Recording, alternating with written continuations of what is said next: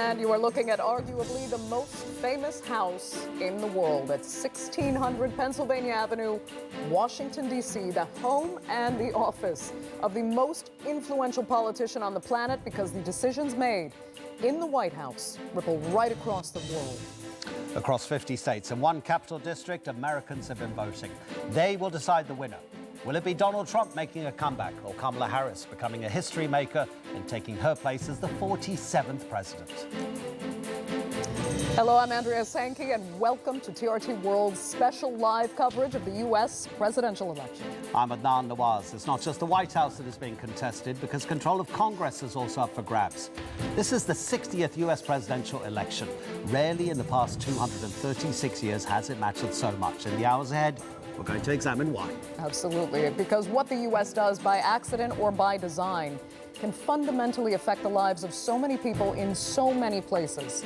It's a domestic contest with global implications, and we'll be taking you around the world to our anchors, analysts, and regional experts to find out what it all means.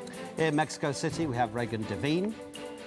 But there are two conflicts to consider: America's attitude towards what's happening in Ukraine. So Dasha Chernisheva is in the Russian capital, Moscow. There's obviously the conflicts in the Middle East, occupied East Jerusalem, and Efnan Han will cover that for us. Imran Garda will join us from Cape Town, South Africa. From Hong Kong, Oscar Surbakti will be looking at Washington's crucial relationship with China and Asia. And for the European point of view, we have Maria Ramos in London. There she is. So you're going to get a truly global perspective, and joining Andrea and I throughout the night here in the studio will be Victoria Innes and Paul Hawkins. Over to you. Thank you, Adnan and Andrea. It's just gone 11 p.m. GMT, which is 6 p.m. in Pennsylvania, 5 p.m. in Wisconsin, and 4 p.m. in Arizona. Lots of twists and turns to come inside the vast country that is the United States. We will also continue to check in with our correspondents in those crucial swing states. Speaking of which, Georgia has less than an hour to go before the polls close. Indiana and Kentucky have already started counting, but there's still 5 hours of voting left in California. Throughout the night, we'll update you on the latest results and what they mean with our correspondents across the US. Selena Downs is at Kamala Harris HQ in Washington, while John Brain is with Team Trump in Florida. Craig Boswell is in Arizona, Martin Markovitz in Georgia, Andy Rosejen in Michigan, Randolph Nogel in North Carolina, and Frank Uciado in that crucial swing state of Pennsylvania. Kubra Akash, meanwhile, is in New York, but we're going to go to where this story begins and ends in Washington, D.C. with Ali Jan. Ali. Paul, that is literally the case. We are high above Pennsylvania Avenue, about 3 blocks from the White House and about 6 blocks away from the Capitol building. Hello, I'm Adijan Ayalnar, alongside with my colleague Belinda Mustafora, Jafar Hasnain, and the host of our Inside America show, Amanda Walker. It's going to be a busy night. Amanda, what do you expect? Belinda, what do you expect? I feel like it's going to be a busy night, but it's going to be a busy days ahead of us, because this election really does feel like a team sport. It's so divisive this time around. It feels like you're either team red or team blue in the US, and there is nothing in between. Indeed, and along with looking at the political divisions within the United States, we'll be also looking at the minority vote, the Muslim vote. They can both play a very crucial role when it comes to the outcome of the elections. Yeah, and what's going to be the deciding factor, the thing we're all talking about on the other side of this, the economy, as it has been so many times, or is this going to be an issues election? Immigration, the Republicans, and of course, women's rights, abortion, the Democrats. One thing is undeniable: this is the most exciting election since George W. Bush versus Al Gore back in 2000. So it's going to be a good night. This time, we're back to you. Yes, we should get the first exit polls very soon. And throughout the hours ahead, I'll be keeping you up to date on the race between Kamala Harris and Donald Trump. 538 votes are up for grabs in the Electoral College, so whoever gets to 270 is the winner. Well, it's quite a complicated process, Electoral College, but don't worry, I'll give you the Election 101, the complete newcomer's guide, a little later.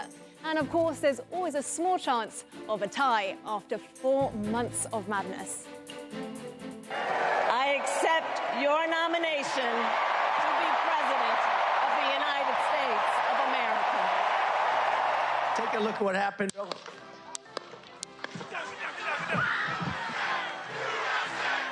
I took a bullet for democracy. Was enough! And I said, let Trump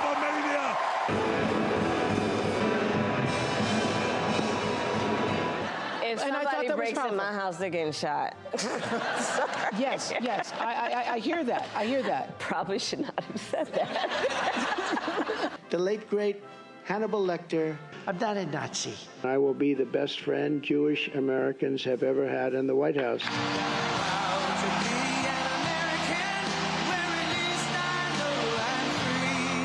I can imagine what can be and be unburdened by what has been, you know? You think you just fell out of a coconut tree? You think you just fell out of a coconut tree? You exist in the context. In Springfield, they're eating the dogs, the people that came in. They're eating the cats. They're eating the pets of the people that live there. They're eating the dogs. They're eating the cats. You know what? If you want Donald Trump to win, then say that, otherwise I'm speaking. President Trump, will you come speak to us? The judge was a tyrant. Yesterday, the court handed down a victory for the Constitution, a victory for the rule of law, and above all, a victory for life. Can I give it to these guys here? Take it. Today, our daughters know fewer rights than their grandmothers. This is a healthcare crisis. Is it weird for you to see Liz Cheney, that'd be Dick Cheney's repulsive little daughter? But his daughter is a very dumb individual. They don't think in terms of garbage, okay? They don't use terms like that. It's fun to stay at the YMCA. It's fun to stay at the YMCA. And if I win, we will treat those people from January 6th fairly. And if it requires pardons, we will give them pardons. Are we ready to win? Let me hear that music, please. Everyone, let's thank President Trump. Nice and loud. God bless you. Let's send President Trump back to the White House.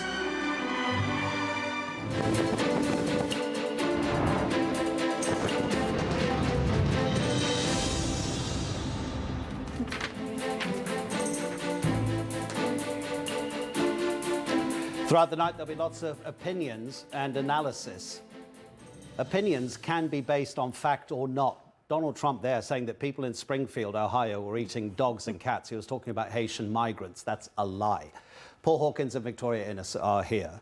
He's a known liar. He's a convicted felon. His personal lawyer went to prison. His deputy campaign chairman went to prison. He pardoned his campaign chairman, his campaign manager, his longest-standing political advisor, his national security advisor, and the deputy chair of his inaugural committee. He seems to have been surrounded by criminals when he was president, but he's back. He'd say that's garbage. He'd say that he's made it an electoral asset, and with every criminal conviction, his ratings goes up. It's an electoral asset to be a convicted criminal for him and his supporters. So they're very much, you know, that's how he's looking at it, and he sees it as an asset. Compare and contrast when we talk about being a history maker. He'd be the first criminally convicted president. Of course, Kamala Harris would be the first woman of colour, the first woman president of Indian origin as well. So whichever candidate wins, by the end of this process, history will be made. Quite amazing. Definitely. But Victoria, Kamala Harris has really couched it in her own terms, a head-to-head contest. Yeah, absolutely. I mean, look, we've seen this dynamic throughout the campaign. Kamala, the prosecutor, Donald Trump, the felon.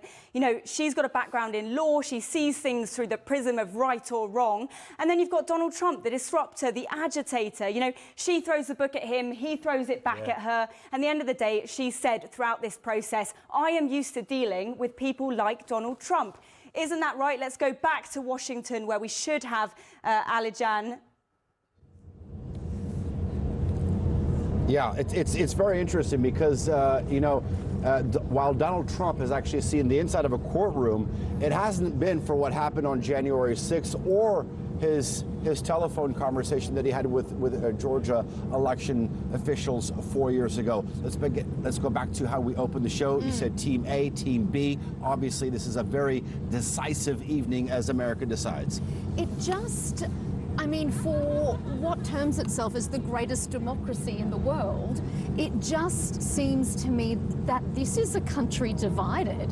even walking around the streets of downtown Washington here, you have businesses boarding up their windows, already preempting violence, because it just feels as if neither side can see the other's point of view. It's like they both 100% believe in their own reality. You're either team red, you're team blue, and there is no room between them. But that was the case 4 years ago, wasn't it, Amanda? I mean, yeah, it feels like stores it's around been, here have been boarded up. You've been covering since divided. 2012, Right. the second Obama election, so you know what's going on. Yeah, well, it feels like it's been deeply divided for such a long time, and this notion of undecided voters and reaching those independents often seems like it doesn't have much weight to it because people know exactly who they're going to vote for. Do you think this is more divisive, more divided? Oh, it gets more and more divided, and that's because of the rhetoric that we hear from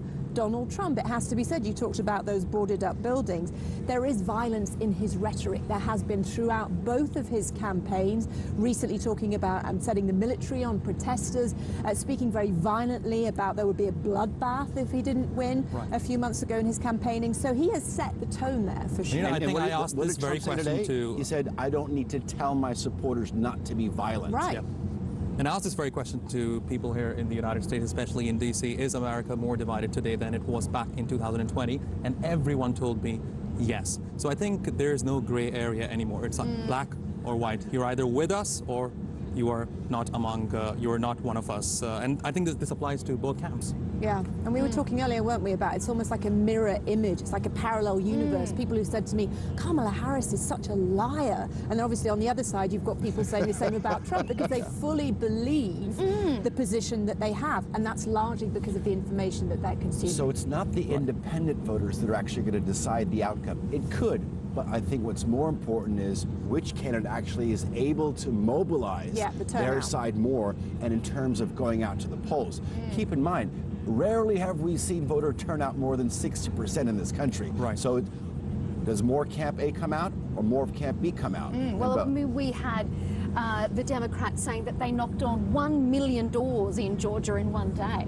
You know, there's the mobilization of the campaigns this year. And obviously Elon Musk's $1 million a day in Pennsylvania, that helps as well. Got people motivated, didn't it? But it comes down to either two things. It's going to be the economy, as it so often has been, that people do, a lot of people I've spoken to say, I was better off under Donald Trump. Big reason for that is inflation, and question really whether the Democrats have communicated that well enough, the reason why post-pandemic prices shot up so much, because the economy's in a pretty good state. You know, we've got record highs in the stock market, things are looking good in terms of growth, but people are paying more for their groceries, more for their rent, and they think that that was different under Trump. Will that be the thing that really pushes this election? But it's exactly the same situation 4 years ago, coming out of COVID. Inflation was high, unemployment was low, economic growth was there, yet Trump lost the election. So yes, it's the economy, but it's also maybe not. But also nostalgia is such a big part of the Trump supporters, the whole idea, make America great again. There's also nostalgia for his presidency. A lot of people have this idea that life was great then. One voter said to me, you know, I was walking down the street, there were no wars, I had no troubles, I had more money in my pocket. So there is that perception that people have. Right, I mean, there's some facts to it as well about the economy. Inflation was low under Trump in comparison to how it was during the Biden administration. But so was it globally. But I mean, of course, Trump supporters would say, you know what, I want to go back to his presidency because I was paying less in rent, I was able to buy a house for a cheaper rate, and same goes for my car, and maybe they had a better job back then. But again, you know, these are all opinions, but in the end it all comes down to the votes of the country. And one thing that I really want to bring up here is the Muslim vote. I traveled to Dearborn, Michigan, which has one of the highest concentrations of Muslims anywhere in the United States. So in total in the US, there are approximately 2.5 million Muslim voters. Back in 2020, 70% of these voters voted for Joe Biden. Now, after speaking to many of these Muslim voters in Michigan, here in DC as well, I have realized that most of these people, the ones I spoke to at least, they're not voting for Democrats because of what's going on in Gaza right now. But do they think Trump's going to do a better job on that? No, here's the thing. They are going to vote for Trump to punish the Democrats. Because see, Muslims in this country, they never had loyalties to any voting bloc. They started creating their voting community or sort of unity over who are they going to vote for in 1998.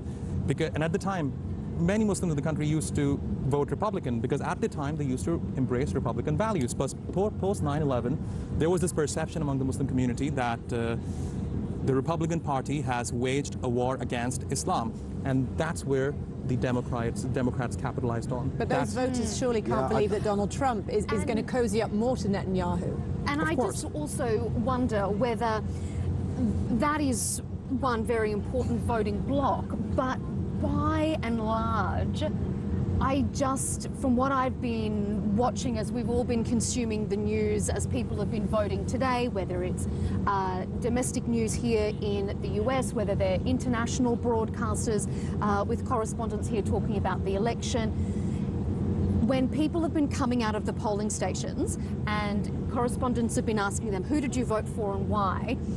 Out of probably 8 hours of watching that over the course of the day, not a single person said Israel Gaza. Right. People said, I voted for Trump invariably because of the economy and immigration, and they said, or I voted for Harris because of reproductive rights and democracy. So I don't think what happens in Gaza is going to impact. I totally agree with you. I'm sorry to be the one bringing this up, but this is the first presidential election since Roe versus Wade was actually overturned. Yeah. There are a lot of women out there who are going to be basing their opinions, their polls on that, and I think not the Muslim vote, it's actually going to be women who are going to be deciding. I would disagree with you on that. It's a very raw issue. It is. That is new. Immigration's not new, the economy's not new. Yeah. This is something that has happened, and it's going to be the first time people get to really voice and cast their vote with that Roe versus Wade. Why do you disagree? To that point, of course, abortion is a key issue, perhaps one of the top issues in the country right now. It's always been an issue, but now it has a real impetus because of Roe v. Wade. I think the Muslim vote is of paramount importance, especially when we look at the swing states, and I'll tell you why.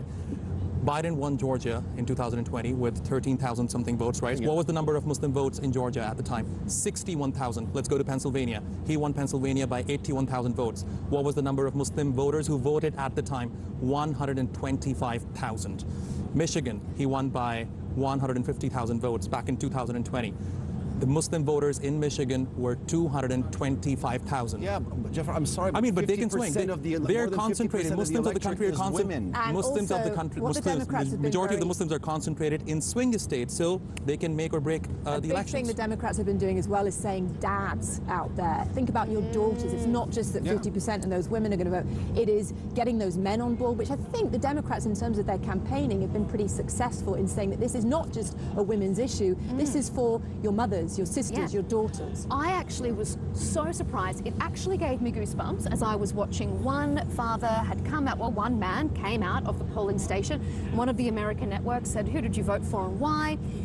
He said, I voted for Kamala Harris because of reproductive rights. And then he actually teared up on camera. Did you see it too? Yeah. And he said, I am a father with 4 daughters and I am voting for reproductive rights. And it gives me goosebumps even now to think that he was so passionate about that, and I wonder how much that passion is going to resonate. Okay, there's a lot of issues that we're going to talk about throughout the evening. Obviously, the African American vote, other minorities, Hispanics, so on and so forth. But obviously, for those who are outside of Washington, D.C., we've been following this story very closely now for some time.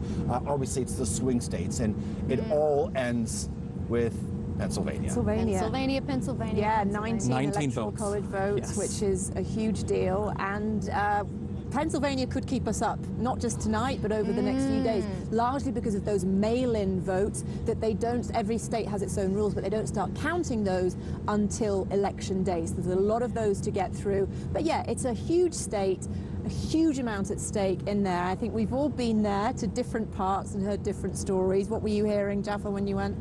Well, I think in Pennsylvania, it's neck and neck. I was watching American television last night. In fact, I've been watching it for the past 1 week. And when it comes to Pennsylvania, most of them say it's even. They're not even giving any sort of razor-thin margin to one candidate over the other.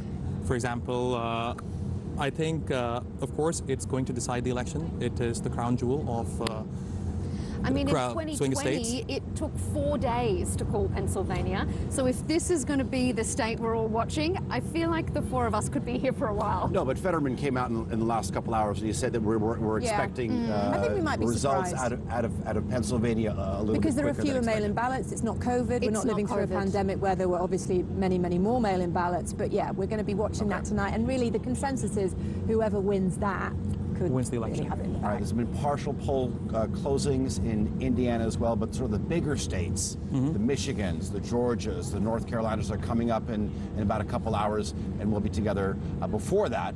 But for now, back to you in Istanbul.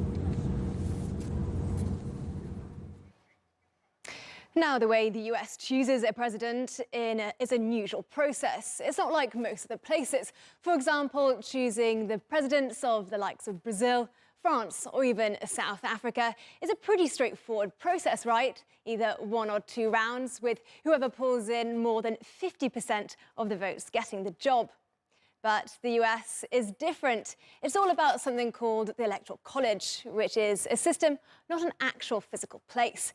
Across the US, there are 538 Electoral College votes up for grabs. Each state gets a set number of votes, roughly according to its population. But to win the state, you need over 50% of the vote to get to every single Electoral College vote for that state. So if Trump gets over 50% of the vote in, say, Pennsylvania, for example, he gets all the state's 19 Electoral College votes, as he did in 2016 when he ran against Hillary Clinton and won the White House with 307 Electoral College votes across the country. However, he actually got 3 million votes less than her nationally. That's why every time the election comes round, the question of fairness is raised. And this is why some people have been asking and talking about reform, asking, is this really democracy at work? Well, for more detail on this, let's now speak to Victoria. Thank you, Charlotte. Well, we have our correspondents at both Harris and Trump HQs. In a moment, we'll go live to John Brain in Florida, who's with Team Trump. But first to Howard University in Washington, where Selena Downs joins us live from Team Harris. Selena, Kamala Harris hoping she is going to be throwing the biggest party this evening.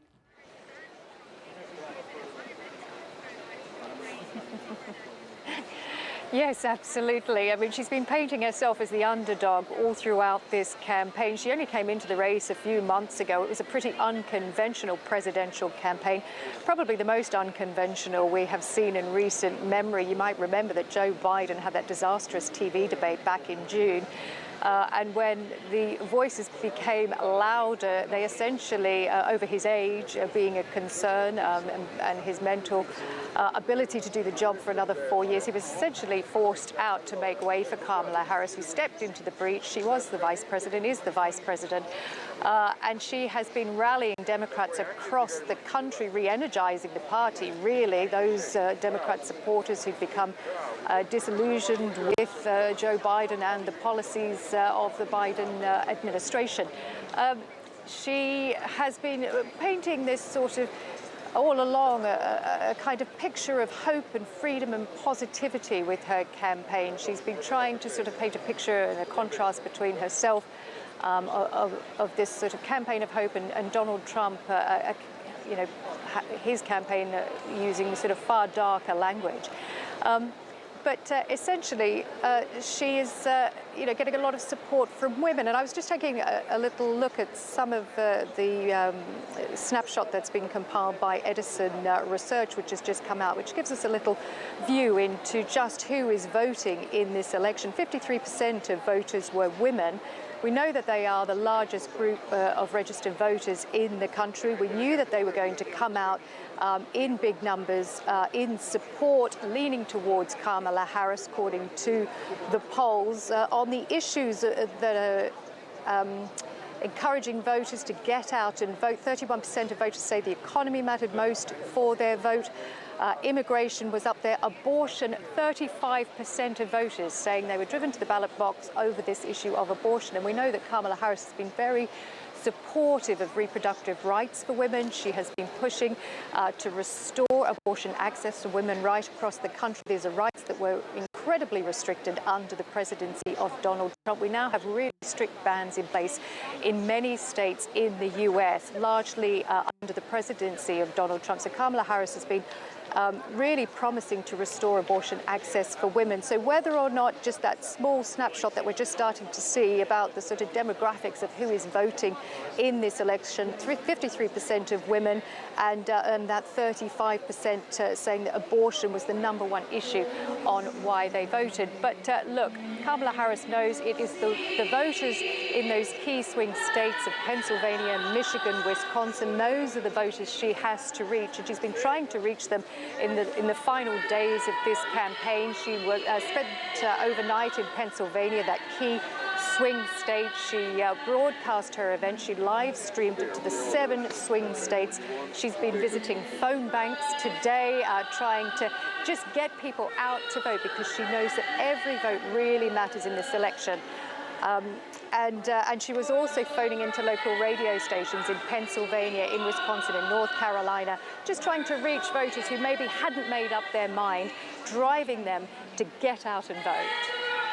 So perhaps some early optimism with the number of female voters that we can see turning out potentially within the Harris campaign this evening. And we can hear behind you what sounds like some sound checks for that party later on. Let's go now to John Brain, who's with Team Trump in Florida. John, in true Trump style, is he hoping that his party is going to be bigger and better than the Harris HQ?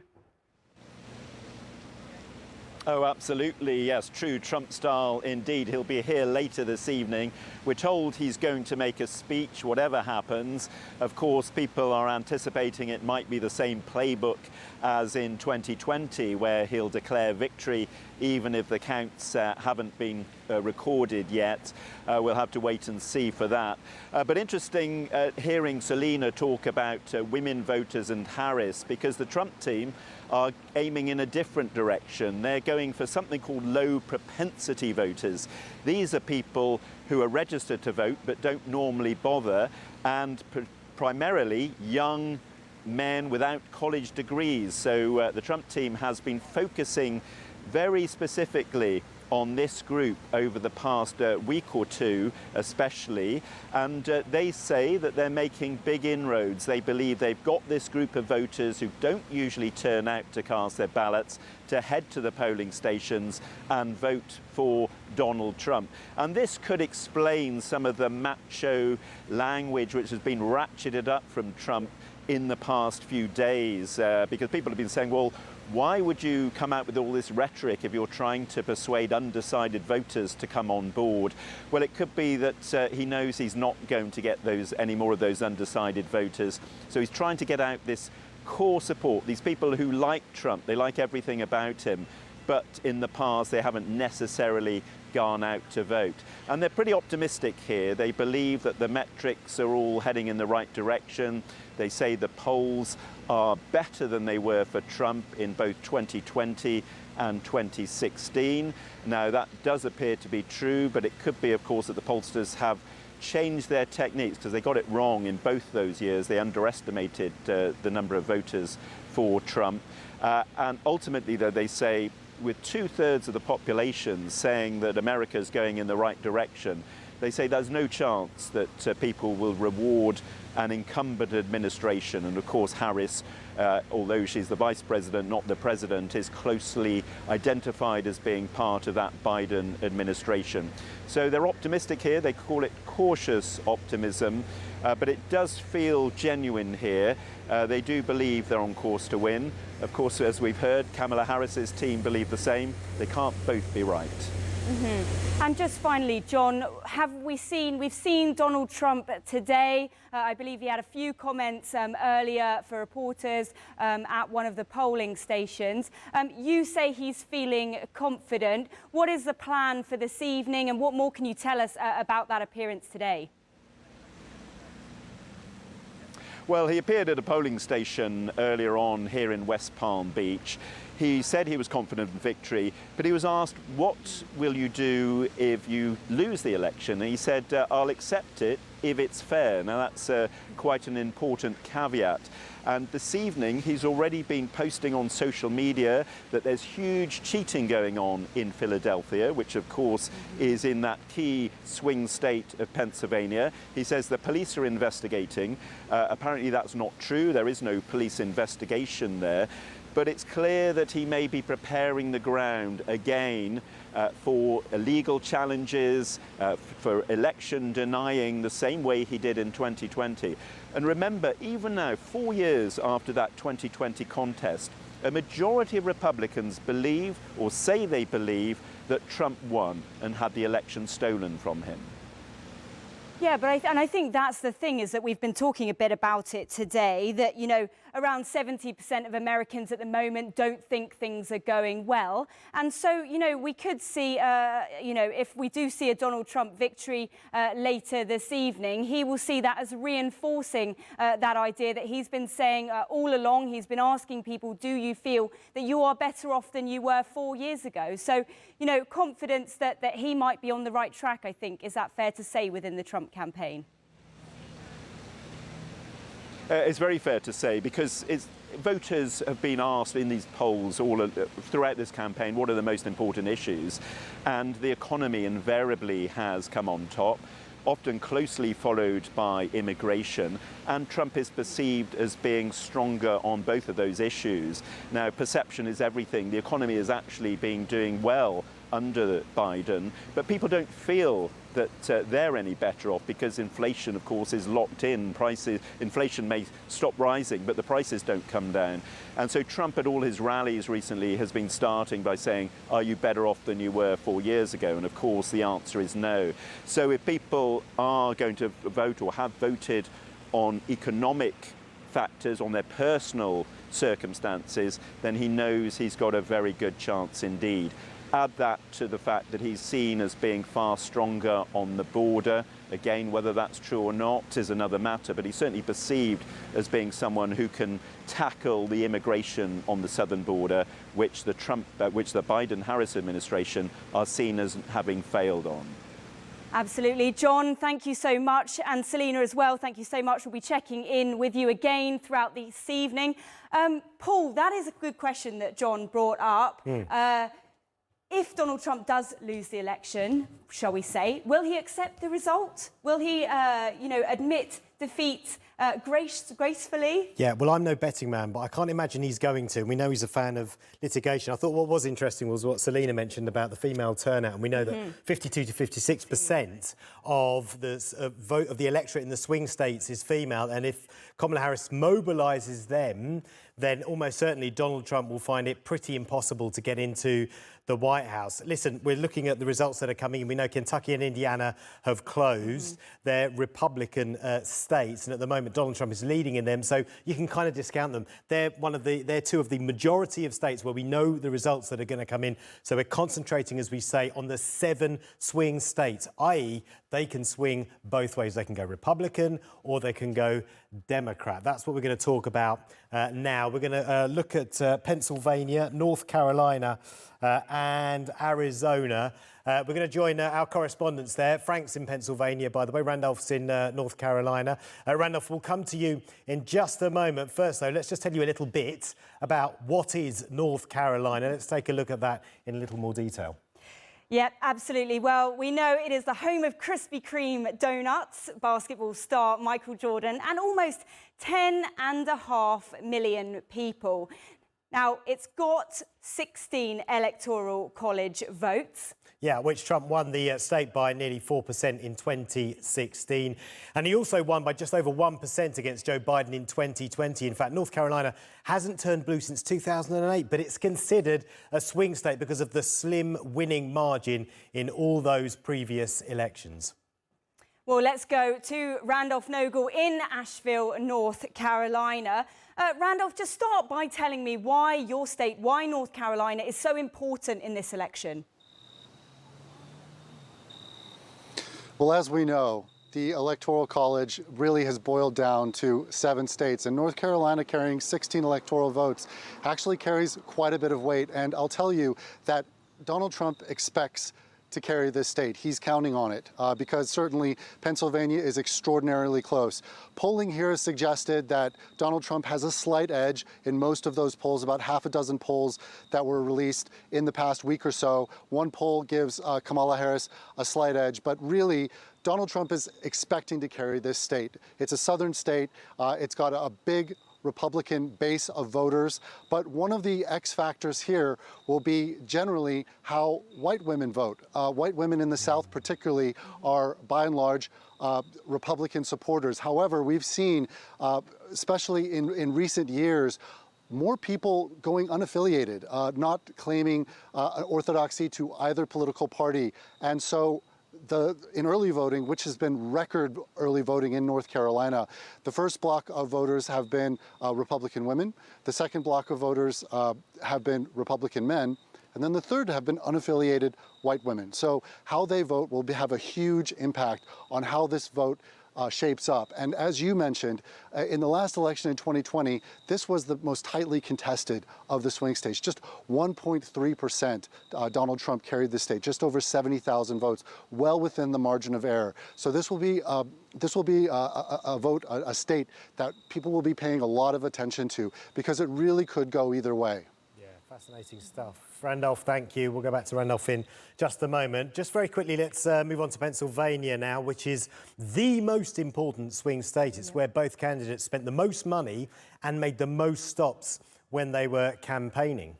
Yeah, absolutely. I think, something like $1.5 billion was spent on ads in Pennsylvania. So really looking both parties to capitalise on that one. So let's look at it. Demographically, it's like a microcosm of the US with a big mix of Democratic-leaning cities and then vast swathes of Republican-leaning countryside voters. Yeah, and that means whoever wins its 19 electoral college votes has got a very high chance of taking the White House. Yeah, Pennsylvania, like Michigan and Wisconsin, never used to be a swing state. It was solidly Democratic until Trump flipped it in 2016. Yeah, but Joe Biden did flip it back 4 years ago by just over 1 percentage point. So let's go live to Pennsylvania and check in with Frank Usiado. Frank, how did Donald Trump flip this state that was traditionally so Democratic for so long? And question is, can he do it again?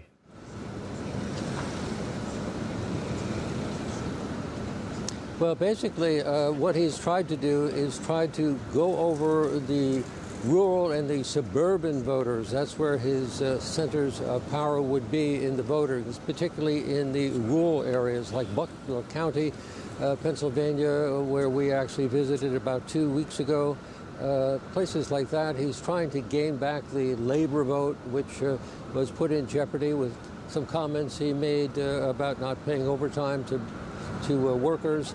We also have some big news here tonight where voters in this crucial swing state have an extra 2 hours to cast their ballots on Election Day because there have been some issues with voting machines, and the emergency paperwork had to be filed by election officials to extend it from 8 p.m. to 10 p.m.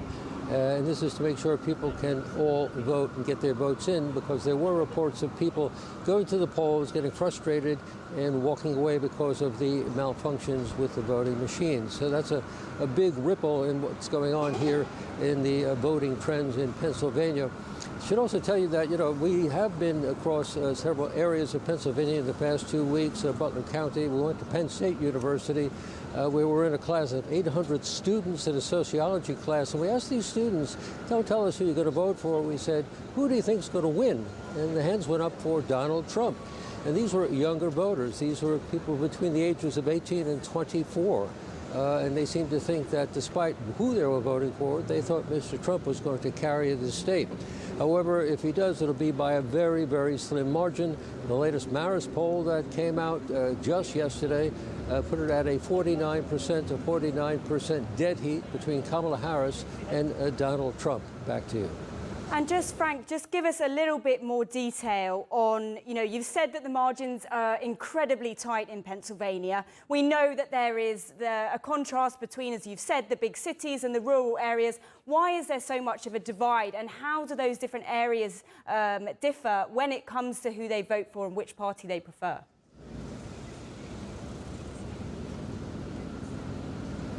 Well, you know, I can tell you it almost seems generational. When I covered this campaign 4 years ago when it was Biden versus Trump, it seemed to break down among generations with the older voters going for Mr. Trump and the younger voters at the time were going for Joe Biden, and that very well might be the case this time. Keep in mind, this was the place that Kamala Harris chose to end her campaign here in Pennsylvania last night on the steps of the Rocky steps here in Pennsylvania, where they shot the Rocky movie about the underdog fighter. She called herself an underdog throughout this entire race, and she was doing it there at the Rocky steps to get the symbolic nature of that through to the crowd. And the crowd that showed up for Kamala Harris were primarily younger voters there.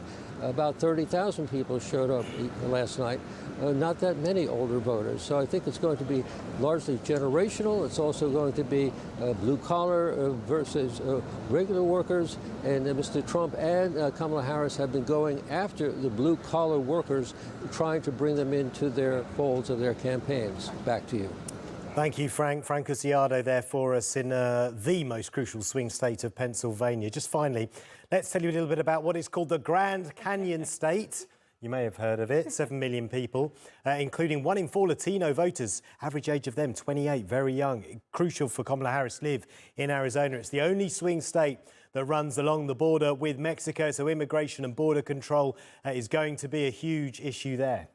Exactly, and the winner of the state gets 11 Electoral College votes, and in 2016, it was Donald Trump who won it by just a couple of percentage points. Yeah, but Joe Biden flipped it by more than 10,000 votes, which was a big deal, as the Democrats hadn't won the state since Bill Clinton in 1996. Craig Boswell is standing by for us in Arizona now. Craig, good to see you in the late evening sunshine, it looks like there, to be honest. But listen, the economy, big issue for voters across the entire United States. But where you are, obviously, border control is a big issue, immigration, and also tell us a little bit about abortion, which is on the ballot there as well. It is, exactly. Those 3 issues are driving people to the polls, and they are going to the polls. There were 4.5 million people across Arizona, big picture, that voted in early voting and mail-in voting. Here in Maricopa County, where we are, which is the biggest county, second largest voting district in the United States, about 1.5 million people voted early. And it's Maricopa County that Donald Trump and Kamala Harris have to win in order to win Arizona. And you nailed it. It's economy, it's immigration and border security, and it's abortion. And those are the issues driving these voters to the polls. There's still about 2 hours here left for people to get in line to vote, so they'll continue to come out and cast their ballots. But on immigration and border security, it kind of, almost voters here kind of break those apart. I was along the Arizona-Mexico border talking to ranchers along the border, and they talk about border security and they go for Donald Trump hands down. But when you start talking about comprehensive immigration reform, that is where voters in Arizona lean towards Kamala Harris. So it's going to be interesting to see when we start parsing these numbers in a few hours, how that breaks down. And of course, the economy, the top issue across the U.S., also the top issue here in Arizona, with 31% of voters saying that is the driving force. Kamala Harris has to be a little bit concerned here, because this Edison kind of exit poll that came out across the U.S. and in Arizona specifically said 51% of Arizona voters don't feel like financially they're actually in worse shape than they were 4 years ago. And we've heard Donald Trump repeat this at every single rally. His opening line is, "Are you better off than you were 4 years ago?" So that's something we're going to look for. And the youth vote. The reason why we're at this location is because we have Arizona State University to my right, downtown to my left, and the youth vote is something both of these campaigns are going after. And the youth Latino vote in particular. Kamala Harris had, and Joe Biden had the youth vote. Joe Biden in 2020 by overwhelming margin. Kamala Harris had that kind of margin going. Donald Trump has eaten into that now, particularly with youth Latino voters. So that's something we're going to have to watch, because 40% of newly registered voters across the western United States, including Arizona, are young Latino voters, and that is an electorate they have to get to the polls and vote for them. Back to you. Yeah, absolutely. And Craig, I want to ask you one last question, because you've talked about the young voters, you've talked about the Latino voters, and what about the around 30% of unaffiliated voters, registered but unaffiliated? So quite a, a large group of people that could be swayed either way. Where are they coming in this? Right, and that's because, and that's in Maricopa County particularly. I mean, because Arizona's John McCain country. It's independent voters. Maricopa County has diversified over the years, and that is going to that's the wild card in this election. That's what makes this so interesting to watch, and why people here are anxious. Look, voters here are anxious about this. There's anxiety about the results. The candidates kind of have to be on pins and needles about that. Maricopa County, 32% identify themselves as Republican, about 28% as Democrat, and the rest of them are other. They are not Democrat, they are Republican. They're voting issues. They're voting on which candidate they think can help them and their families and their issues going forward. That breaks down around gender gap, men and women. It breaks down around ethnicity and race. It breaks down Latino voters. Look, we also know that there are some 60,000 Arab American voters who are very angry at the Biden-Harris campaign. I spoke to them. Arab American voters actually believe there's closer to almost 100,000 Arab American Muslim and anti-war voters that are going to fall either way. They're not sure, because they say they're not voting for Harris and not voting for Trump. They could go for the third-party candidate, another wild card in this race, and another thing to watch. It's the dynamics in Maricopa County, where we are. Fascinating to watch, interesting as we get these first numbers that are going to come out from the early voting. Probably in about 4 hours from now, we'll get just a little bit of taste of where this is starting to trend. Back to you. Yeah, really fascinating stuff. Thank you so much, Craig Boswell, for us in Arizona, which it's got 11 electoral college votes. It's not the biggest swing state in terms of that importance, but you've got 3 issues there converging that can really change the outcome. Absolutely. The issue of the swing states, the issue of the Electoral College as an entire institution, plus, of course, just representational voting in the United States, it brings a lot into question. I'm going to look at some interesting aspects, because it has been said more often than not that the U.S. Electoral College isn't just confusing, but it's also undemocratic. The state-by-state winner-take-all system means a voter in Illinois, a reliable blue state, has a vote that weighs considerably less than a swing state just next door in the state of Wisconsin. There's also the issue of disproportionate representation in the powerful U.S. Senate, that is the upper house of Congress. So let's take a look at an example here. The state of California is home to around 40 million people, while the state of South Dakota has around 1 million residents, actually just a little less. But in the Senate, they both have 2 seats, which is actually in line with the U.S. Constitution. So let's do some easy math. Each of California's senators represents some 20 million people, while South Dakota's senators represent less than 500,000. That means the California senator is responsible for 40 times the number of people than the senator from South Dakota. Imagine just the campaigning that goes into trying to win those 40 million votes compared to less than 1 million. So let's talk more about the structure of U.S. democracy. And joining me now from Washington is political strategist Douglas Sloan. He is with National Capital Strategy. Douglas, thanks so much for being with us. We've seen, on more than one occasion, of course, a candidate clearly losing the popular vote only to go on to win the election. I mean, it's something that non-Americans really can't get their heads around. So first, if you can, explain the value of the Electoral College. If you think there is some value, how does it really serve the American people?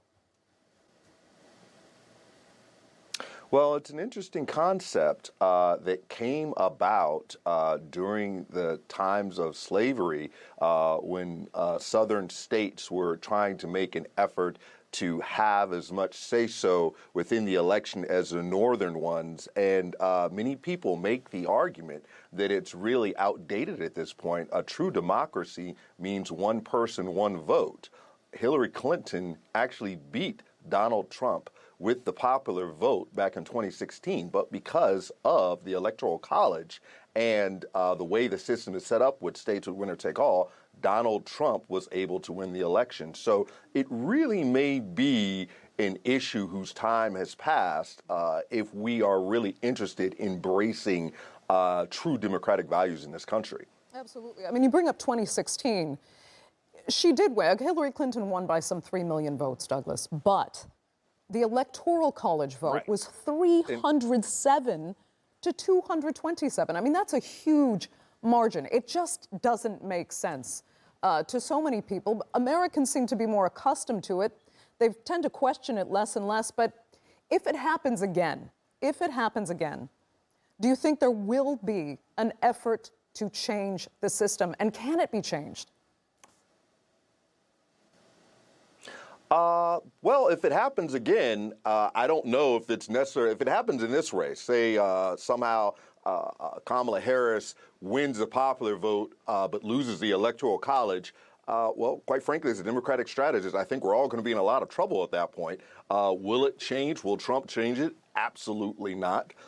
Is it something that should be looked at even if Kamala wins? Yes, because if we call ourselves, although the United States is technically a constitutional republic, we pride ourselves on embracing democratic values and having the cornerstones of democracy. If we are a true democracy, then we really have to look at addressing this issue where it does not become one person, one vote, where we don't have that issue. Like you pointed out earlier, there in LA County, Los Angeles County has more people than 5 or 6 Midwestern and Western states over there. I forget the number, but we have population centers where the vote, a person's vote, simply does not matter as much as the people in some of these big states with a lot of land. And we know that land doesn't vote. But because of the way the system is set up,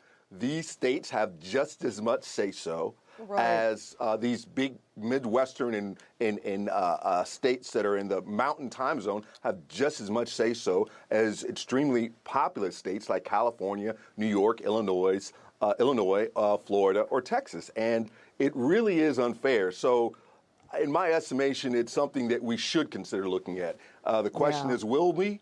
Probably not. I mean, let's be honest, Republicans love the system because they have benefited greatly from it and somewhat unfairly from it then on more than one occasion. But Douglas, while I have you, let's look at some of the other issues according to your Democratic strategist expertise. First of all, what do you make of the last days of the campaign, the final push? I mean, some said Trump actually went quite dark, while others might have argued Kamala Harris went too light, appearing on Saturday Night Live, for example. What do you make of how they managed the last crucial days? I think Kamala did a fantastic job. She went out and reached voters where they normally wouldn't see her. Appearing on Saturday Night Live is going to touch a lot of people that would not maybe get knocks at their door or go to one of her campaign rallies. The Democrats have a ton of surrogates right now that is really working in their favor. A lot of money to spend, not just on the presidential race, but also on the Senate and congressional races. So I think Kamala did a fantastic job of bringing us all home and really focusing on these swing states of Pennsylvania, Michigan, and Wisconsin, where the race will be won. Trump on the other side, he got a little crazy there, not just from the debate when he said that, they're eating pets, which was totally false. And even the Republican mayor and the governor of the city, the Republican mayor of the city and the governor said it's not true. But then he started making other claims. He really leaned hard into the weird, I guess, trying to reach out to some of his base. But Trump doesn't need his base to turn out. His base is going to turn out no matter what. He needs to move to the center to try to get voters that are on the fence. He needs to get some independents, and he showed no evidence of doing that. Whereas Kamala ran a campaign by the book of reaching out to touch all voters, saying that I will be a president for everyone. I'm not going in there with a hit list into the White House. I'm going in with a to-do list, and I will be a president for everyone. So that message really resonated and created quite the contrast with Trump's message of saying he wants to suspend the Constitution and he's going to bring back generals that are retired so he can court-martial them and all the other crazy stuff he was talking about. Trump has to remember that most of America is right down the middle, very moderate. So that type of message isn't resonating with moderate voters. Not with moderates, but with his supporters, they still love it. Douglas Sloan, Democratic strategist, great to have your analysis. Thanks so much for being with us. Greatly appreciate it. I'm going to hand it back now to my colleague on the other side of our studio, Adnan Nawaz. Thanks very much, Andrea, because we have some partial results anyway. Kentucky has counted about 10% of its votes, Indiana about 5%. Both are leaning towards Donald Trump, but that's not a surprise because he did win both those states 4 years ago. As we've been telling you, and we will tell you throughout the night, that because of history and because of polling, we pretty much know what's expected in the majority of these states, but it's those swing ones that are going to make the difference. One of them is the battleground state of Arizona. And there's a section of the border with Mexico that has become a hotspot for migrant crossings this year. Ranchers, cowboys, families, they're demanding greater border security. Actually, the dividing line between Arizona and Mexico, it's about 600 kilometers long. The border has become the #1 issue for voters in the Grand Canyon state, as Craig Boswell explains. Sunrise in Arizona and ranchers along the border with Mexico are already hard at work. Jim and Sue Chilton say their work is now more dangerous.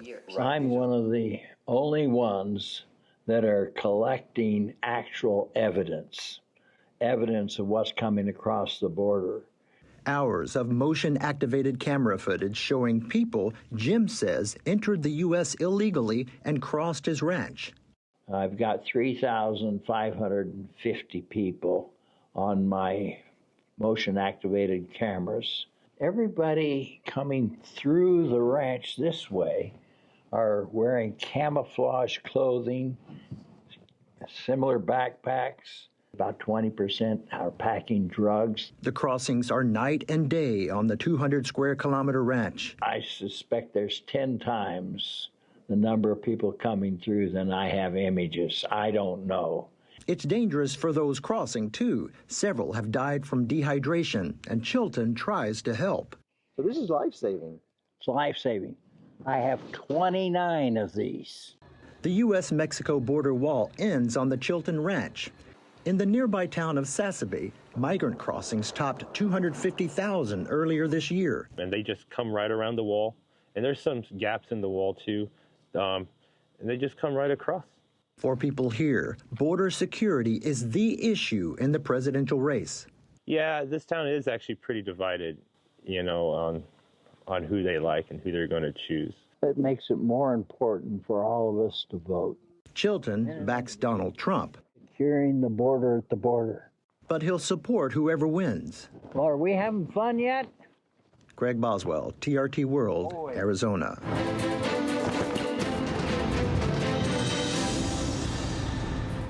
Mexican imports, if Mexico doesn't do more to help the U.S. with its immigration issue. I've been scouring her social media all day. She has not responded. Could be because she is weighing the options, or maybe she doesn't believe that he will follow through with it. But we know from Donald Trump's past that he very well likely might follow through with it.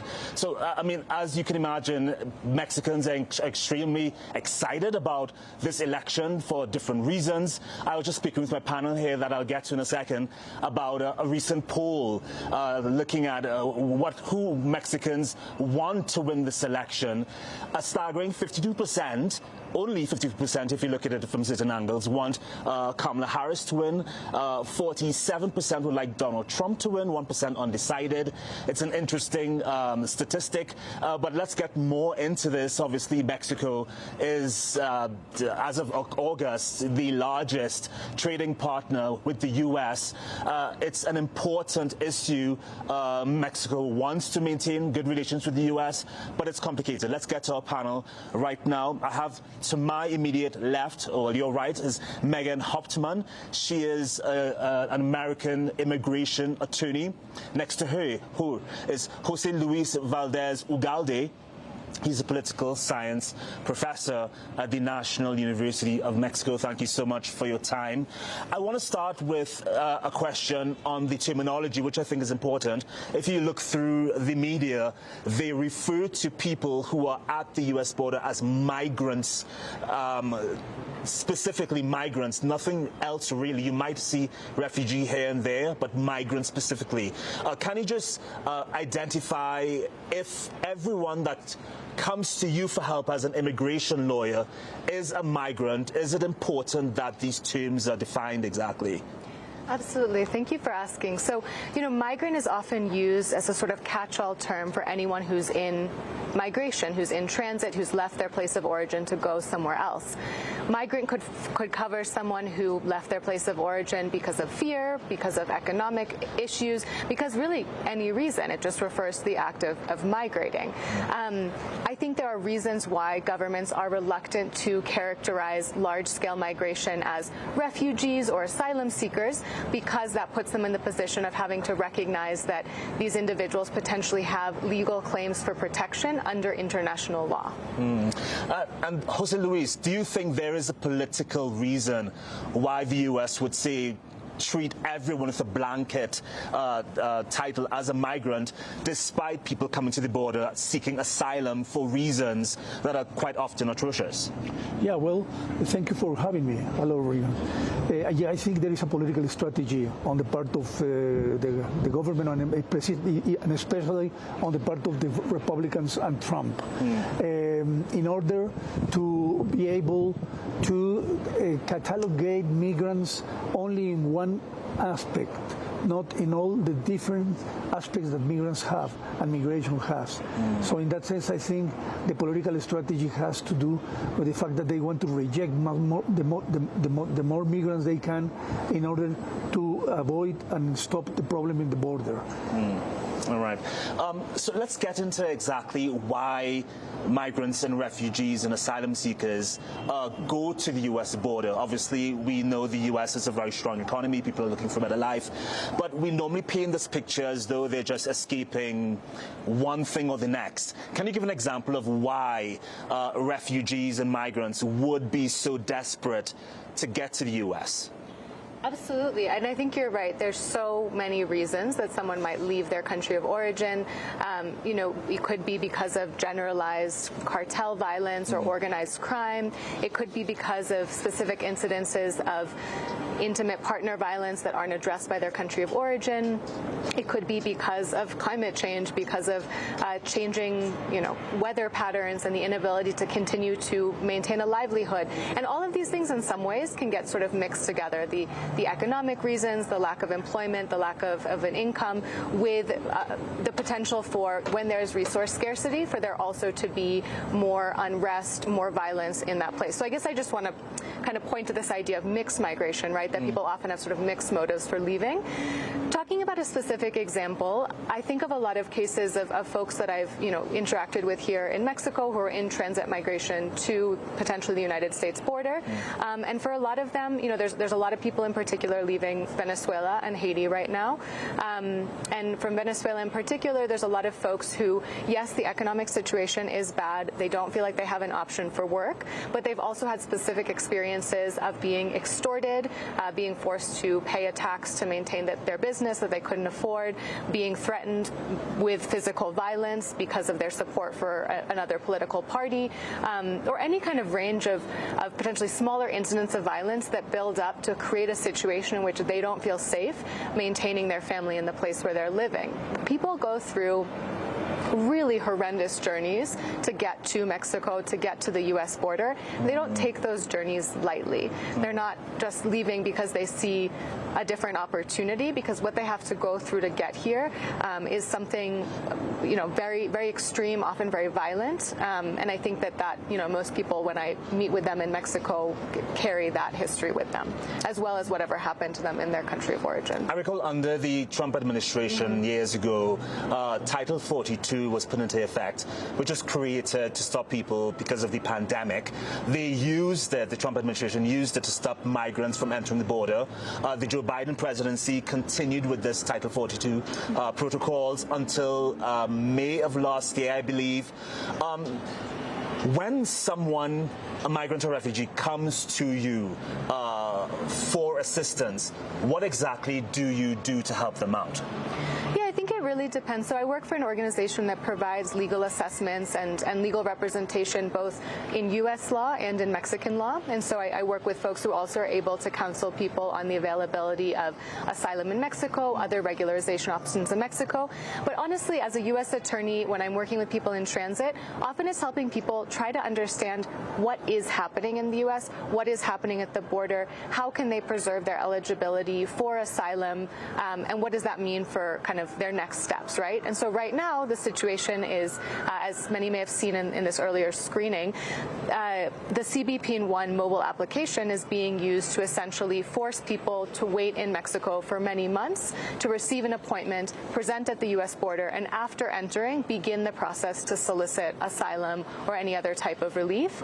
And the effect of that is that people are stranded in Mexico for many months, often with no status and often very vulnerable to various forms of state and organized crime violence. And so often what our assistance looks like is both helping people sort of understand this complex system of laws that's often changing at the U.S. border, and also addressing legal needs that may come up while they're in Mexico. For instance, many people are victims of crimes and may want to bring a police complaint or seek a type of protection based on being the victim of a crime. They may have issues registering the birth of their child who was born in Mexico. There's a whole range of sort of legal needs that people in transit have. And at IMUMI, which is the organization where I work, we do attempt to sort of address them in a holistic manner and not just the issues that have to do specifically with a migration claim. As far as I remember, I might be wrong, correct me if I'm wrong, but Mexico has a pretty good human rights record when it comes to migration, etc. Talk about, Jose Luis, this change in policy, the Mexican government has been cracking down on migrants. I'm supposing it's because of pressure from the U.S. Talk about that dynamic and what that does for to migrants and refugees. Well, it has to be said that migration policy in Mexico is very much the American migration policy. Mexico has not its own migration strategy since Trump. Since Trump threatened us with the increase of tariffs, Mexico has decided to stop migration just as the Americans wanted. In that sense, I think that Mexico is playing the wrong role in terms of actually trying to secure its borders without having its own political strategy in terms of how to deal with migration in this country, on the one hand. On the other hand, I think the current government is a little bit naive in terms of not understanding the real significance that has this election in this very moment of polarization in the United States and polarization of Mexico as well. The risks of Trump winning the election are very high in terms of being exposed to tariffs, the increase of tariffs, and also, of course, also the pressure that is going to be against Mexico after the election process takes place. And this can actually happen as well with Kamala Harris, who is being harder in migration in the last months, especially after Trump has hardened the discourse against migrants in the United States. Kamala Harris and the Democratic Party had been very much tolerant to have a aggressive discourse and narrative against migration. With you calling President Sheinbaum naive, I'm very curious to find out how she would respond to this 25% tariff were Trump to remain to come back in power. We'll have to leave it there for now. Megan, Jose Luis, thank you so much for your time.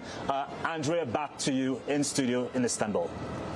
Reagan, thanks so much for that, live from Mexico City. Now, Of course, what we've all been waiting for are the numbers to start trickling in, and we do have what is told to be final numbers from 3 states so far. We have 8 electoral votes from the state of Kentucky going to Donald Trump. We have 3 in the state of Vermont going to Kamala Harris, and 11 in the state of Indiana also going for Donald Trump. So we'll be counting, still, of course, far, far, far too early to make any projection as far as winners are concerned. These are not crucial swing states by any means, but it does indicate that final numbers are starting to trickle in, and we'll be following those very closely as they come throughout the course of this evening. Now, we heard there from Reagan in Mexico City why this U.S. election is so hugely consequential for Latin America. But on the other side of the planet, this vote could prove make or break for the war in Ukraine. TRT World's Joel Flynn explains why. We make it clear we stand with Ukraine now and in the future. Joe Biden may have meant those words when he said them in September. The man sitting next to him would have wanted to believe them. The likelihood is there are probably few people in the world outside America more worried about the US election than Volodymyr Zelensky. And for good reason.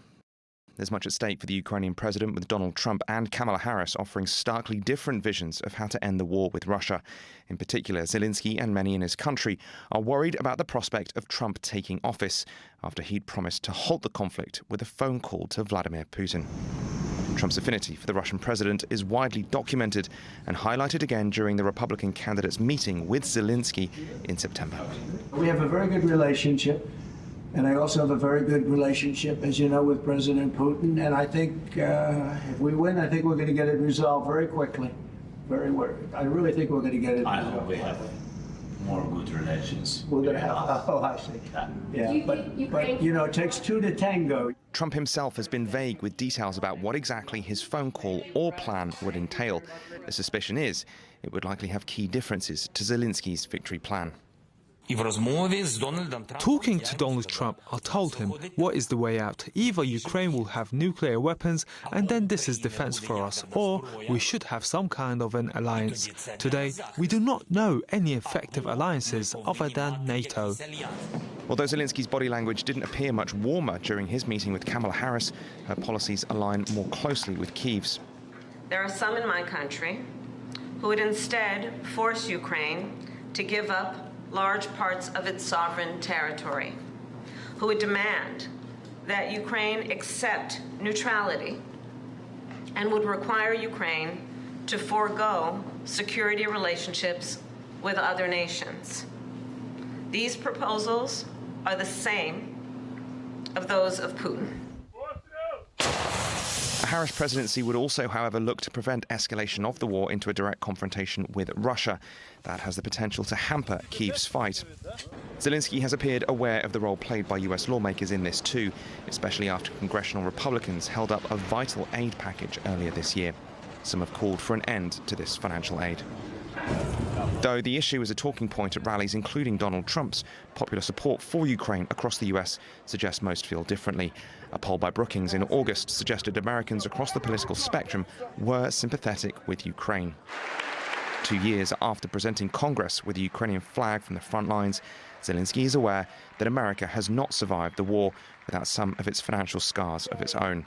How they have healed may prove to be almost as important for his country's future as its own scars. And we can cross live now to Joel Flynn, who joins us from Kiev, Ukraine. Joel, you know, it is ironic that most Americans feel this sympathy you mentioned for Ukraine, but Donald Trump has made it so clear he's not interested in funding foreign wars, neither in Ukraine or anywhere else. So, at least he says so. Maybe Israel could be the exception. But the question is, if Trump wins, what is President Zelensky's plan B? I think that's very difficult to say. I think what you could see from President Zelensky's behaviour over the last few months is his concern not only if Trump wins, but also if Kamala Harris wins as well. There isn't a situation in this which Volodymyr Zelensky and probably most Ukrainians think they're going to come out of especially well. As far as Trump himself is concerned, the particular worry is this mooted phone call to Vladimir Putin, which could potentially lead to a very abrupt end to the war, and an end which would see them cede a significant amount of their territory. Russia occupies a huge swathe of the south and eastern parts of Ukraine, and that involves millions of Ukrainians. And ultimately, if the war were to end as it currently stands, it would be a huge territorial loss for the Ukrainians. Zelensky himself believes that the only way to continue this fight is with more Western assistance, and the United States in particular has been the most significant backer financially for Ukraine. He still believes that they need more money. He said that only 10% of the financial aid packages that the Americans have promised them have actually translated into material differences in terms of equipment on the ground. They need that equipment. The Ukrainians continue to see Russian advances, particularly in the Donetsk region, almost daily at the moment, villages falling quite regularly. And exactly how the American election is going to factor into this is critical, because ultimately, without that support, they're going to have to figure out another way around that. It is worth saying as well, however, as far as that financial support is concerned, Zelensky knows that it is not just about the presidential race itself. We were at an election event earlier today with senior policymakers, diplomats as well, former ambassador to the United States, who were talking about the critical nature of the Senate and House of Representatives seats that are up for grabs as well. If those turn to the Republicans, then Zelensky and Ukraine itself will know that they face a much bigger uphill battle in trying to get future aid assistance through. Yeah. And Joel, what about NATO in this equation? I mean, we can't really say that NATO is necessarily a fan of Donald Trump after some of the comments that he's made. How could that relationship be shaped after this election, either with Kamala Harris in office or Donald Trump?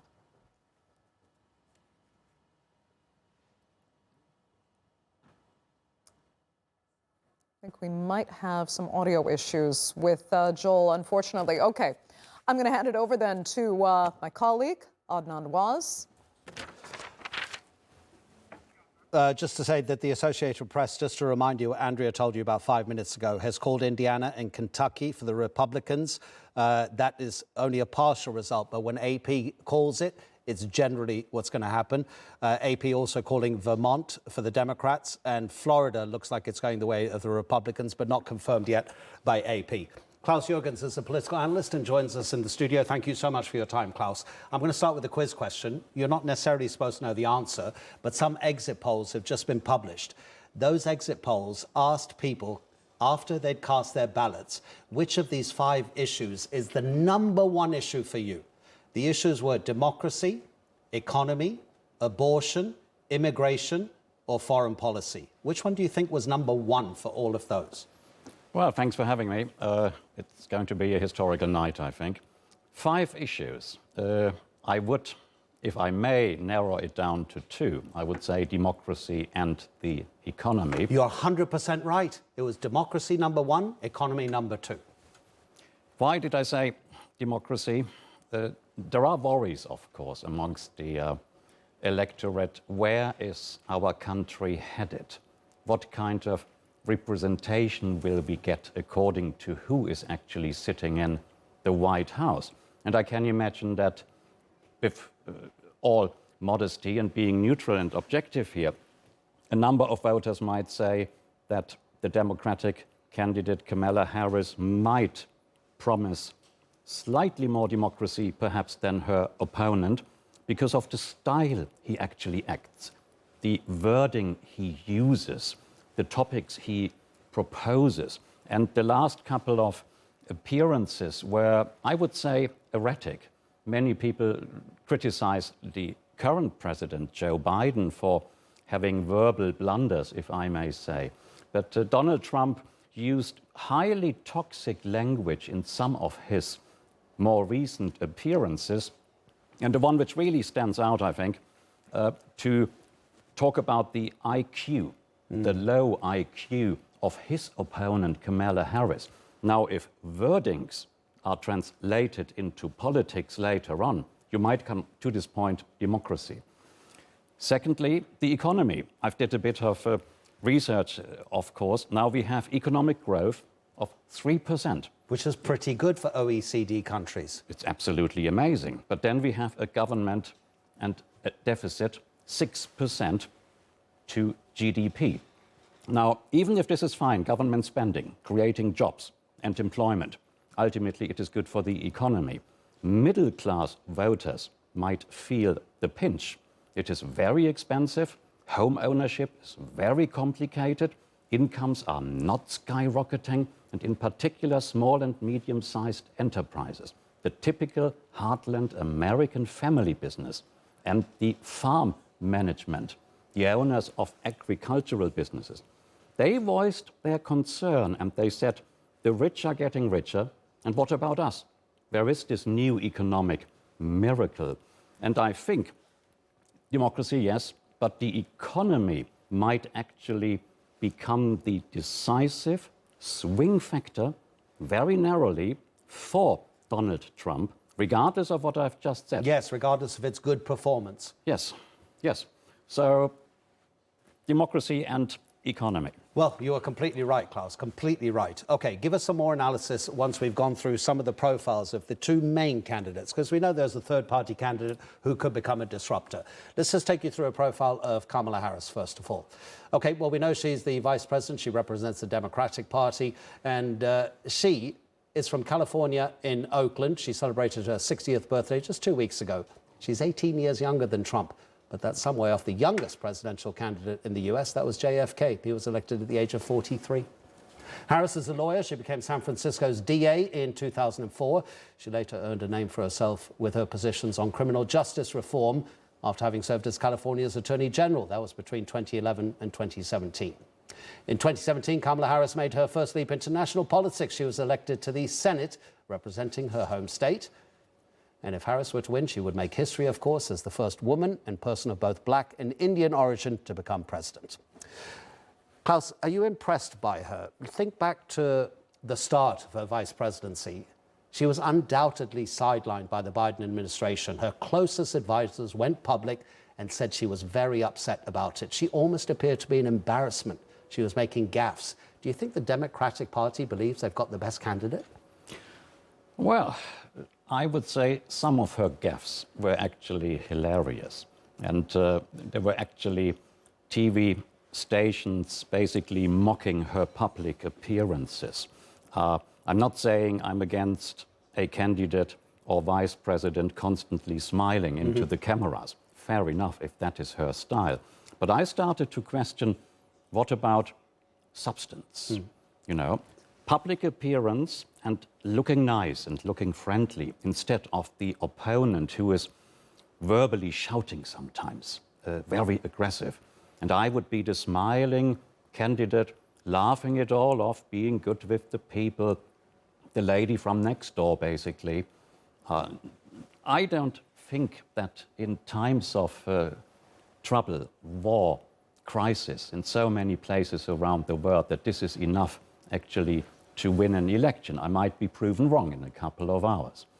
Now, all of her vice presidency, I thought, where is the political agenda? Where is the substance actually if one day she would decide, which then happened, to run and become president candidate? Where is the policy-making agenda? Yes, she says A and B and C, but was it a real manifesto? Was it a real catalogue of policy-making issues? Was it taking Donald Trump by the hand and saying, you say this, you say this, you say this, but I counter you. I have a better proposal, from the economy to foreign policy to what have you. And the key thing I think she did not really address enough is what Donald Trump managed to say, make America great again. Now, if this becomes a focal point for voters, besides the economy and besides democracy, and I was a little bit surprised that these 5 points didn't have a sixth one, the search for a national purpose. Now, many Americans are unhappy about the state of their nation. They don't know exactly where we are. Where does America stand? Is it tilting to the left, to the right? Are we still a global role model? Does the world respect us? Whatever we do, what is our purpose as Americans? And I think if she would have addressed that issue much more proactively, we would have a different situation. So this was basically point 6. So I'm not surprised that it took her some time to actually come up with a kind of agenda, but I still say it, according to me, only as an analyst, it was lacking a bit of substance. Okay, Klaus, they're telling me to move on, but in the interest of balance, I just want to do the quick profile of Donald Trump and ask you about the former president. He is the former president, of course. He's from the Republican Party. He's 78 years old. The billionaire was born into money, according to the latest estimates by Forbes. Back in September, Trump was worth about $4 billion. He first attempted to run for president in 2000. That was under the banner of the Reform Party. It didn't go well. But then another 4 times, of course, as the Republicans' candidate. This, the latest one. And in 2016, he surprisingly became the 46th president, defeating Hillary Clinton. But he did lose the popular vote. He won the Electoral College, though. OK, just quickly, Klaus, because we have to go to Washington. The dangers of Trumpism becoming entrenched in the Republican Party. If Donald Trump wins this election, that's going to be a problem for the traditional Republican Party, correct? Yes, I think so too. I think Donald Trump is overdoing it. Not only what we mentioned, the verbal warmongering, no. I think he would become actually a liability, if not he already has. Many traditional voters in the heartland are actually worried about the reputation of the Republican Party and whether Donald Trump is really the best business card or whether he should not tone down and become more diplomatic in his actions and in his wordings. Now, you mentioned Donald Trump's history. I believe it was in 1985 or 1986, he penned a book, The Art of the Deal. This became a vital, basically a must-read, even if he didn't write it himself. Correct, I was going to say with that. ghostwriters. Yeah. It was very interesting to have a businessman who at that time already had here and there some doubts, is he doing everything correctly with the New York City? But ultimately, he became a role model for a self-made man. I can do it. If you want to achieve something, you go into business, you are American, and you can do it. Many people looked up to him, despite his dealings in the financial world and city councils, which were perhaps not always correct. Now, in his presidency, unfortunately, he didn't manage to achieve the same goal. He was not the president for all of America. He tilted to the right, some would say to the far right. And I think this was absolutely wrong. A traditional Republican voter would say, we are democratic, we are democracy loving, we are conservative, but we are not extreme right. So I think some in the party will not be very happy. It's easy to be self-made when your father lends you $1 million, though, Klaus. Thank you very much indeed. Ali Chan, sorry, we've taken up too much of your time. You can blame me, OK? I went rogue. Over to you. All right, Adnan, thank you very much. You know, it's coming up on 7:30 p.m. here on the Eastern Coast. That means the second of the all-important 7 swing states, North Carolina, will be closing its polls. At the top of the hour, we had Georgia closing. We have initial numbers coming in from Georgia right now. We'll talk about those numbers in just a bit, but we have 2 more additions onto our D.C. set here. I'd like to introduce Amy Dacey. She is the executive director over at the Stein Institute of Policy and Politics over at American University. Amy, welcome to you. And we have Tim Constantine, who is the host of the Capitol Hill show here on TRT World. Lovely to have you here. Amy, let me begin with you. What a crazy political campaign season this has been. I don't think, Adnan, I know he's watching. I love his tidbits of little knowledge. We haven't witnessed something, a major political candidate drop out, I think, since 52. Truman withdrew 220 days before the election. LBJ withdrew in 68, but it looked up until like 4 months ago, it was going to be a rematch between the 45th and 46th presidents, but that didn't happen. All of a sudden, we have the vice president into the race. What does Kamala Harris mean? How did she come about? Her political identity? How was she embraced by the electorate?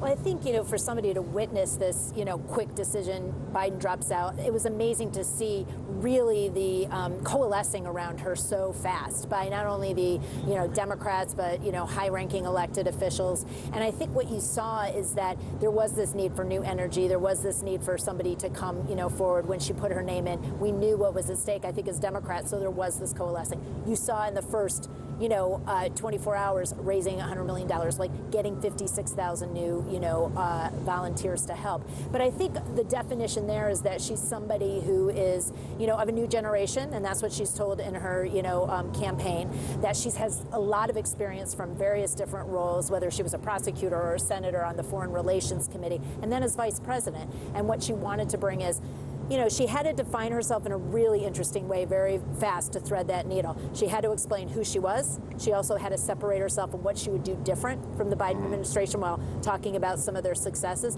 And then she had to do that striking contrast of how she's different than Trump and what she brings to the table and what she's up against.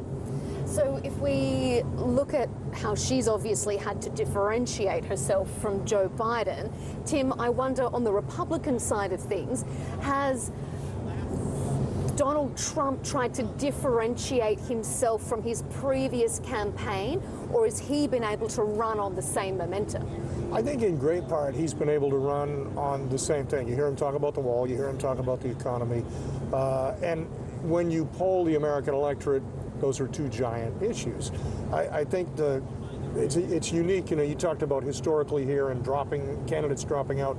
But what's unique here is you have the vice president of a current administration, the president of the previous administration, so you can truly do an apples to apples. Now, Amy and I might interpret some of those apples differently if we talk about the economy, what certain numbers mean.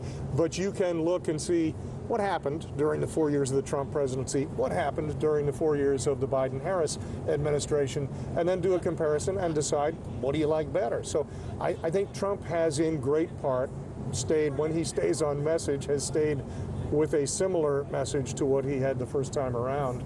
I think the problem maybe was staying on message sometimes. I think during the debate, had he said, his closing argument this past week everywhere he went was, are you better off than you were 4 years ago?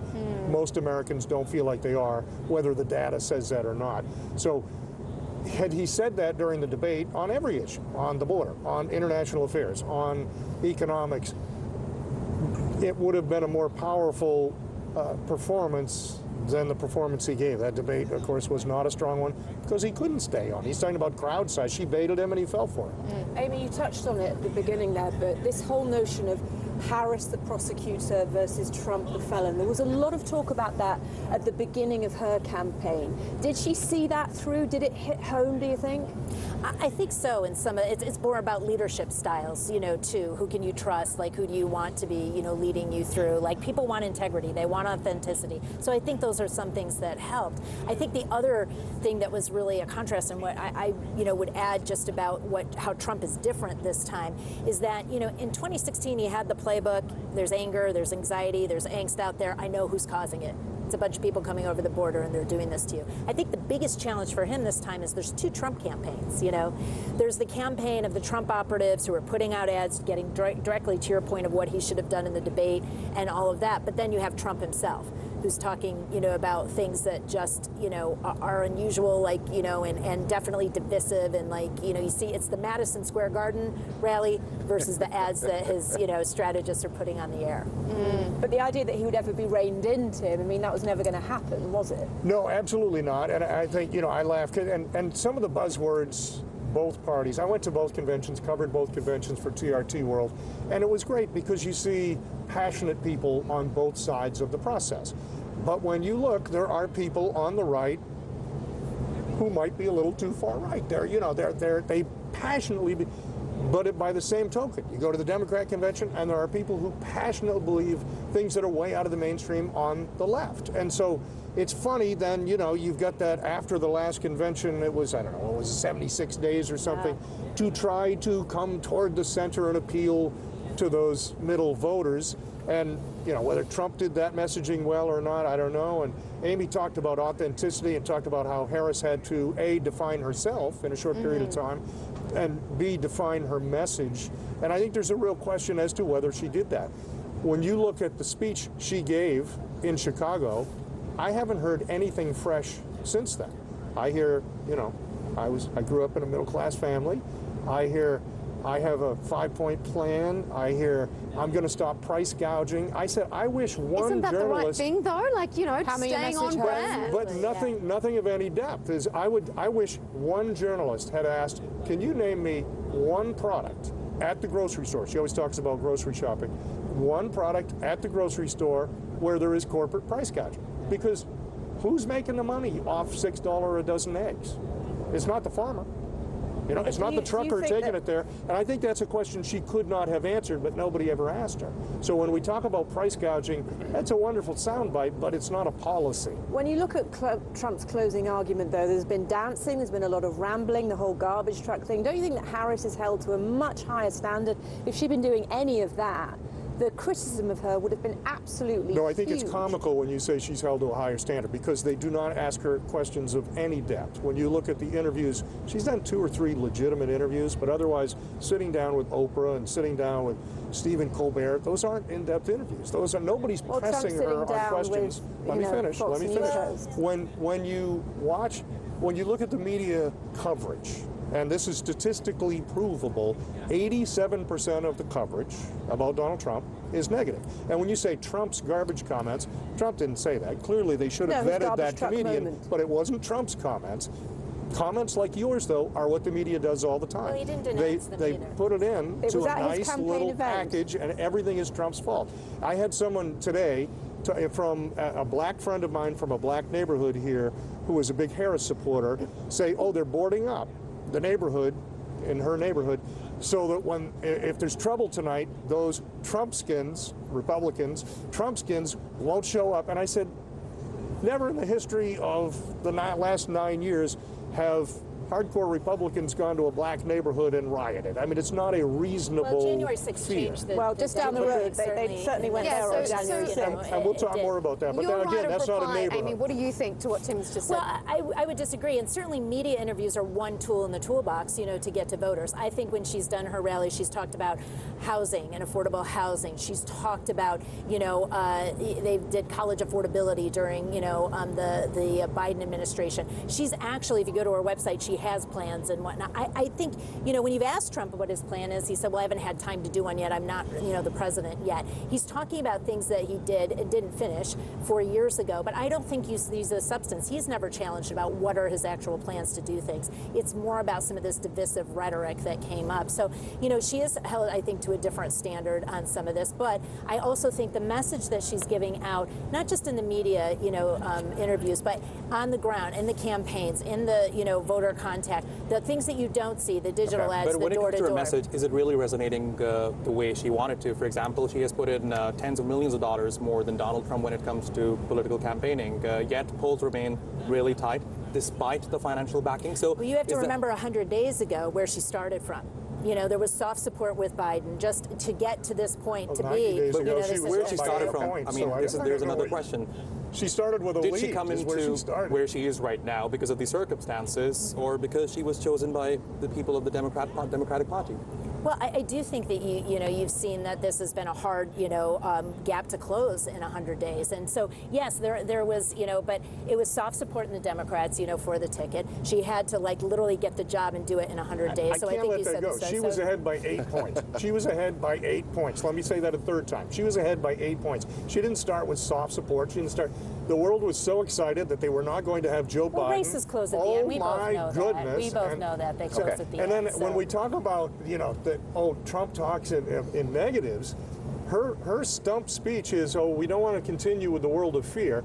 But if Trump is elected, it's the end of democracy. If Trump is elected, he's Hitler. If Trump is elected, there'll never be another election. She says all of those things. He's also used very divisive, when dangerous she talks about being divisive, but isn't she responding to what Trump himself has said about the things that he wants to do when he becomes president? Trump is not Hitler, but that's what her campaign keeps saying. But somebody they are being as divisive as you can be. When you look at Madison Square Garden, you can see some of the connections that are being made by not only the legacy media, media, but also from other independent journals. But that is another longer topic that we can talk about all throughout the night. We've tried to sort of establish these two political candidates, what they stand for in terms of a political identity, some of the domestic policy issues, but we all know that this is, without a doubt, one of the most closely watched election this year around the world. There have been dozens around the world, and one of the places that this election is being closely watched is Moscow,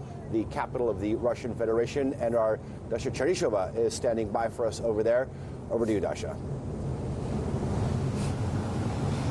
That's right. This election is being watched in Moscow, and although the official position of the Kremlin is that it doesn't really matter who takes the Oval Office, the relations with Moscow are unlikely to change.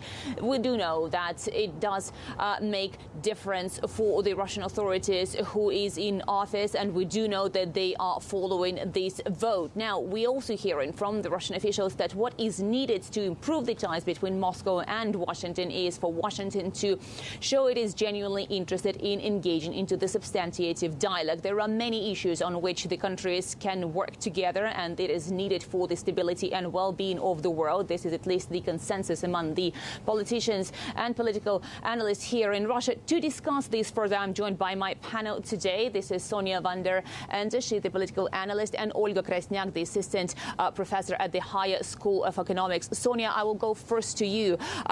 Do you think Trump or Harris' victory will offer different futures for the relations between Moscow and Washington? Well, I think with Harris, of course, it will stay the same. I mean, she will continue the policy of the Democratic president before her, Biden. With Trump, well, he is saying that he will solve the problem in 24 hours, which, of course, is not possible. So, but maybe there will be somehow a dialogue, maybe, but I think we have to see this in the long future, not straight away when he is chosen, of course. That is impossible. I think with the Democrats, we will see the continuation of the weapon flow, perhaps. But with Trump, we will see that he will tell the European Union that they have to provide the weapons because, you know, he has this issue with the 2%. So they will have to provide the weapons to Ukraine. And so this is up to the European Union and also the NATO. I mean, NATO has now a new Secretary General. He said today he can work with Trump. So maybe it will settle down a little bit, although one must say that Trump is really a wild card.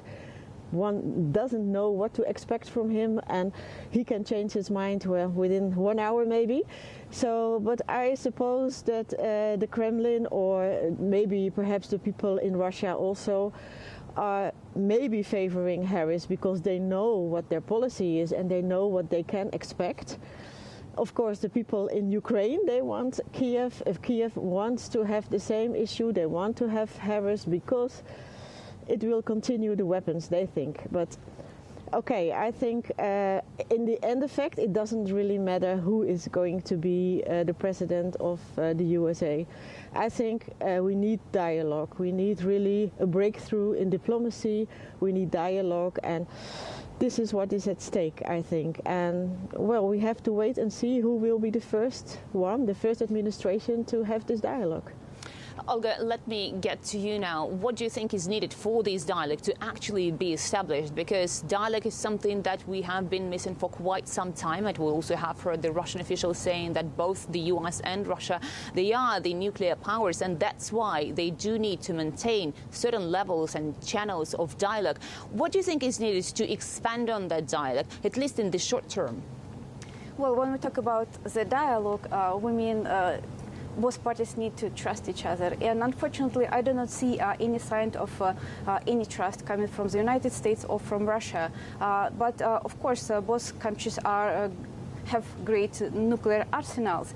And keeping nuclear arsenals and having the possibility even to use it, of course, for now it would be the end of the world. But at the same time, it is kind of a guarantee that not striking first and not using it, basically it means keeping both countries, keeping both parties somehow in a dialogue. But what sort of negotiations do you think, Sonia, will be taking place between Moscow and Washington under the new administration? Because we understand that dialogue is something that has been lacking over the past years, and there is also an understanding that at some point there will have to be the negotiations, there will have to be talks on Ukraine or on other issues that are surrounding the whole scope of bilateral relations. And we have heard the Russian officials saying that the problems, they have been piling up over the past years. Yes, they have, and there is no dialogue, we know that. And maybe there was some secret negotiations, but I think one time they called the Minister of Defense, they called with each other, but this was very brief. So I think the trust must be building up, and I think what we need is real diplomacy coming from perhaps both countries. But as Russia is saying, they will finish the special military operation. That's the goal of the Russian government, and because there's no negotiation possible with this. They started it and they want to finish their goals. This is what they are saying. But now that Ukraine is losing on the battlefield, we know all that. There have to be somehow a negotiation when Russia is advancing more and more, and they have to, they have to have dialogue or negotiations about this. But well, I don't think it has to do something with the US elections. I think it's more like if they are winning, Russia is winning on the battlefield. This is the main issue. And then there can be a dialogue or negotiations. And Olga, do you think Russia's concerns, Russia's considerations, and what Russia has been raising its concerns, like those security issues, they could actually be taken into account by any U.S. administration? Because what Russia is saying is that there is bipartisan course in the United States which is Russophobic. This is the wording that the Russian officials are using. Sergei Lavrov, Russian foreign minister, just yesterday was speaking to Russian news outlets, and he used this wording. Do you think these concerns could actually be heard in Washington, or that is simply impossible at this stage? To answer this question, I would start with American foreign policy. And American foreign policy, I think the main idea, the main goal is to extend American hegemony in the world. And Russia is a competitor in this international stage. And maybe dialogue isn't possible by now, and maybe taking into consideration Russia's interests, Russian national interests, it's not on the agenda of any of American presidential administration, because I believe they want to keep their own hegemony. And once again, keeping a hegemonic position, it means containing anyone else. It could be Russia, and it is Russia, and it's China, it may be even European Union to some extent. So, and it's American foreign policy. This is the main issue and the main goal of what America wants to have, and how America perceives itself in the world. One of the issues that has always been on the agenda was Russia being accused of meddling into the U.S. election campaigns. This time we are hearing a lot from the Western media that Russia will benefit from the post-electoral chaos, and this has been outlined by several media outlets over the course of the past days. Do you agree with this assessment, Sonia? No. Because it was proven already. There was a court case. I think it was during the Trump administration, that they said there was meddling in the election, and it was proven that there was no evidence actually. And now they are even saying that there are bomb threats somehow in Georgia, and I think Kentucky it was. And so this is this is somehow I don't know.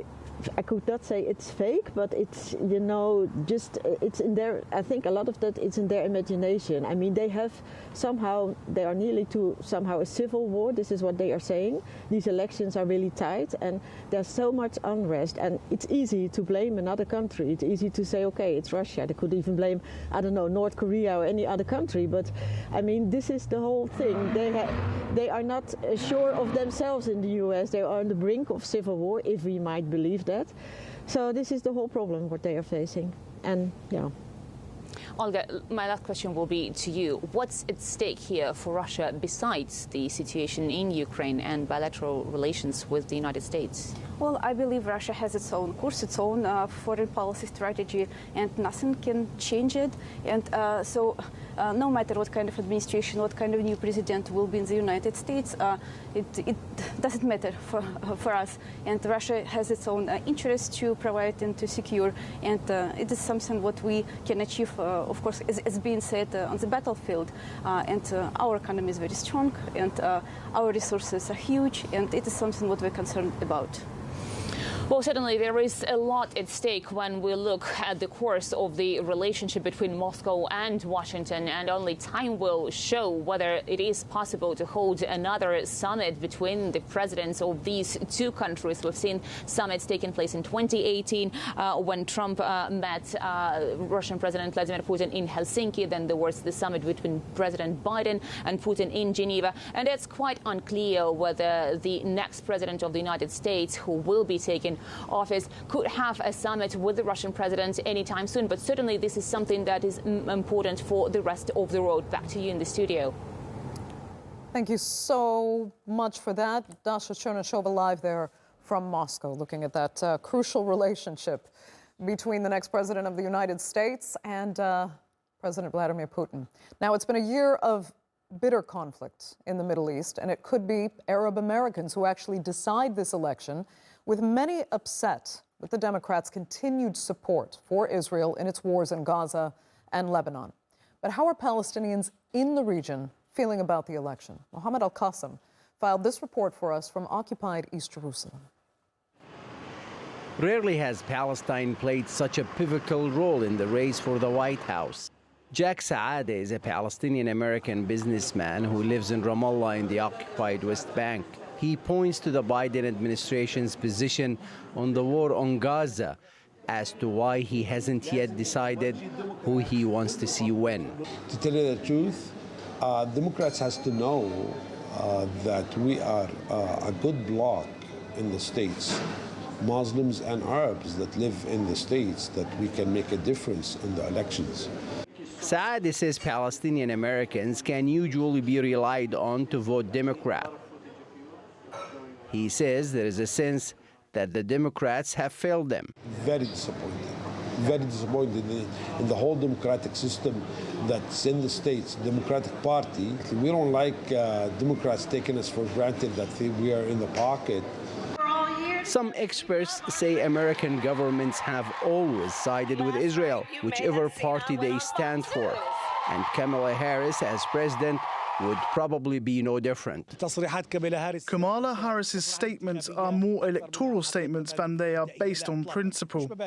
She wants to flirt with the Arab and Muslim American voter, the leftist, and she wants votes, nothing more. We cannot allow the hopelessness to steal away. Palestinians had high expectations when Joe Biden took office 4 years ago, even if that was mainly because he wasn't Donald Trump. Now there's concern that Trump may well return, possibly making the prospect of a Palestinian state more elusive than ever. American administrations work for Israel. There's no debate, but there is a difference. If the Republicans win and Trump wins, he will give Israel everything it asks for, while Democrats can be more rational than Republicans and Trump in particular. Officially recognized. Back in 2017, Trump reversed decades of U.S. policy and recognized Jerusalem as the capital of Israel. The U.S. also brokered a deal in 2020 to normalize ties between Israel, the United Arab Emirates, and Bahrain.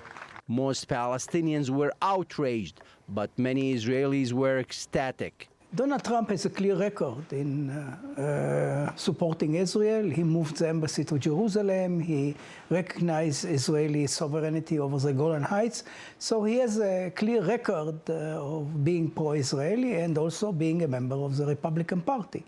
Some Israelis are concerned at what they see as the pro-Palestinian stance of Kamala Harris. When we hear in Israel that Kamala Harris describes what Israel is doing in Gaza as genocide, this affects the Israelis' support for the Democratic Party candidate and raises doubts and question marks over her positions. Predicting who will win the U.S. presidential election this year is difficult given how tight the race has been. But for Palestinians, the outcome won't change much for them. In their mind, the two candidates are two sides of the same coin. But the view among Israelis is quite different. Regardless of what the outcome is, the absolute unconditional support will continue, and Israel will be the biggest winner. Mohammed Al-Qasim, TRT World, occupied East Jerusalem. We can cross live now to occupied East Jerusalem, where our Efnan Han can join us. I believe she is also joined by Mohammed Al-Qasim. Efnan. I am indeed. I'm also joined by our experts who will be giving us analysis throughout the night, Andrea, on U.S. foreign policy and how it's impacted the Middle East and what could potentially change moving forward under a Trump versus Harris presidency. And I don't think we could have been at a better place to do so. We're in occupied East Jerusalem, a city that has often been dubbed as the crossroads of the world. It's rich in culture. It's rich in history. You can hear the adhan from mosques simultaneously by hearing the chimes of bells from churches across the city. But when it comes to the U.S. elections and how people living in this region feel about it, well, there's division on that topic. Palestinians, for the most part, they say it doesn't matter who's going to be elected into office. The U.S.'s ironclad support for Israel will continue, hence the suffering for Palestinians will continue under Israeli oppression.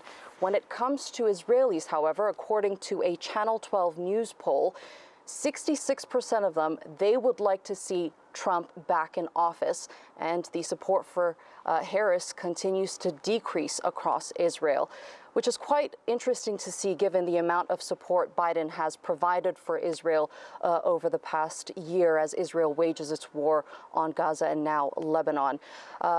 Let's delve deeper into this, but before we get into all the election coverage, Mohammed, there's some important news coming out of Israel, and that, of course, is the sacking of the Defense Minister Yoav Gallant. Just walk us through the details of it and its significance, particularly its timing.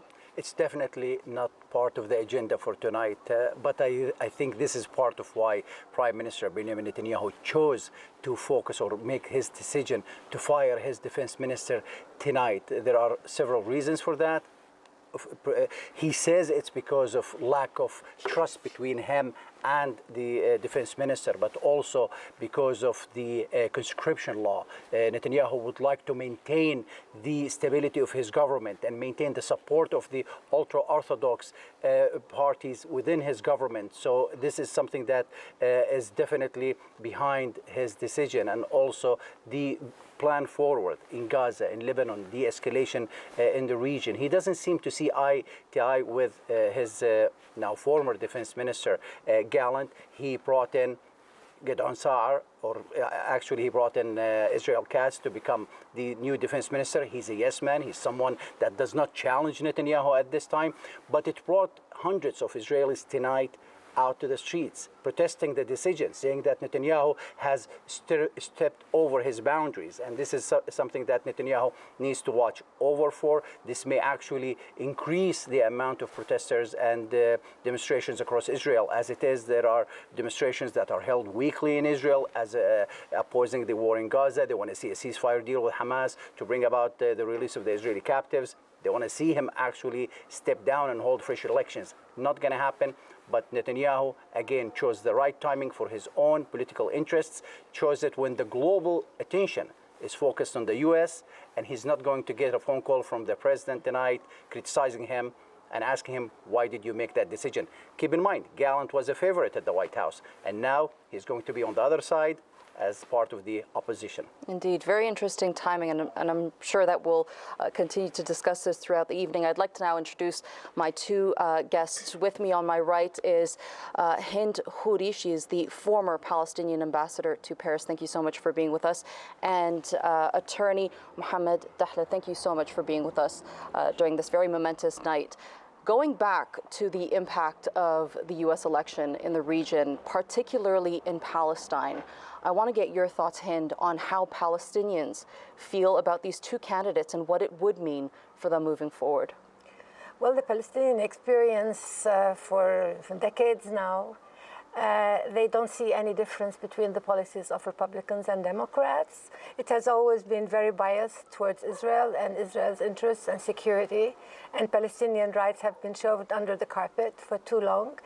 And in addition to all the suffering and injustice committed against them, the experience the last few years were pretty heavy. The experience with Trump was very difficult with his deal of the century, which was so biased against Palestinian rights.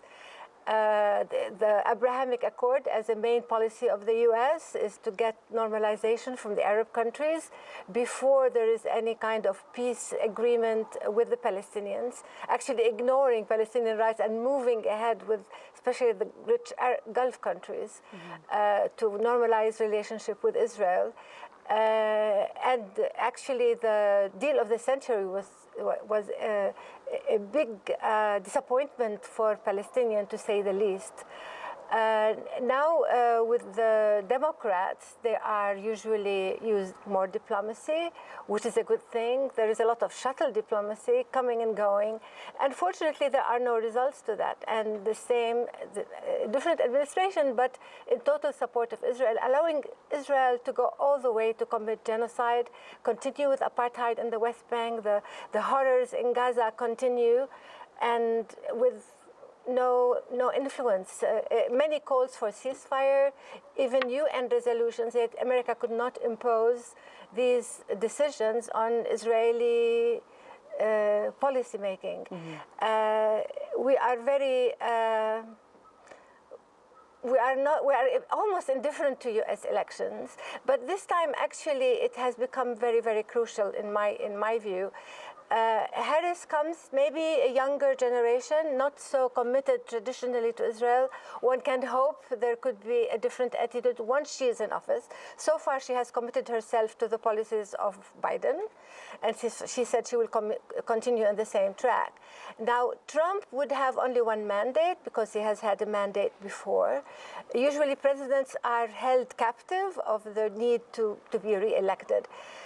One can only hope that his desire to de-escalate the violence in the region, he says peace, and we don't know what that peace, normally it's on the account of Palestinians, but perhaps it's a call for Palestinians and for the Arabs and for our allies. And, I mean, this is a huge Muslim and Arab world. Right. Actually, with a more proactive diplomacy, one can make a dent and one can make a difference. And the region needs it more than ever. We can't continue with the destructions of so many countries of the region.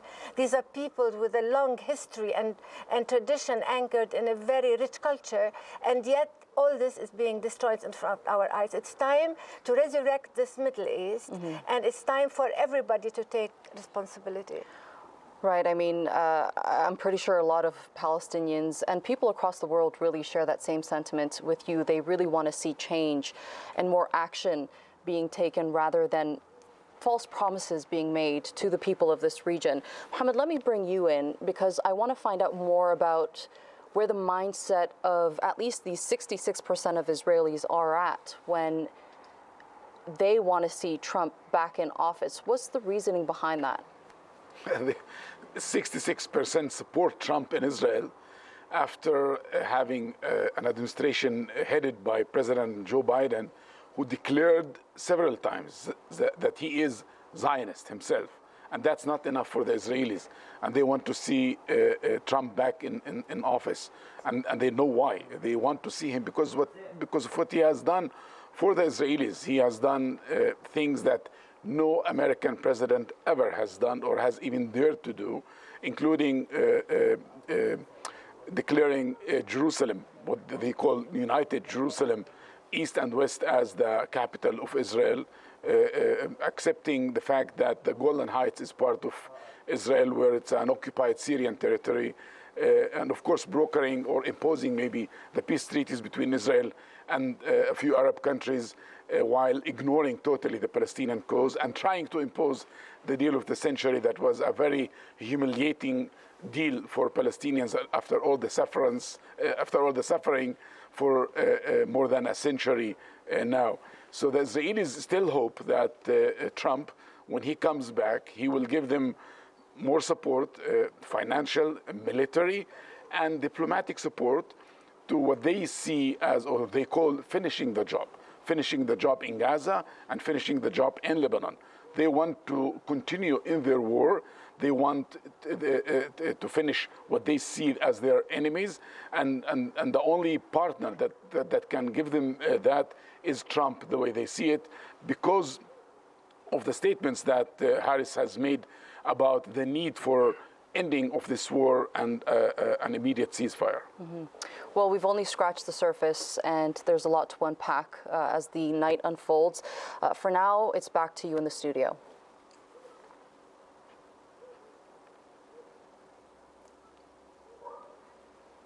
Efnan and guests, thank you very much indeed. Just to update you on some of the states that have already been called by the Associated Press.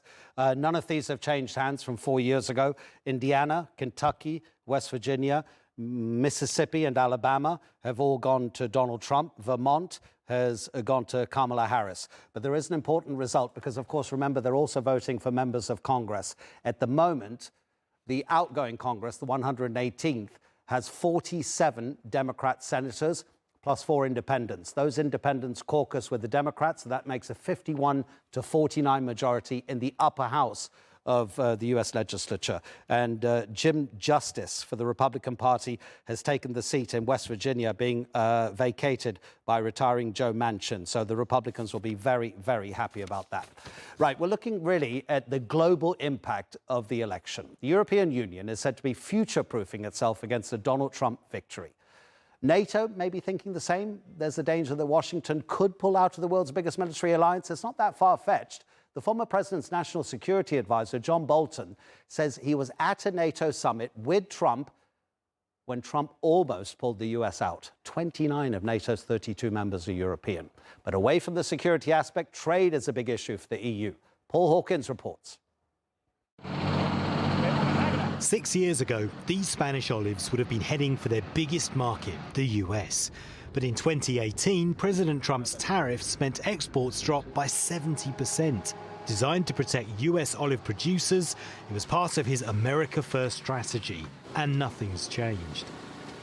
We're going to bring thousands and thousands of businesses and trillions of dollars in wealth back to the good old USA. That's what we're going to be doing it, and doing it fast. Land of the free, but less so free trade.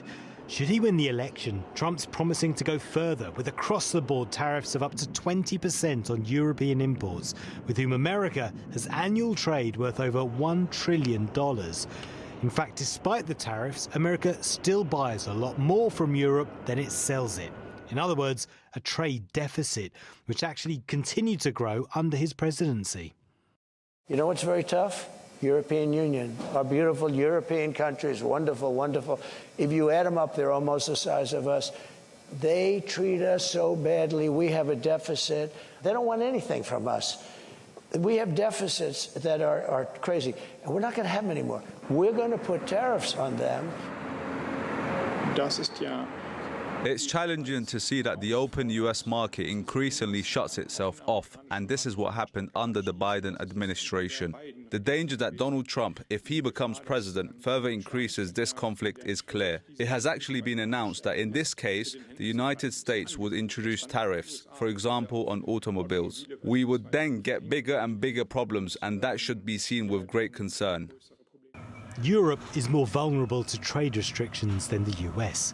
Half of its output comes from trade compared to double that of the US, while it has more than twice as many manufacturing jobs.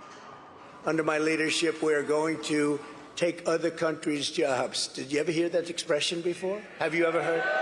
We're going to bring thousands and thousands of businesses and trillions of dollars in wealth back to the good old USA. But that could spark a trade war between traditional allies. The EU is reportedly drawing up a list of American imports that might be hit with counter tariffs if he wins and if he follows through. Let's go to Maria Ramos, who has two guests. Maria, I'm sure David and Tom will remember this. It was early in Donald Trump's presidency. He met the French President Emmanuel Macron. They shook hands so hard as if they were both trying to prove that each other is the alpha male. You could later, a minute later, see the imprint of Macron's thumb on Trump's hand. Quite incredible. Adnan, I will put that to them. Adnan just asked, hello to our viewers, hello from London. Adnan Nawaz just asked if you remember when President Macron and Trump shook hands. That very firm handshake, that was the question from Adnan Nawaz. And just hello, good morning from London to our viewers. Westminster and the rest of the world are eagerly watching and waiting at the US election result, and so is Brussels and the rest of Europe. And of course, this election has huge ramifications on defence, the economy, and also democracy. Let's unpack this all with our studio guests. And I'm joined now by David Dunn, who is a professor of international politics at the University of Birmingham. Welcome. And Tom Packer, who is a fellow at the Centre on US Politics at University College London. Welcome to you both. And David, I want to start with you. Which candidate does the UK want to see in the White House?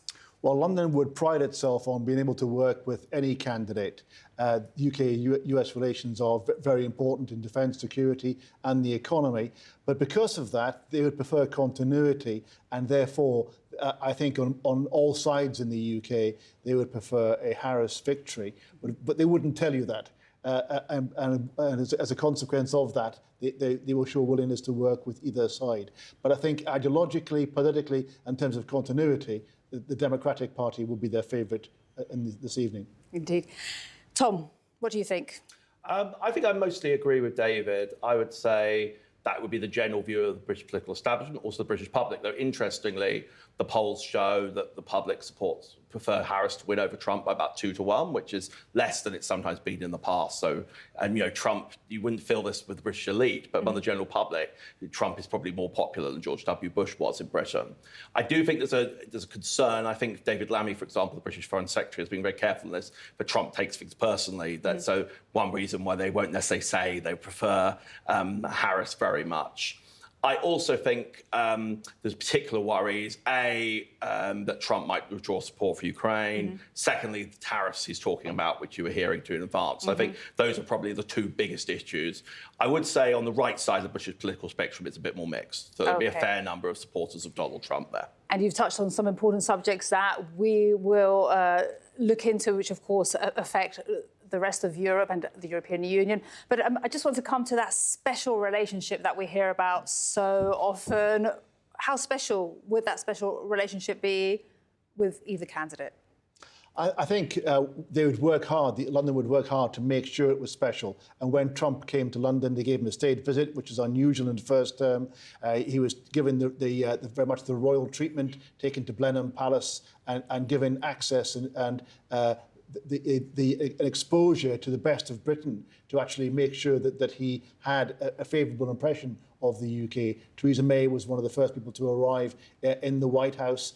Even though she was given a hard time by him there, she bit her stiff upper lip, as it were, and made sure that nothing was said that could have been taken the wrong way by the Trump administration and by Trump individually.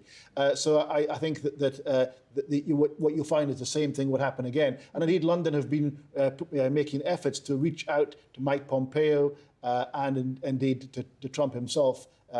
Starmer's had dinner with him in New York, and they made much of the fact that the atmosphere was very convivial, and so they're confident that they can work with the Trump administration. They don't need to make the same efforts with Harris because the partnership will be more seamless, but I think actually they're confident they can work with whoever won this election. I do think there's an interesting aspect with Harris. We don't really know her attitude towards Britain, the EU would be. So there's assumption there'd be general continuity from Biden. There might be a bit more of an emphasis on other parts of the world. Also, Joe Biden had, well, he's partly Irish. He has a long history of links with Ireland of varying types. And that was actually very important in the last few years because of Irish and EU territorial claims on Northern Ireland came up in the aftermath of the British leaving the European Union. I would also say there are sort of different forces and different aspirations here. So, for example, if you look at Hungarian polls, the public in Hungary mostly supports Donald Trump. Viktor Orban, the Prime Minister of Hungary, has very strongly supported Donald Trump. So there is a sort of bit of a mixture and a nuance there. I think there's one interesting thing for Britain is Donald Trump himself is very strongly Anglophile. It's often forgotten he's essentially half British himself. His mother was an immigrant from the United Kingdom. And he has a golf course opening, I believe, in Scotland next year. He has a long, one of his foreign investments has often been in the UK. So one interesting question, if Trump does go very aggressively on tariffs, given Britain's not in the EU, so not bound by the EU position, could Britain do a special deal? But I feel Keir Starmer, for example, would much prefer Trump not to do the tariffs in the first place. And I think that would be the general consensus of the British political system. All right, I'm being told we've got 5 minutes left. I do want to look at the rest of Europe, but just very briefly, would you say the UK papers have been looking at this election from this side of the pond, Tom? I would say, by and large, there's been much more interest in the sort of broadsheets, the more educated newspapers. The left papers have been very, very intensely panicky about Trump winning, very focused on it. The more right-wing newspapers have been a bit more mixed. Some of them even slightly more pro-Trump, but generally playing it down less. So the left of the British media, very, very hostile to Trump. The right of the British media, a bit mixed, but including lots of criticisms of Trump, I should add. Yeah, on that, I would say that the Guardian and left-wing papers are very concerned about the environmental agenda. They're concerned that Trump would withdraw from the Paris Agreement. He would have unrestricted oil and gas exploration and sale, and that he would repeal a lot of the environmental protections that the Biden administration put in place. So they're very much concerned from an environmental perspective, and that reflects European concerns more broadly. All right, let's talk about Europe. How is Brussels preparing for a possible return of Donald Trump? To you, Tom. So I think there's an attempt to be careful. Like Trump himself is instinctively hostile to multilateral organisations like EU. I think in many ways, the way I put it is Brussels, for this respect, is in many respects NATO. There's a huge concern, but even though the EU itself has deep divisions on Ukraine, what exactly Trump will do on Ukraine? I actually personally think it's very unpredictable. Quite a good chance if he fails to achieve a deal, he might end up increasing support for Ukraine, as he did in his previous presidency. But, large institutions tend not to like unpredictability, so I'm sure they'd be a lot more relieved if Harris win. The other question is what they're going to do if Trump declares a trade war. And I should add, you shouldn't ignore the possibility Harris will do some of the same things. The Biden administration moved in a protectionist direction, and it's not at all clear what Harris's positions will be on trade with the EU if she wins. So that's, I think, a bit of a black box, which will be interesting to see what happens if she wins. David. I think on trade, you can expect much more continuity with the Harris administration. The tariffs that the Biden administration put in place were very much targeted and justified on security grounds, and were about protecting American particular technologies in terms of the green transition, rather than blanket trade policies, which you wouldn't expect from a Harris administration. I think, actually, on the question of European security, the Europeans would actually prioritise the security relationship over the trade relationship. But there may be, if it is the case that the Trump administration was to put pressure on an immediate end to aid to Ukraine, if Europe wanted to continue doing that, which is a possibility, that could be an early breach in relations across the Atlantic. And on this point, the Hungarian Prime Minister Viktor Orban said that a Donald Trump victory would force the EU to adapt its Ukraine stance. How do you think that first decision, if Trump does make a comeback, what do you think that he would do on Ukraine? I think it's very hard to predict. He'll clearly make some kind of effort to try and have some sort of agreement between Ukraine and Russia. He's said that often in his own kind of, we'll do everything in 24 hours and over-the-top kind of way. I think it's very hard to predict what would happen from that. I'm not a Ukrainian expert. It doesn't seem to be impossible. Ukraine and Russia could agree some way to stop fighting. If it didn't happen, I would emphasize Trump has a long history of doing what's politically easiest. And because the Democrats are very supportive of Ukraine aid, because looking at the humiliation Biden had over Afghanistan withdrawal, there's a decent chance he might end up continuing the aid. One thing very interesting, if the aid does get cut back, either by him or by a Republican Congress under Harris, is the EU, in a sense, or European Union members willing to put their money where their mouth is and massively increase their own aid to replace the lost American aid. And I think that's very hard to predict. And I think a lot of people who make those decisions don't know what they themselves will be doing. To be continued. Thank you very much indeed, Tom and David. And we'll be speaking to you throughout the rest of the night, well, the morning here, actually. All right, that's the view from London. Westminster waits, and so does Brussels. Time now to hand you over to my colleague, Andrew Hopkins, live from Ankara. Thank you very much, Maria. Welcome to Ankara, the capital of Turkey. It's just after 4 o'clock in the morning here in this country. Most of the people are asleep, but many of the 85 million population will be very interested to find out what happens in this presidential election in the United States, who's going to win, and how it's going to affect the relations with Turkey and their lives in particular in the future. And we're going to talk about this some more now with my expert guest here, Ömer Özkizilcik, who is a non-resident fellow at the Atlantic Council. Thank you very much for joining us here in Ankara. The main question, I think, now we're sitting here in front of the presidential complex behind us, the man who's regularly inside that building, who would he prefer to see in the White House? So I'm quite sure that he would have a preference in his heart, but it would be quite unwise for him to express his preference, and he has not done yet, and he has not given any indication of who he would prefer. He had a good working relationship with Trump when he was the president, and with the Biden administration, interesting, it started off on bad terms. Biden gave Erdogan the cold shoulder, but later on it improved actually, and the Turkish-American relations gained a new momentum under the Biden administration. So in a new Harris era or a new Trump presidency, I think the Turkish-American relations will improve, nevertheless, who is elected. But the question is, if Trump is elected, then the Turkish-American relations will have a better leader-to-leader relationship. But if Harris is elected, then the institutional relationship between Turkey and the US will likely more improve. So that will be the main difference in the preference of Turkey. Now, there are these polls in Turkey that have been carried out recently which suggest that Turkish people are more likely to prefer Donald Trump to be the next leader of the United States. Why do you think that is? Yeah, actually, that's quite interesting because the Turks associate the US also with themselves, and they associate the arguments of Trump with their own political experience. So the campaigning strategy of Trump did not gather him some votes or many votes in the US, which we are seeing now, but also in Turkey, he gained the favor of the Turkish people in terms of his political arguments. And the attack against Trump, then the criminal cases against Trump, have all empowered the sentiment inside Turkey that Trump is the fighting force against an bureaucracy or something else, and this has led to the Turkish people sympathizing with the cause of Trump and his campaigning arguments.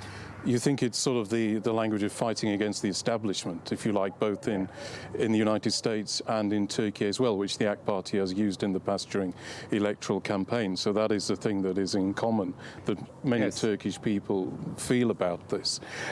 Now, you were saying before about the relationships that President Erdogan had with Donald Trump in the past and also with Biden.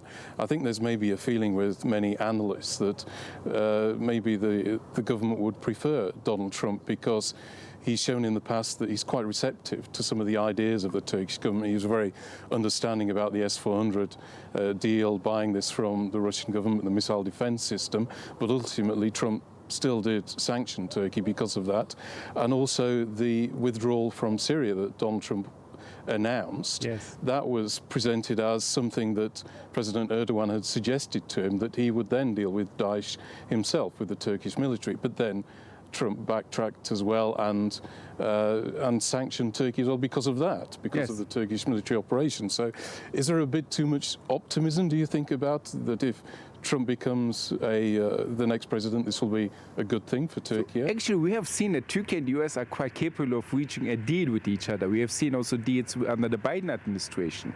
But what was interesting for the Trump era or the Trump presidency was that it was deals between Erdogan and Trump, and it was negotiations and talk, and Trump has shown sympathy.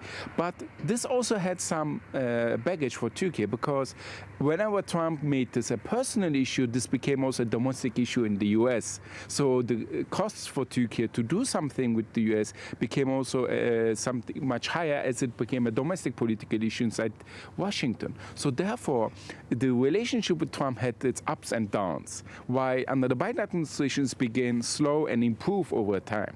So I do think that Turkey can work with both presidents, with Harris and Trump, but the main difference will be leader to leader or institution to institution relationship.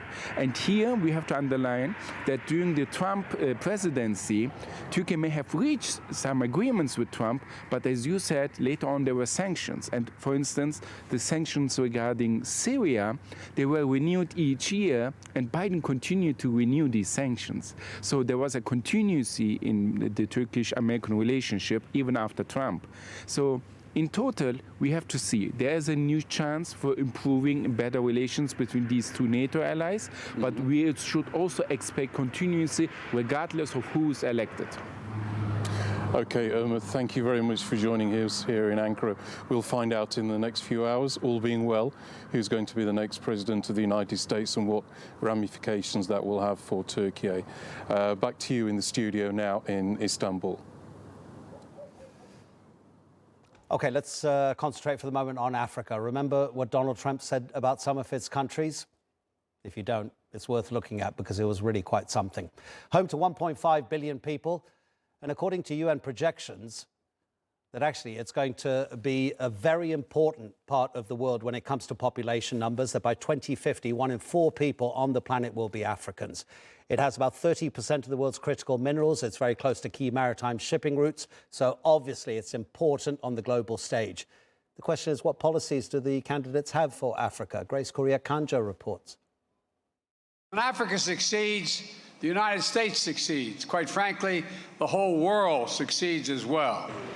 Despite promises to be all in on Africa's future, President Joe Biden has left his visit to the continent to the tail end of his presidency. And no country more important than Angola. He says he'll visit Angola in December after postponing the trip because of Hurricane Milton in Florida.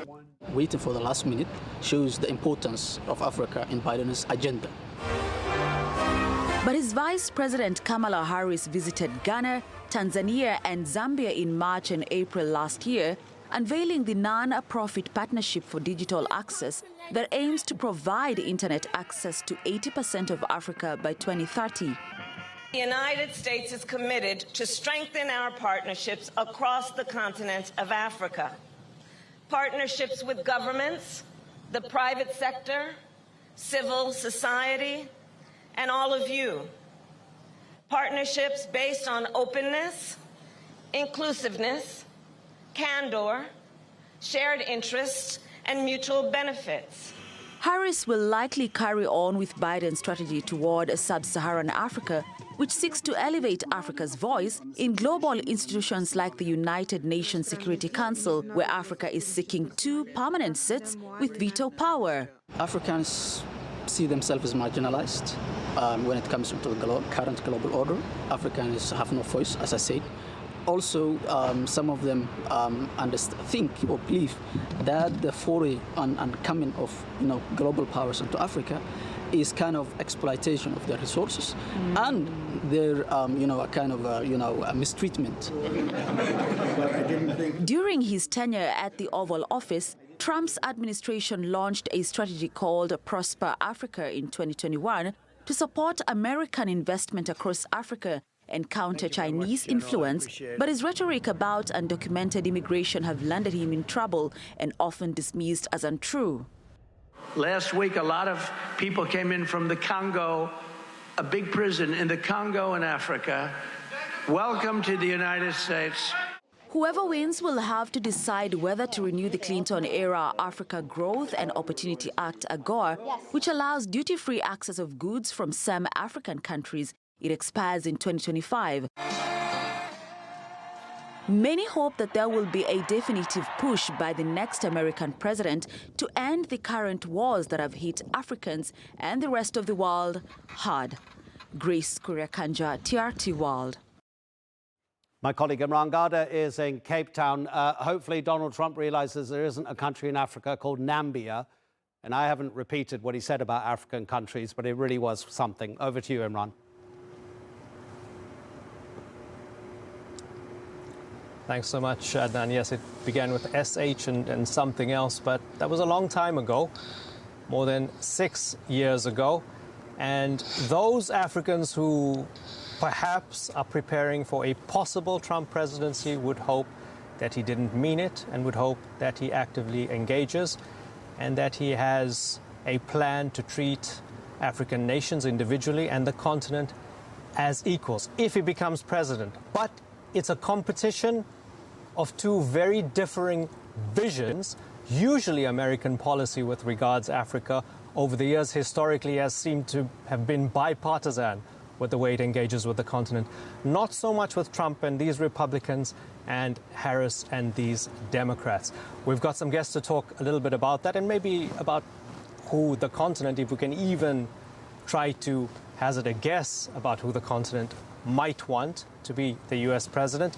Let's bring in Sanusha Naidu, who's a foreign affairs analyst and an Africa specialist. Sanusha, good to have you on the program. And we also have Leonard Mbule Nzige, who's a senior consultant at Concerto, a public affairs management company. Sanusha, first of all, Africa's a big deal. Adnan had said before that report, he mentioned young population, demographic boom, natural resources, massive, immense potential on the horizon. The Chinese have noticed, the Russians have noticed, other countries have noticed. So why has the continent and also the individual states within the continent, why have they not been a priority or even an election issue or theme in the run-up to this big day? Well, Imran, I think the challenge for the U.S. is how it sees the continent. I think during the Trump years, 2016 to 2020, you kind of saw that the African kind of feature within the U.S. administration was really not that kind of focused. I mean, Biden came in and spoke about the democracy engagement, the democracy conference, and brought Africa into that space. And that's something that kind of elevates it. But it's not seen in the sense of, well, what is our strategy? We had Power Africa. We had a lot of important dynamics around the U.S.'s PEPFAR in terms of the HIV, tuberculosis, and that kind of engagement. But from a kind of development perspective, the U.S. has been always front and center. But I think when it comes to the kind of critical dimensions around what you mentioned, it kind of goes through a kind of ebb and flow. And I think part of the challenge around that is how does the reaction to other actors that are now becoming much more visible, much more profiled in the continent. You mentioned China, you mentioned Russia, but I think you've got to also mention countries from the Gulf states, UAE, Saudi, Iran, South Korea has recently had its first Africa summit.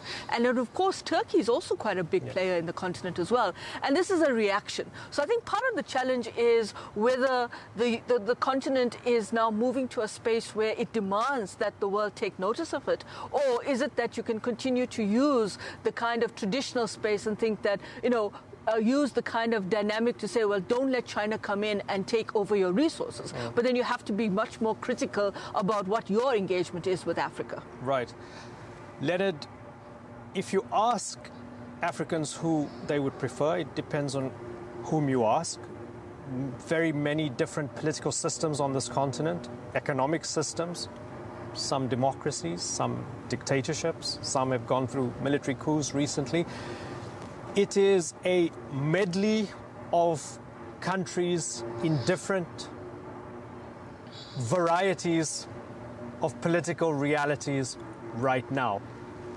Would it be such a case that that transactional approach that we expect from Donald Trump, we saw some of it in his first 4 years would mean that he's better suited to certain African countries and leaders, and the Democrats and Kamala Harris, who are more steeped in this idea of values and what America stands for and multilateral institutions and so on, there are other countries that would prefer Harris. Would it be that sort of dynamic? Well, thank you very much for having me. I think it's neither here nor there, because when you look at U.S.-Africa policy, especially over the last 30 to 40 years, there's been more or less a significant amount of continuity. Obviously, since 2022, there's been an increase in engagement with respect to particularly economic and trade cooperation. But then historically, it's been, the U.S. engagement has been more or less bigger picture and just seeing how Africa can fit into it, be it the fight against communism or now the war on terror. And, Africa hasn't necessarily been taken into consideration with respect to its own interests. And the countries that have been taking that into consideration, like Sanusha said, the emerging powers, China, Turkey, Russia now, South Korea, and so on and so forth, I think that those are the countries that, those are the examples that African leaders look towards. The U.S. isn't necessarily the all that they were once upon a time, because there are a lot more options. So I wouldn't say that there is any particular leader, but nevertheless, there are scenarios which I think some countries would want. For example, with respect to AGOA, the African Growth Opportunity Act, the free trade agreement that was signed in 2000, which countries like South Africa benefit from significantly. And South Africa has, I think, $3.8 billion they generated from AGOA. The Trump administration hasn't made any commitment towards renewing it when AGOA expires in 2025, but then the Biden-Harris administration has said that they want it to continue. And we also have with respect to... Right. Well, so let's take AGOA. So it was a signature policy of the Clinton administration, right? So it's been, running for more than 20 years. It has benefited many countries. Trump seen as more protectionist. It's up for renewal. He might scrap it. And we've also had countries, I'm speaking in Trump speak now, countries that have been taken off AGOA for multiple reasons. Would that be realistic, that Trump might come in and say, I'm done with this, no more tariff-free access to U.S. markets for African countries? Well, I think that's really a big question. We're talking about a Harris presidency that may also be a little bit more emphatic about what are these duties, what are these concessions that are given under AGOA, and how that plays to opening more market space for U.S. companies in African markets, African economies. Let me give you an example of South Africa. South Africa has had a very difficult, challenging relationship with the U.S. Congress around AGOA, and particularly because South Africa has been seen as an irritant in Capitol Hill about its relationship with China and Russia, which constantly gets thrown out because it feels that South Africa is kind of leaning towards these two countries, anti-American, and considered to be rogue states. And so, in that way, whether it's a Kamala Harris presidency or a Trump presidency, I think the challenge with that would be maybe in the Trump presidency it would be much more clearer, much more coherent about what these concessions are, what AGOA would mean, and how it would actually go forward. Whereas in the Harris presidency, I think the question does also remain in both those presidencies: who wins the House of Representatives? Who gets that? Is it the Republicans or the Democrats? And of course, also the U.S. Senate. Now, the House of Representatives has put out in the Biden administration has put out a kind of legislation to review the bilateral relationship between Washington and Pretoria. And so that means that we don't know where that's going to go, whether it'll go through under a Trump presidency or whether it'll get through a Harris presidency. It's all kind of now up in the air. But this tells you that either side, I think there's also been a challenge and a much more kind of a pushback from Congress about certain countries who are seen to be aligning in a certain way with their so-called anti-American actors. Do they trust? Do African voters and citizens across the continent trust America's intentions on the whole when it engages with the continent? It's very difficult to say because, I mean, you look at polls, for example, surveys done by Afrobarometer, there's still a very favorable view of Africans towards the U.S. It's still a very strong migration destination. American culture is bought into. American companies are still looked at favorably. There's a lot of interest in the U.S. politics. But nevertheless, I think the problem is that the U.S. has been slow to adapt to the needs and desires of Africans. And you see countries like China, the way they engage. For example, it's been mostly security and humanitarian engagement that we've had with African countries. But then now there's a shift where there's more economic and trade consideration. So with African countries, what they want is an engagement with the U.S. which takes their interests more into consideration. So, Sanusha, there's something interesting. When Barack Obama was the U.S. president, there was that clear identification that a lot of Africans had with him, being the first African-American president of the United States, his roots being from Kenya. There was almost that expectation, a sense of responsibility. He had a show-stopping speech at FNB Stadium after Nelson Mandela passed away. They booed Jacob Zuma, but they applauded Barack Obama. What's interesting now is that the African heritage of Kamala Harris doesn't seem to be playing a part both ways, in multiple ways. It doesn't seem to be front and center, and it might be later on. And there's also something else that's taking place culturally, and some would say in the culture wars, is that Donald Trump is massive among evangelicals, Pentecostals. They might forgive any perceived personal immorality, but he's a man defending Christians, defending values against other poisons that are seeping into the culture. Polls, interviews showing many Africans supporting Trump. Tell me what that means when you look at it as a political analyst.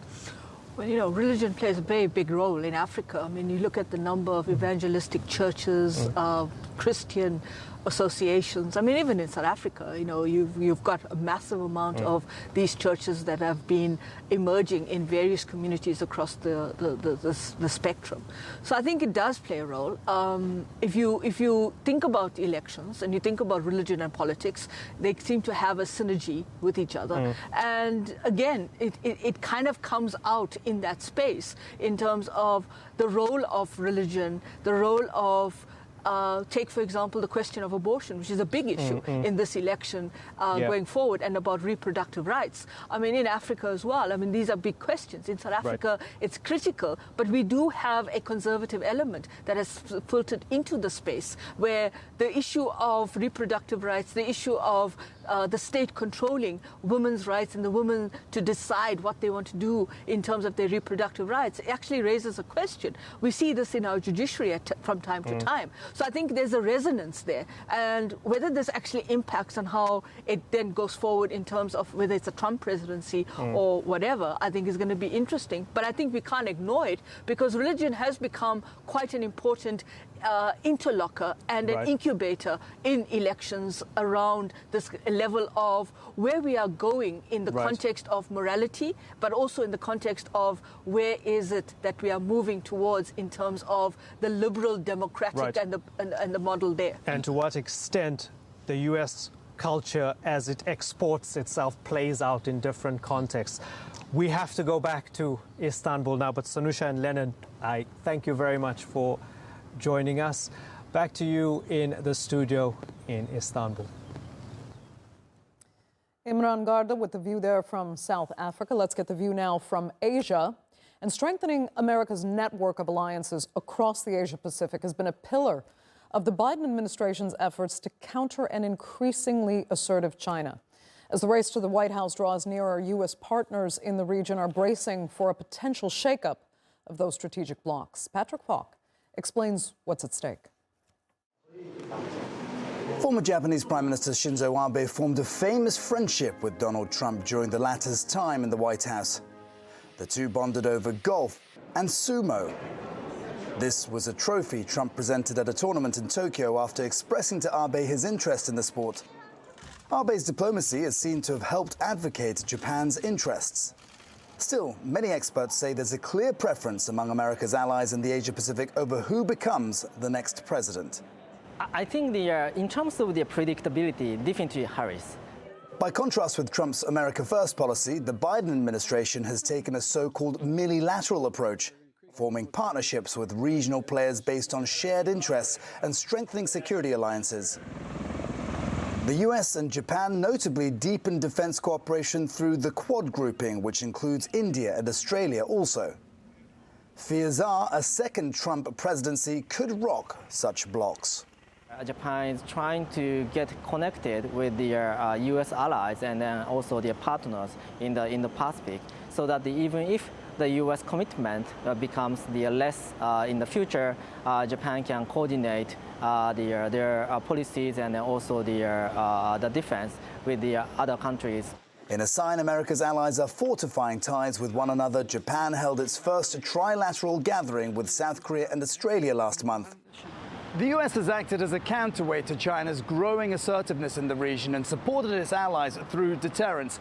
Even if its partners can coordinate with each other, experts say any pullback in Washington's security commitments will come as a blow. Conflict in Ukraine and the Middle East, meanwhile, has drawn Washington's focus away from the region. Critics have accused the Biden administration of disengagement with Southeast Asia, critical to America's Indo-Pacific strategy. A survey conducted this year by the Singapore-based ICS Yusof Ishak Institute found more than half of people in the region would side with China if forced to choose. Maybe the U.S. Is still the greater influence in the regions, but in terms of the trend, that's changing. Despite differences in approach, many experts agree both Harris and Trump will look to keep up pressure on China. I think U.S. engagement with this zero-sum mentality will not help the U.S. in terms of regaining grounds in the region. I think the U.S. have to show that its policies on Southeast Asia is not only just a derivative of the U.S.-China rivalries and to contain China. Without addressing that, there'll be no easy way of rebalancing regional order in America and its allies' interests. Patrick Falk, TRT World, Singapore. The U.S.-Asia relationship is so crucial, not least because we're talking about the two biggest economies on the planet. And Oscar Surbakti joins us now live from Hong Kong to explore the consequences on that relationship in this U.S. election. Oscar.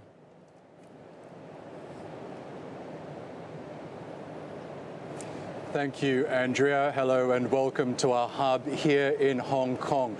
Well, as Americans vote on their next president and Congress, we're focusing on what matters to the people of this region. Now, we know that this is one of the most dynamic and strategically important regions in the world, and the US has a lot invested in China and the Indo-Pacific, as well as the rest of the world. Now, several issues come to mind in this election, and China being the foremost for the United States. It is seen as the US's biggest rival, both economically and perhaps militarily at some stage. And we know that either administration that comes into power will be dealing with a resurgent Beijing. Now, as we'll hear from our experts, we know that both the Democrats and the Republicans have adopted this policy of trying to contain China's influence, not only in the region, but across the globe. But beyond China, we'll also be looking at the Korean Peninsula. Of course, tensions in that region have escalated between North Korea, South Korea, and Japan. And the United States is playing a significant role in trying to simmer down those tensions. And beyond the Korean Peninsula, we'll look towards India and Southeast Asia. India, of course, one of the region's economic tigers as well. Narendra Modi, the Prime Minister of India, has been traditionally very much aligned with Donald Trump. So it'll be interesting to see what an incoming US administration will do in that regard. And in terms of Southeast Asia, also seen as one of the drivers of global economic growth. We have several countries in that region currently locked in territorial disputes with Beijing. Again, Washington seen as a mediator in those disputes, but we also have very strong economic links between those countries in Southeast Asia and China, with whom they are locked in these disputes. Well, for more analysis, I'm joined by Dr. James Dorsey, an eminent Indo-Pacific expert, and Dr. Victor Teo as well. And we'll also be crossing to our correspondent, Patrick Fock, who's reported from the region for years. Okay, let's go to you first, Dr. James Dorsey. China, of course, front and center in terms of foreign policy in Asia for the United States. How do you see Washington's approach changing depending on who wins this election? I think in many ways, who wins the election in the United States is a toss-up for China, in the sense that the Biden administration has not fundamentally changed the policies introduced by Trump in his first presidency. Chinese may prefer Kamala Harris just simply because she's going to be a more steady, a more predictable partner than Trump is. But on the other hand, for example, when it comes to Taiwan, it may very well be that Trump is going to be much more flexible in terms of what the Chinese want, and much less willing to commit the United States to the defense of Taiwan. Dr. Victor Teo, Taiwan is a crucial issue at the moment, and we know under the Biden administration we saw several high-profile visits from lawmakers to Taipei, showing the US's unwavering support for Taiwanese, if not independence, at least autonomy from China. How do you see that situation playing out depending on who wins? Well, currently, I think the Taiwanese authorities, specifically the foreign minister, have expressed concerns about a possible Trump win. The Taiwanese themselves are really worried about Donald Trump's commitment to defend Taiwan if Donald Trump wins. So they are actually rooting for Kamala Harris to win. But I think across the board, across Asia, most of the American allies in Asia are hoping that Kamala will win. For two reasons. They feel that Kamala will be more reasonable in terms of negotiating the costs of the alliances and also how much the US is willing to do, because they think Donald Trump is more transactional. Donald Trump does not really value the kind of alliances that the US has put in place since after the end of the Second World War, when they put the San Francisco system in place. Second thing is they are also concerned about going forward. They do not want a US administration that is hell-bent on taking down the Chinese. So they also they value their relations with China, and I think they feel that the Democratic administration will understand that more than an administration under Donald Trump. So. And James, we are in Hong Kong, which is a special administrative region of China since 1997. When we talk about the two approaches, either from the Republicans or Democrats, it was Donald Trump who in 2018 launched the trade war with China proper. But there was a lot of hope that perhaps the Biden administration might scale back some of those measures. But in fact, in his time in his office, Joe Biden has doubled down on what Donald Trump started. So it's unlikely that we're going to see that approach change depending on who wins, is it? No, I don't think that the Kamala Harris presidency is going to fundamentally change that. Again, China is one of the very few, America's a very polarized country, as we're seeing in this election. China is one of the very few issues on which there is basically a bipartisan consensus in the United States. China is seen as a rival and as a threat to national security. And the question for the Americans is, how do they handle this? Up until now, it's been containment. Containment's not going to work in the long term. And so Kamala Harris will have to develop policies that actually allow for the competition and the rivalry, but at the same time have a long-term perspective of success. Victor, let's look at the Korean Peninsula now, another hot spot in terms of this region. We have, obviously, in power Kim Jong-un in Pyongyang, but in South Korea, we have a bit of a hawkish leader who's less about reunifying the two Koreas and more about standing up to Kim Jong-un. What role will either potential administration have to play in that scenario?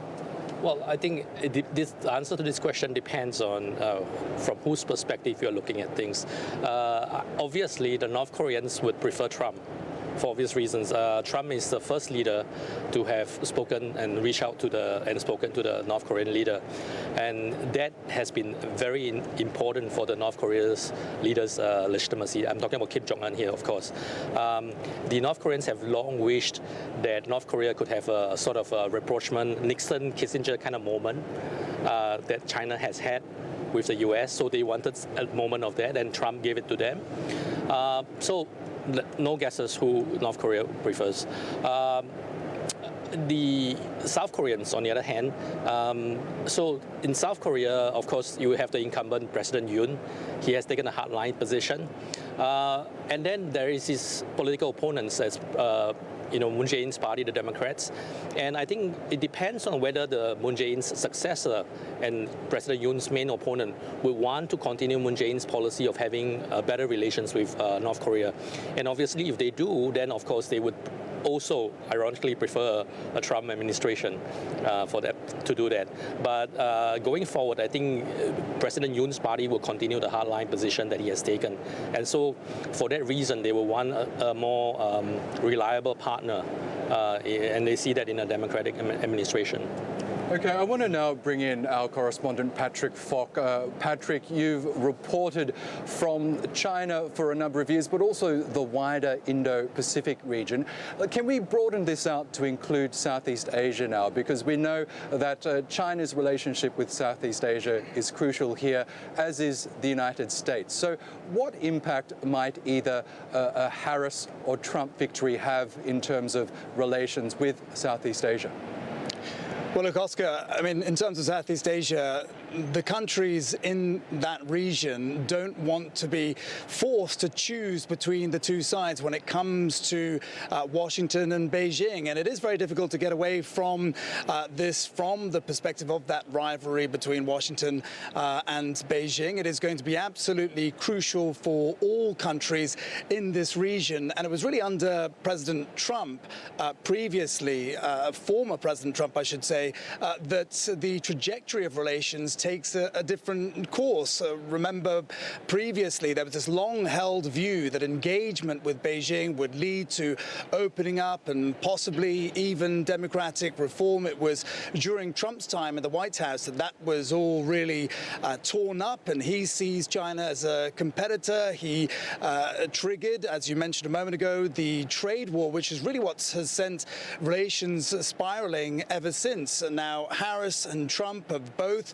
said that they will get tough on China. But what does a return to an America First policy potentially mean for America's security partners in this region, particularly in terms of pushing back against an increasingly assertive Beijing militarily in the South China Sea and around Taiwan? Also, what does 60% tariffs on imported goods from China mean for the economies in this region, in Southeast Asia, particularly given that they are so closely linked to the Chinese market? That is all very difficult to tell. There are also those that believe that Trump and his unpredictability could potentially see relations or a door opening to relations being improved between the two sides. Trump has talked admirably about President Xi Jinping, but no doubt any of that will depend on what experts see as a transactional approach by Trump. Oscar.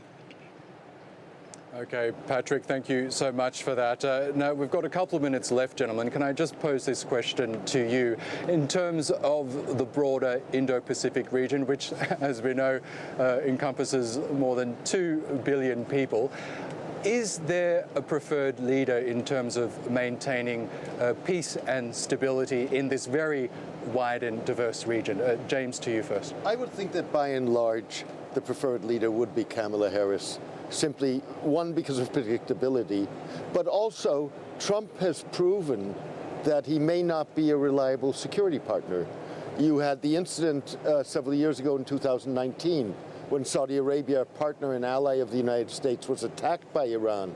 Half of its oil production was put out of business for several days.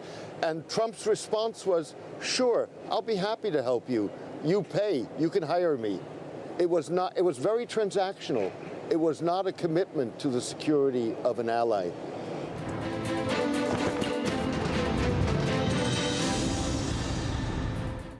Tufts University estimates that in 2016, 39% of young Americans, first-time voters, actually bothered to cast their ballots. In 2020, that number rose to 50%.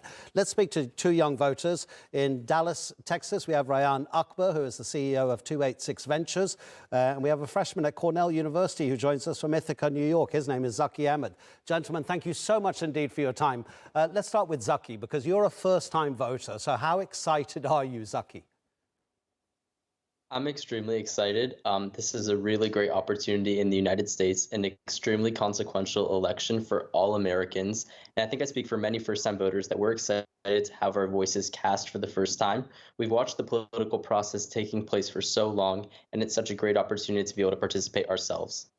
Zaki, I won't ask you to big up your preferred candidate. So rather, tell us what you don't like about Donald Trump. Well, I think the primary concern with Donald Trump is his consistent disrespect for American democracy. I think we've seen it during his first term in office, but then especially on January 6th, when we saw that complete disrespect for our processes when he attempted to overturn an election. And since then, in the 3 years that have passed, he has refused to admit that he lost the 2020 election. And I think that really goes to the core of the United States and our democratic institutions. And I think beyond that, the disrespectful language he's used in recent weeks and the lack of a coherent plan throughout this entire campaign for how he would build up the United States for the years to come. Kamala Harris put forward plans that are specific and focused on the American people, from child tax credits to helping first-time homebuyers, and he really hasn't done anything specific. He talks a lot about himself. He talks about his enemies in really hateful, divisive language, and I think that we really need to move forward with a better candidate, and I think that candidate is Kamala Harris. Okay, Rayan, what made you choose Donald Trump over Kamala Harris? So this issue, first and foremost, is related to all the Muslims around the world. When we look at the history of what the Democratic Party has done since the Obama administration, continuing on into the Biden administration, there's just been wars that have been aimed and targeted at innocent civilians. I think that a vote for the Democratic Party currently is a vote affirming genocide. To Zaki's point here is that, you know, when we're allowing individuals like Biden and Kamala to pretty much put a blind eye on genocide, thousands and thousands of mothers and children dying, I think that that has to be stopped. I think a lot of people right now are picking between the two evils. And as a Muslim, you're supposed to look at what's apparent. And when we look at what's apparent, we've noticed that one thing and one thing only is the current administration is completely and utterly just, you know, allowing genocide to occur. And I've seen this, you know, firsthand. My father's in Gaza right now. He's a physician. I was just on the phone with him yesterday, and he was showing me that, you know, every day, you know, hundreds of kids are dying, and the administration has nothing to do about it. And additionally, at home, when we look at it, Hurricane Milton just came by, and we do work in Georgia as part of my business. We noticed that Hurricane Milton, FEMA gave $11.75 million in grants. However, they issued billions of dollars to Ukraine that same morning, right? So I think both domestically, we need to care more about our folks here, and internationally, we need to care about human lives. So for me, it was a vote of moral choice, moral ethic for both my fellow Americans here and also for my fellow Muslims overseas. Just want to clarify, you saw a picture, we just showed a picture while you were talking to us, that Texas has gone, according to the Associated Press, to Donald Trump. Not a surprise, a very Republican state, so that was expected. Rayan, what you're saying is that you've voted based on a foreign policy issue. In the exit polls that have been taken, as people have come out after casting their ballots, out of the 5 main issues that they were asked about, they put foreign policy last. So you might actually be a minority voting for a president based on something that happens outside the United States. What are your hopes if President Trump will return to the White House for the next 4 years domestically, for your life, for the quality of your family's life?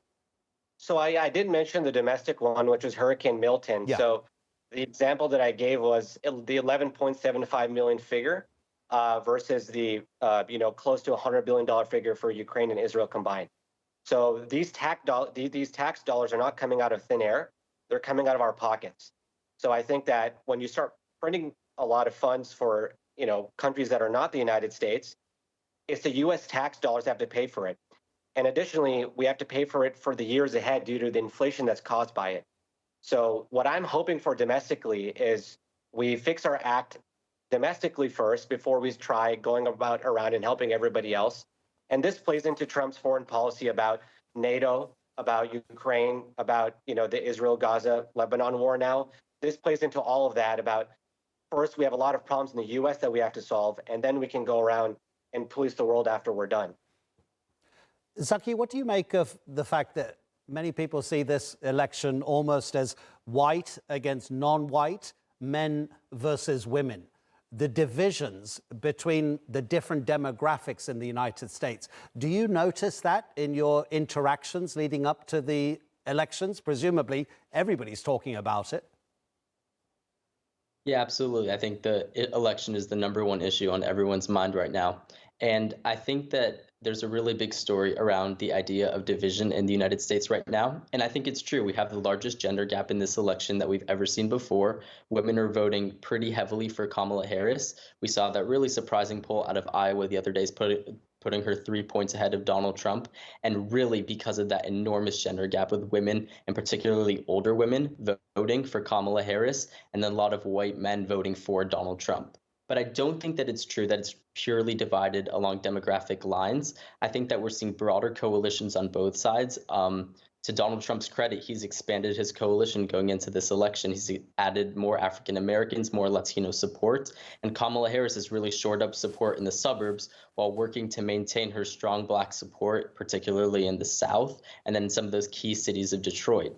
I think that here, it's not a great assumption to assume that someone votes a certain way based on their demographics, but to instead talk to the person. I think that young people in general are democratic and liberal. But when you speak to an individual person, there's so many issues ranging from the economy to the border that there's really a diversity of views that goes beyond your demographic and your identity. But do you feel that actually it's possibly the media that has created the divisions within society? Because the analysis shows that if you're a watcher of either CNN or Fox News, you're going to have some kind of opinion that's diametrically opposed because of what the experts on those networks are saying. But there was a study done by a university that asked Fox viewers for a few weeks to watch CNN. And then when they answered the questions that were put to them, it was shown that actually their opinions weren't as extreme as they had been before. So would you possibly blame the media?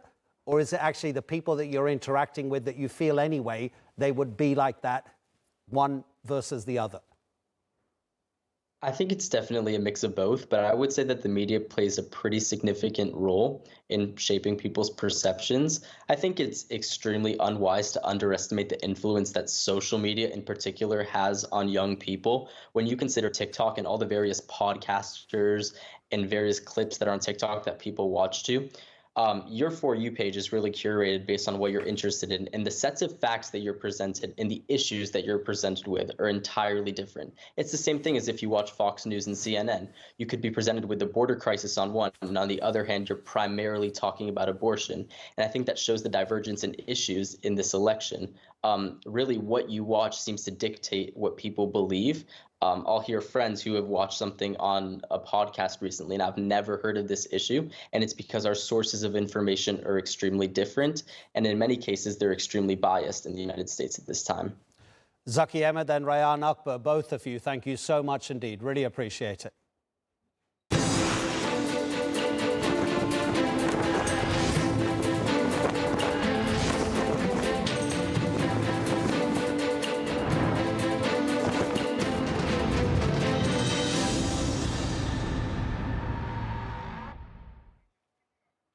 AP has called Florida for Donald Trump with more than 90% counted. He has 56% of the vote, with Harris on 43%. This isn't too much of a shock, though. Trump has posed strongly here, and it's been his home state. He's won it in both 2016 and 2020. 2016 by 1% and 2020 by 3%. So what does this do for the Electoral College? Well, it's still very tight. Trump has more than 100 votes and Harris has over 70, but the night is still young.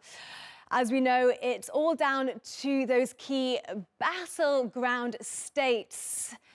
They can really change between Donald Trump or Kamala Harris, as we know, swing back and forth. And we really need to be looking out for North Carolina as well as Georgia. Both have 16 electoral college votes up for grabs and both largely lean Republican. And we should be seeing results coming in from those two states in the coming hours. As for the Democrats, well, they'll be really looking at Pennsylvania as well as Michigan, largely because they are the blue wall, so it's really important for them to get that, and those votes should be coming in the next couple of hours as well. But as it stands, Kamala Harris is slightly behind Trump on 45.8%, whilst Trump is leading. But as I say, it is neck and neck, and it could go either way. Let's now go to Paul and Victoria. Yeah, thanks, Charlotte. So at the moment, AP projecting Donald Trump on 137 Electoral College votes and Kamala Harris on 99. But as Charlotte was just saying there, the thing you need to look out for is the swing states, and no one is calling them yet, and that will be key, won't it? Yeah, definitely. Well, let's go to Florida. As we've just heard, they're projected over 90% of votes counted. They're projected for Donald Trump. John Brain is in Mar-a-Lago with Trump HQ. John, look, Florida, not too much of a surprise. It has tended to lean red, to lean towards Donald Trump. But it will be, how much of a source of comfort will it be to him this evening going forward? Oh, a huge source of comfort. Never does any harm to get an early call on your home state. And you're right, no surprise at all that Florida has gone for Trump. But it brings back happy memories for the Trump supporters in that building behind me, because it was in 2016 that Florida was still a swing state. And when it was called for Donald Trump in that election, the Trump team knew that they'd got their victory secured. So everything really going to plan as far as the Trump campaign is concerned. They say they're still very optimistic, but as we've seen, there's nothing has happened so far to tilt the balance either way. We still haven't got any of those swing states, so they're very aware that nothing really can't really read anything into these results until at least one of those swing states declares. But they're very happy with the progress here. They've been saying all along that all the statistics are in their favor. They say that support for Donald Trump was underestimated in 2020, it was underestimated in 2016, and they see no reason why the pollsters haven't underestimated again. They also believe they've managed to get out voters who last time round simply didn't go to the polls. These are the so-called low propensity voters, as they're called. Young men who are registered to vote but didn't actually turn up to the ballot. So Donald Trump has made a great play of trying to appeal to young men in particular, not with college degrees. He's been going to these martial arts events, wrestling matches. They like him, but the challenge has always been to actually get that translated into votes. They believe they've done that this time. They believe that the Harris camp has overestimated the impact that women voters going out will have. They say they have many women in their corner as well. And interestingly, we've been speaking to many people here in Florida. Admittedly, it's of course not a swing state, but many women, we say to them, well, why are you supporting this character who's got so many personality defects, or accused of having so many personality defects? And they say things like, well, I'm not planning to go to dinner with him. We just believe that he'd be better for us running the economy, better curbing the immigration crisis on the southern border. John, I heard some media commentary that some commentators felt that Donald Trump was a little bit erratic with his campaigning in the last few days. His messaging was a bit off, that he was saying a few random things at the stump that maybe he hadn't been before. For example, his advisors told him to go out there and sell mail ballots to Republican voters, and then he went up on the stump and said, "What's that all about?" Which was kind of a confusing message. I don't know, what do you make of that? Well, part of that is just Donald Trump's personality. He's always been pretty erratic, if you think about it. He does infuriate his advisors. They're often with their head in their hands. They've been saying to him all along, just concentrate on the economy, concentrate on immigration, the issues that the polls say matter to people. Don't go off on these tangents. But that Donald Trump is a very difficult character, of course, to control. And you have to say he has a very good instinct for his supporters. His core support has remained solid in the past 9 years, ever since he announced he was first running for the presidency. If anything, he's increased that support. So if you're a Trump supporter, you have to sort of take the rough with the smooth. And of course, we won't really know whether he's overstepped the mark until all these results are out. But he did manage to mainly stick to the message in the last few days. He opened up every rally with that question to his supporters: do you feel better off now than you were 4 years ago? And for most supporters and people who don't support him in America, the perception they have is that they are worse off, that they've been worse off under the Biden administration than they were when Trump was the president. Yeah, and if they were only going to vote on the economy, then it'd probably be a done deal, you would have thought. John, thank you so much. John Brain joining us from Washington there. Let's go now to Selena Downs, who, of course, is with Harris HQ in Washington at Kamala Harris's alma mater university. Selena, bring us up to speed on what's going down with Kamala Harris's party over there.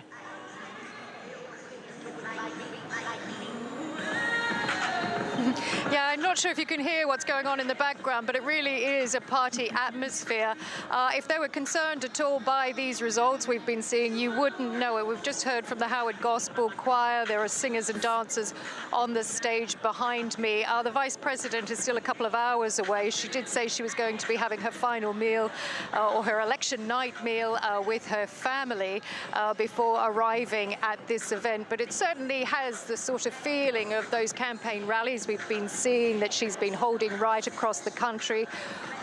Blaring out on the stereos, freedom. We've been seeing on the big screens, freedom, justice, equality for all. That's really the message that she's been trying to put out there, of hope and positivity, of sort of drawing a contrast with her and Donald Trump's darker, more dystopian themes at his campaign rallies. Will it be enough? Her campaign thinks it's enough. Her supporters are right behind her.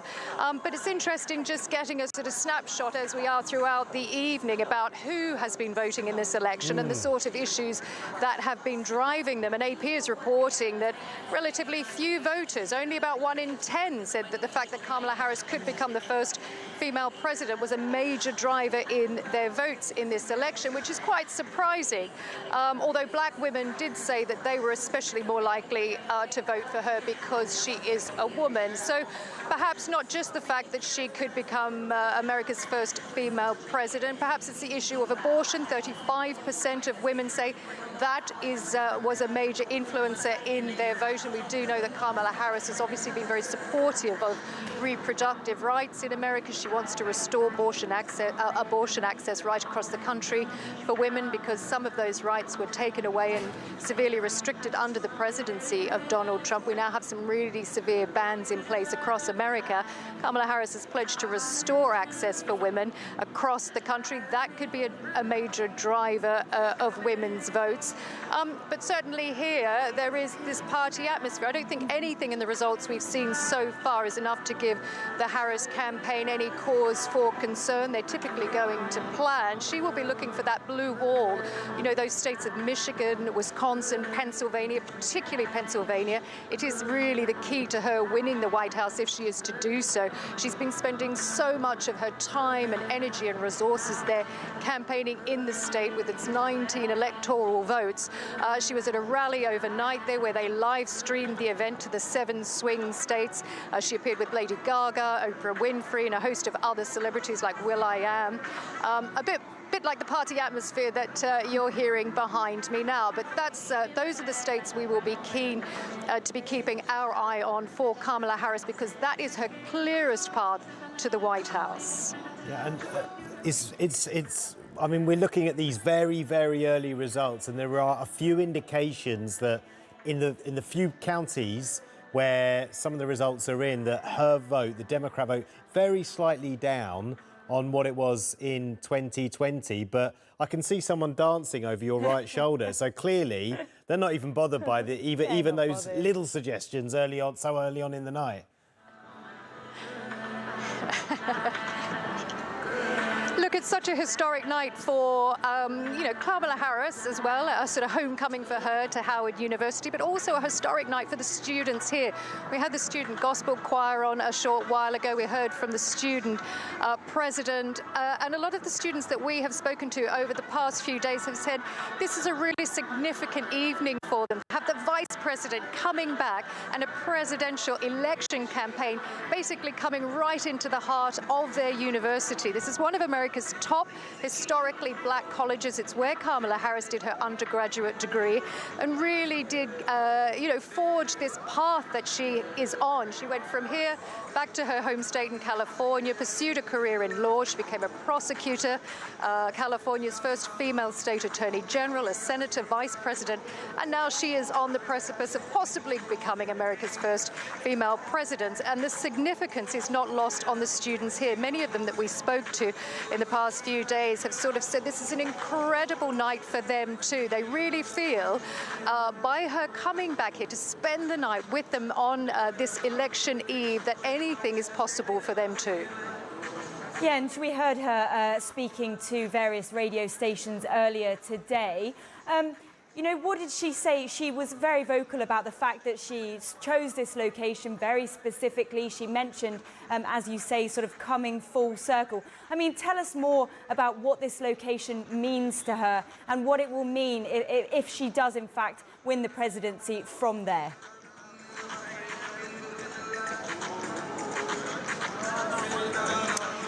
Yeah, well, I think what she's been talking about, certainly at her rallies, and she was on the radio and she did phone-ins to the various swing states today, she's really been talking up this sort of, imagine a scenario 3 months from now in the White House. Who would you like to be? Would you like it to be Donald Trump, where he will be in there plotting against his political opponents, seeking revenge? She says she will be in there with a to-do list, carrying out all things for all Americans, trying to sort of paint a picture of this hope and positivity that she has been really trying to convey that message at a load of these campaign rallies. Here at Howard University, at the college here, there is a lot of positivity around. It's really hard not to be swept up in it. Whether it's misguided, whether she's done enough to win over those voters in those key swing states, we'll have to wait and see. But certainly the students here that are partying seem to be in a good mood. All right, many thanks, Selena. Really good to see you, Selena, down there for us at Camp Harris. Paul, I think it's worth saying before we just move on about, the fact that Kamala Harris has entered this campaign quite late. She's been campaigning for far less time than Donald Trump has. And so, when we talk about this energy that Kamala is bringing to these final campaigns, and, a lot of people have pointed out that perhaps Donald Trump feels like his energy is slightly lacking in the last few days, it's important to point out that she has been campaigning for far less time than he has. Yeah, and so you're giving him you're giving him a little bit of room there for manoeuvre, aren't you? There's a sympathetic bit of sympathy there for Donald Trump, who, by the way, according to AP, now on 177 electoral college votes, or at least that's the projected vote for some of the states, none of the swing states, we should add, and Kamala Harris on 99. Of course, the magic figure is 270 electoral college votes needed to take the White House. Adnan. OK. Just to say how close it is, according to Edison Research, in North Carolina, a swing state, Edison says just over 50% of the votes have been counted, and that Trump has 50.4%, Harris has 48.5%. Edison also showing the latest numbers from Georgia, with 70% of Georgia's votes tallied. Trump has 52.9%, Harris has 46.4%. Sami Al-Adian is the director of the Center for Islam and Global Affairs at Istanbul Sabahattin Zaim University. Thank you so much for coming in, Sami. Just your overriding thoughts right now. Well, Harris does not have to win North Carolina or Georgia to win the presidency, but she has to win Pennsylvania, Wisconsin, and Michigan. Right now, she's a little bit up in Pennsylvania and Michigan. Whether she maintains that lead remains to be seen, but she's also a little behind in Virginia, a state that she's supposed to win, but a majority of the votes in the counties where she is strong hasn't been counted yet. So if we assume she wins Virginia and also Wisconsin, Michigan, and Pennsylvania, then she becomes president. Yeah, it's all over, because we expect the way it's going, the way historically the polls were saying, we know most of the states, if she wins those 3 Rust Belt states at the top of the country, she's the president. But it's not guaranteed that she would win. Yeah. That's what people hope, those who support her. But I think it's too early to call it. Sure. This is really interesting. Fani Willis is the Georgia prosecutor who's pursuing the election interference case against Donald Trump. She's won re-election. And it really comes down to what happens after today with Donald Trump's legal issues. Well, I mean, if he wins the presidency, I think most of them will go away, at least will be postponed, because a president or president-elect will not be prosecuted. So I think they will try to speed up the process, but I think the court system will bring it to a halt. So nothing is going to happen until he leaves office. By that, all of them will be stale. Yeah, it'll be interesting. Apparently, Judge Merchant, the one who's prosecuting or presiding over the case in New York and falsifying business records, has a reputation for sending these kind of felons to jail. So we'll see what happens. I mean, that's a state case. That's different. Yeah, exactly, because he can't pardon himself for a state case, of course. Correct. Yeah. Do you feel that Donald Trump almost disregards the reputation and the safeguarding of democracy when he presents himself as a presidential candidate, because of the way he talks and the litigation that might be coming if this is going to be close, challenging the results? We expect him to speak in the next 2 or 3 hours in Florida, and many people are thinking, even if it's not confirmed, he's going to say, I won. And if I don't win, I'm going to be cheated out of it. He will, and he doesn't care about these things. He doesn't care about democracy. He doesn't care about how people feel or don't feel about him. All what he cares about is himself. And I think the surprising, and may not be so surprising after so many years of Trump, is that he does what he wants and he gets away with it because he's becoming a personality and a leader of a cult. And that's what it is. A lot of people are so tired of the whole situation in which they wanted someone to speak on their behalf and basically to stick it in to the establishment. And that's what Trump is famous for. But don't you also feel that Kamala Harris has had enough time to present herself and her vision to the people of the United States, and yet they keep coming back to her and saying, but you're exactly like the guy you've just served as vice president too? Kamala Harris is the only person who was not an incumbent and did not have to go through a primary. So that's a huge drag on her. People don't know her. And what they know about her before she won the vice president position is that she was a candidate for a few months, didn't win a single delegate, and she had to withdraw. And now she is becoming a presidential candidate without any scrutiny, without any primary contest, without real campaigning. I mean, how long has she campaigned? Few months? That's not enough in the American elections. But yet, I mean, the whole Democratic Party came around her, so that will give her that. Now, whether she's able to bring a victory, it remains to be seen. As I said, there are many states that have already been determined because of the historical nature of being pro-Democrats more than pro-Republicans. But we have the swinging states, the 7 swinging states, in which she has to win 44 electoral votes. And they are about 93, so she has to win almost less than half. That means, as I said earlier, Pennsylvania, Wisconsin, and Michigan. And if she loses either Michigan or Wisconsin, she has to replace them with either Arizona, North Carolina, or Virginia. And that now with Virginia and North Carolina is probably too difficult. Sorry, not Virginia, North Carolina and Georgia, that's probably a bit difficult. But if she loses Pennsylvania, it's over. Interesting. Okay, you know, this has been set up so much as a contest of demographics, and the science is so precise that they can almost identify streets where there are certain demographics that they should go and knock on doors, you know, white against non-white, Latinos against non-Latinos, women against men. But what about class? Okay, in 2020, the Democratic Party lost the non-college educated working class vote by 4 percentage points. Recent polls suggesting that number could be worse this time. So what's happened to the Democratic Party? What about its traditional role as the champion of the working class, who make up the majority of voters? In 2020, more than half of all members of Congress were millionaires. 2/3 of all senators were millionaires. Since 1789, this is quite incredible, the same seat in the US House of Representatives has never changed hands from one former blue-collar worker to another blue-collar worker. 1% of Republicans, 2% of Democrats that serve in state legislatures, they come from working-class jobs. And it's nowhere near the representation that working-class people actually have. And then in the 2022 midterm elections, only 2.3% of Democratic Party candidates exclusively worked in blue-collar jobs.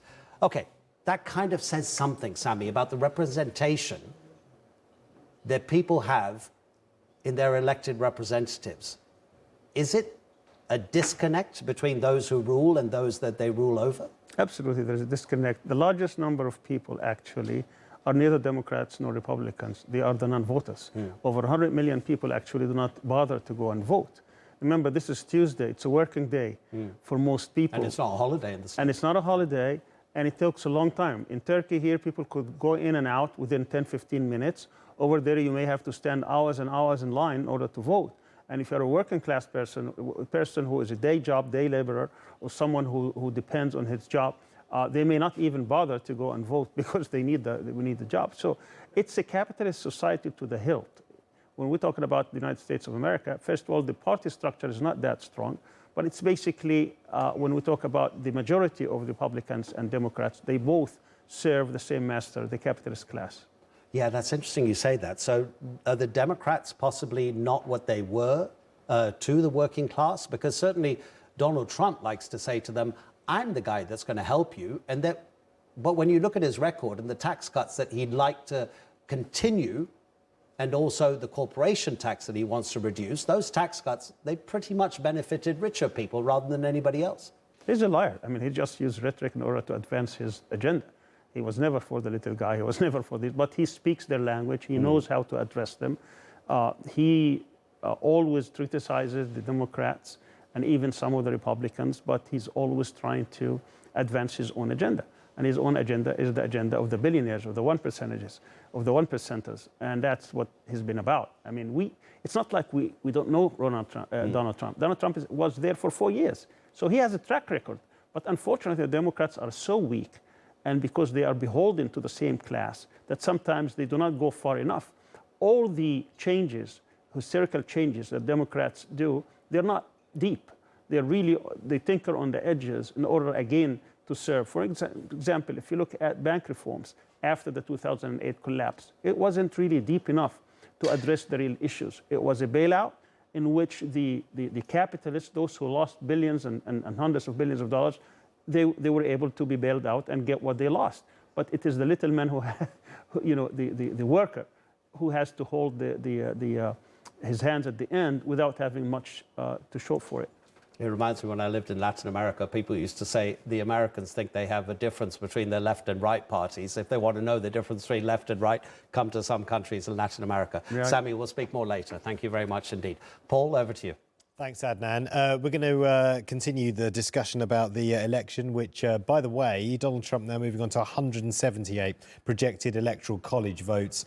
Kamala Harris on 99. But the results keep coming in. No declarations in the swing state. Mehmet Akif Kirechi, Professor of International Relations from the University of Ankara, joins us now. Mehmet, good to see you. Thanks for joining us at 5:30 in the morning, local time here in Istanbul. Appreciate it, but it's that kind of night, really, when everyone in our field is staying up. What's caught your eye so far this evening? Well, it's very interesting, a very neck-to-neck race. I think each candidate is pressing a lot, especially on the swing states. And one of the most interesting aspects of this election is that it's not about the policies that much, but about personalities. Yeah. They are emphasizing how evil the other side is. For instance, Kamala Harris constantly emphasizing if Donald Trump is supposed to win, he's going to be a Hitler or something, and versus Trump is emphasizing if Kamala wins, that will be, World War III and so on and so forth. Communist, lefty, she's an all that idiot. kind of stuff. She has a low IQ and so on and so forth. So it's very interesting. Why they are doing it is one of the questions I'm trying to answer, is because American people don't go to vote mostly. Yeah. Even in the urgency, the cases of urgency in certain elections, you see numbers like 55%. If it's over 50%, they say it's a good You mean turnout. turnout, even in presidential elections, because yes, the last yes. one was 66%, which wasn't Yes. too bad. Anything over 50% is a good success, whereas in Turkey it's always more than 85%. So I think the turnout of the voters in the ballot box, I think, is going to determine the result of the election. It's not. Another point is that people in the United States do not change their party over one policy issue or another. So it's usually, it comes to the point that who is able to mobilize his base more than any other candidate. So that's why Kamala, for instance, Harris is focusing on educated college graduate women mostly, colored women and so on and so forth, whereas Trump is focusing to mobilize non-college educated white men. So it's really, there's also a gender issue. Kamala is focusing on women more, whereas Trump is focusing on white men. And also the notion of urgency, the notion of threat, inside and outside, the candidates are using against each other, all to mobilize their bases. So I think this aspect of the election is missing from much of the debate. It's toxic, isn't it? It feels really toxic. At some point in the next 2-3 days, maybe even later on Wednesday, one half of America is going to realise that it is going to be very, very upset. Yes. It's not just going to be, well, we lost, right, now let's all unite. It's not going to be like that, is it? And because of this, the TRT World is constantly showing the motto that it's a torn country, perhaps because of this debate. And another point which is adding to this fuel between the two groups, Democrats and Republicans, is that the candidates and parties raised an immense amount of money, and they are spending most of that money in the digital campaigning. So it's a new aspect of this also electoral campaign. The election program, I think they are spending a lot of money. They are hoping to create more influence by spending less money because of these, new technological well, especially the means. Republicans, because I read that the Democrats are really the party of big spending when it comes to campaigning. It used to be traditionally the Republicans, but now the Democrats have got a lot of money behind them, which they spend on things like advertising, etc. Definitely, and on social media. And they've got and even some Republicans say this, that they've got a much better ground game, going door to door, knocking. Yes, definitely. Both candidates did that. Kamala's team, only yesterday, they visited 100,000 homes, which is their claim. From door to door in order to mobilize people, go and vote. So this is one of the major issues in American political culture. They don't want to, vote that much. I think it's going to turn out around 60% plus or minus. So we'll see how it's going to turn out. But by looking at the swing states, I can say that it's going to be a very close one. In Virginia, I think Trump is currently leading a little bit. If that trend continues, it's going to be a very tough game for Kamala, even if she wins Pennsylvania. Yeah, and you're right. Indeed, Donald Trump is leading in Virginia. Mehmet, really good to talk to you. Thank you so much for speaking to us. Mehmet Akif Karachi there, Professor of International Relations at the University of Ankara. Stay with us here on TRT World as we continue to roll across this election. When it comes to the US presidential race, most people think that you only have two voting choices, Team Blue or Team Red. But what if there was a grey area, a third choice? Well, there is a third choice running for president. It's the independent Jill Stein, who you may not have heard of. So let's tell you a little bit about her. She could be stealing votes from the Democrats, actually, on the issue of Palestine. 74-year-old Stein, the Green Party's candidate for presidency, also their candidate in the 2012 and 2016 elections too. She's a Harvard Medical School graduate, practiced medicine in Massachusetts, focusing on community health and medicine. In 2002, she entered politics when she ran for the Massachusetts House of Representatives. Then in 2010, ran for governor. She's renowned for her unconventional style in politics and known for her criticisms of both major political parties, and isn't afraid of joining protests, including about healthcare reforms and climate change. For example, she dressed up in a chicken suit during an anti-fracking demonstration. So there you go, a little bit about Jill Stein. Let's go to Alijan in Washington. Alijan, Jill Stein, potentially, do you think, a kingmaker in this election? Most definitely, especially in some of the key battleground states, especially up in Michigan. It's about a little past 9:30 here on the eastern coast of the United States. More than half of the states have closed their polls. When we look at definitive results, no big surprises, especially when it comes to those states that actually have larger electoral college counts, ones that actually have 2 digits like Texas, Florida, Ohio. We're expecting them to go to former President Donald Trump. He has won that. In terms of Kamala Harris, Illinois and New York have gone to Kamala Harris. But obviously all throughout the net, we've been talking about Pennsylvania, Melinda, right now. A fourth of the votes counted there, 27%. And Kamala Harris's lead has been shrinking. She started off with about 70%. It's down to just under 55%. It's going to be a long night and potentially a long few days of counting. But we are very lucky to have 2 additional guests on our panel here in DC. First up, we have Douglas Sloan, who is a Democratic strategist, and beside him, Rena Shah, a former Republican strategist. Thank you both for being here, helping us break down this election. Douglas, I want to start with you because I want to pick up on something that our panel was talking about with our last lot of guests a little bit earlier in the show, and that's the way the media treats the different candidates. So from a Democratic Party point of view, do you think that the media treats Kamala Harris differently to than perhaps they were treating President Joe Biden when he was the candidate? Do they go tougher on Kamala? We've had a guest saying that they go easier on Kamala. What do you think as a Democratic strategist? Well, with Joe Biden, you had the elephant in the room, which was his age. And a lot of people, he seemed to be slowing down. Sometimes he would seem a little confused, and that caused a lot of angst with a lot of people. And so the media was really focusing on that and, kind of, giving him a hard time about it. Whereas you don't have that issue with Kamala, who just turned 60 last month. So there's no age issue. So in that regard, I can see why people say, oh, it seems like you've taken it easier on Kamala than you did on Biden. Well, yeah, they were harping on Biden because of his age. So regarding that, I can see why. But in terms of the difference between Kamala and Trump, I do see a very stark divide. Okay, talk us through it. Yeah, how they're treating Kamala and the questions they're asking and how they're treating Trump. I think it was Van Jones that coined the term, Trump can be lawless, but Kamala has to be flawless.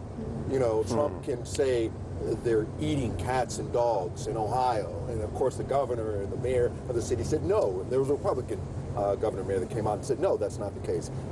At one point he said we should be injecting bleach into our veins to fight COVID.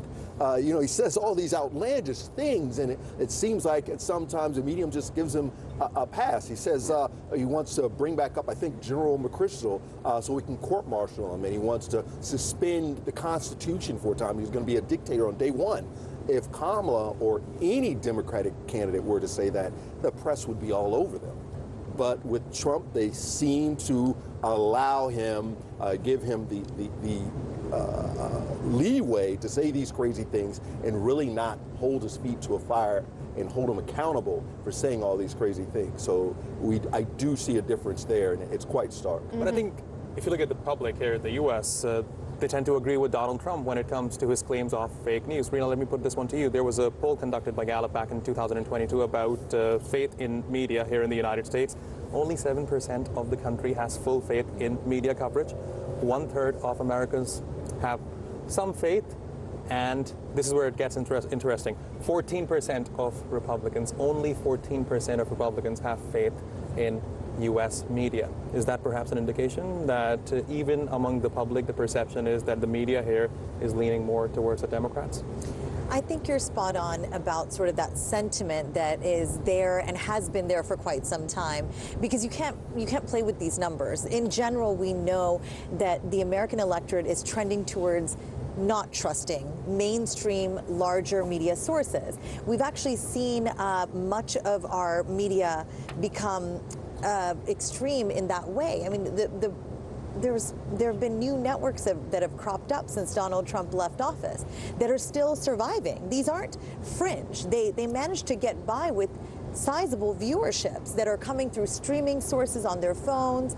People are not consuming media in the way they used to, right? We're no longer going home and having that 6 o'clock news be on and all of us gather around and have that one source be it for the family. The husband is watching one thing, the wife is watching another thing sometimes. The kids are even watching other things. And by that I mean they're consuming traditional and new media sources. So in all that, in this wild ecosystem, it feels that conservatives are able to continue making that argument that the mainstream media bias against us is so strong that our voices are constantly silenced. And it's actually not true, because their voices are actually given more oxygen by the ability of these new networks to survive. I understand it's sometimes difficult for an international audience to understand this because they're not here being exposed to it. I grew up with Time magazine coming to my house, public broadcasting being a staple, and growing up hearing National Public Radio every morning. That is simply not the case in most American households these days, and it complicates matters because people will then again quickly yell unequal treatment. Right. I mean, if I may, to that point, you know, being here in the U.S. for the past 1 month, I've been watching local television in the United States, and one thing that really takes me by surprise is how unfair and how partial the coverage is of U.S. elections. News anchors are literally telling the public to vote for a certain candidate. Come on. And yet they invite opinion contributors like us to come on air. Because when Trump started kind of bringing this to light, a lot of people pulled that thread. And they loved it because nobody really said that out loud. They said, well, gee, you've got people who are supposed to give us the objectivity here. Just give us the straight facts. You've got those people giving opinion versus your guests who are being invited on, and these guests of yours are feeding a narrative. And so, again, this is sort of like, this is a problem that didn't just start yesterday, is what I'm trying to say here. It started a few years ago, and it got really bad really fast. But what's wrong with that? What's wrong with that, though? I mean, let me just throw that in there. If you have a for-profit private company in the media, is it that far-fetched to think that they can actually push some of their narratives? I mean, go back 60, 70 years. Donald Trump's rallies, he's there saying, look at these guys, they're all liars. These are the people who are not going to tell you the truth. They're the mainstream media. And, you know, has really encouraged some violent attacks on those members of the media. So I think he's been sowing that distrust for a very long time, which means that anything that is reported is immediately discounted. So people can operate in a silo where they get their own news sources that just confirm what they already believe. So with that, you're not going to change any minds, are you? I think you brought up a great point. I just want to make a very quick point because it's timely. Just a couple of nights ago, Trump stood in front of a podium with bulletproof glass in front of him, only in front of him, not on either side. And he said if somebody were to shoot, they'd shoot through the press. And I'd be kind of all right with that. Of course, I'm paraphrasing his exact words. That was pretty much what he said. You're right. He released a statement afterwards saying that, you know, he was trying to protect the press. Exactly. And you hear that all the time. You know, people come in and try to make excuses for Trump for these outlandish things he says. Right. You know, Can I switch lanes slightly? I want to talk about Virginia. I'm looking at this AP map, as we all are, furiously refreshing. At the moment in Virginia, Donald Trump is in the lead. Rina, tell us why that is important. Well, Glenn Youngkin, the Republican governor, has a term limit, right? So that's important to know, is that probably the next governor may be a Democrat. Virginians like to do that. They like to switch off because of that term limit. Youngkin has been seen as a moderate Republican kind of going in. He capitalized on essentially the parent frustration of their kids and the schools, the pandemic closures and whatnot. And then there were some social issues that happened in Loudoun County, which is not too far outside Washington, D.C., where there were some social conservative issues that really propelled him to victory simply because of those happenings right before his election. So Youngkin sort of was looked at favorably anyway by Richmond, which is the capital of Virginia, and also, of course, in the rurals. But in Northern Virginia, what he really, again, I think got lucky off of was the parent frustration about the pandemic. I'm not too surprised because what I see happening in Virginia is a sense, especially in the rural areas, that those children are getting left behind because of the resources of the state being pulled towards the more urban areas of the state. So not necessarily a Trump effect? Not necessarily, but I wouldn't say never. Douglas? I think that it's early and there's still lots of votes to be counted in Northern Virginia. And yeah, we're at 59% right now. 59%, and I'm hopefully optimistic that Virginia, I'm a Democratic strategist, so I'm allowed to. You're allowed to give me a pass. But yeah, I'm optimistic that Virginia is still going to go for Kamala Harris. We didn't see any indication early on that would break for Trump. But stranger things have happened in American elections. What about social media? How do we see social media having played into this campaign, and is that a way of galvanizing the younger votes? I think that, absolutely. You know, young people won't go more than 5 minutes without looking at their phones, you know, to the point where it's to a distraction. They're walking down the street with their face in the phones. They're not looking up. They're kind of missing out on life that's happening all around them. You know, they'll walk across the street in front of your car. You don't have the light. You shouldn't be doing this. So, absolutely, and they get a lot of their news from social media. That's right. They get a lot of their news from TikTok and Instagram that maybe don't have some of the more reputable, established news sources on Twitter, like Washington Post will be on Twitter, or X now, as they like to call it, or AP or New York Times. You know, those are the accounts that I follow when I'm on X. But a lot of TikTok, Instagram, those are just influencers. Right. And I think, let me ask you this. Successful social media campaign, Rena? Kamala Harris, hands down. The Creators for Kamala program is like nothing I've ever seen in my 20 years in politics. I would disagree. I think Really? it's Donald Trump. You think it's Trump? Mean, yeah. Look at what he did at McDonald's. That video alone has secured millions of views on X alone, and then, of course, Instagram. I don't think it was a really interesting sort of. But again, in terms of generating traction, McDonald's. he did that. But is Donald Trump's media presence just playing into people who already support him? Yeah. Whereas is Kamala Harris's bringing in new voters that perhaps hadn't already registered to vote? And that's where I want to jump in and say, I think your point is well taken, but think about all these individual creators, micro-influencers to mega-influencers, their audiences are certainly turned on. And they're tuned in, but are they turned on? And that line has actually become quite thin in this election because the Creators for Kamala program gave them such unfettered access at the Democratic National Convention in a way that traditional media didn't even get. They were creating content in a fashion that was so rapid fire. And you think about it, suddenly they're pulling in new eyes. They're potentially pulling in new voters who are not acclimated with the system. Let me ask you this. I mean, since we're talking about social media, since we're talking about digital advertising, how much oxygen does this sort of ecosystem feed, especially when it comes to conspiracy theories and the influence it has on voters? Because this has got to be hugely important. It's unfortunate. We were just having a conversation in the green room about flat earthers and how they seem to have a resurgence. Let me tell you, I'm Generation X. I didn't know any flat earthers in high school and college or as a young adult. That's a recent phenomenon that you run into somebody in a barbershop or online. There'll be a robust discussion about the earth being flat. And the fact that I'm looking at the TV right now in the green room, and they're showing Beijing, and it's daylight outside Beijing, and it is dark here, will tell you that the Earth obviously is not flat. And also that hurricanes are created by the government. That's just the tip of the iceberg in terms of conspiracy theories. I heard someone ask, really... well, what if Donald Trump wins and he is the government? Will he be controlling the weather? And this guy said, well, I guess so. They'll have to pass on.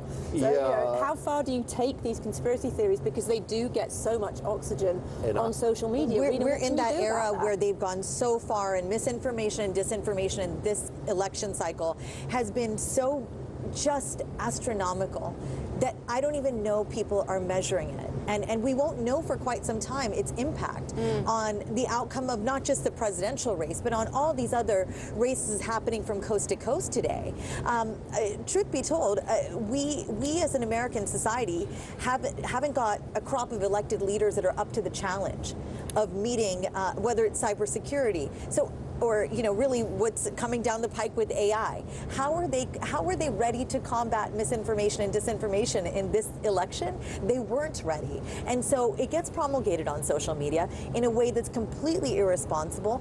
But we are a country that loves individual liberty. Particularly Republicans talk about that. So you're going to have this in a capitalistic society. You're going to have all these bad actors out there doing whatever they may because, hey, it's a free country. So go for it. So I think it takes responsible actors. And in general, our elections are what they are because we've had norms for so long. And I think you touched on that. I'm an elder millennial, and same for me. Some of these conspiracy theories would have been just laughed at and never given any oxygen. Right. Let me ask you this. Do you think disinformation and misinformation was worse this election cycle in comparison to 2016? Because my understanding is right now there are better measures in place to counter misinformation and disinformation, especially in social media. I can't even begin to tell you how much I feel that we do not even know yet how much misinformation and disinformation has impacted these races that took place today. We just do not know. There's no good way to measure. This is also new because the number of consumers is higher. The number of platforms being accessed by the said consumers is higher. And so we are more technologically connected to the ballot box than ever before, which is a wonderful thing on some level. But my real pushback comes from the work of the Election Integrity Foundation that hacks voting machines. And I've talked to a couple of their experts, and one just said to me, we have this sense as a society that newer, sleeker is better. But often it's not. And the same, I think, principle applies to social media. It's new. We don't know how to police it. We don't know what's out there. And so there's this real sense of the unknown. Talking about voting machines, how likely is it tonight that you think we're going to start to see Donald Trump questioning the vote? Obviously, that depends which way things are looking. But this isn't going to be the straightforward transfer of power, potentially, depending which way it goes, that it used to be, Douglas. Unfortunately not. I think that Donald Trump and the Republicans are already talking about questioning the vote. They've already lined up some of their supporters in states to push back on any type of results that are coming in that are not in his favor. The lawyers are out there already, right? Right. They already have I heard Mike Johnson talking about not certifying the election. And that's why you see fences outside the White House, Capitol building, and major government all over buildings the place. They're really trying to, maybe not so much, the Republicans are playing hardball. No, this is the Republicans looking to break the rules, looking to, go below the belt. One of the most important cornerstones of our constitutional republic is free and fair elections. And when that process gets compromised, you're really looking at undermining the very foundation of our democracy, which in a sense creates an existential crisis for us, like it did on January 6th, or almost did on January 6th. We're talking about influences and that sort of thing just before. I wonder what either of you think about the celebrity endorsement in these sorts of elections. Can it sway an election? Is it going to mobilize people who maybe didn't vote because they're a Swiftie and Taylor said, get out there? Or is it just adding to more noise on social media? It's not going to influence me or her or any of you, but it will influence people that are, what do they call them? Low information voters, people that are not up on all of the latest news and really don't have a baseline understanding of politics and maybe don't understand the Electoral College, but they know Taylor Swift, they know Beyonce, they know Jennifer Lopez, and they like them. So if Taylor Swift says so, then it must be good. You know, people that are easily influenced, but not people that really know policy and the issues. On the other hand, Rena, can it add to that sense that the Democrats are the party of the elite and they're all these famous people, they don't understand me, Donald Trump understands me, he's for the working man. So can it go against Democrats to have all these big, rich celebrities vouching for them? I've heard it this cycle, and it's troubling because the Democrats I know are good people, and not every Democrat I know is an elite, right? I meet elites on both sides of the aisle. When you've worked in Congress like I have, you know it runs rampant. It's across the political spectrum. But that is what I have heard this time, is that there's this sense that, hey, the Biden administration keeps telling me the economy is just fine. On paper, by the numbers, they keep telling me everything is fine for a year and a half. Yet when I need to order groceries or go there physically or eat out with my family, sorry, I order my groceries. You just outed yourself as an elite. I revealed. But you know, we millennials are out there, doing life a little bit differently than our parents did because of the convenience that's needed. 60% of the American diet in the grocery cart is prepackaged foods. That tells you right there that it's a real dent on the American pocketbook for just the cost of daily living. And so many people are doing takeout because of the future, the way work has changed. I think it's been a real feeling that, and it's not some fringe element that says the elites are eating cake while we're suffering. It's happening, and it's not coming from the people you thought it would come from. We've been But talking I don't about understand how they say Donald Trump. Donald Trump is a billionaire, and he's been a billionaire for some time. Is he? He received, He hasn't released his tax returns. It would have been interesting to actually talk about the role of billionaires and all this, since we talked about social media and influencers, but maybe we can do that in the next segment. We've been talking about misinformation, disinformation. One part of the world where this is actually perhaps even more important is Israel's war on Gaza. No foreign journalists have been allowed in Gaza since over a year and a half now, and that's obviously affecting the situation. Now, let's cross over to occupied East Jerusalem and hand the broadcast, the coverage over to our Efnan Khan. North Carolina. Indeed, Adijan, that is affecting the situation here, and it's having a huge impact on the region.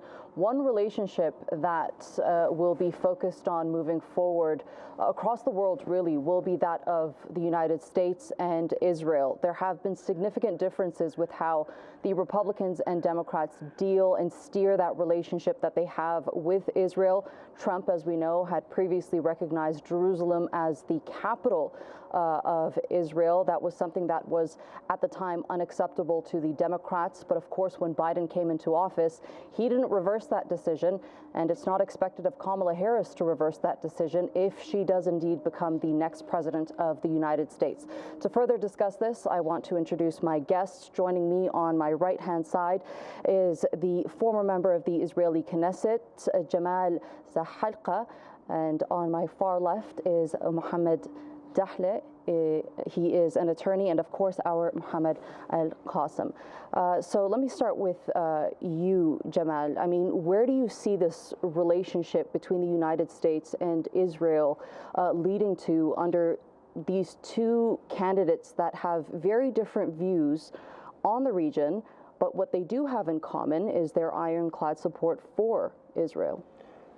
First of all, we are in a war situation and in a genocide in Gaza and a very difficult war in Lebanon. So the period of next 2 or 3 months before the announcement or before the new president will enter the White House, it's very crucial months and period.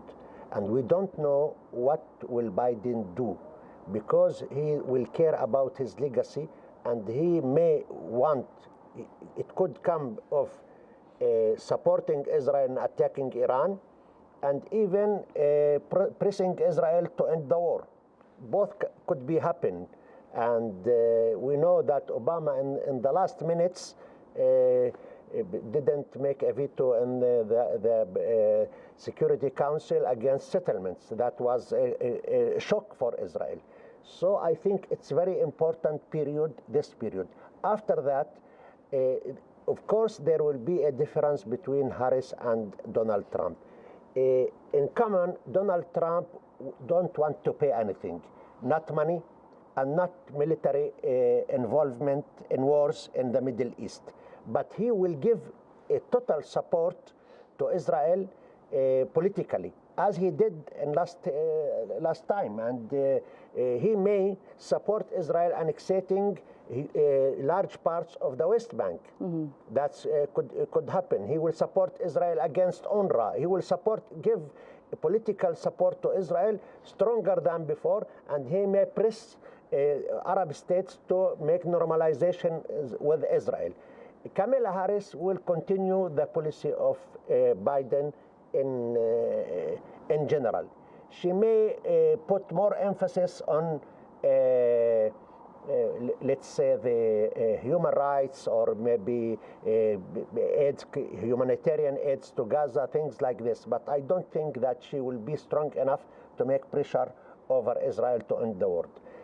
Donald Trump could do, he likes deals. His book is about how to make a deal. That's the main thing. And he will go to make a deal in Lebanon, saying that stopping the war, agreement between Israel and Lebanon on the basis of the United Nations Resolution 1701, and making bilateral agreement between United States and Israel that United States will guarantee support, American support for Israel to interfere in Lebanon if there is a violation of the agreement, or if there is entering against any weapons entering Lebanon for Hezbollah.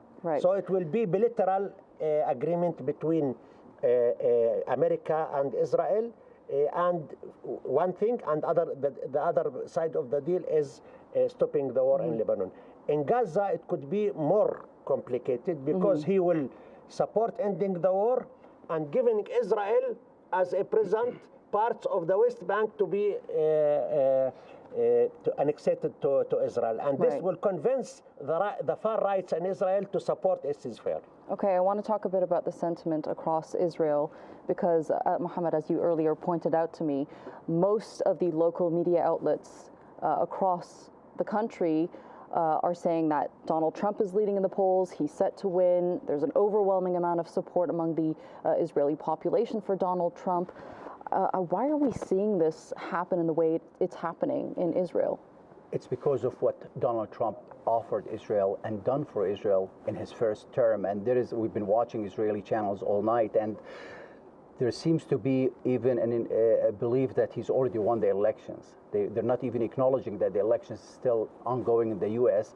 They believe that Trump is on his way for a second term to win this coming elections. And he has provided for Israel that with the decisions that no other U.S. president has done before, like you mentioned, recognizing Jerusalem as the capital of Israel, moving the U.S. embassy to Jerusalem, even giving sovereignty over the occupied Golan Heights to Israel, and then his position on the illegal settlements in the occupied West Bank. He is someone that is going in the heads of Israelis, including Prime Minister Benjamin Netanyahu and his far-right government. They expect him to even make the settlements or the sovereignty over settlements in the occupied West Bank to Israeli sovereignty. And this is extremely dangerous for Palestinians, for the stability of the region. But that's the understanding in Israel, that he is coming with a great deal of package, with a package that they cannot resist. And this could play into the war in Gaza, what's taking place in Lebanon, and also regionally with Iran and the escalation with Iran. But they seem to be eager to have Trump back in the White House. Okay, so you mentioned Iran. I want to pick up from there, Hamid, if you would allow me. We have two candidates that have very different approaches to Iran and how they would deal with the government there and their foreign policy solely regarding Iran. We have Kamala Harris, which is a bit more moderate, and then we have a more assertive Donald Trump, who at the time, as we know, had pulled out of the Iran nuclear deal. Kamala Harris is saying that if Iran meets the standards that we expect them to meet, we will rejoin that nuclear deal. Talk to me about, you know, that dynamic between Israel, the U.S., and Iran, especially now with Iran having a president that is a reformist, Masoud Pezeshkian. I mean, obviously, the Israelis think that if Trump wins, they can deal with Iran in a stronger way than they have been dealing with it up until now. They think they will get a flat support from Donald Trump, and maybe the United States will join actually an attack, a military attack on Iran. And that's why the Israelis are waiting for Trump. That's one more reason why the Israelis and the Israeli Prime Minister is waiting for Donald Trump. You know, lots of Israeli analysts say that actually he has been prolonging the war. Benjamin Netanyahu has been prolonging the war, and he has been consulting and speaking all the time with Donald Trump in recent months, and you know, awaiting his victory so that they can have that attack against Iran. I mean, as you know, Bibi Netanyahu, his career was built on the Iran issue and building fear among Israeli public from Iran and from the nuclear bombs that Iran might have one day. And maybe his dream and his legacy that he wants to leave behind him is to attack Iran, not the way that Israel has attacked so far, but in a much stronger way, and if possible to attack the nuclear facilities in Iran. And that, of course, couldn't have been done with the Democratic Party in power in the United States, but it might be done if Donald Trump wins. And if he succeeds, Bibi Netanyahu, in attacking the nuclear facilities in Iran, I think he thinks that he can win two things in one hit. First of all, he finishes that dream for the Iranians and that fear for the Israelis. And the second thing, he can basically erase the October 7th events, because he can convince the Israeli public after such an attack on the nuclear facilities in Iran that yes, we were attacked as Israelis and we were surprised on October the 7th, but at the end of the day, after 1.5 years or 2 years, we have managed to attack our biggest enemy, which is Iran, and we have managed maybe to destroy their nuclear facilities. Very interesting. I mean, Jamaad, let me bring you in here because it's quite interesting to hear that analysis and hearing that, you know, Donald Trump may have these plans to target these nuclear facilities. It's something that Netanyahu has been wanting to do, especially witnessing Israel's latest strikes on Iran. It was a very moderate attack, according to some analysts. It came off the back of Antony Blinken's visit to the region. Some believe that it was the U.S. that reeled in Netanyahu and his plans to target those nuclear and oil facilities in the region. I think Biden is more close to do that than Trump in his last time and for his legacy as a Zionist in the White House. But Donald Trump, yes, he's stronger against Iran, but he doesn't like wars. He doesn't want to be involved in the Middle East in wars, in a war in the Middle East. That's on the other side. And he said, he declared different things because he is an expected president. He said, I'm going to make a deal with Iran. He said that several times. And he said also to Netanyahu, do whatever you want to do. So I don't think that Donald Trump will go and be involved in a war against Iran. I think he will give more sanctions against Iran, more political and more economical pressure, not being involved in a war. He actually also said back in March something very interesting during an interview on Fox News. He said that he would have had Iran join the Abraham Accords. What do you make of that statement? No, this is he declared things that he just without any credibility. That's we don't take him seriously. But I think as his analysis of his policy and his last career or last time in the White House, he was one.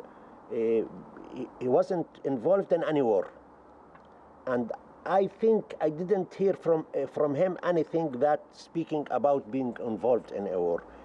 He is stronger against Iran. He will support Israel. He will make sanctions against Iran, and he will try to make a new deal with Iran, stronger deal with Iran.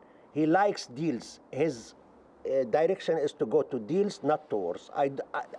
Till now, maybe he will be surrounded with hawks and will go to war. I think Trump will be influenced by his team because he has no experience in foreign policy.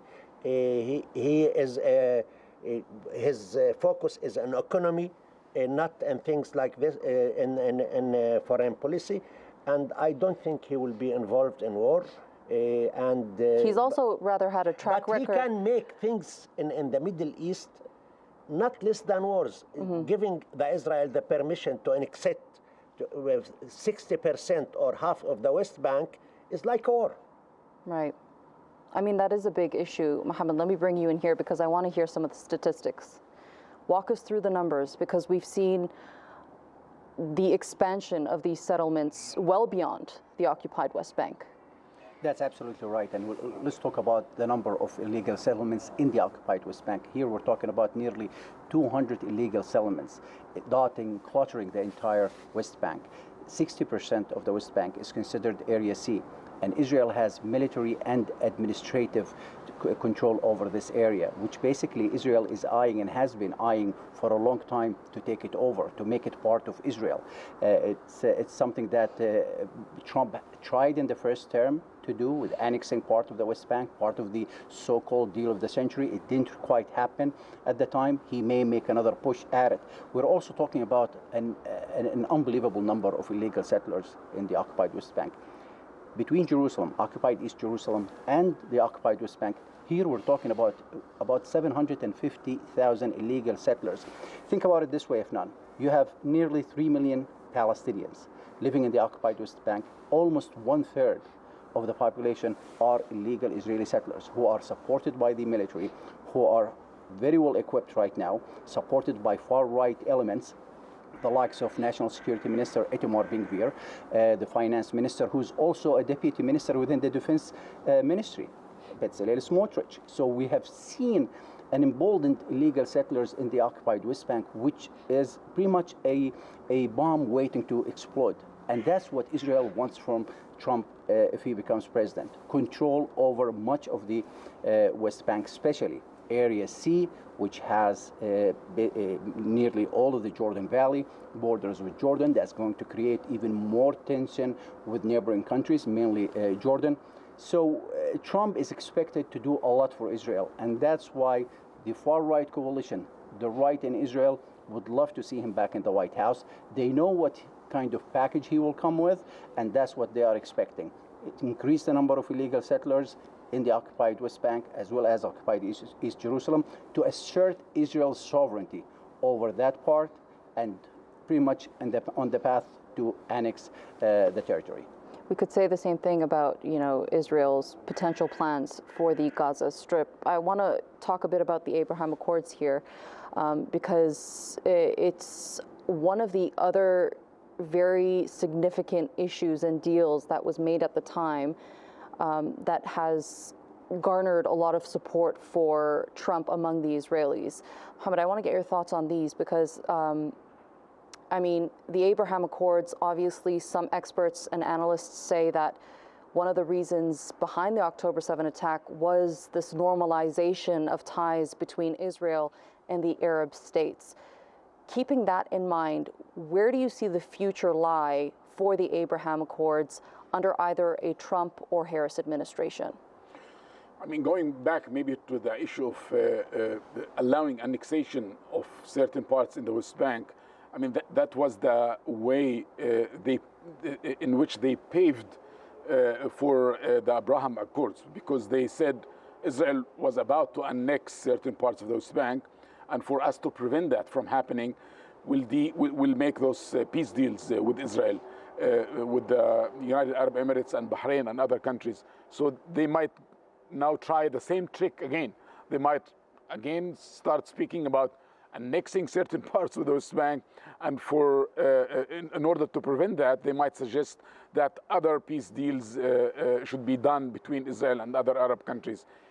The Abraham Accords, of course, are against the Palestinian interests. Palestinians were against the Abraham Accords, and you know, the Palestinians, that was one of the main weapons that they still had in their hands vis-a-vis the occupation and the apartheid system that Israel is imposing on them, which is the support of the Arab countries and the Muslim countries.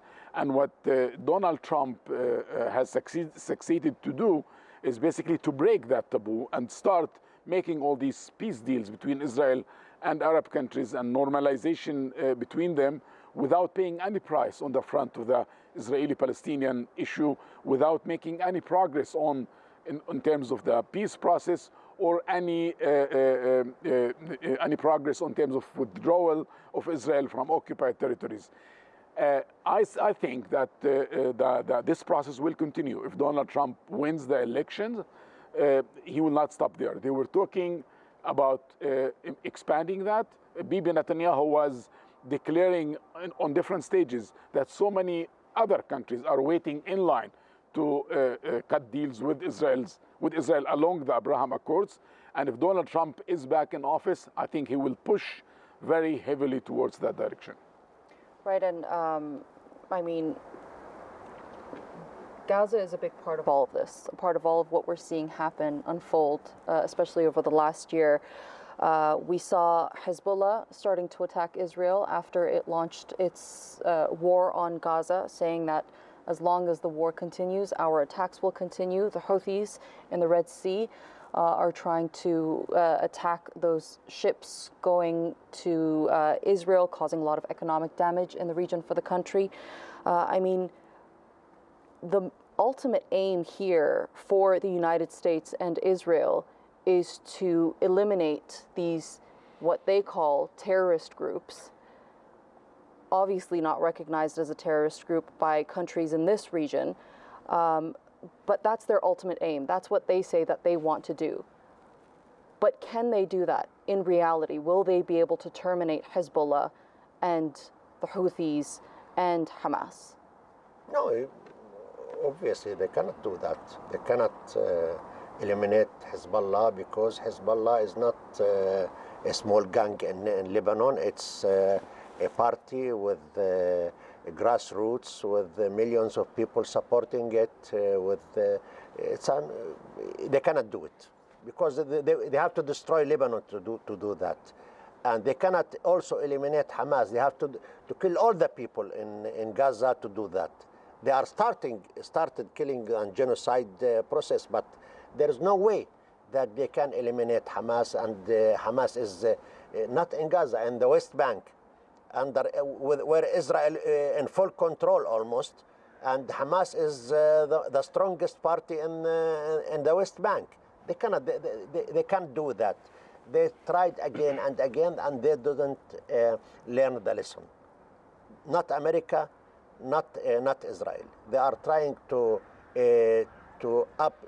destroy the Palestinian resistance, to destroy the Palestinian nationality, and they didn't succeed, and they will not succeed. They have to kill the people, all the people, to do that.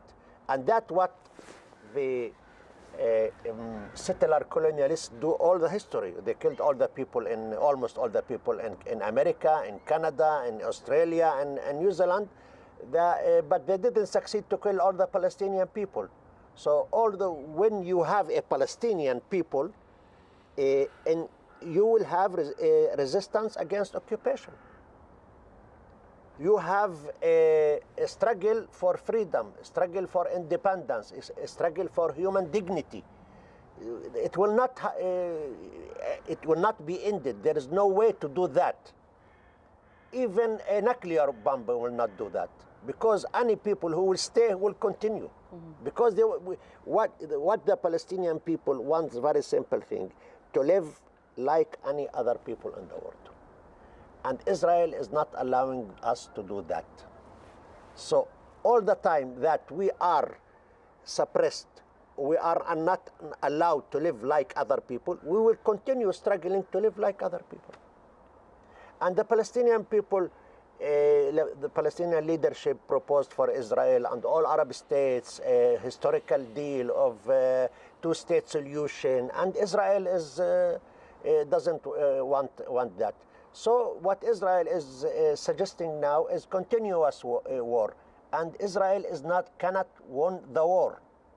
No way that cannot win the war. So it will be continue the war. That's the paradox. Because Israel cannot win, the war will continue.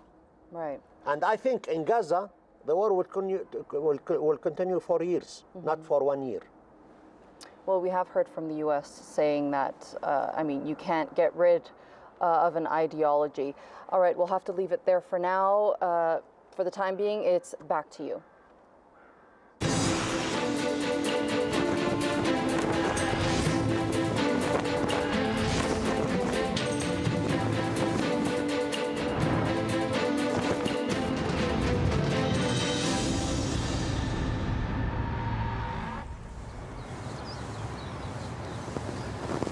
Thank you very much, Efnan. As we saw in the Middle East, when a country such as the United States has extraordinary political, military and economic power and is deemed a superpower, what it does, what it is, has impacts and ripples across the world when it tries to and even when it does not.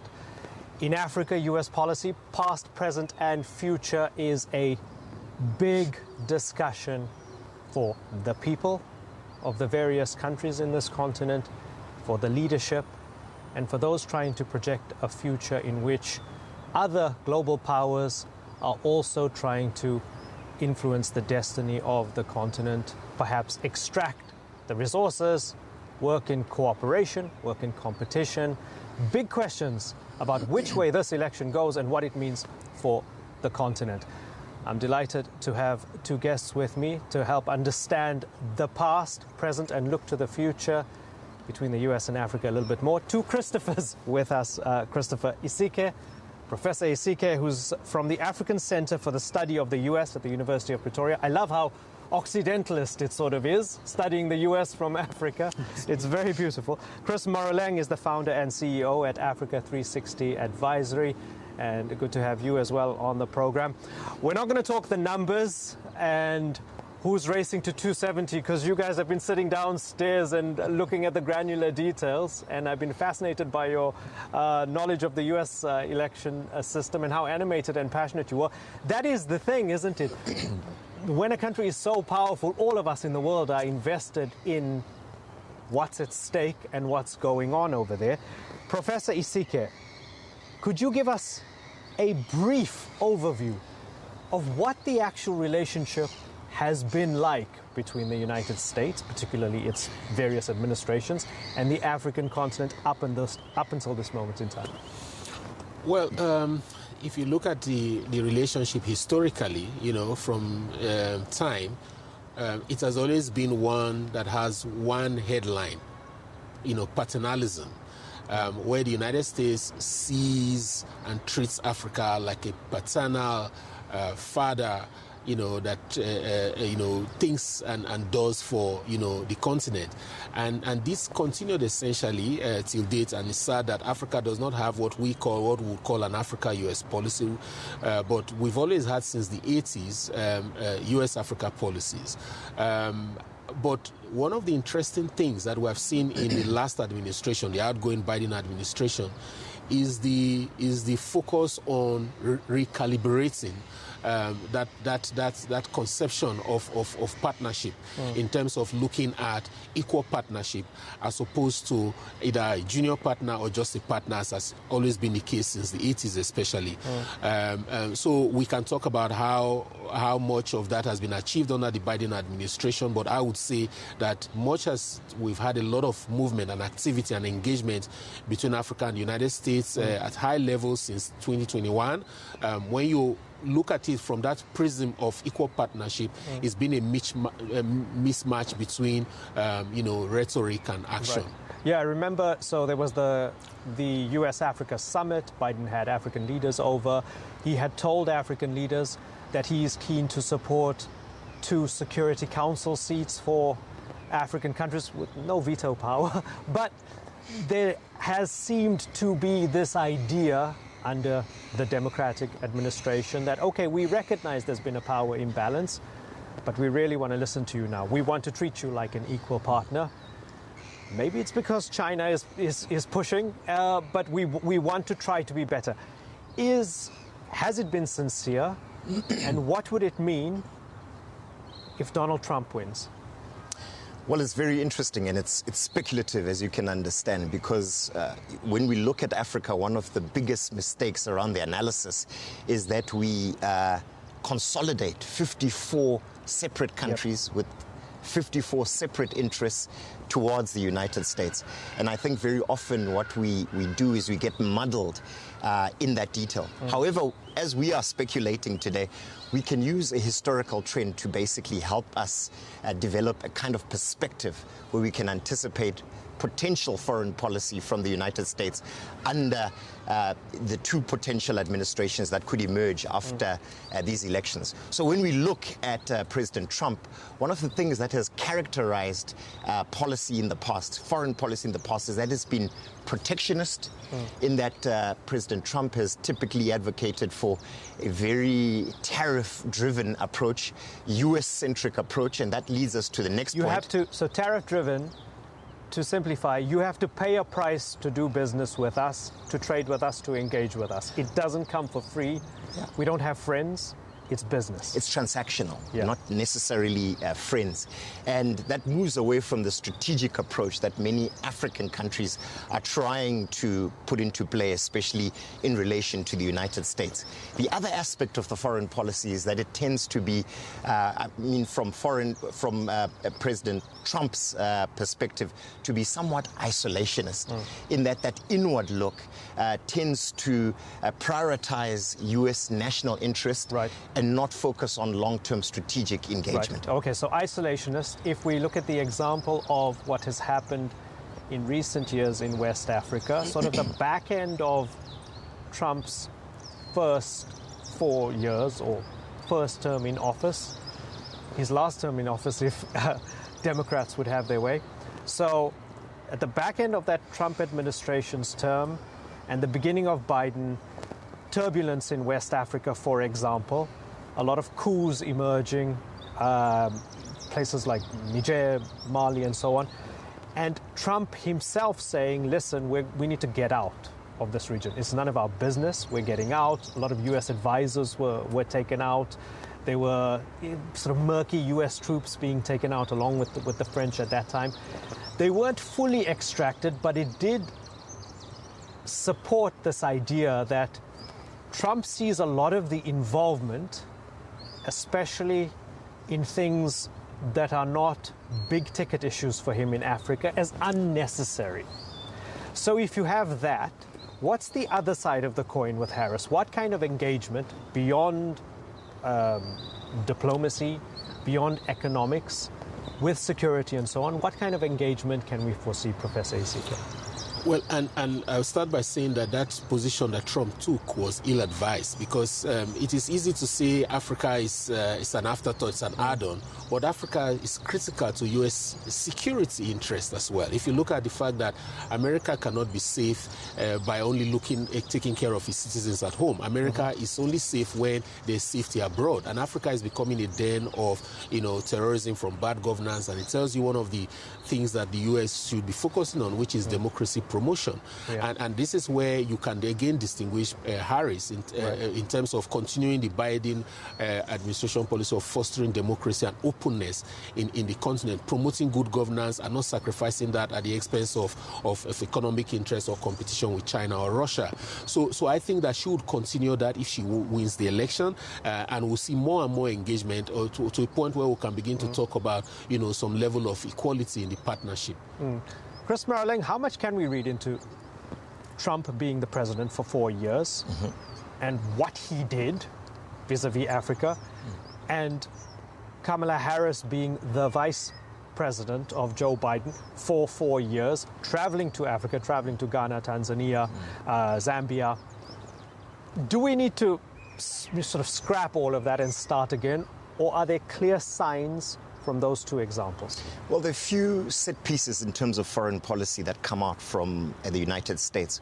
One is characterized by increased multilateral approaches, and this is typically an approach that is used by the Democrats as they administer foreign policy towards the world. And when it comes to Africa, what we do anticipate is we anticipate that multilateral institutions like the Africa Continental Free Trade Agreement will be one of the mechanisms that will be used in order to enhance greater cooperation with Africa.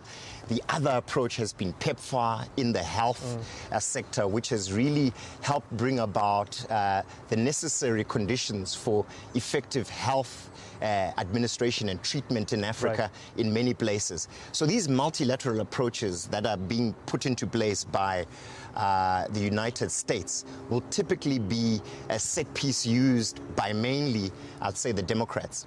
While the patrimonial approaches that are national interest bounds that were talked about by Professor Isike are anticipated to be the kind of set piece that we'll see coming from the Republican Party. But this is a generalized approach. I think what we are seeing due to enhanced competition in Africa around trade issues is that the United States will have to strategically consider how it positions itself towards greater long-term strategic partnerships with African countries, and how they can use the regional blocs and regional initiatives to basically bolster their relationship and really restore their position on the African continent. Do you fully agree with the other Christopher about the paternalistic history? Absolutely. That it was paternalistic, it was a bit lectury. Yeah. It was a little bit like, you're my little brother and I'm going to give you advice now. Well, what we do say, and I'm sure Prof will want to speak about this a little bit more, is that it was conditionality that ultimately was at the center of U.S. foreign policy, where they tried to impose patterns of governance around democracy, human rights, and certain other principles. But and that yet conditionality characterized U.S. foreign policy. So, for example, when China's building a port in Equatorial Guinea, they forget a little bit about human rights then, and they engage and they get involved. Or with Angola. So it applies to some but not to others when push comes to shove. Yeah. Is that the kind of hypocrisy that Africans see and then call the Americans out on? It's hypocrisy, but remember what I said earlier on, that there are certain set pieces applied by certain countries. Yeah. China says that it does not interfere in the domestic affairs of various countries, while the United States feels it is their duty or responsibility to protect people when it comes to human rights, when it comes to democratization, and ultimately to apply those principles across the world, including in Africa. Okay. We had AFCFTA mentioned, so trade among and within the African continent, free trade and fair trade, ideally between African countries. We spoke about AGOA with Sanusha and Leonard earlier in the earlier panel. So it's a trade agreement that is tariff-free with many African countries, between them and the United States. You have these multilateral agreements, and you have these big umbrella moments where everybody under the shade of that umbrella gets to work sort of equally. There's this idea that Trump just wants to rip all of it up or scramble all of it, and Harris wants to work with all of it. How much of it is a stereotype and how much of it is real? Well, it's it's real. If you look at what has been put forward, what has been achieved, if you look at how much money has come from, the U.S. Africa Leaders Summit in 2022, you mentioned PEPFAR and all these other things, including AGOA.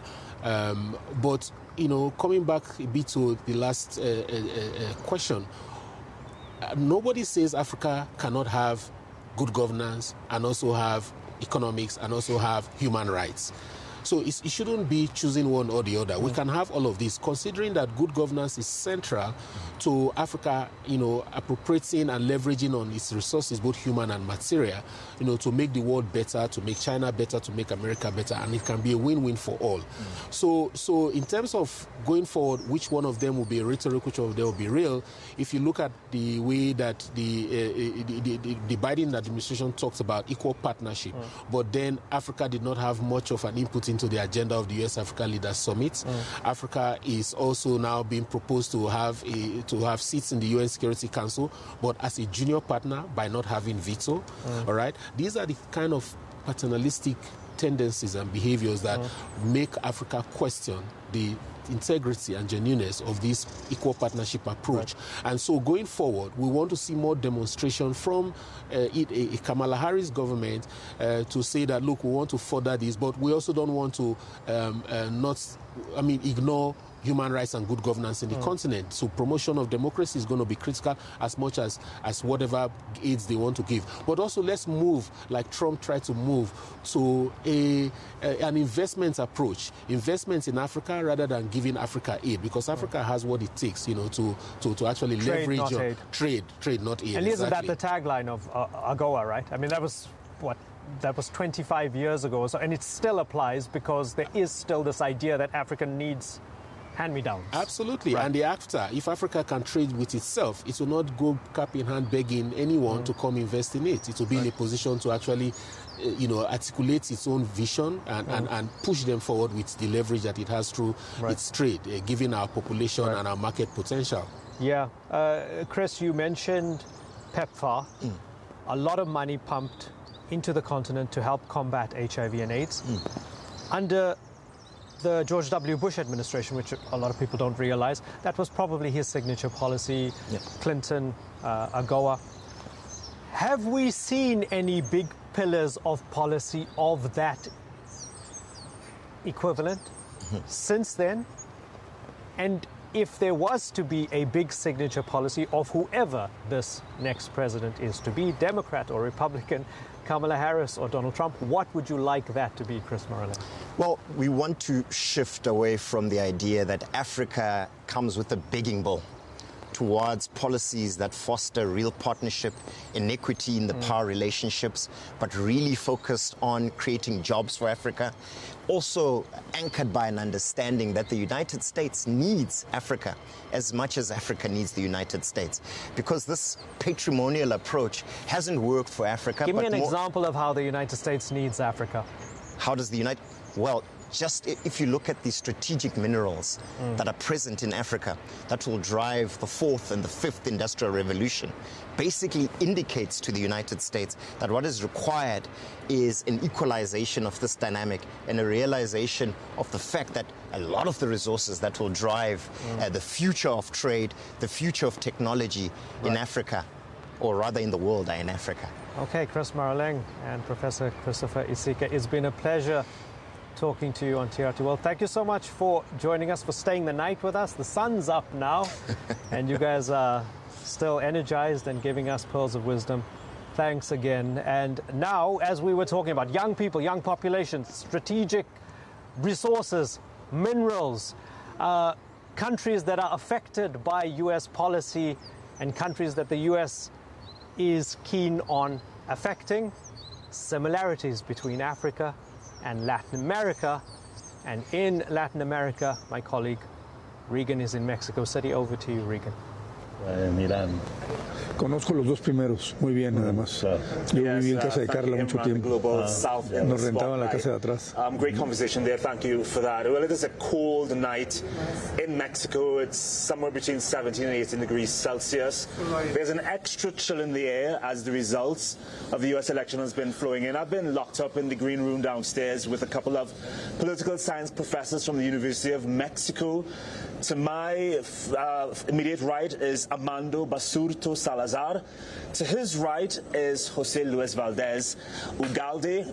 Gentlemen, you've been looking at the results as they come in. I don't think we've gotten the swing state results as yet, which could make a difference. But how do you think Mexicans feel at this point in time as the numbers stand, considering what hopes they had before the vote counting started? I think the expectations are getting lower in the idea that Kamala Harris is the way for her to win the election is narrowing down. So I think there's a lot of confidence in Democrats, and that's what we're seeing on the media, that those states that are battlegrounds right now will come up blue at the end, or most of them, and that will change things. But for most of the night, as you say, the map has been painted in red. Donald Trump has been saying that he's sure that he's going to win, and that's making, I think, people around the world, not only in Mexico, very anxious. Jose Luis, we were speaking earlier about the president, Claudia Sheinbaum, who had remained suspiciously quiet after Donald Trump had talked about this 25% tax that he wanted to impose on Mexico if Mexican authorities did not help the U.S. battle the flow of migrants coming into the U.S. What do you think she's thinking at this point in time, particularly if it looks as though Donald Trump might be elected? Well, the relationship between Mexico and the United States is a very complex one, and it has its own history and different list of complexities. So in this sense, I think we are witnessing in this very moment a new momentum of critical interaction between the United States and Mexico, taking into account that this relationship is a very asymmetric and dependent relationship. So in that sense, both countries, Mexico and the United States, and need each other in many ways and in many aspects of the borderline, for instance, security, migration issues, and the like. So once said that, I think that the president of Mexico, the current president of Mexico, apparently is not understanding the critical moment in which we are in case Donald Trump wins the presidency of the United States. Yeah, you've said the new government is quite naive. Why do you say that exactly? Well, because they are not thinking realistically in the different scenarios that are actually taking place in this very moment in case of a victory of the Republican Party. And in that sense, I think they are so confident that the relationship with Trump is going to be a normal one and can be negotiable in terms, for instance, of tariffs. He is coming really hard on tariffs, and he has actually said that and has threatened Mexico in this direction. So I don't think you can be naive in terms of thinking that Trump is not going to satisfy his political agenda and political public and accomplish what he actually threatened to do once he was elected as president. In the migration issue, on the migration issue, I think there are different possibilities and scenarios that I don't think that Trump can be put into motion. For instance, the expelling of the 1 million migrants from the United States to Mexico is going to be a difficult issue because it's going to create an economic problem in different regions of the United States, especially the South. So one thing different is the discourse by Trump, and one other different thing is to make it possible to happen. Armando, does Mexico feel guilty about this immigration crisis? Because I get the impression that Mexico feels the need to capitulate consistently to the U.S., even though Mexico is the U.S.'s #1 trading partner. The U.S. relies on Mexico to keep raw materials from the car manufacturing industry cheap, to keep American jobs flowing. The U.S. needs Mexico. Why is Mexico negotiating from the bottom? Well, because the power positions are I don't know, similar, right? Our interdependence is the position of the United States is higher, and I think the government is not. I don't think Mexico feels guilty about the immigration. I think the Mexican government has found no better tool to deal with a president like Donald Trump, and specifically, than obliging, like accepting that there's something that we can do in order to stop you from imposing these tariffs on our commerce. Now, imposing the tariff is going to be complicated. One of the main issues in this election is the economy in the United States, and if he imposes 25% of tariff on whichever product, he hasn't said, but if he does, that's going to increase the cost of living in the United States. It's going to create havoc in the Mexican economy, but that's going to create an economic problem in the prices in the United States. That's why I think the Mexican government, I don't think is naive. I think it's waiting to see what actually can happen and call a little bit the bluff, because once one has read The Art of the Deal, one understands that there's a lot of bluffing that works, and he knows it. So imposing the tariff is going to be tough. He did it when he was president with Europe for a moment for steel and aluminum, and he had to back up. Because it's not that easy to keep the tariffs on. So the Mexican government, I think, has accepted to find a way to make the flow of immigrants towards the United States a little bit slower, not stop it completely, because there's a constant flow of immigrants through the Mexican territory. But this allows the Mexican government space for negotiate with the U.S. I think that's what's happening. We hear a lot about what the U.S. is doing to stop the flow of migrants, Jose Luis, but Mexico is doing a lot too. Can you just clear the air here? How has Mexico been working with the U.S. to limit the number of people who reach the U.S. border? Because Mexico indeed has its own immigration issues at its southern border. Yes. Well, Mexico is actually following the most important aspects of what is an American migration policy.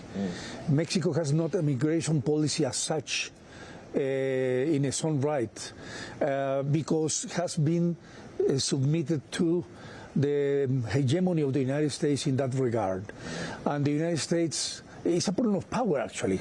A problem of power. The reason why we are weak in front of the United States is because the United States has imposed its conditions to Mexico, upon Mexico, and Mexico has accepted that the kind of relationship.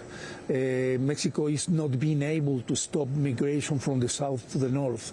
And now we have a border problem because the concentration of migrants there is creating a problem of security, a problem of an economic crisis as well, and a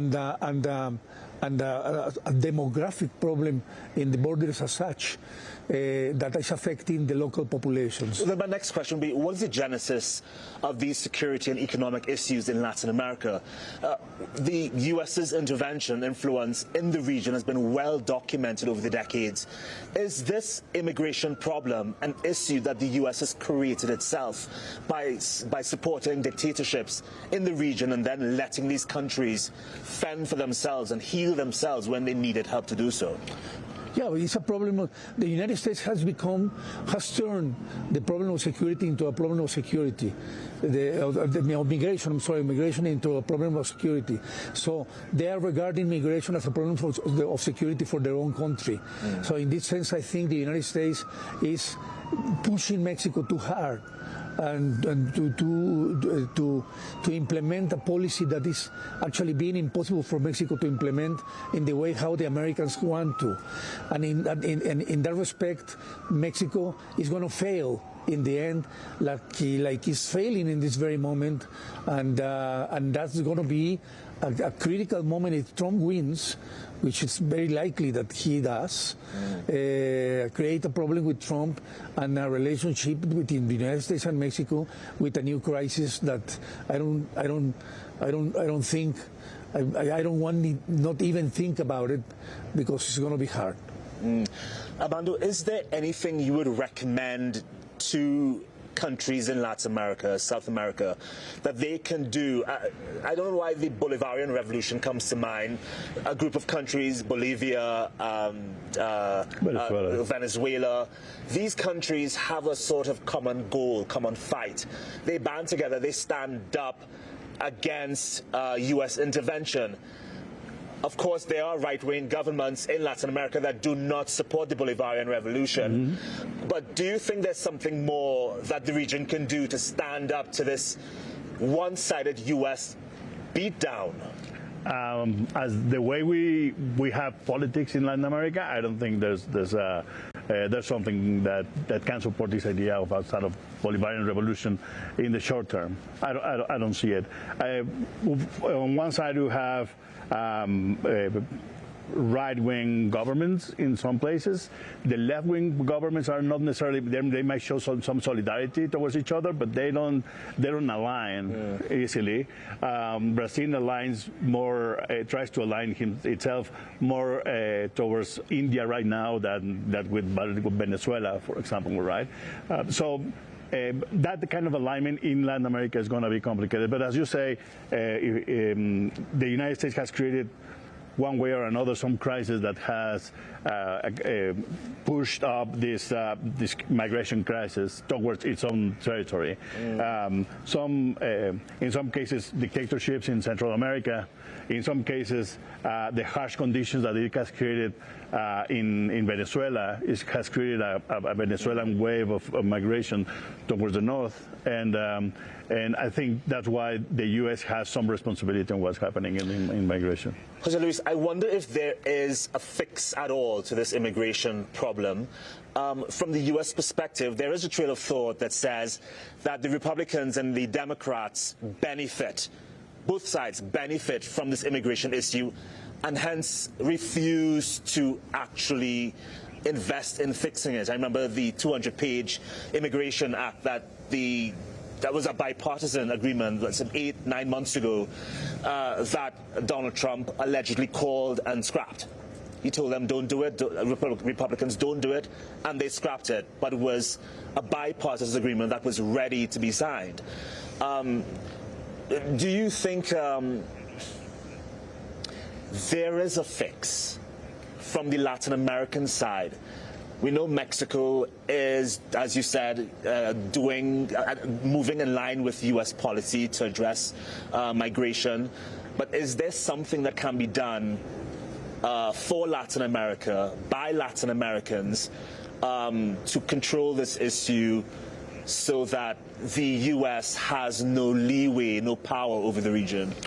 Well, as far as the conditions for migrants to actually go away from their own countries is because they are being expelled by local conditions which are not convenient for them in terms of in political and economic terms and social terms as well. Repression, for instance, authoritarianism, and economic crisis. So all these bunch of problems come together and allow us to say that if these countries don't create a condition or different kind of conditions in order to to organize their societies and their economies and their polity in a much better way, is going to be, and stability is going to be happening, and it's not going to be stopped in any way.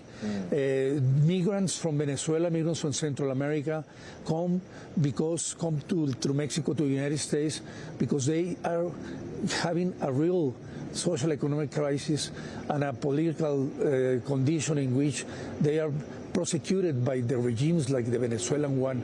And in this sense, if democracy, for instance, is not safe, it's possible for migrants to stay in their country and to allow themselves to be treated like outcasts. Jose Luis, Armando, I really appreciated being with you today on this election night. You both are an immense resource. I hope our viewers on TRT will learn something about the immigration crisis. It's not a one-sided battle at all. It's a very complicated issue.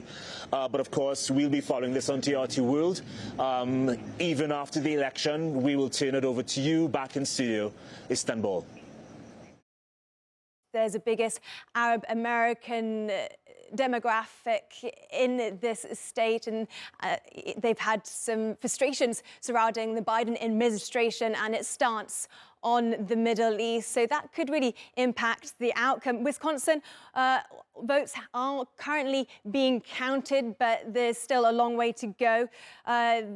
This is the last of the blue wall states. And again, this has been largely Democratic in the past. 7 of the past 8 have been Democrat winners in this state. It's been slightly more competitive in recent years. And as you know, there's 10 electoral votes are on the line and potentially could be key in whether this goes to Donald Trump or Kamala Harris. Women voters have been really important in this election, no more so than in Wisconsin. There's been a big gap between the sexes, with women voting for Harris traditionally and men voting for Donald Trump. Nevada is the one state that hasn't actually closed its voting yet. So currently there is a big fat 0, but this is a really important state, even though it only has 6 electoral votes. It by no means diminishes its importance. As the saying goes, all good things come in small packages. Biden has won for the 4th consecutive time in this state for the Democrats in 2020, but margins were quite small, so it reflects how very tight these two battles really are between the Republicans and the Democrats in this state. Georgia, with 16 electoral colleges on the line, has been a major focal point from both Kamala Harris and Donald Trump. And it's largely been Republican. It's had the biggest marginal victory in 2016 with 211,000 votes by Donald Trump. So he'll be really looking to get that state back, a really crucial victory for him if he can get it. So looking at the electoral college map now, so far for Trump, he's taken Indiana, Kentucky, and according to AP, potentially Florida, which could have been one of the biggest marginal victories for the Republicans. As for Harris, she's taken Vermont, but as I say, the votes are still being counted and we've got a long, long way to go. So for more on that, Victoria, Paul, take it away. Charlotte, still all to play for, but perhaps, Paul, some creeping concerns within the campaign HQs tonight. Let's check in on some of our swing states and also in the heart of New York. We're in Times Square as well. Mark Markovich, in Georgia, I want to come to you first because around 90% of votes counted so far in Georgia. It's looking good for Donald Trump. Yes, it's looking really good. 89% counted. Trump is leading right now by 150,000 votes. But still, there's still 300,000 votes that have not been counted in the Atlanta area. And Atlanta, which is a big, diverse city with a large population of African-American men and suburban women, that could help Harris if those votes come in. But still, it doesn't really look good right now with the margin right now. We have to remember in 2020, it took 2 weeks for Georgia to actually have the final vote tally completed, and Joe Biden's margin of victory was only 12,000 votes. So it looks really, really good now for Donald Trump. And this comes after there was 12 bomb threats at 12 polling stations all over Georgia. And as a result, some of these voting centers had to extend their hours. And also the Secretary of State said that this had come from Russia, that it was written, it had Russian letters, some of these threats, and it came from the internet. And he said it was part of a destabilization campaign and that Georgia would not be intimidated. But still, right now, Trump is leading by so much, 150,000 votes, that it looks very dim that Harris can close the gap, even though all of these votes in Atlanta have not been counted yet. Back to you. Yeah, and Mark, do we know anything about, are any of the exit polls telling us about the demographics of who's been voting for who? Well, I think the big thing is that it seems that suburban women have not come out for Harris. The Democrats thought that the reversal of Roe v. Wade would galvanize suburban women. We have to remember that Atlanta has, although Atlanta and Georgia were conservative areas, that has changed in recent years as the population of the metropolitan area has exploded. So there was a lot of hope that women would turn out. It doesn't seem that has happened. Another issue was African American men. Georgia has a huge African American population, and it showed that that Harris's lead with African American men was very small compared to Obama and Biden, and that might have been a key factor why Trump's margin is bigger than in 2020. Back to you. All right, many thanks, Martin Markovits, there live for us in Georgia. Let's just go to North Carolina, speak to Randolph Nogle, who's there for us. Randolph, just update us on how the counting is going there and what any exit polls may tell us about who's voted. We're approaching we're getting up to close to 90% counted, but it's still too close to call. It's just about 150,000 votes, at least the last time that I checked, and with more than 500,000 still to count. So it still could change, but it looks right now like Donald Trump is in a good position to win North Carolina and its 16 electoral votes. Now, one of the reasons might be that obviously this state has only gone Democrat in 2 presidential elections in the last 50 years. So certainly the Republicans were expecting to win it. And the only hope, or one of the real hopes that Kamala Harris may have, is with respect to the African American turnout. Obviously, this is a bloc of voters that votes overwhelmingly Democrat. They voted, I think, 92% for Joe Biden in 2020 across the country. Now, Donald Trump is doing better than was initially expected. He's obviously ramped up campaigning right up to the wire. He was here over the weekend, twice on Sunday, and that seems to be paying off because there was some polling that suggested that he was only going to get about 8% of the African American vote. Now the exit polls are showing that's more like 12%. It might not sound like much, but that might be just enough to give him the edge. As we say, this is extraordinarily close right now. It was decided by 72,000 votes, the closest margin of any state when Joe Biden faced off with Donald Trump in 2020.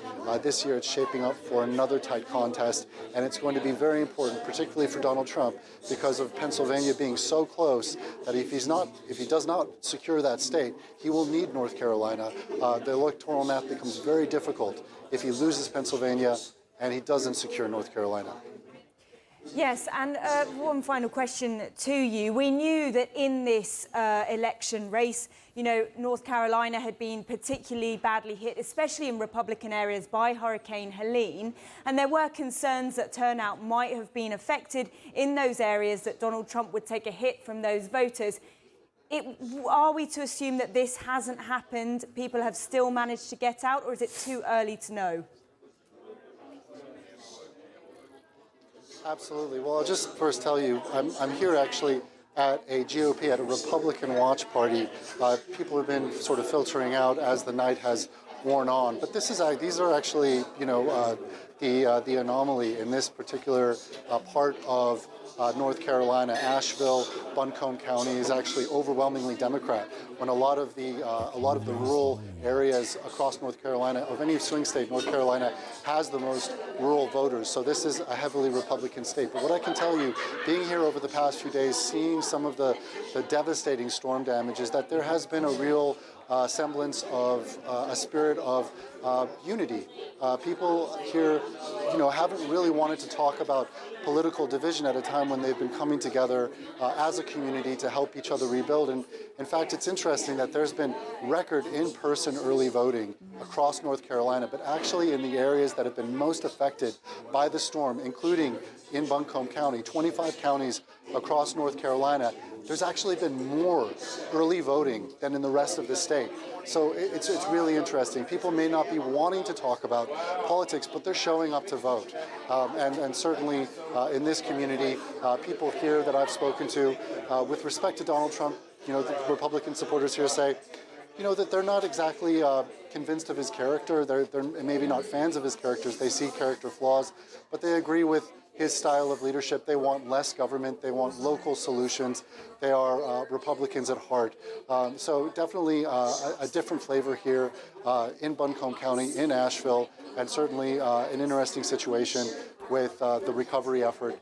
Certainly maybe different than other parts of the country. Definitely a semblance of unity, not as much political division. Yeah, and perhaps I think as well, sort of evidence of just how important they see this moment, this election, that they are turning out in spite of, having so much in terms of cleanup operation after this hurricane, Paul. Yeah, indeed. Yeah, and by the way, PA are just calling California for Kamala Harris, which is no surprise whatsoever, but it does put her on 179. Donald Trump on 214. Let's go to his home city, New York, speak to our correspondent there, Kubra Akkar. Kubra, just what are people there saying? Obviously, no surprise that the state has gone to Kamala Harris, but clearly there'll be some Trump fans there. I'm just wondering what the kind of mood is like there. Obviously, you're not at account, but I imagine people have got an opinion.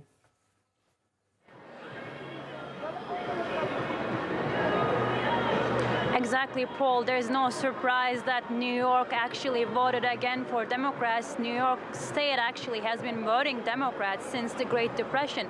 So this result, of course, doesn't come as a surprise. So Kamala Harris right now is enjoying the support of 28 electoral college votes, which is a key asset for her Democratic voter base.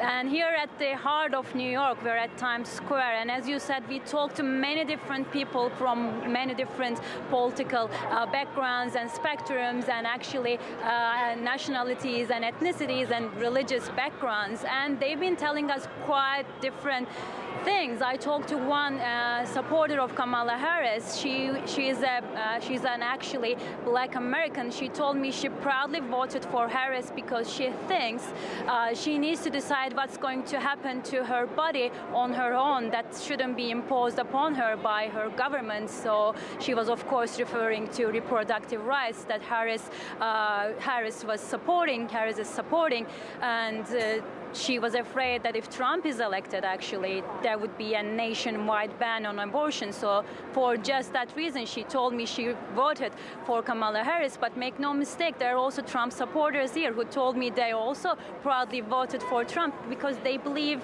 America needs a strong leader who can actually unite the country again. Actually, most people might disagree with that because some would argue that his presidency back in the days was one of the most divisive presidencies of the United States. But Trump supporters here in New York actually think he is that strong leader who can actually unite the country back and bring it back to its previous glory, as they said, putting America first. And it's important to remember, so New York is a traditionally blue state, but New York City is quite important for Donald Trump. Trump, because this is where Trump actually has become Donald J. Trump. He was born and raised here in Queens in New York, and he's become this, he's turned into a celebrity thanks to New York tabloids and fundraising events from a real estate guy.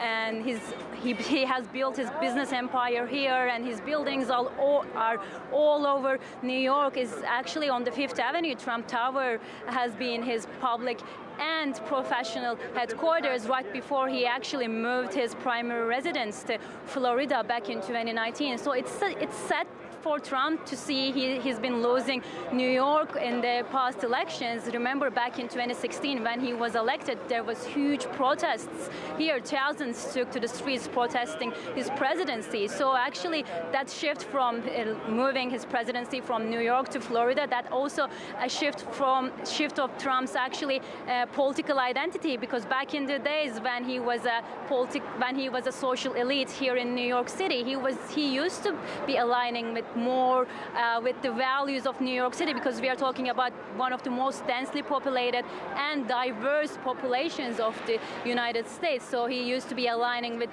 those liberal values, but now he's turned into a Republican president who's actually embracing more conservative and right-wing causes. But still, actually right now, according to AP, there's a 15% margin between Kamala Harris and Donald Trump. But it's important to remember back in 2020, Joe Biden defeated Donald Trump in New York with almost 23% margin. So that would mean Trump actually increased his voter turnout and supporters here in New York. It's important to remember he most likely knew that he would lose New York, as rest of us knew as well. But he still held that very controversial rally, Madison Square Garden rally here in New York, where that controversial Puerto Rico joke happened, and he called it a love fest. So New York has been always very special for Trump, even though he most likely knew that he's going to lose the state.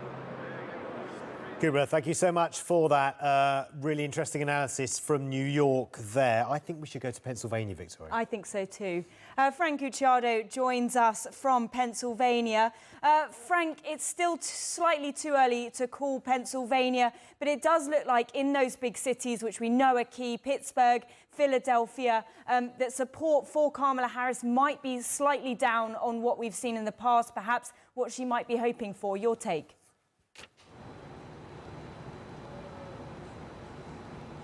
Well, yeah, you know, there has been a trend in the past hour, and right now with 70% of the vote counted in the state of Pennsylvania, slightly more than that percentage-wise, Mr. Trump is leading Kamala Harris by 51% of the vote to her 47.9% of the vote. And this has trended downward for Ms. Harris, and it started to scale upwards for Mr. Trump. And this is a state where there has been controversy over election fraud and problems with the voting machines. Indeed, that's what has happened earlier tonight. There was a back and forth argument over social media between Donald Trump and the election commissioner here in Pennsylvania. Mr. Trump on his Truth Social was saying that basically a lot of talk about massive cheating in Pennsylvania, and the law enforcement is coming. And then he was answered by the elections commissioner, Seth Bluestein, in Philadelphia, who responded to Mr. Trump's claim of massive cheating here on social media. And he responded by saying, look, there is absolutely no truth to this allegation. It is yet another example of disinformation. Voting in Philadelphia, he said, has been safe and secure, and they claim they've been in contact with the RNC, the Republican National Committee, and they say they've been responsive to every report of irregularities in the state of Pennsylvania. So there you go. This is too close to call right now, even though it is trending in Mr. Trump's favor. But I should tell you, this is what happened when Trump was going against Biden 4 years ago. Mr. Trump was leading by over 700,000 votes that night, election night. But then as the mail votes started to be tallied and come in over the next 2 days, Mr. Biden trended higher. So we have to keep in mind that there's a lot of mail-in votes that have to be counted, and more Democrats mail their votes in than Republicans here in Pennsylvania. Back to you. Yeah, just one more question, Frank. We saw one exit poll that suggested that the Latino vote is down for Kamala Harris in Pennsylvania compared to Joe Biden. I was just wondering if you'd heard anything about that.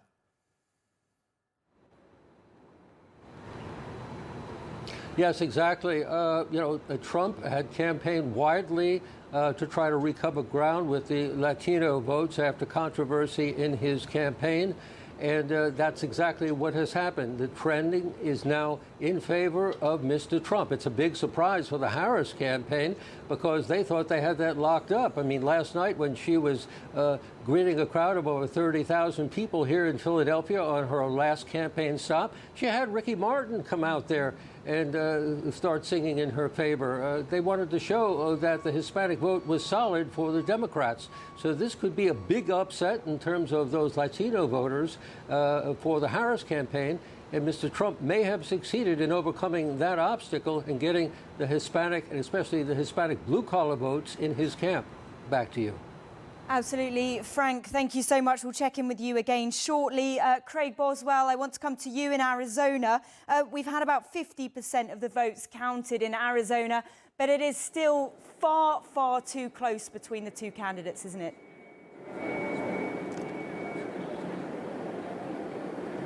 Oh, exactly. And it's actually right almost a dead heat. It's 49.6% for Harris, 49.6% for Donald Trump. It will slide about maybe 1,000 votes one way or the other, but that's the way it sits right now. Here in Maricopa County, where I am, which is Phoenix and Maricopa County, the biggest county in this state, it's where 62% of the population lives. This is the county that has to be carried by one of these candidates. Right now, Kamala Harris is leading Donald Trump by about 24,000 votes. If we go back to 2020, Joe Biden won Maricopa County by 45,000 votes. So we're just kind of watching those trend lines as we start getting some more of this data coming in, some of these numbers from this voting that's being tabulated as we speak. It's been tabulated round the clock. Look, about 4.5 million people across Arizona voted early, so they're starting to release these numbers as quickly now as they possibly can. Inside that data, some kind of interesting numbers too. 2/3 of Harris supporters say they're voting for her, while 1/3 of the people that voted for her say they're voting against Donald Trump. For Donald Trump, it's 8 in 10 who have backed him, say they're voting for him, and 20% say they're voting against Kamala Harris. The youth vote is an interesting kind of, you can slice the electorate in Arizona a lot of ways, but the youth vote is really kind of telling us something, and it's worrying the Kamala Harris campaign because Donald Trump has made inroads with the youth vote here in Arizona. All day I'd been over at this polling location, which was kind of sitting right in the middle of Arizona State University in the downtown campus in downtown. I talked to a lot of younger voters there. Women were going for Harris, men were going for Donald Trump. In fact, I spoke to one of the very last voters just before they closed the doors to the polls, talked to her when she came out. She was a Harris supporter. She was just glad that she got in to vote. But the youth vote, particularly the youth Latino vote, is something we're going to have to watch here because 40% of newly registered voters, newly eligible voters in western states, in Arizona and Nevada, are youth Latino votes. And Donald Trump has made inroads with those. And we've seen Donald Trump and Kamala Harris really kind of last week in their final pitches when they were in Arizona, and of course through October, really focus on Arizona and the Latino vote. So that's going to be something to watch, and it's got to kind of concern the Harris campaign just a little bit right now with where those trend lines are.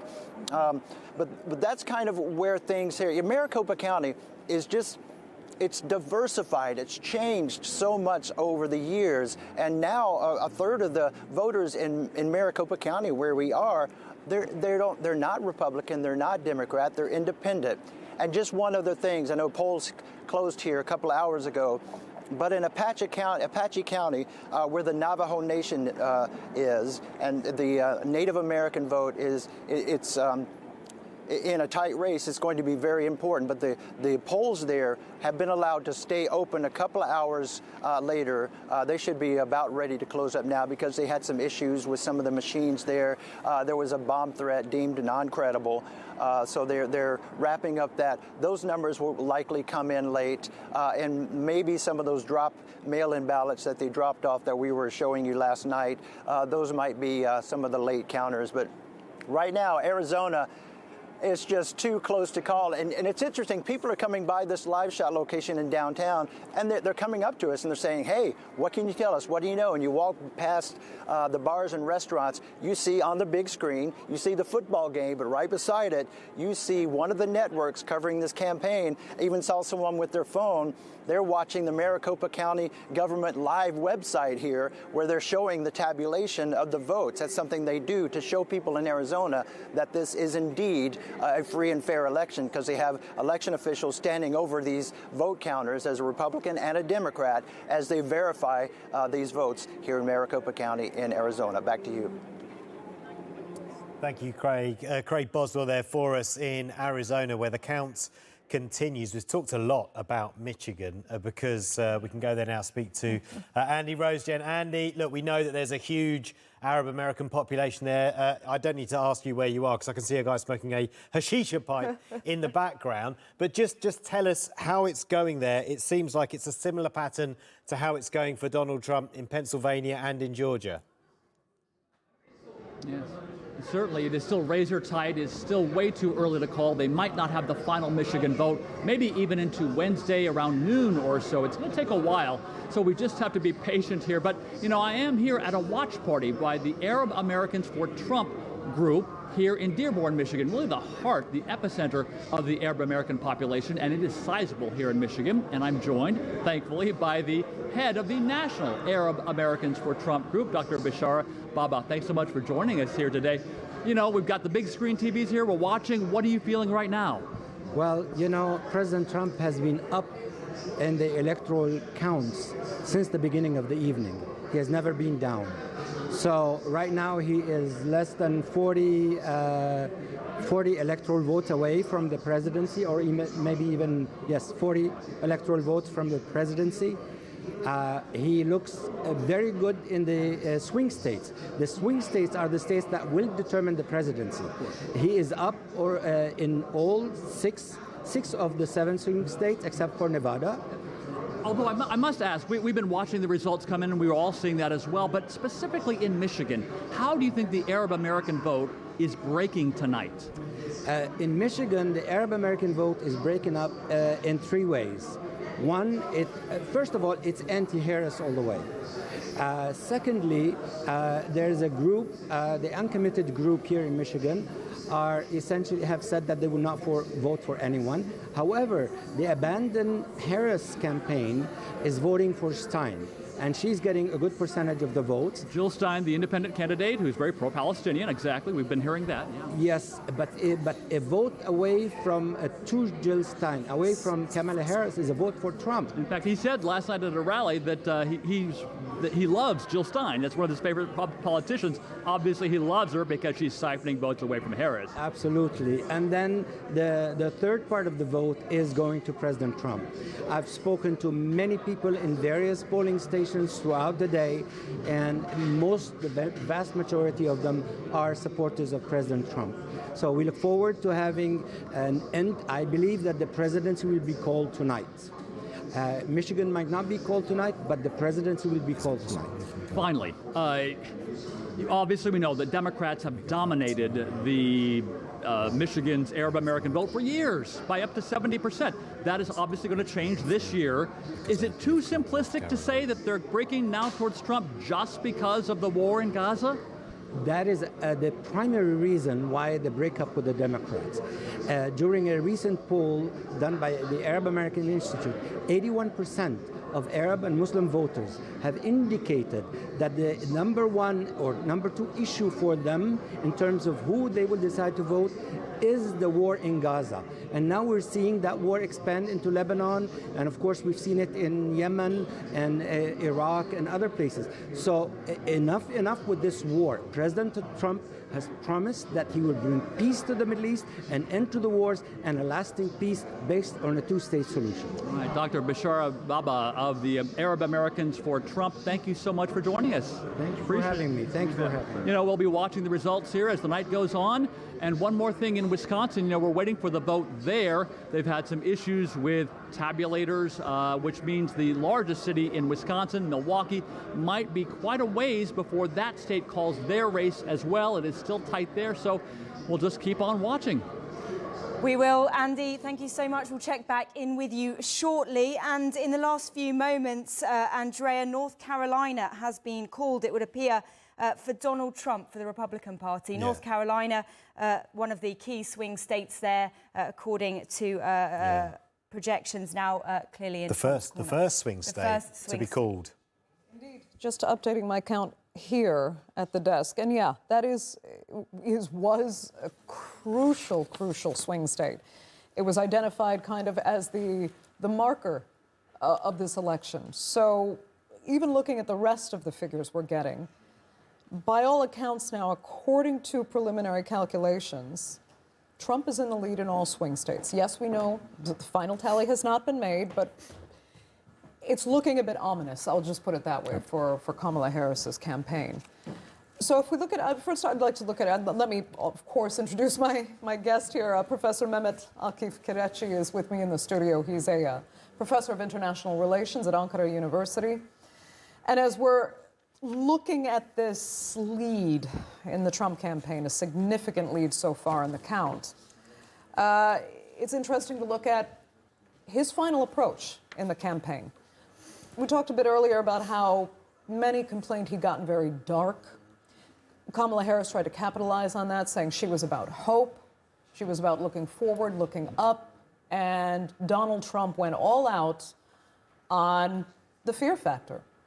And in huge part, relying on a fear, really, of immigration. It was calling the U.S., actually, he called the U.S. an occupied country. And it seems his supporters agree, even though it's so ironic for a country that's built on immigration to be called a country occupied by immigrants. Tell us why you think, if this definitely is the case, if he's going to keep this lead, why is it selling? And it's not just in the United States. We know it's in many other countries, particularly in Europe. Why is it selling? Very good question.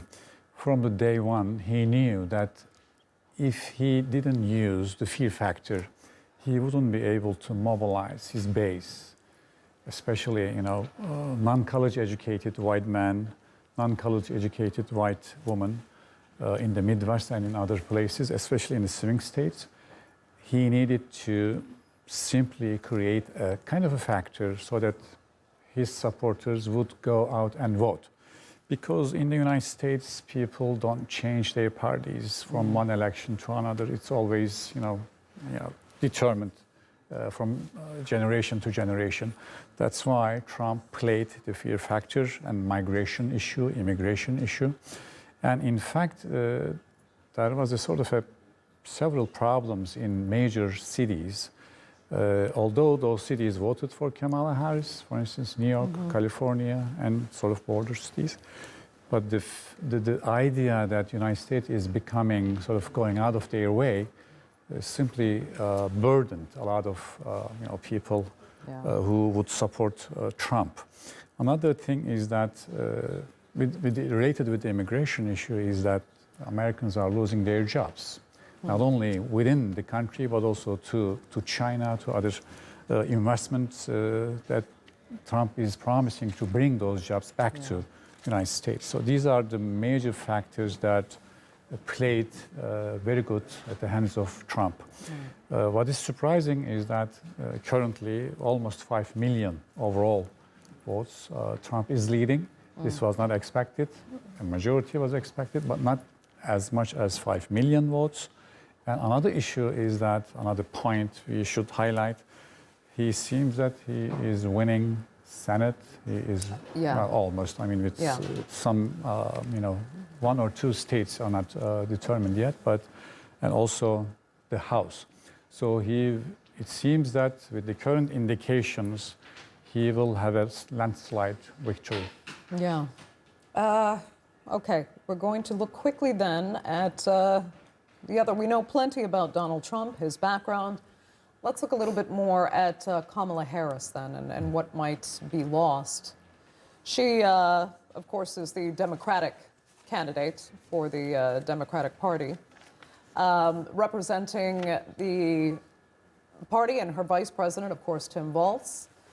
She was born in Oakland, California. She celebrated her 60th birthday just 2 weeks ago. She's got 18 years below Donald Trump, 18 years younger, but still way off the youngest presidential candidate in the United States. That was, of course, John F. Kennedy. He was elected at 43.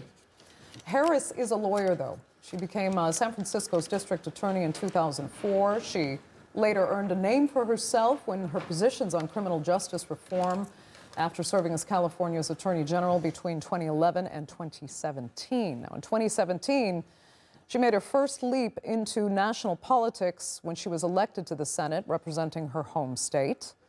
Now, if she were to win, she could make history on several fronts. First, as the first woman and person of both Black and Indian origin to become president. You know, it really is, Professor, an impressive resume that she has here, but it wasn't impressive enough, I guess, for American voters. And it is somewhat reminiscent, chillingly reminiscent, of what we saw back in 2016 when Americans had a chance to make history with their first female president. They chose not to. Do you think Americans don't quite want a female president running the country? Well, based on the record, yes. There's a certain distance that American voters have towards female political leaders. I don't know why that is, but even in major cities, you have this tendency in the past and now. Americans perhaps love to see female representatives in certain roles, but not as president so much. So it's not necessarily. Also, the color plays a lot of issue in giving the country's lead to not only an African American descent, female, but also South Asian descendant. Yeah. So all of these played against Kamala Harris. But there are lots of issues that this is a very interesting thing. I have to congratulate TRT World that they cover all around the world how, in different corners of the world people react or feel about American elections. But at the end of the day, it is Americans who actually decide the fate of the not only American, leadership, but also the world. There are lots of issues in America waiting to be solved, resolved. It's incredible, though, because many thought such a pivotal issue in this election.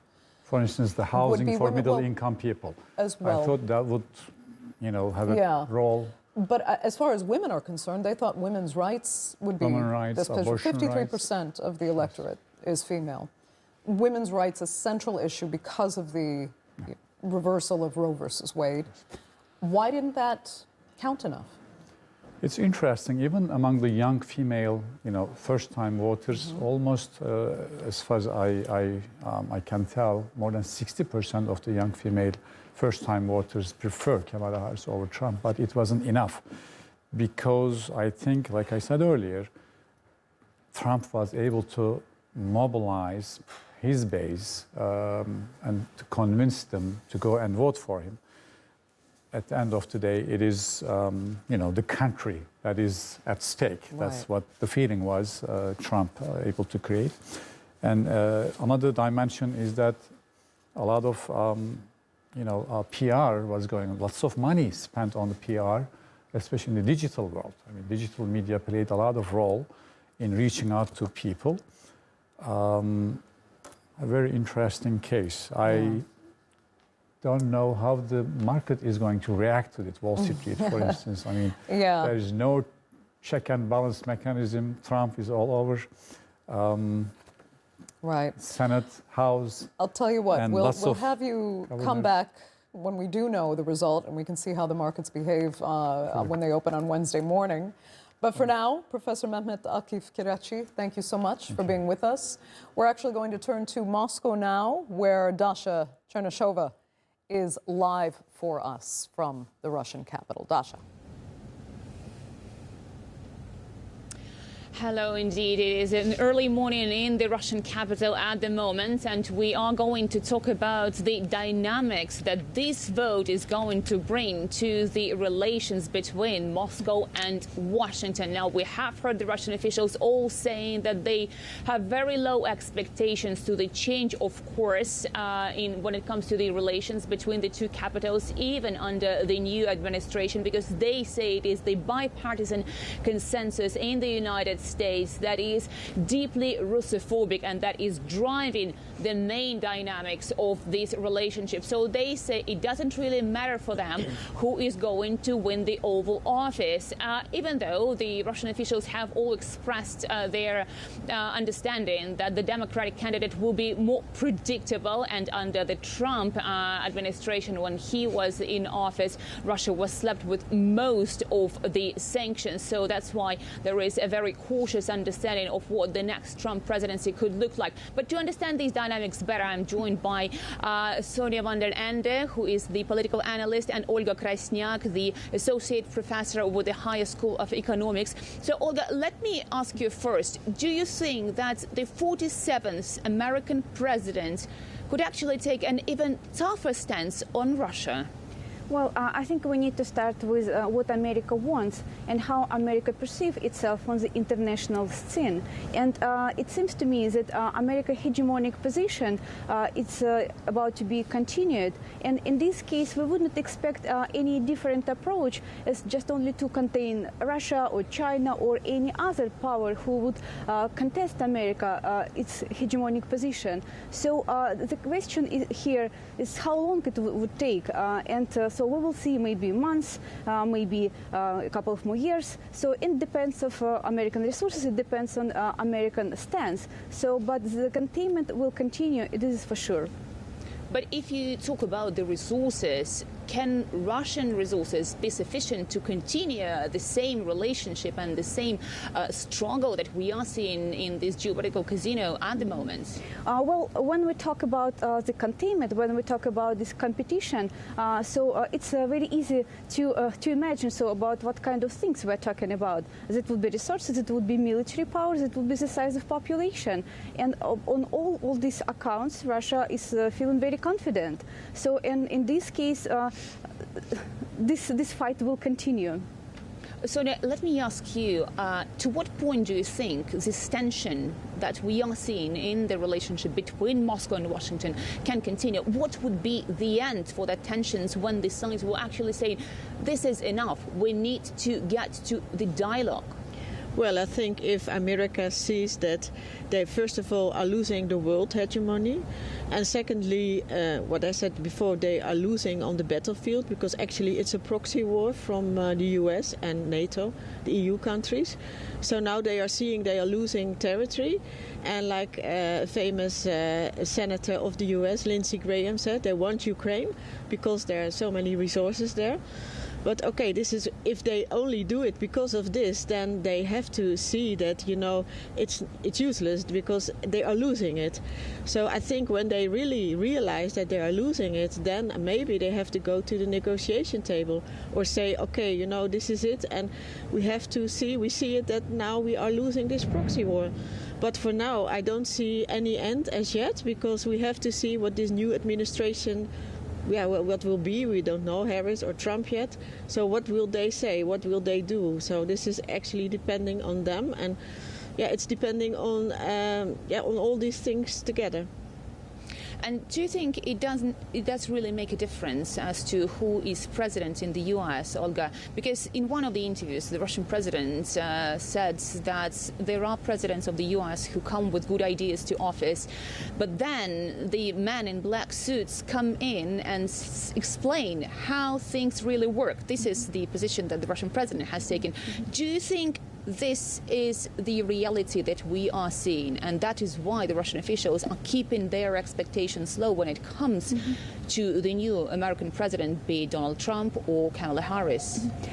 We need to understand that either president, of course, has certain power, but the structure of the state and the position of the state and some foreign policy aspirations, they mean more things. They are more important. And those needs and those aspirations and those strategies, I think they should be taken as the most important parts. And this would explain how America would behave and how America will behave.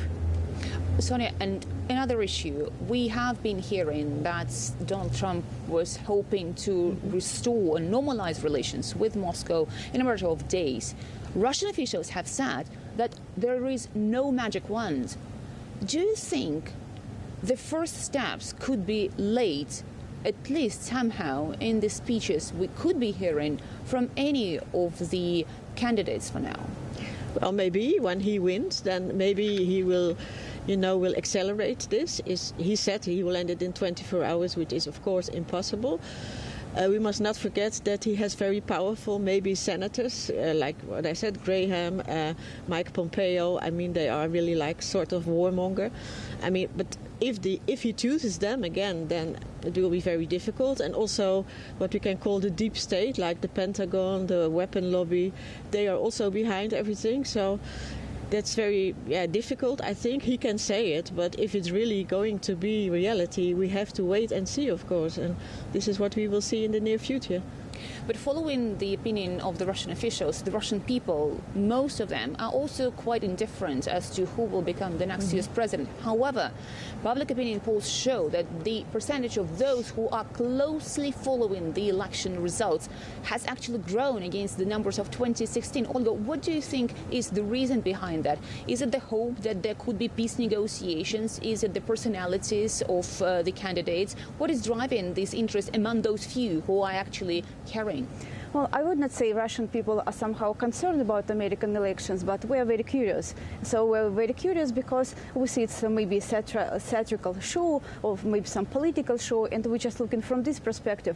But when we go to the ground and to the battlefield, actually, and our position in the world and the threats which NATO countries pose to us, so we, of course, think maybe in different terms. So in this case, well, this theater or maybe this political show, well, yes, we're watching because we're curious about this. But when it comes to the real things, we understand. So we have our way, and we are going forward to this way to provide our safety and security. Sonia, and you as the person who is observing this from the point of view of a foreigner in Russia, how do you see these dynamics playing out among the Russian population? Do you see the population actually caring about geopolitics, about caring how that affects their daily lives? Well, of course, it changed in 2022 with the start of the special military operation, and before that maybe they had a good stance on the US and on Europe. But then it all changed, and of course many people maybe lost a dear one on the battlefield, or is having a husband or somehow a brother on the battlefield. So I think the people now in Russia see that, what it's really, what US is really, and what Europe is really like. And yeah, they are now thinking that, okay, it's like a theater show what is going on, but we are the ones who are losing out, because also a lot of people who worked in Europe or the US, they cannot go anymore because they will not get a visa anymore. So this is all happening, and it makes the Russian people maybe look at it at a distance. What about the post-Soviet space? We have seen constantly NATO expansion and post-Soviet space being used as one of those areas where NATO has been, according to the Moscow's rhetoric, expanding its influence, its military infrastructure, its military bases, attempting to do so. Do you expect this process to continue?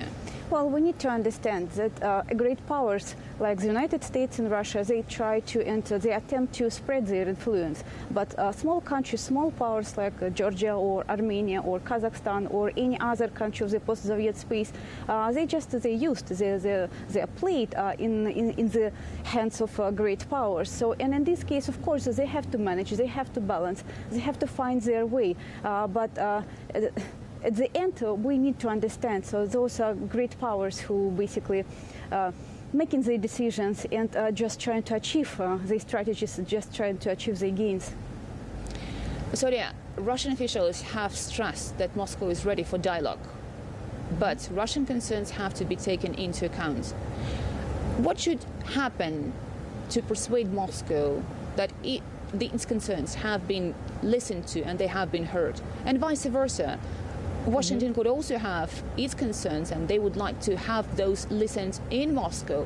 What would be signaling the readiness for this dialogue?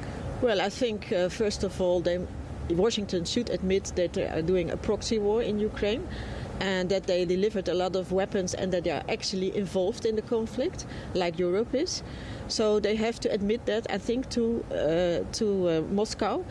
And Moscow has to say, okay, we are now having all these territories, and we also Crimea is very important, and it will be Russian. And if you agree, then okay, we can speak, we can talk about it, and we can also speak about not delivering weapons anymore, because this is the big issue.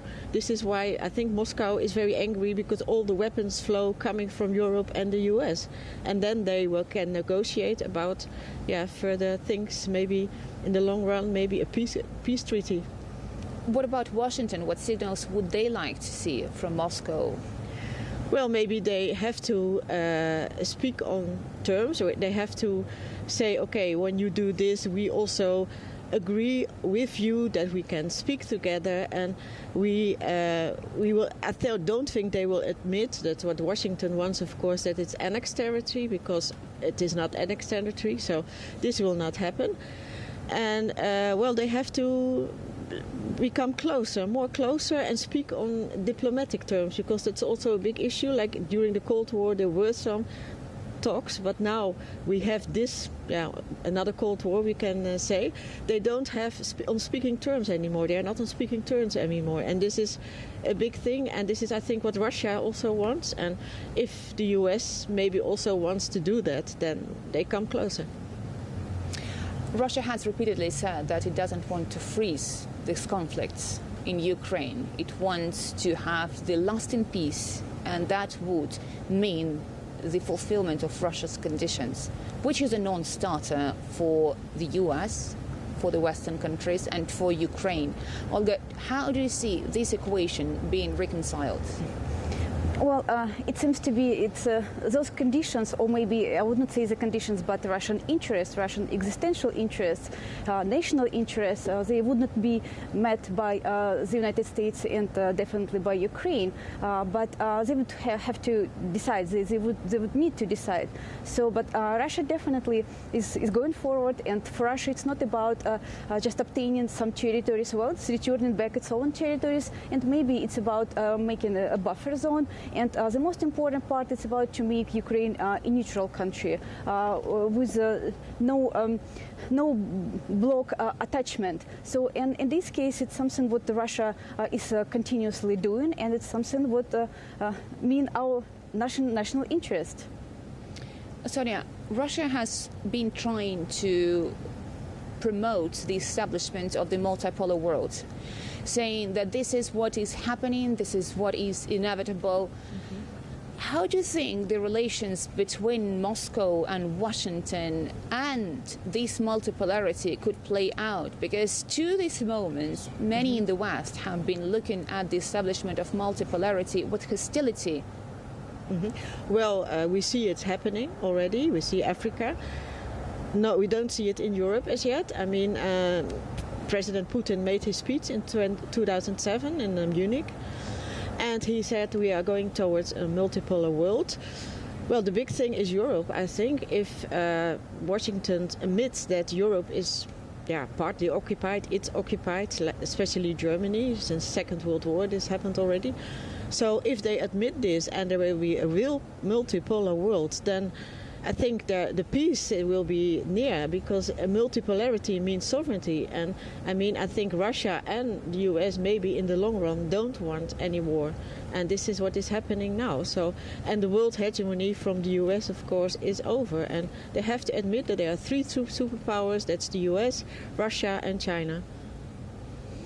Thank you so much, Sonia van der Enden, Olga Kresniak. We have seen the relations between Moscow and Washington souring under Obama administration, getting worse under the Trump administration, and then, as Russian officials say, falling apart under the Biden administration. So it is unclear how this relationship will play out with the new presidential administration in the United States. But obviously in Russia, the Kremlin is watching this presidential election very closely, although it is taking the pragmatic stance, saying that the root causes and the general course is unlikely to change. Now back to you, Adnan. Dasha, thank you very much indeed. Klaus Jürgens, political analyst, is back in the studio with me. Klaus, we've got 15 states still to declare their results. Not a single one so far has flipped. Thoughts? Well, I think we spoke earlier about it. Now, I'm a little bit surprised about Trump's showing.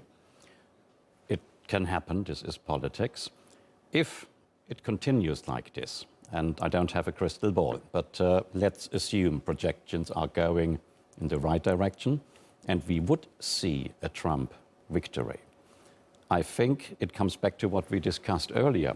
What were the decisive issues? And then the democracy factor might perhaps have been outclassed by the economy.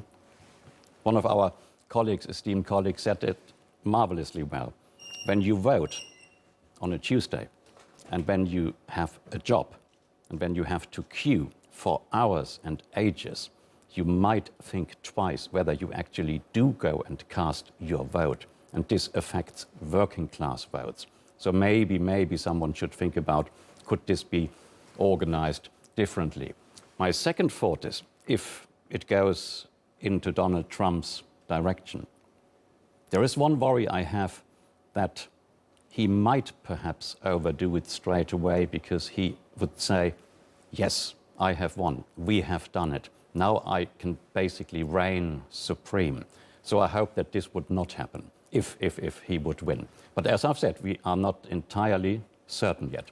If I may add one point which we perhaps overlooked in parts of our debates today, it is the Senate. Yes. And the House as well. Of course not the Senate, not in its entirety, but the House. Now, these are absolutely vital bodies and lawmaking organs in the United States of America. And who is sitting there, who is getting elected, is absolutely vital for American democracy as well. Now, if the Senate goes Trump's direction, we would have a totally new scenario how they would say, how US laws are going to be made. So we have to watch that. What is going to happen? House, Senate, plus the presidency. I would not focus on the number of governors being elected today. They play a vital role in democracy, but we should not overlook what is going to happen with the Senate and the House. Okay, let's look at both of those issues that you've mentioned there. First of all, if there was a Trump victory, what that might do inside America. But before we do that, I've got the latest results with only about between maybe 10 to 15% to count in all of these battleground states. So in Pennsylvania, Trump has a lead, 51.2 to 47.8. Actually, I won't bother to give you the numbers. In Wisconsin, Trump has the lead. In Michigan, Trump has the lead. In Georgia, Trump has the lead. If Trump were to win, he has already said that in his first term, he was so upset with the civil service that was trying to stop his agenda from progressing the way he wanted it to, that he's going to get rid of everybody and put only loyalists in. Will that change American politics forever?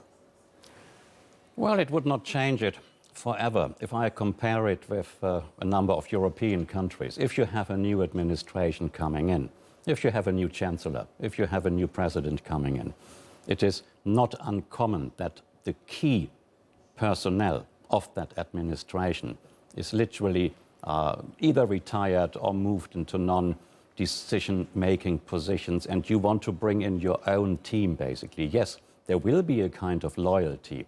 Again, this worries me a little bit. If Donald Trump were to do exactly that, to replace, to basically kick out everyone who is not loyal to him, he wants to streamline the civil service. Streamlining does not always necessitate that everyone has to say, yes, Mr. President, yes, everything is perfect. It can actually mean a little bit of diversity. He would be very well advised if he would do that. Then the topic of democracy would no longer come up. But will he do that? I have my doubts. Having compared it to other countries, you want to see your plans actually succeed. And if you think, if you were in his shoes, if I may say so, that parts of the civil service, big government, obstruct your policy-making ideas, you would want to see people of your own color, so to speak, close and next to you. But as I said, it's another issue of how far would he go? How far should someone go in a democracy? It's very, very difficult to answer. Will it change America forever? I don't think so. It is still one of the two big parties, and there are only two. So a new administration, a new president, but the American structure of civil service, House, Senate, and the presidency are still there. And we talk again 4 years later. So I would not say that this alone is a threat to democracy if it is implemented step by step and gradually. But the thing is, you've already indicated, and it looks at the moment as if the way it's going, that the Republicans are going to take control of the Senate. So if we just have a look here, Bernie Moreno has taken what used to be a Democrat seat in Ohio. He's beaten Sherrod Brown. And we've also got Joe Manchin, of course, the independent, who is retiring, and his seat in West Virginia has gone to Jim Justice. So that's already 2 seats that have gone to the Republicans. That would put them on, well, compared to what they have now, 49. If they held the other seats that they have, 51, they'd have the advantage. At the moment, it looks as if the House may also go that way. It's a little bit early to tell, but interestingly, in terms of the major leaders in the House, Chuck Schumer, Senate Majority Leader, wasn't up for re-election. Hakeem Jeffries has won, the House Minority Leader, as he is. Mike Johnson, the Speaker of the House, who says he's flying to Mar-a-Lago to have a party with Donald Trump this evening. Steve Scalise, the House Majority Leader, who was shot while playing a congressional baseball game. He's been re-elected. If both those houses go to the Republicans and Donald Trump's in the White House, what then? Yes, then of course we have a scenario of policy change. Let's forget about the civil service for a moment. Then, of course, indeed, the way America is run, although it's still there, the institutions are unchanged. Yes, we will see a president who can rely on support in both houses. Blind support almost. Blind support in both houses. Hence, he will have to decide what are my most important policy-making issues now that I am certain I can actually push them through. Then we will come to the thorny issues of everything. The economy. We spoke about abortion, foreign policy, migration. And then it is no longer enough to actually say, yes, I will do it once elected and once I have majority in both houses. Let's see what he can actually do. And very often, when this happens, majority in all law-making institutions, you realize it is not that easy to implement what you actually promised. First of all, you have to find the money. And not only border walls are very expensive, anything will be expensive to make sure that the economy is running. We spoke about 3% growth, but now take care of the 6% deficit in relation to GDP. It can't go to 10 or 20%. Here we go. What happens if the economic growth does not continue? He must have contingency plans. And once you are in power, very often you find out, I don't have any. I don't have a plan B. So perhaps there is a risk the bubble might burst. Perhaps he will be a strong president, but he will realize once I am governing, not all of my ideals or my best case scenarios will actually happen. There is the outside world. He can't have America in splendid isolation. There is a new geopolitical situation, I know. But still, it's not only America, the island, and the rest of the world doesn't exist. He is faced by BRICS. He is faced by not a tax, but by plans perhaps to have another global currency, not only the US dollar. He has to decide, what am I going to do with NATO and the ongoing Ukraine and Palestine situation. You can't just shrug it off and say, yes, I support this or that. You know what I mean?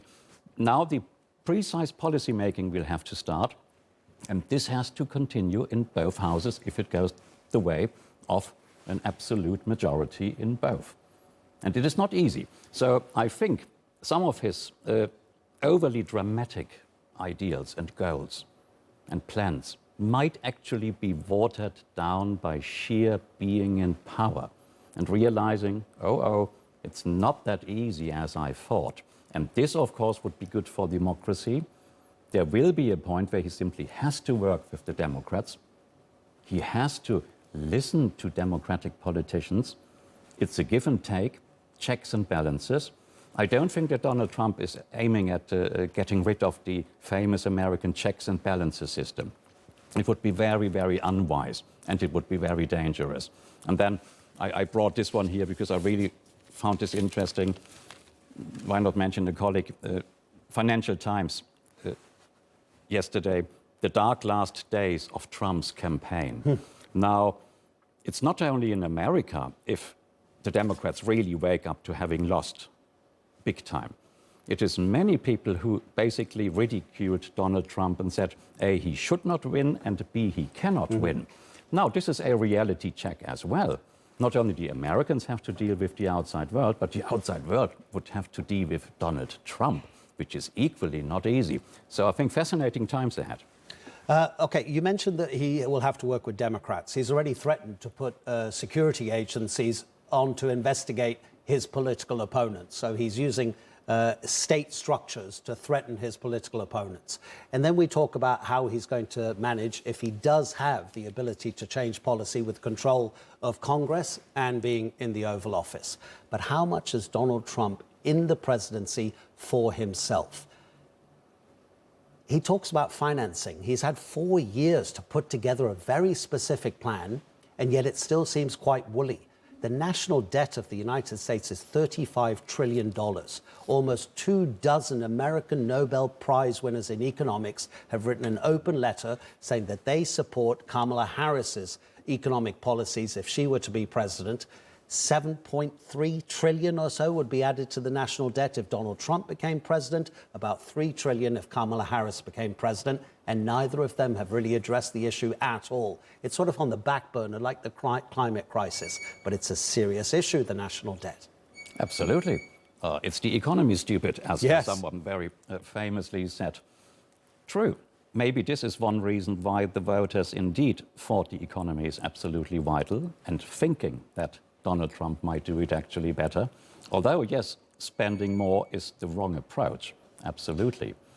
Neither of the two candidates, you're absolutely correct, has produced a manageable economic roadmap where you can actually say, these reforms are necessary to cut the budget. These reforms are necessary to continue to have discussions with China. Will China overtake? This is the time to say what kind of free trade agreements we actually need and want, not only with bigger markets, but if they really want to be a global player in this field again, with Africa, with Asia, what have you. Now, I haven't heard a lot about it, to be honest, during the election campaign. Correct. Very, very little precise policy making agenda items on the economic front. And this is wrong. This is very wrong. You can't have a budget deficit which is skyrocketing, then recession will start. Even if he continues to borrow. Yes, but ultimately the deficit will create inflation, and not, as some economists think about the United Kingdom and the new government, exactly the same situation. Do you cut taxes? Do you increase taxes? Do you have a budget deficit? How do you go about it? Or do you borrow even more in order to convince the electorate everything is fine? And ultimately, then, the economy is almost collapsing. Some people already speak about a recession in the United States, despite having 3% growth, and despite thinking actually all is well and we will increase tariffs, we will introduce tariffs, we will protect our American industry. Another very interesting blunder, I think, if I may say so, if we still have time, in one of his last public rallies, Donald Trump basically said, I want to deal more with Germany, with the automotive sector. But by the way, I want to have your foreign direct investment, which is absolutely fine for the American economy. But at the same time, I only allow you to operate on American soil if you hire American workers. Now talk about globalization or no. The second issue, Donald Trump, and no one has mentioned this yet, I think, tonight, the chairperson of Total recently said in an interview, if Donald Trump would be elected, and if he would have like a climate Wild West, opting out of all climate change and global warming approaches which we see worldwide, it would be very bad for the American economy, not only for the population, it would be very bad for Americans' part in global trade. Now, if you talk about reducing the deficit, you have to trade both ways. You can't just protect your own market and forget about all the other markets, because then no one wants to deal with you. And this is the anti-protectionist approach. And I am not sure whether Donald Trump has mastered this economics class, said with all modesty. If you said he had 4 years to come up with precise suggestions not to do the same mistakes as the Democrats have done. I haven't seen any of these precise plans. But absolutely, how to deal with the outside world, politically, geopolitically, and economically. I think if he will be elected and both houses are on his side, I think this will be a major, major task for him. And this is perhaps the good news. Coming back to my initial point, he will then see, and the Republicans will see, winning an election might be easy, but governing is not. Absolutely, but apparently he is reported to have said he doesn't care about the national debt, because by the time he finishes his second term, then it'll be a problem. So not for him while he's in the White House, if he ends up in the White House. Klaus Jürgens, again, thank you very much indeed. What is the time? It's 5:08 in London. Maria, you're still awake. Congratulations. Absolutely, and good morning from London. And as we've been hearing, this election has huge ramifications globally. And Westminster and the rest of the world are eagerly awaiting the US election result. And so is Brussels, of course, and the rest of Europe. A victory for Donald Trump in the US presidential election could upend relations with the EU on issues from trade to security and aid for Ukraine. All right, let's unpack all of this now with our guests who have been with me all morning, actually, Tom Packer and David Nunn. David, well, actually, before we talk about the UK and the EU, I just want to get your sense of where we are right now in this election with 58% of the vote, just over 58% of the votes counted. David?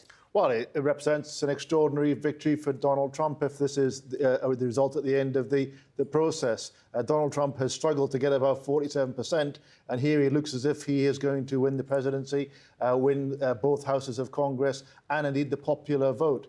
So it's a huge endorsement of Donald Trump's candidacy, of his message by the American people. It's a slightly unexpected result in many respects, but it's a decisive one. It gives him an untrammeled opportunity to implement his agenda. That is a very radical agenda. If he does try to do that, that will cause ructions round the world, because what he regards as in America First's interests is clearly at odds with many global interests, which America has traditionally been cognizant of. And if he tries to follow that agenda and put in America's interest and only America's interests at the top of his priorities, then that will result in pushback, because those things are not the same, and he will find that out, I think, fairly shortly. So while there will be congratulations from every European capital, so there will also be plans to actually to contain, to change, to modify, and to resist that agenda if he goes forward with it. Strong thoughts there.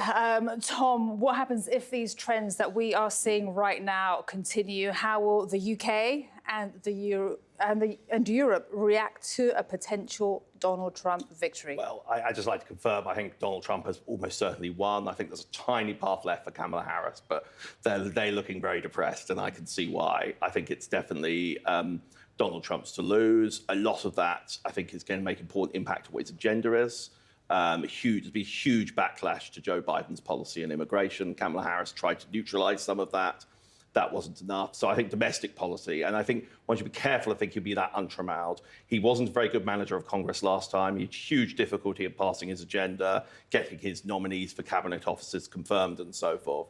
So there's going to be quite a lot of resistance within the American system, depending what he wants to do. I think, most of the people who are running Europe, not all, Viktor Orban will be pleased, quite a few people, and a fair number of British MPs who probably think he's better than the alternative. But certainly Keir Starmer or Macron, I think, would be very much prefer if Kamala Harris had won, but they're going to try and make this work. And one of the most important, I think, probably the two most important things are what's going to happen for Ukraine, which I think is very unclear what Trump's policy will actually be. He'll obviously try and have some peace negotiation, but whether that will succeed, what he'll do if he don't succeed, I think there'll be a lot of pressure, including within the Republican Party, if there isn't a peace treaty of some type between Ukraine and Russia to give lots of support to Ukraine. I think he may end up giving up on that. The other one is going to be his tariff policy, which at the moment, under current precedent, he can impose this 20% tariff on all tariffs coming in. Then there'll be question of exemptions. Will Britain, for example, try and make some kind of special trade deal? And I think particularly because of the implications on American prices for lots of American businesses, there's going to be a lot of contention, including within the Republican Party, about that. So I don't think just because Donald Trump promises he'll do something, it's necessarily going to happen. And part of the reason the American president's a very powerful man, but he has limits to his power as well. And that brings me to my next point. David, we've been speaking a lot about what the reincarnation of, well, let's call it Donald Trump 2.0 will look like. How different from Donald Trump 1? Well, I think when Trump came in, he was very much unexpected to win. He didn't have a clear set of plan. He wasn't a very disciplined or organised president. He actually leaned very heavily on establishment figures around about him who were nicknamed the adults in the room, who were able to distract and divide and to actually stop him at some of his plans.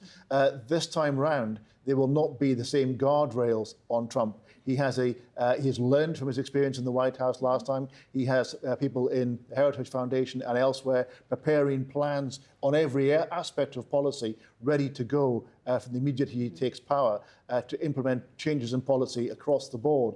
He plans to actually replace huge numbers of civil service with Trump loyalists so they do his bidding, including plans for retribution and revenge against his political rivals, as well as policy implementation of radical policies across the piece. So I think what we will see is a very different Trump administration, or potentially a very different Trump administration to the first time round, one that actually has the capacity to act on its agenda in a way in which the first one was thwarted. And David, how will the UK react to that Donald Trump that doesn't have the guardrails?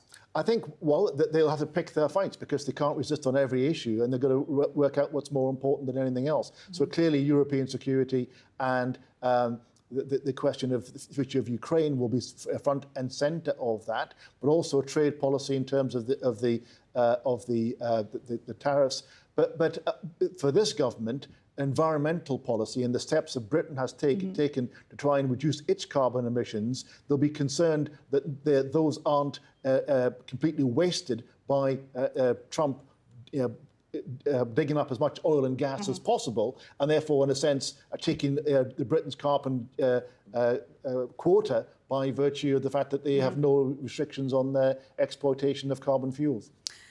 Tom, right now in Brussels, how do you think they're looking at this result? Well, I don't think they're very happy, but they've dealt with Donald Trump before, and I think they may, on balance, they will try and deal with crises in Ukraine, and there's already quite a bit of backlash in the EU towards the carbon environmental policies, particularly in the wake of cutting off of Russian gas. I think particularly on tariffs and Ukraine, they'll be trying to push Donald Trump in their direction. There'll be a lot, I suspect, of pandering to Donald Trump. Partly because I think most world leaders realise that, including Zelensky, if you listen to the famous phone call between him and Trump, he's very sensibly trying to suck up to Donald Trump very hard throughout the conversation. I think a lot of that will go on. I don't think they'll be very happy in it. I think there will be. The Republican Party, I think, is more hostile to international organisations than it used to be. But at the same time, I wouldn't exaggerate some of these differences. Like, the past is usually the best predictor of most people's behaviour. Yeah. Donald Trump has never been very effective at achieving a policy agenda as opposed to getting elected. And even on these new people coming in, lots of them have their own agendas that aren't necessarily the same as Trump. And there's going to be a lot of still establishment power. So, for example, Lindsey Graham, who was being mentioned earlier, he has quite a close relationship with Donald Trump and is a very strong supporter of aid to Ukraine and so forth. So I suspect we're not going to get very consistent and clear policy. We're probably going to get lots of U-turns. And I think maybe it'll look a bit more like the last administration than you might think. One interesting question is how much it's going to be dominated about domestic issues, such as immigration, discussions about the economy, what's going to happen about government spending, and how much that might shut off any foreign policy agenda. Good point. And just on Europe, how much does Washington and this possible new Trump administration really care about Europe? Well, I think that's sort of one of the big debates that's going on, that in a sense, that's in a certain respect, that's what the debate about Ukraine is within. Like, actual anti-Ukrainian sentiment is relatively marginal, but what people like J.D. Vance, the most now likely to be America's next vice president, take the view of is the big priority is China and to some degree America at home. You can't be focusing European wars, and Trump in particular has been very strong on why aren't most NATO members spending more on defence? There are some which are relatively generous on defence spending, like Britain and some of the East Europeans. There are others that are not. So I think this will increase the pressure both within Europe and from the US for Europe to do more in its own defence. And obviously a lot depends on what relationships with Russia are, which is the main strategic threat. And obviously that's a very unpredictable set of circumstances that we've seen in the last few years. David, I just want to touch on this point. Why do you think Donald Trump still has this appeal, given all the adversity that we've seen surrounding him? I think partly where the Democratic Party went wrong was to focus on the threat to democracy, because the electorate didn't believe it. The electorate looked at the fact that they've had a Trump administration before, and Trump didn't do the things that he said he would do, and therefore there was an assumption that his bark was worse than his bite, and the rhetorical Trump was different to the policy Trump. What that analysis misses, of course, is the fact that actually Trump tried to do a lot of those things last time round and was thwarted by various guardrails. And therefore, in a sense, it's a fallacious assumption on their part that Trump 1 will be the model for Trump 2.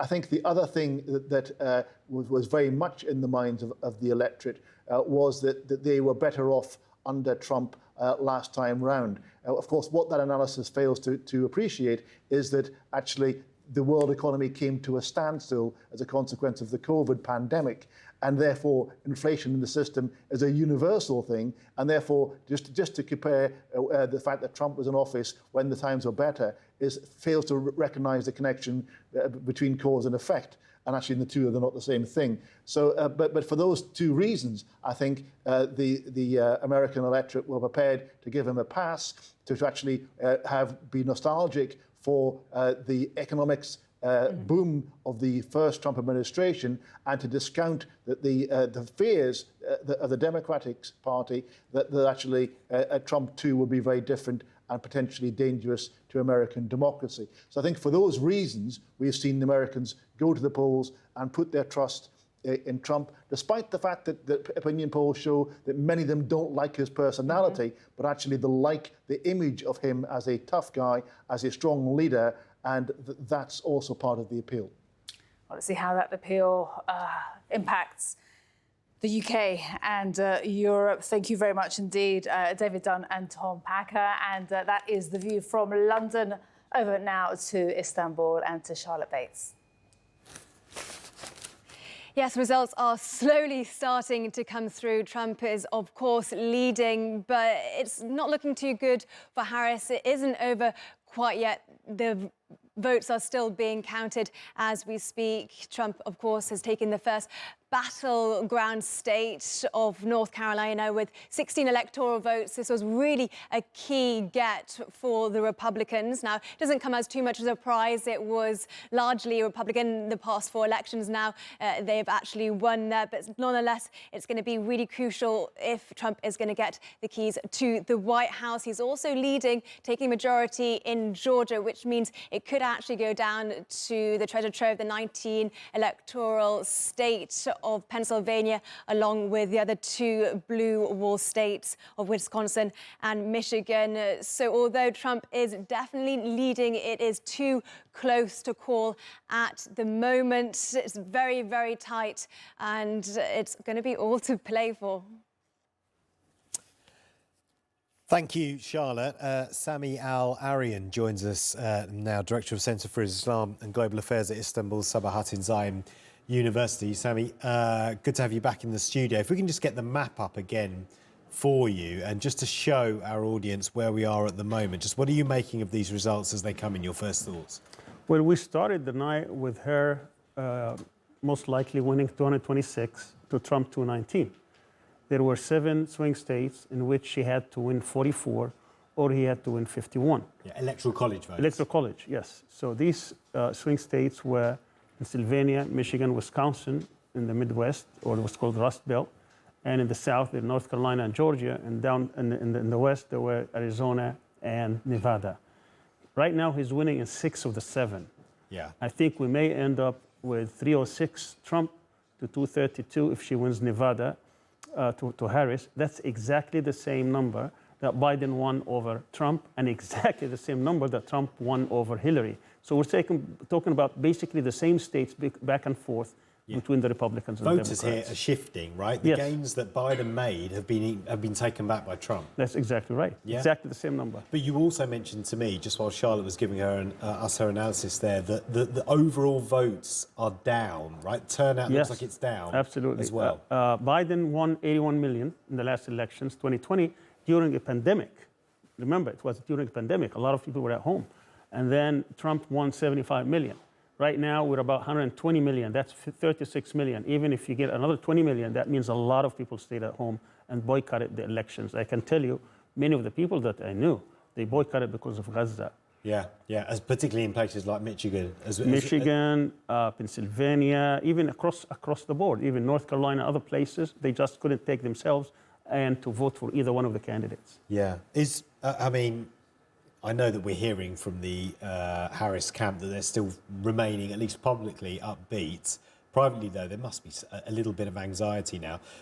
What would you say is their route to the White House now? There is no route. I looked at the numbers. I looked at the numbers. See, I looked at Pennsylvania, Michigan, and Wisconsin. She had to win all 3 states to become president. I looked where she is strong. Atlanta, for example, in Georgia, but she lost Georgia. Detroit in Michigan. Philadelphia and Pittsburgh. They're saying Georgia's too close to call at the moment. It doesn't matter what they say. You have to look at the difference where she's strong and how much vote is left. Okay. For example, if she's winning by, let's say, 3-1, but there is only 40,000 votes left to count. So even if she wins all 40,000, she cannot make up the difference. You do the same analysis for Pennsylvania, Wisconsin, and Michigan, and you will find that she has to win whatever is left at 95%. That's impossible for her to win. So I think she's lost. That's it. Wow. Okay. I mean, at the moment, and we're following the Associated Press, they've got Donald Trump on 230, Kamala Harris on 210.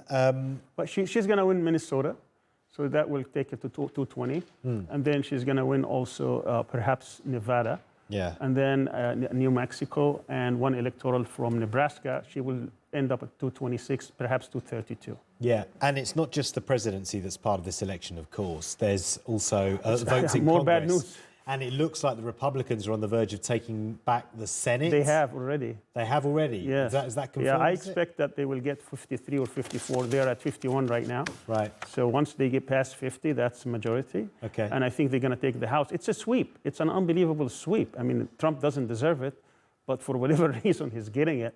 And I think Harris was a very weak candidate to start with. She's the only candidate in the history of the U.S. where not as an incumbent, but somebody who will bypass a primary and go directly to the national candidacy.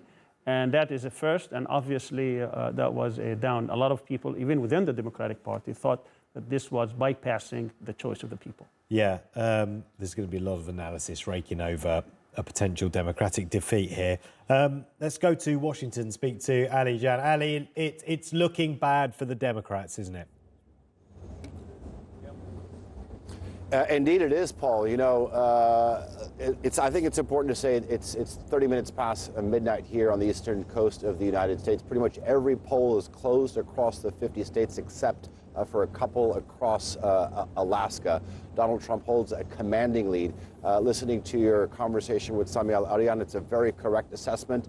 It's not looking good for Kamala Harris, the vice president. You know, a couple of hours ago, she was in a position where she was cautiously optimistic that she could maybe retain those three important Rust Belt states of Pennsylvania, Michigan, and Wisconsin. I think at best you could say that she's nauseously optimistic. Right, Jafar? Indeed, and as our colleagues in Istanbul were talking, Trump has already won North Carolina, and at this point, it's likely that he's going to win Georgia. So Harris's chances of winning are narrowing significantly at this point. If she wants to stay in the race, she has to win Wisconsin, she has to win Pennsylvania, she has to win Michigan. Whether or not she'll be able to pull a comeback, well, it remains to be seen. Let me introduce our panelist for this segment. Joining us is Rina Shah. She is a Republican strategist. And also we have David DeRoche. He is a former official at U.S. Department of Defense. Great to have you here with us. Are you surprised, Rina? I am, in many ways. But in other ways, I am in touch with reality on the issues. And I think that's what we ought to talk about, is the issues. Because it wasn't the vibes so much as the fact that there's a segment of the country that feels so dissatisfied with their way of life. And when they talk about what their priorities are, it's about who they trust more to right the course, whether it's the economy, so the cost of daily living, inflation, whether it's geopolitical tension, you know, these sort of endless wars, or the disastrous pullout by Biden from Afghanistan. And let's not forget the southern border, which Trump came right out of the gate saying that Kamala Harris has failed on. So I think when you add up, for every voter that said, I don't think I can trust her, there was a sense that the priorities had to shift in order to really make the race what it is right this moment. The mixture of things, I think, is what I'm not stunned by. Just the sheer underperformance is what I'm stunned by. Dave, what do you think? Well, I think there's a lot to that. I mean, there's certainly headwinds that Harris ran into. I think if there's an encouraging note here, I think it validates the importance of having primary elections. One of the really disturbing developments in American politics in the last 8 years has been incumbent presidents having the party smooth the way for them, where there's no primary challengers. And what we've seen here is that can lead to disaster. You know, given the personal dislike that a large amount of Americans have for Donald Trump, it should have been, you know, a vetted, tested candidate should have been able to overcome that. And what we saw here was really a sort of backroom maneuvering of this candidate after Biden was spared the rigors of a normal campaign twice. And what we saw is that she was just unable to overcome it. Are you saying that a potentially different Democratic candidate could have performed better tonight than we've seen Kamala Harris perform? I think so. I think that if there had been a candidate who, you know, people actually could engage on issues of policy rather than on personality and vibes and that there probably would have been something. The issues are very real. Inflation, the southwest border is very real. But there's no simple solution to all of those things. And the problem is when you have a candidate who has never really been tested in a serious way, you're basically saying, trust me. And I think given that, people would decide to put up with the abrasiveness, the egotism, the mean tweets, rather than just buying a pig in a poke. Rina, what do you think we're going to be talking about in the coming days? We've talked a lot about the issues, immigration, women's rights, but ultimately, could this just come down to people's pockets, the fact that their rent is too high, groceries are costing too much, and they see the Trump presidency as a time when they had more money? Will it be that straightforward? what are presidential elections in the modern era anymore? They are referendums on the party in power. And what I think we're seeing play out is a sense of dissatisfaction so great that people felt that they ought to go for the other choice or stay home or vote third party. And I think in general, how the country moves on from here is to not reduce this to sexism, not reduce this to Biden not stepping aside in time and making enough, giving another Dem candidate enough latitude, so to speak, to perhaps have time to do a different kind of campaign. In general, people wanted to say, let me take a chance on another party to see if they could do better for me. And I think it was purely on the economy, because one thing that I keep hearing over the past year and a half is that the economy is doing so well. And that is coming entirely from the data that the Biden-Harris administration shows us. But the economy is a feeling evermore, and I repeat that all the time, because unfortunately that means we're not in touch with reality. We are moving off of a sense of how the world feels to us on that particular day. I submit to you, it was entirely the handling of the COVID-19 pandemic that made it so that Donald Trump was kicked out of the White House in 2020. It wasn't all the other things we know about Trump. It was just the handling of the pandemic in that moment. So that signals to me, again, this is a moment. This is a feeling about one particular thing in general about this moment. And David, what about the rest of the world? You know, you've got this, obviously we know, very brash character in Donald Trump, a serial liar, someone who has a string of indictments, someone who has an unprecedented criminal conviction, is looking like he will once again be president of the United States. What message does that send to the rest of the world? Well, I think it basically shows that this is a person who has to be dealt with on his own terms, because things that would kill a normal human, he deflects. It's kind of like the Terminator 2 when he dissembles and then comes back. So I think that people are going to realize that what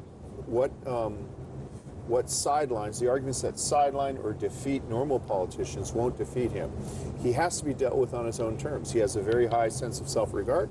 He has a very high degree of confidence in his ability to achieve a favorable negotiation, regardless of how he gets to that negotiation. And he is undisciplined in his choice of words and in some of his actions. But when you actually look at what he has implemented, they're rather pragmatic. Let's take the biggest issue will probably be Iran policy. The first time he was president, he actually held to the JCPOA with Iran for a majority of his presidency. Maximum pressure was only in place for 13 months. He was president for 48 months. So there's a lot of pragmatism there that people don't see because he gets in his own way. The bluster overwhelms the policy.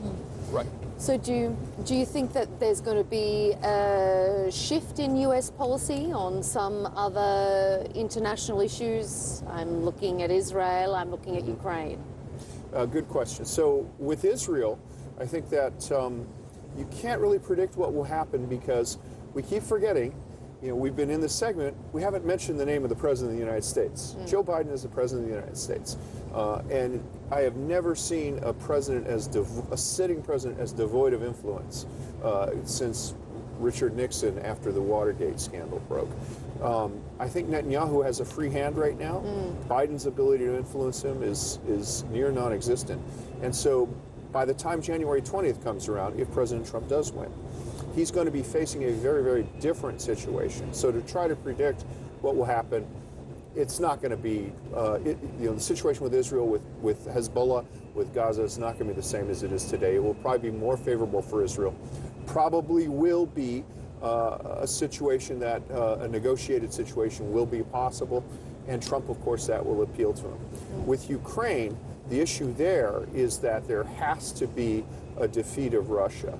I don't think that there is any possibility for a peace that will be anything more than breathing room for Russia to reconstitute itself.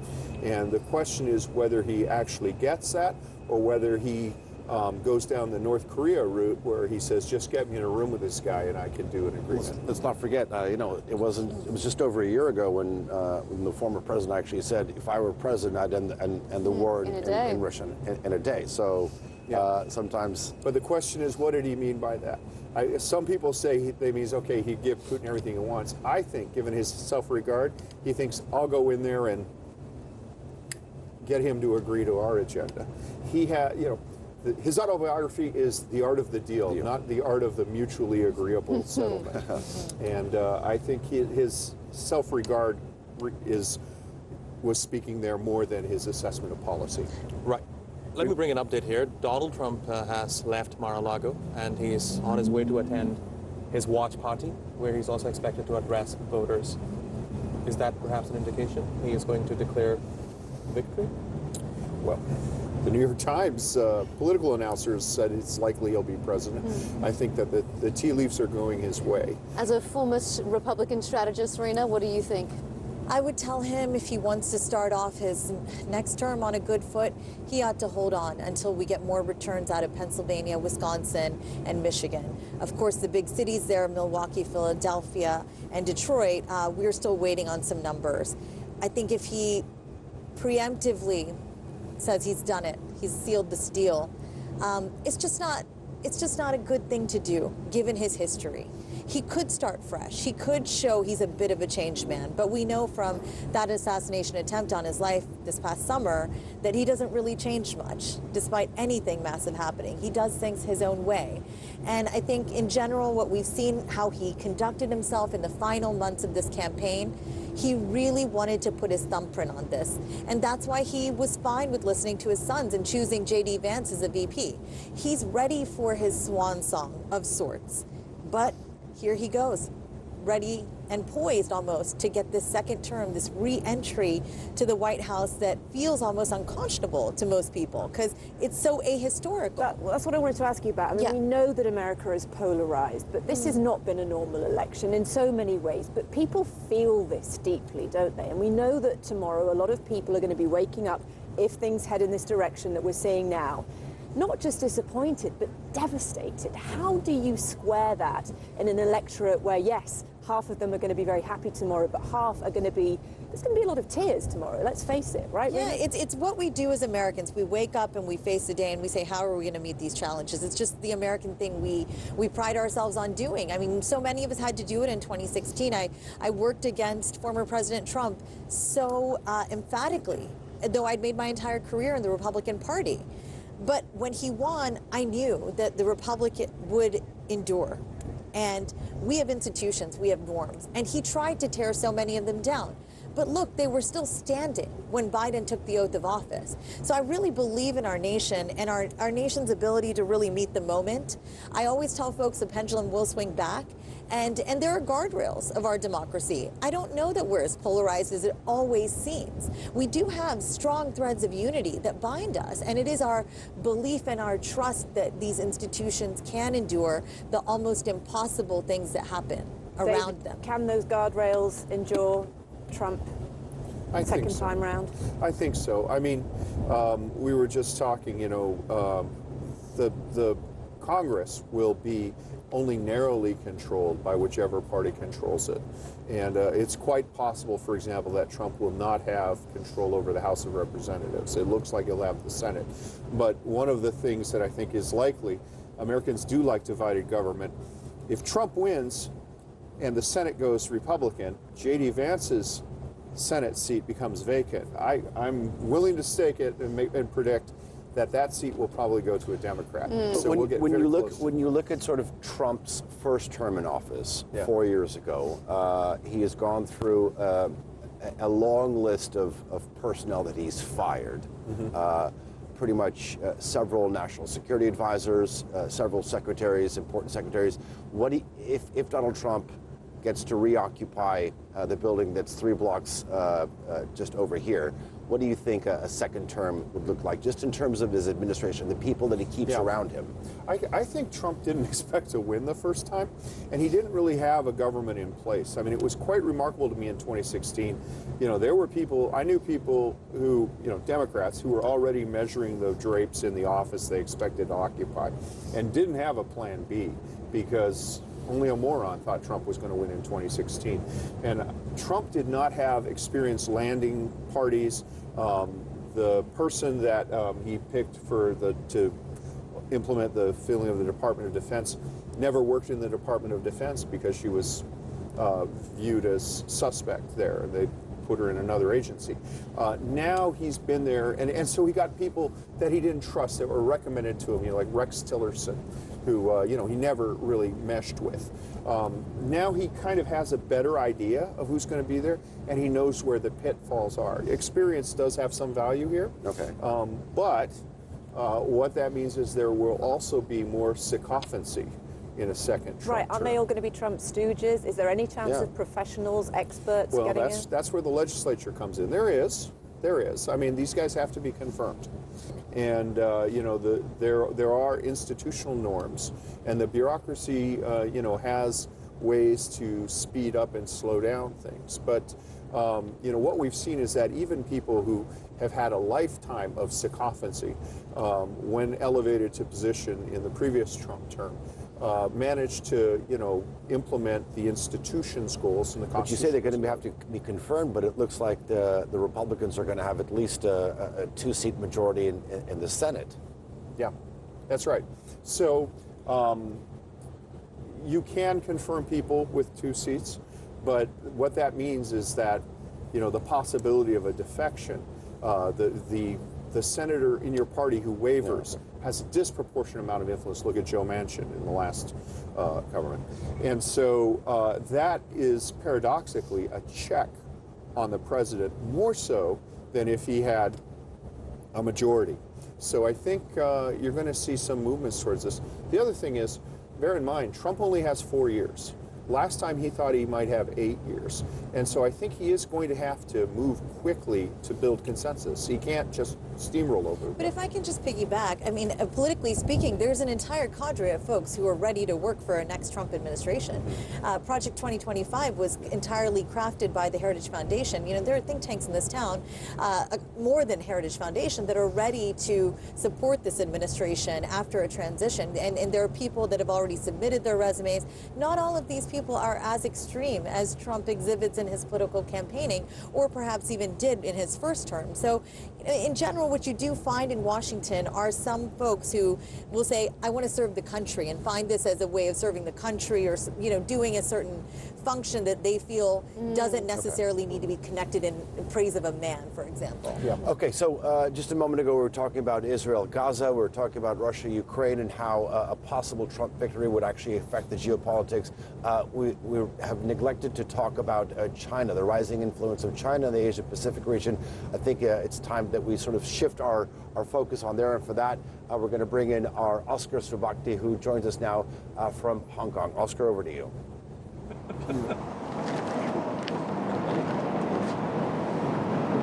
Yes, hi Alijan, and welcome to our broadcasting hub here in Hong Kong.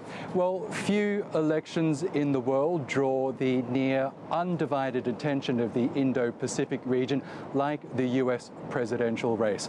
Analysts and leaders alike are watching and waiting to see whether another potential Donald Trump presidency could usher in a bolstering of the trade protectionist measures that he introduced, and a radical shift in the regional security dynamic that's been mooted by him and his advisors. On the other hand, a Kamala Harris administration could see a strengthening of US multilateralism in the region that was once again brought in by the current President Joe Biden. It could also see a further involvement of US forces in some potential key flashpoint areas, including the Taiwan Strait, the Korean Peninsula, and in the South China Sea, where a number of Southeast Asian nations are currently locked in several territorial disputes with Beijing. What's for certain is that in an increasingly uncertain global security environment, Washington's involvement in the Indo-Pacific could make the difference between war and peace, between another conflict breaking out or indeed disputes being resolved. Well, joining me now to discuss these issues and more is Dr. James Dorsey, an eminent Indo-Pacific analyst, and next to him is Dr. Victor Teo, another analyst of the Indo-Pacific. And of course, we'll also be joined by our correspondent, Patrick Fock, who has spent many years covering China and the Indo-Pacific region. Dr. James Dorsey, can I start with you? We have conflicts in the Middle East. We have a conflict in Europe between Russia, Ukraine, and now North Korean forces as well. What is the likelihood right now of another conflict potentially breaking out in some part of the Indo-Pacific? It doesn't look at the moment like you have an immediate conflict. Now, fact of the matter is the Middle East is Asia. It's West Asia. So in that sense, Asia is already embroiled in conflicts. Russia, in terms of geography, is far more Asia than it is Europe, and therefore a factor. And Russia's been, in the past, Vladimir Putin has expressed himself about Kazakhstan, for example, a Central Asian nation, in the same terms that he's expressed himself about Ukraine prior to the invasion. So what I think you're going to see is that the countries like China are going to be looking, they're looking for two things. One is economics, where there's not really much difference between Kamala Harris and Donald Trump. And then there's security. And from the Chinese perspective, it may very well be that they have a preference for Trump, because Trump has proven, among other things with incidents in the Middle East, that his approach towards security issues is transactional. It's not based on principles or a value system. And if it's transactional, then that's something that's much easier to deal with, if you wish. Dr. Victor Teo, I listed some potential conflict zones there. The Taiwan Strait, the Biden administration has been very keen to show its support for Taipei. We've also got the Korean Peninsula, where tensions between Japan, North Korea and South Korea are continuing to simmer, and of course the South China Sea issue. Do you see any cause for concern in either of those regions, and what difference would either a Trump presidency or indeed a Harris administration make in those areas? I think one of the most concerning flashpoint is Taiwan. I beg your pardon, the Biden administration has been very staunch in their support for the Taiwanese government right up to the present moment. And one of the reasons is because in terms of support for her allies, the Democratic administrations always tend to do better. But at the same time, I think this is from the Chinese perspective. The Chinese feels that the Democrats are more ideological, so to speak, meaning they are all for freedom and democracy, and they would back the Taiwanese as long as the Taiwanese play to the tunes of saying, they are a free country, they are Chinese democracy. Trump, on the other hand, is not that case. So the Taiwanese are very worried and about a potential Trump win, and it's looking likely that this is going to be the case. So this is of concern to the Taiwanese because they feel that they might not actually have the time to move down the line, and they feel it is more urgent than ever to, if you like, not declare their independence, but to assert themselves even more. With regards to the North Koreans, I think they are rooting for a Trump win for obvious reasons, because the North Koreans feel that they will be able to do or advance their interests more with Trump, because Trump is from North Koreans' perspective more reasonable.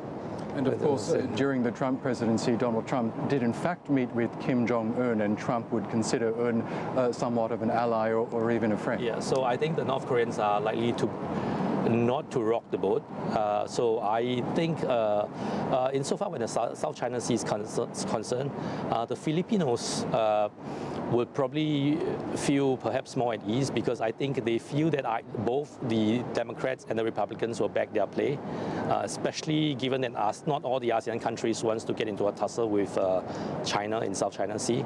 So insofar the three flashpoints are concerned, I think the Taiwanese is a bit more, sensitive at this point. Yeah.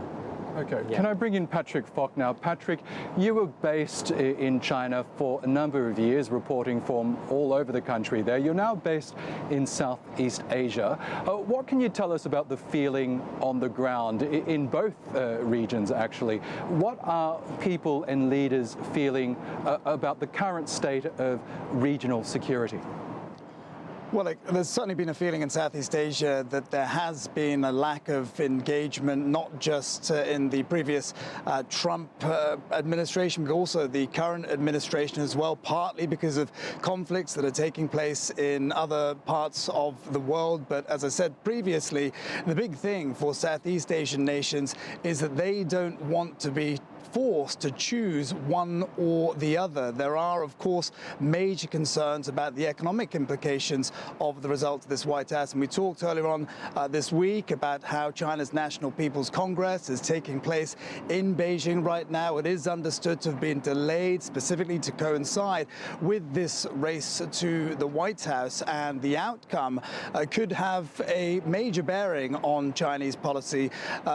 Some economists are saying that the size of a potential stimulus package that could be unveiled later this week could be as much as 20% bigger if Trump wins. Now, we don't know what the baseline for that package is, but there are reports that are suggesting it could be anywhere between 2 to 10 trillion yuan. But certainly that is an indication that China sees there being a greater economic challenge if Trump were to win, Oscar.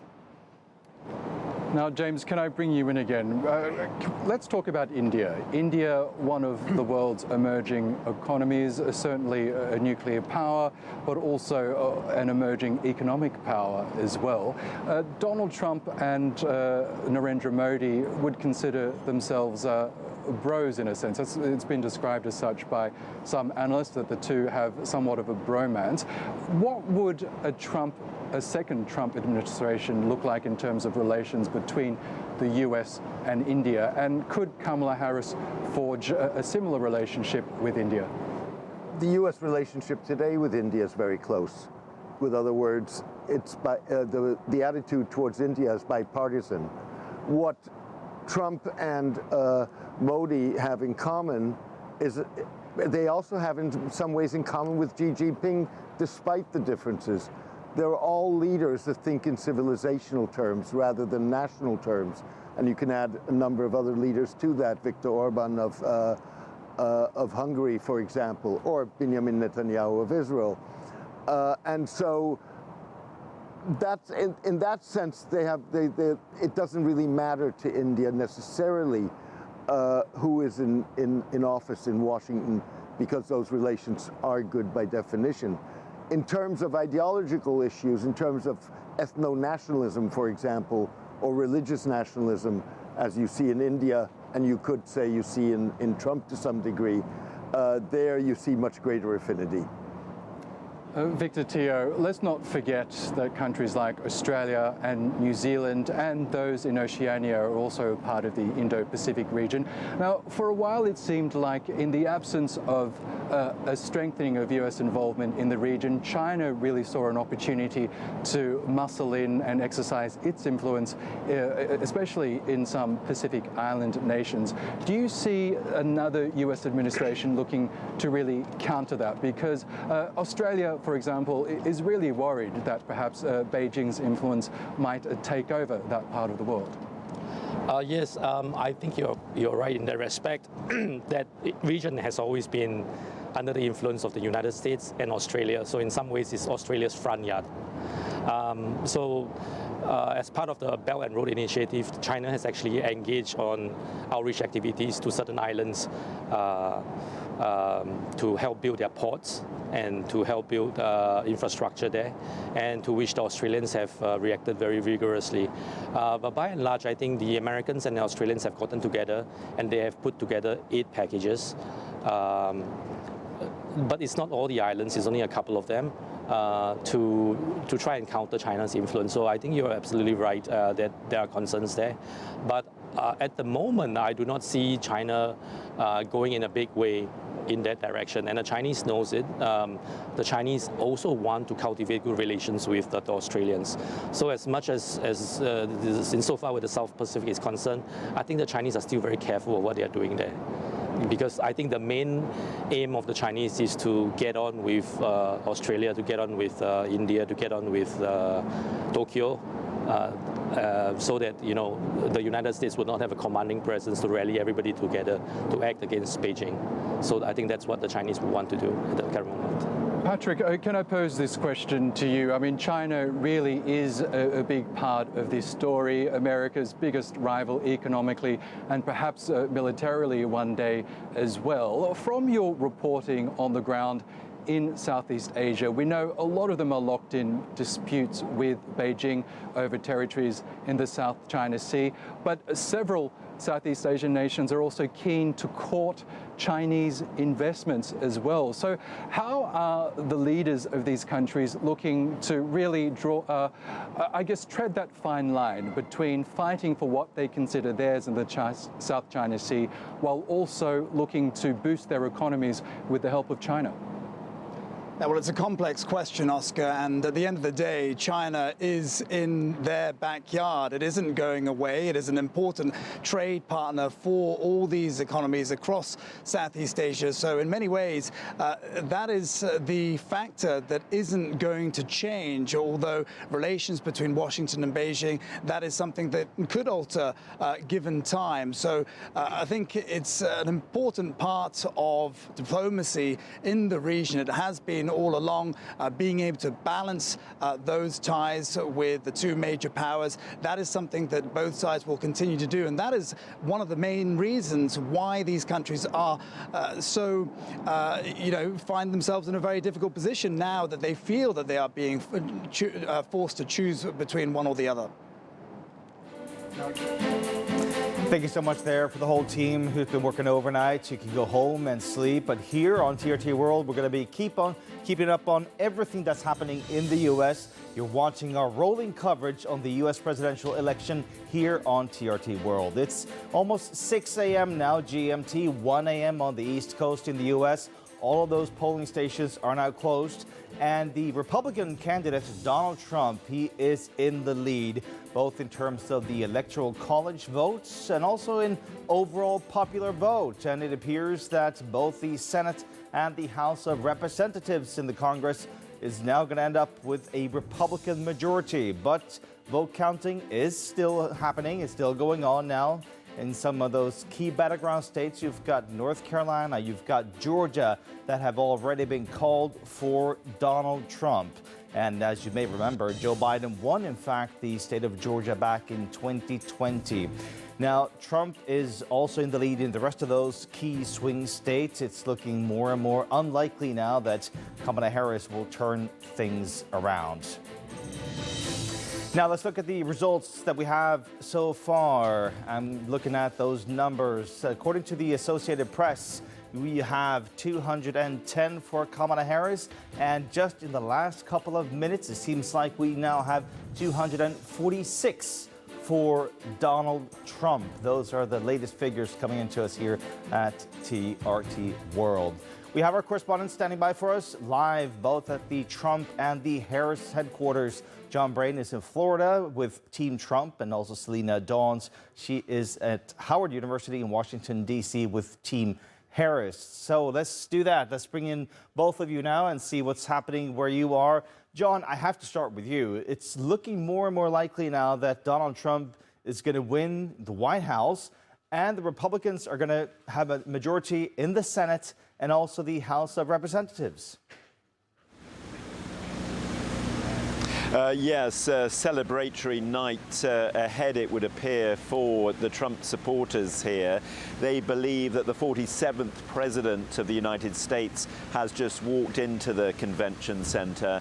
And certainly, although there is still some way to go, there are some crucial swing states still to be called. The optimism of the Trump team, which we've been hearing all day, certainly does not seem misplaced. Nothing has happened during the past few hours which should shake them from that confidence. Even the left-wing leaning or liberal-leaning newspaper, the New York Times, now putting Trump on a 90% chance of victory. The betting markets also saying he's got a 90% chance of victory, and money usually follows success here in the United States. All fairly extraordinary when you think that just a year ago he was more likely to end up in jail than back in the White House, with 4 criminal indictments against him. And even in January, when we all trooped to Iowa for the first caucus, when the voting starts for the presidential nominees, Trump was by no means a shoo-in. We were all talking about Ron DeSantis, the Florida governor, as having a strong chance of being the Republicans' candidate. But we've clearly underestimated Donald Trump once again. His grip on the Republican Party as tight, if not tighter than ever. And he's managed to reach out across the country to those undecided voters, the swing voters, and it does appear that he is on course for a return to the Oval Office. John, have you seen Donald Trump yet? Is he anywhere close to where you are? We've heard that he might be speaking any minute. Yeah, we saw his convoy come past us a short time ago. He's in that convention center behind me. We're told he is going to address his supporters tonight. It's going to be very interesting to hear what he has to say. Will he claim victory the way he did back in 2020? And perhaps more significantly, will he repeat his claims from earlier this evening that cheating has been going on in the election, particularly in Philadelphia, in the crucial state of Pennsylvania? Because if he doesn't repeat those claims, that would suggest that he shares the confidence of his team that he is on course for victory, because why would he need to say that there's been corruption in the electoral process? In fact, that would completely be counter to him if he is heading for a victory. So that's going to be interesting to listen out for. But certainly a celebratory mood here in West Palm Beach among his supporters. As I say, there's still some way to go. This is certainly not cut and dried, but all the signs at the moment are that Donald Trump is heading back to power. Yeah, it's not a done deal just yet. John, I know it's been a long night, but do stay with us. As soon as we hear that Trump is speaking, we're going to come back to that and also come back to you. In the meantime, let's go now to Washington, where we have Selena Downs, who joins us live. Selena, we've just heard now from the vice chair of the Harris campaign saying she's not going to be addressing supporters tonight. Why not?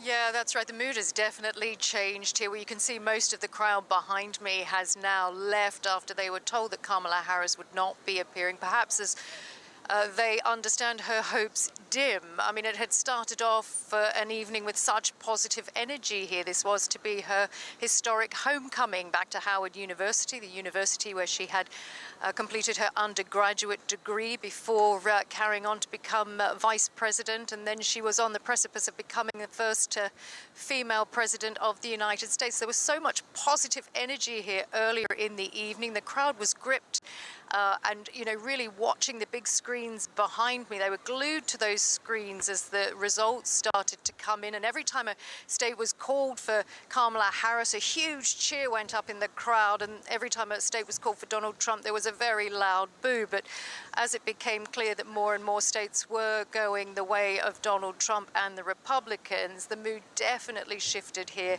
in the evening, to the point where they actually switched off the audio of the live live broadcast, and they put the music back on to try to re-energize the crowd. But certainly a shift in the tone of the party atmosphere here. And then when we saw Cedric Richmond take to the stage, Kamala Harris's co-chair of her campaign, telling the crowd that she would not be appearing, I think most people understood that to mean that her hopes have dimmed. It almost feels like this eerie similarities, right, compared to 2016 when Hillary Clinton, she'd prepared this big video that she was going to play about how sort of, shattering that glass ceiling. Is it the same thing that we're seeing happening now? Have the whole, has the campaign, have they admitted defeat?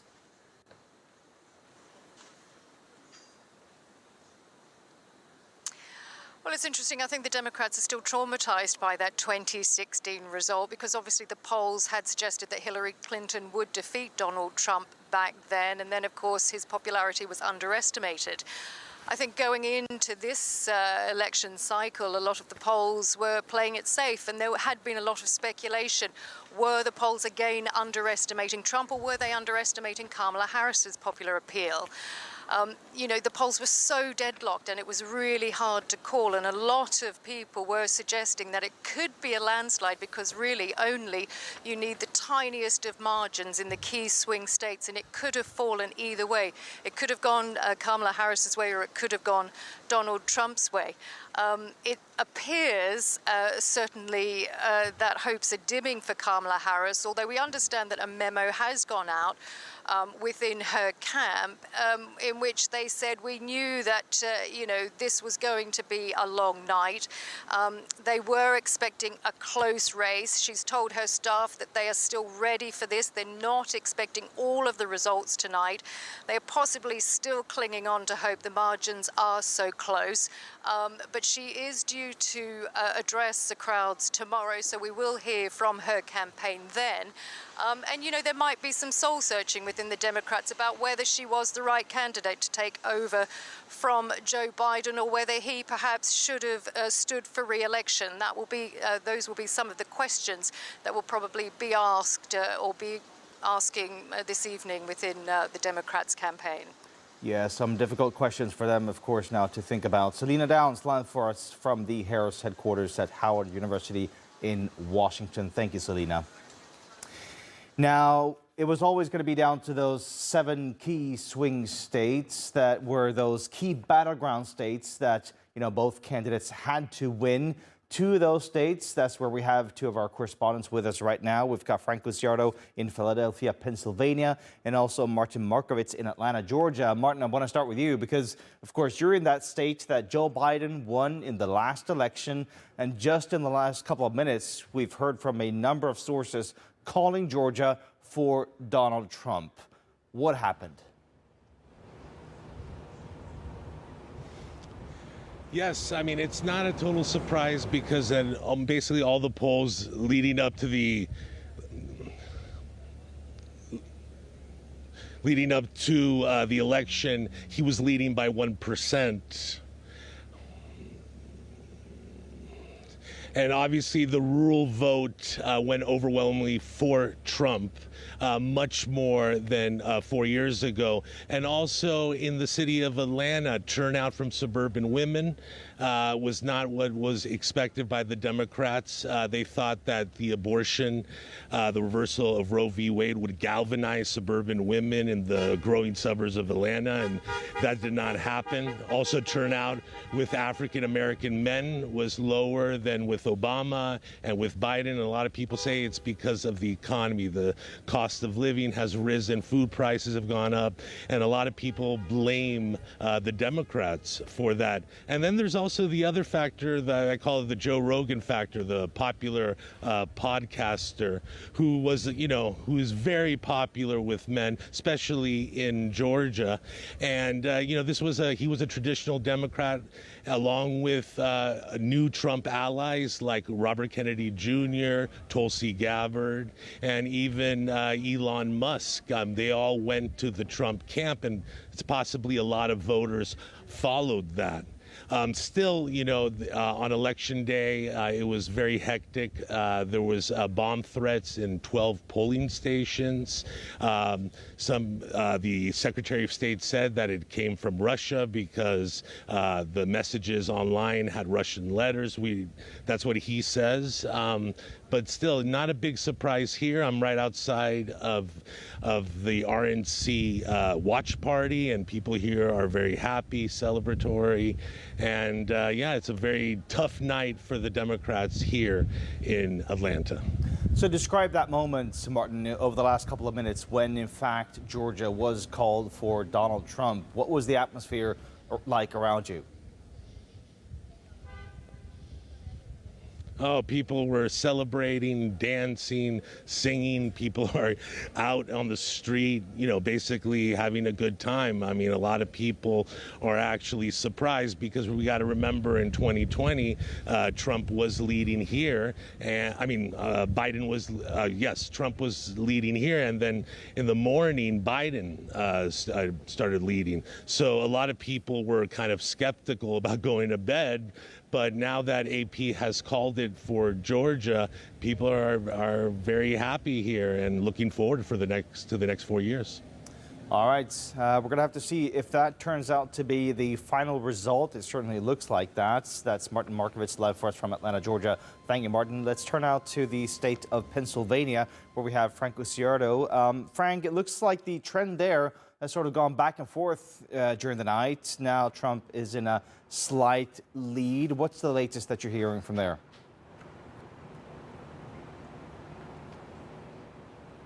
Yes, indeed. You know, it really has been quite a seesaw back and forth night here in Pennsylvania. A lot of drama with bomb threats called into 11 locations around Pennsylvania. They were unfounded, of course.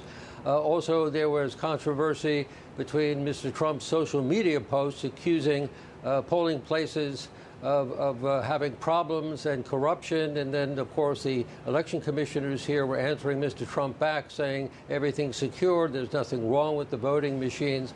But as of now, the trend again is back in Mr. Trump's favor. Earlier on the night, Mr. Trump led Ms. Harris by as much as 4 points. Now it's roughly around 3 points, the latest being more than 90% of the vote in right now that has been counted in Pennsylvania. Mr. Trump is more than 51.3% of the vote that he has, and Ms. Harris almost 48% of the vote. So it's a very, very slim margin. And I want to remind you now, even though Mr. Trump is slightly in the lead here, also 4 years ago, there was when Mr. Biden won, at one point during election night, Mr. Trump actually was leading by over 700,000 votes. Then by the time the mail-in votes started to get counted over the next few days, that margin disappeared pretty quickly. So you also have to realize that there may be a lot of at least 10% of the votes that remain here to be counted in Pennsylvania are largely going to be mail-in votes. So it still could be very neck and neck to the very end here in Pennsylvania. Back to you. So, Frank, it might still be a couple more days before we actually have that final result. Is that what you're saying?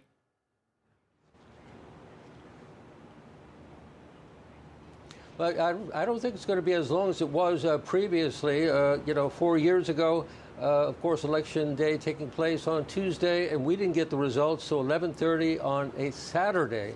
But right now, comparing these numbers to the numbers 4 years ago, if they remain steady, Mr. Trump is going to take Pennsylvania. So far, right now, over the last hour and a half, the numbers haven't shifted very much. So Mr. Trump is maintaining a lead of at least 3 points right now. And if the trend maintains over the next half of the day, it's likely Mr. Trump will have won this state in a dramatic reversal, a fortune for him. It looked like he wasn't going to win Pennsylvania at all, but he has made inroads.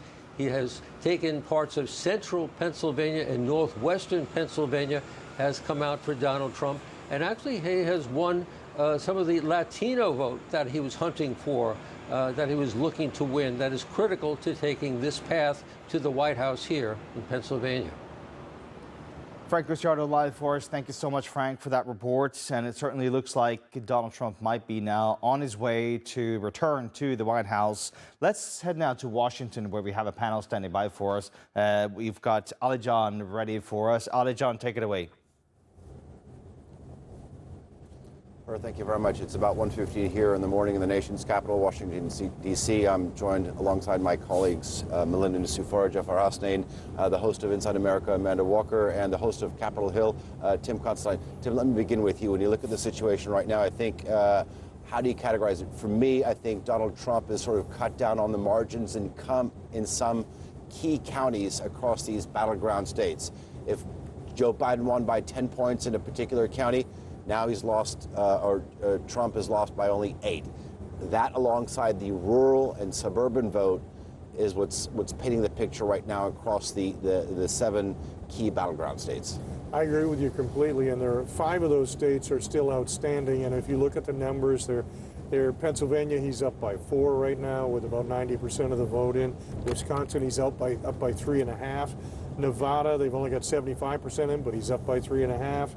And in Michigan, he's up by 6.5. 6.5. Now, they've got a ways to go, but those are big numbers. If I'm part of the Trump camp, I'm happy.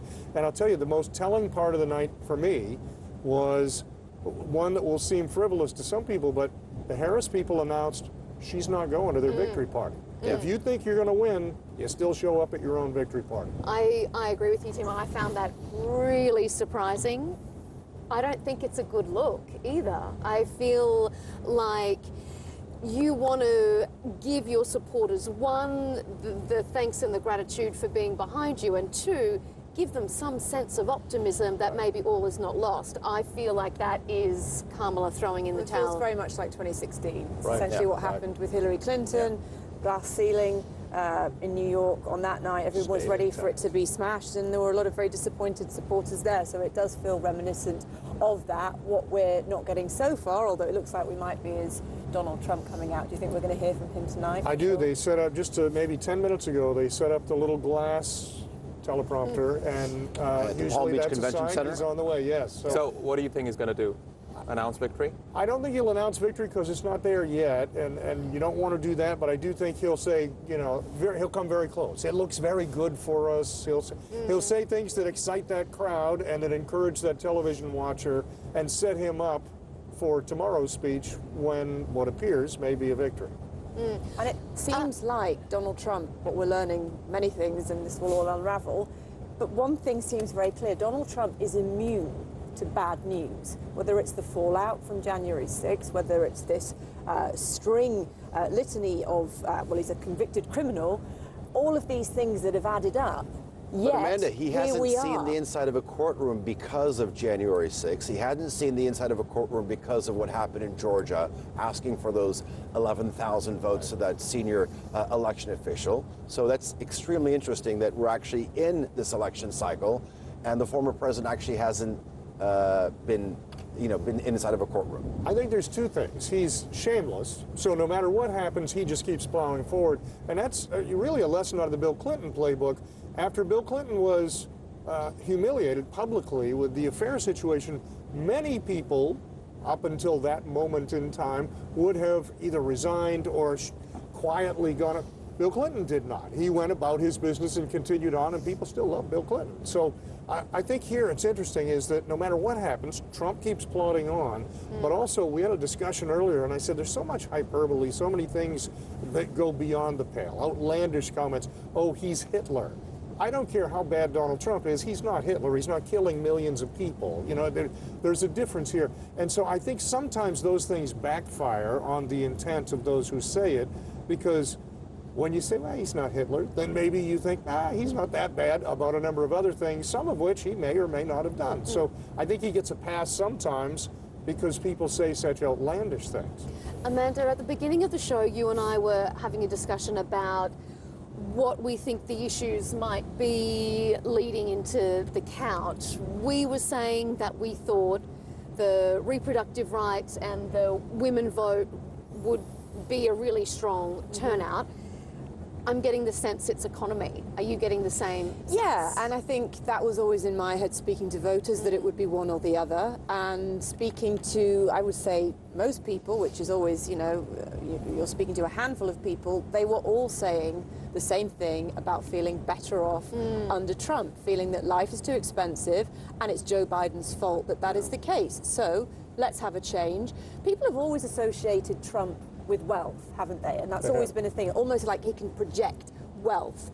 And then there is that nostalgia for his presidency, which was a different time with the economy, because the economy's not in a bad shape on a macro level, but people are paying more for their groceries, more for their rent. They blame Joe Biden, they want Trump back, clearly, because they think that they'll have more in their pockets. And Jafar, you were saying that the Muslim vote could actually play an important role here. When And I think it did. Look at the numbers across some of the battleground states. The biggest margin that the former president is holding on to, Tim was just mentioning, was Michigan, 6.5 points. Obviously, one of the states that actually has an important Muslim population. Right, and you know, I went to Dearborn a month ago, and at the time, I had predicted this is going to happen. And I'll tell you the numbers that are coming to us from Dearborn. Donald Trump, 45%. Dr. Jill, 33%. Democratic candidate, Kamala Harris, 15%. Yeah. Which is incredible. Yeah. Wow. I mean, And a is that gonna be third-party the story? candidate stealing this much away from Kamala Harris. Yeah. And that's clearly on that issue because there's nowhere else in the country, there is nowhere that Jill Stein is picking up that vote except there. It's clearly a protest vote. Right, so if this does turn out to be a post-mortem on the Harris campaign, do you think that is going to be the thing that they're looking to, that they did not address that issue of the Muslim vote strongly enough? Oh, certainly they did not. Yeah, they did not. I mean, when Israel's war on Gaza started, there were clear voices coming from the Muslim community within the United States to stop sending billions of dollars to Israel. Did the Biden administration do that? The answer is a resounding no. They kept sending more and more money. And what, in reality, what has Biden really done to stop the war on Gaza? Nothing at this point. So you know what? These Muslims here, they think that it's about time to show the Democrats that do not take us for granted. We have the power to make or break the elections. We are a very important community, and I think the most important factor here is that most of the Muslim population here in the United States, they're concentrated in key swing states, like Michigan. You're correct. Tim, you were mentioning, sorry, Melinda, I think an important number to look at is New York. You know, we never had a Republican figure come into a Democratic-heavy state and actually make an impact like Donald Trump did with the rally that he had at Madison Square Garden. Right. Last election, 4 years ago, Joe Biden won the state by 23 points.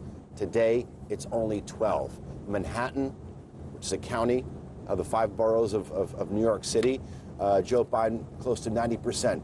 Kamala Harris about 80%, 10 points behind. So even when you look at sort of Democratic states where the Democrats are heavy, Trump has actually closed that gap.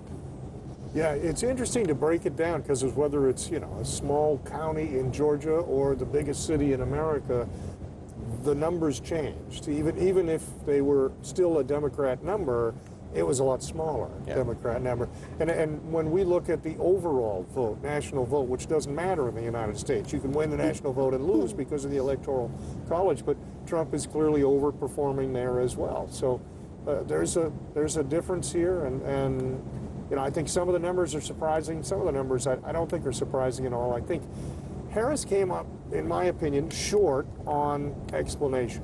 You know, when we talked about Gaza, then in her nomination speech, in her acceptance speech at the convention, she said, you know, the time has come for an end to this conflict and a release of the hostages. That was her line, and I thought, well, what do you mean the time has come now? Why wasn't the time a month ago or 8 months ago or 9 months ago?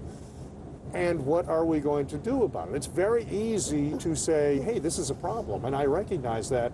It's another level to say, how am I going to fix it? Well, Donald Trump says there'd be none of this, none of these wars or conflicts on his watch. I think he can What's say he going to do, and what has he outlined specifically that is going to end all of these conflicts? I think the reason he can say that is there was no war in Ukraine during his 4 years. There was no war in Gaza during his 4 years. There weren't the apples to apples comparison of 4 years of one administration and 4 years of another worked in his favor here. Yeah. Right. I wonder what difference the third-party candidate, the independent candidate, has made. Has it stripped support and split the Democrat vote, or are there times that it has also worked against Trump as well, and could that have meant that he could have performed better? I remember raising this question with the people I interviewed here in Washington, and most of them told me that those who are going to vote for third party, they're actually going to be voting for Donald Trump. Yeah. It's going to be a huge advantage for Trump, and I think this is what we are seeing happen across many different states in the U.S. What do you think, Tim? I agree, and what we see certainly in the last 20 or 24 years is there is dissatisfaction with the two candidates. You know, when it was Trump and Clinton, people throw their arms up and say, really, are these the two best people we can get? But they said that with Biden and Trump. They said this year. And so the question becomes, early on, there's always another candidate, Bobby Kennedy or somebody that's getting 6% or 7%.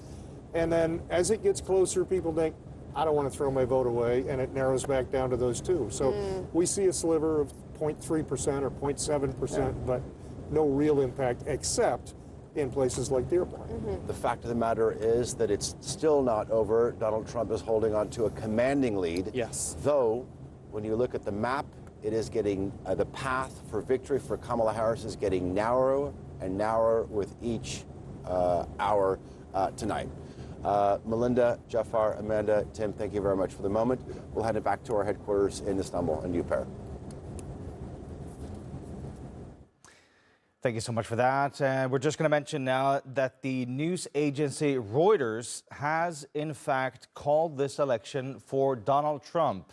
They are writing that the decision desk, HQ at the news agency Reuters, they are now projecting Donald Trump as the winner of the U.S. presidential election. Again, just want to make sure that we're very clear here. This is only coming from Reuters. This is the Reuters news agency. Their decision desk are projecting Donald Trump to win this election. Let's turn now to John Brain, who is outside of the Trump headquarters in West Palm Beach, Florida. John, we're expecting Donald Trump to speak any minute. Any reaction to this latest news that Reuters are actually calling this election for Donald Trump as the winner? Well, not quite yet, because as you say, it's literally just broken. We can assume that Reuters would not make a call like that unless they were convinced that it was the correct one. So what an astonishing night. We've been speaking so long for how this race is on a knife edge, that we probably wouldn't have a winner for several days, possibly even weeks. And here we are. It appears that just a few hours after the polls have closed, we do have a winner, and that winner is Donald Trump, who'll be, having been the 45th president of the United States, appears poised to be the 47th. Of course, there are still results to come from certain key swing states, but it looks as though this contest is over. We're now waiting for Donald Trump to speak to his supporters here. Clearly, it's going to be a celebration for them, and obviously a celebration for him. We were talking about the possibility of him going to jail not so long ago, and here he is returning, or heading, it would seem, back to the White House.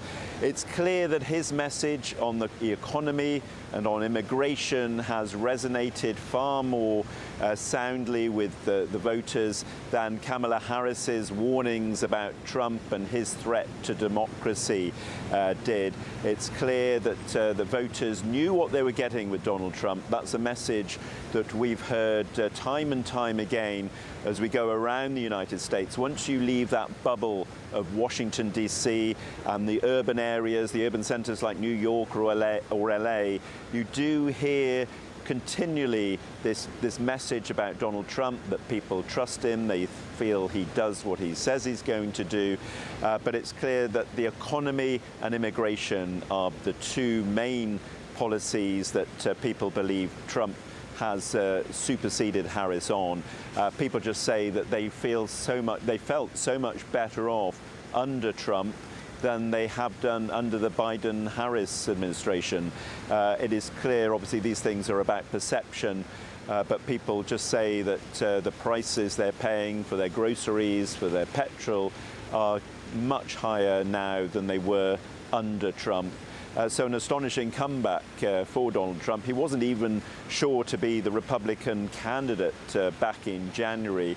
We were all talking about the Florida Governor Ron DeSantis having a very good chance of taking the Republican nomination. He had Trump's policies without all the baggage that comes with Donald Trump. Well, that baggage is going back into the White House, it would appear.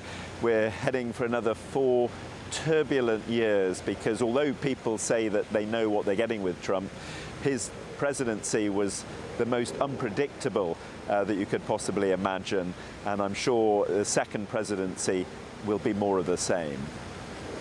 So it's not done yet, but again, just to reiterate what we've just been saying now, the Reuters news agency has in fact called this election for Donald Trump to be the winner. And just to make sure that you understand now, the numbers that you're seeing on your screen, these numbers are coming from the Associated Press news agency that are telling us that it's still not a done deal. You're looking at 214 for Kamala Harris and 247 there for Donald Trump. That is from the Associated Press news agency. And of course, various different news agencies are now working tonight to analyze these numbers and see who they would call in the end. But it certainly looks like Donald Trump is heading for a win tonight. Let's head over now to New York, because Kamala Harris did in fact pick up a win there in New York. We have our Kubra Akoc there live for us. Kubra, describe the atmosphere there now in New York.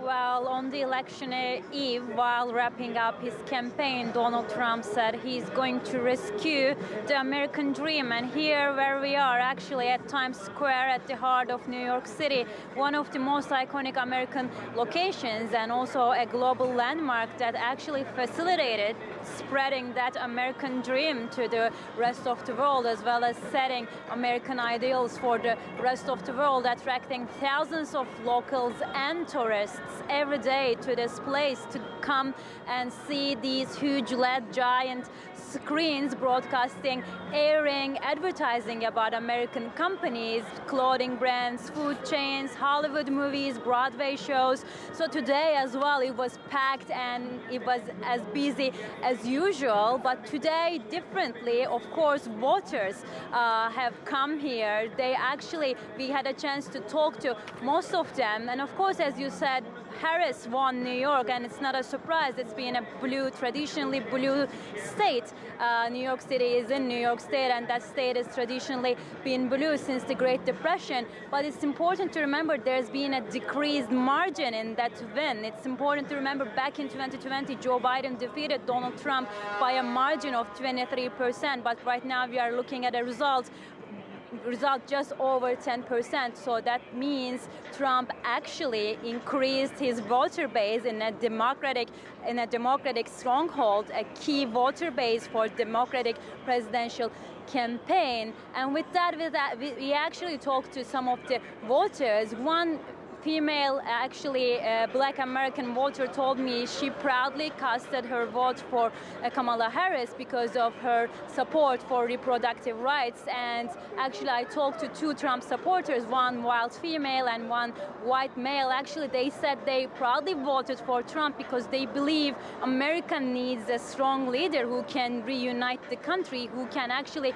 bring American economy back to its what they said glorious days and putting America first. They were of course having MAGA heads and of course highlighting the slogan to make America great again. So Trump supporters were here, they were cheering, and also of course there was a bit mixed reaction because New York City actually has a concentration of first-time young voters who are actually very vocal about climate action, and also gender equality, racial inequality. They're against racial inequality and they're for gender equality. So those views are mostly aligning with what Harris is advocating for, but still Trump actually garnered more support than he did back in 2020 election, and that actually says a lot about the general outlook of this whole presidential election this year.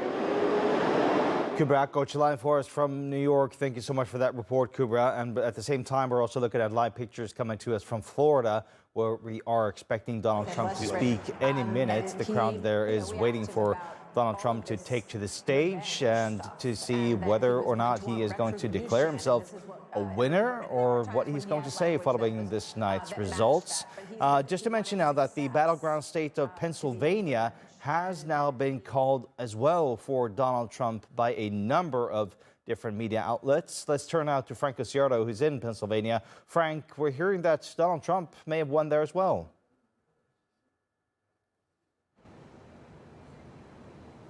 Yes, Decision Desk is calling the state of Pennsylvania with its 19 electoral votes the biggest prize among the battleground states for former President Donald Trump tonight. This is a big, big reversal victory for Mr. Trump, who was trailing at one point with 93%, more than 93% of the votes now tallied in the Keystone State. Mr. Trump is slightly edging Kamala Harris with more than 51% of the votes. Kamala Harris with about 48% of the votes right now. So basically, you have 7% of the votes left to be counted. It certainly seems like Mr. Trump is a lock here. That's why the race has been called for Mr. Trump. And it proves that he has made inroads where he wanted to. He has scored big with the Latino community that were considered swing voters. They weren't quite sure. He was also worried about losing the labor votes after controversy on the campaign trail. But apparently the blue-collar votes have come in for Mr. Trump. Early on tonight, he had won central Pennsylvania and northeastern Pennsylvania as well.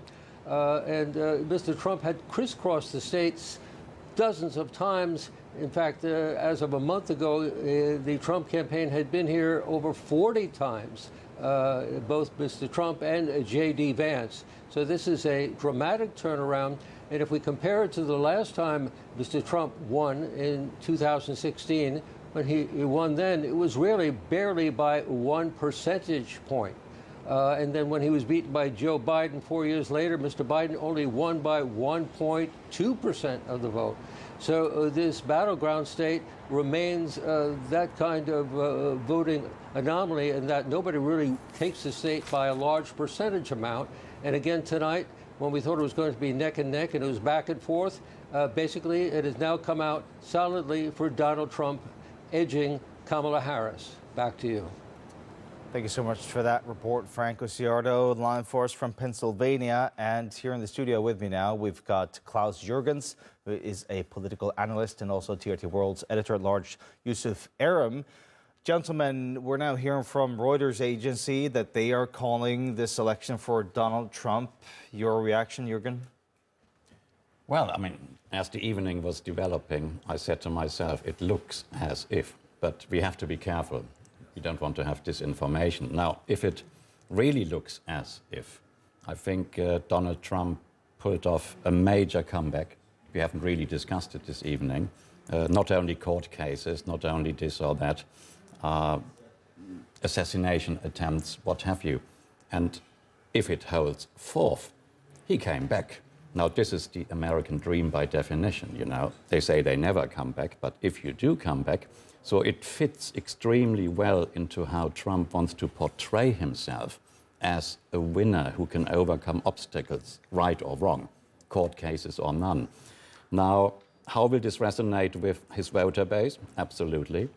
How will this resonate with half of the American population or just a little bit less? Of course not. But this image, part of the American dream, I focus very much on Georgia. Some argue Georgia, Georgia, Georgia, and Atlanta. No, under no circumstance will it work out. I said, look, this is the American heartland. If he wins there, he came back into the real hearts and minds of the Republicans. And not everyone was happy about how he handled his campaign and the last blunders with IQ deficits. Kamala Harris, this is below any standards for any politician. So yes, I think a comeback kid. Yusuf, what's your reaction? Are you surprised? No, I'm not surprised at all, but many people wrote Trump off after January 6, 2021. He waited silently in the wings. He was able to capitalize on the blunders of the Biden-Harris administration. He was able to reach out to voters. He built a very strong team this time around. He did not have that support system in 2016 or 2020. He has people like J.D. Vance, RFK Jr., Tulsi Gabbard, Elon Musk, Vivek Ramaswamy, Tucker Carlson, a very strong support system, very strong outreach through social media. He was he communicated very well the major policies. You knew his position on migration, on inflation, what he's going to do for the economy, regarding wars, regarding the border. He was very clear. When Kamala Harris, you ask many of her supporters, you couldn't get an answer. People did not understand what Kamala's policies were, but everyone knew what Trump's policies were. And while it's not called yet completely, I think it's just a formality. He will become the 47th president. And I think also very important, aside from the presidential election, the Republicans have now won the Senate. They also have control of the House. Trump is going to have a very comfortable 2 years, most likely a very comfortable 4 years, where he's going to have control of Congress. So that's going to be huge. And it's going to be very important now to see the cabinet that he builds around him.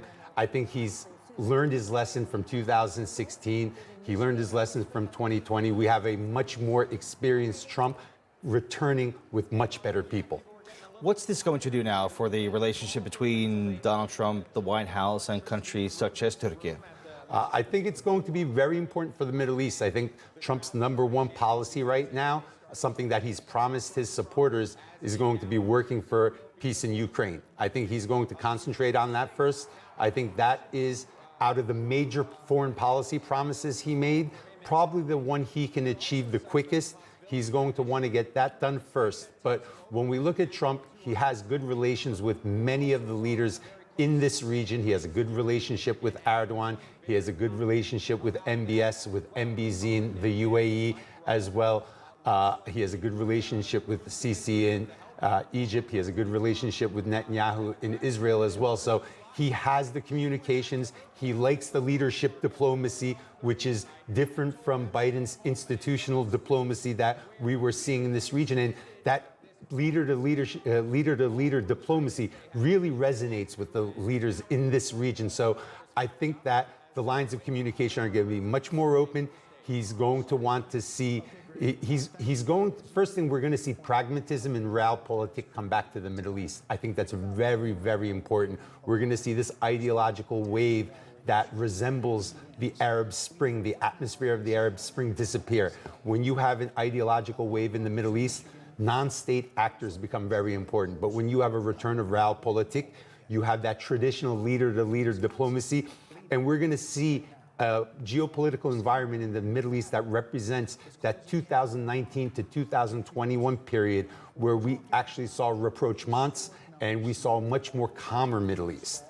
Jürgen, from your perspective, from sort of a European perspective, how do you think that the relationship between the White House and the leaders in Brussels are going to be affected by Trump returning to the White House? Well, as wintertime is approaching, some would say rather frosty or chilly. Now, let me give you one example. A recent Ipsos opinion poll in Germany said 67% of German voters prefer Kamala Harris. It was actually over 70% some time before. Now, opinion polls are one thing. There are issues Germany, as one country example, are worried about, and it focuses on transatlanticism. They have the idea that Donald Trump might actually prefer not splendid isolation, but make America great again, and then we don't care about the rest.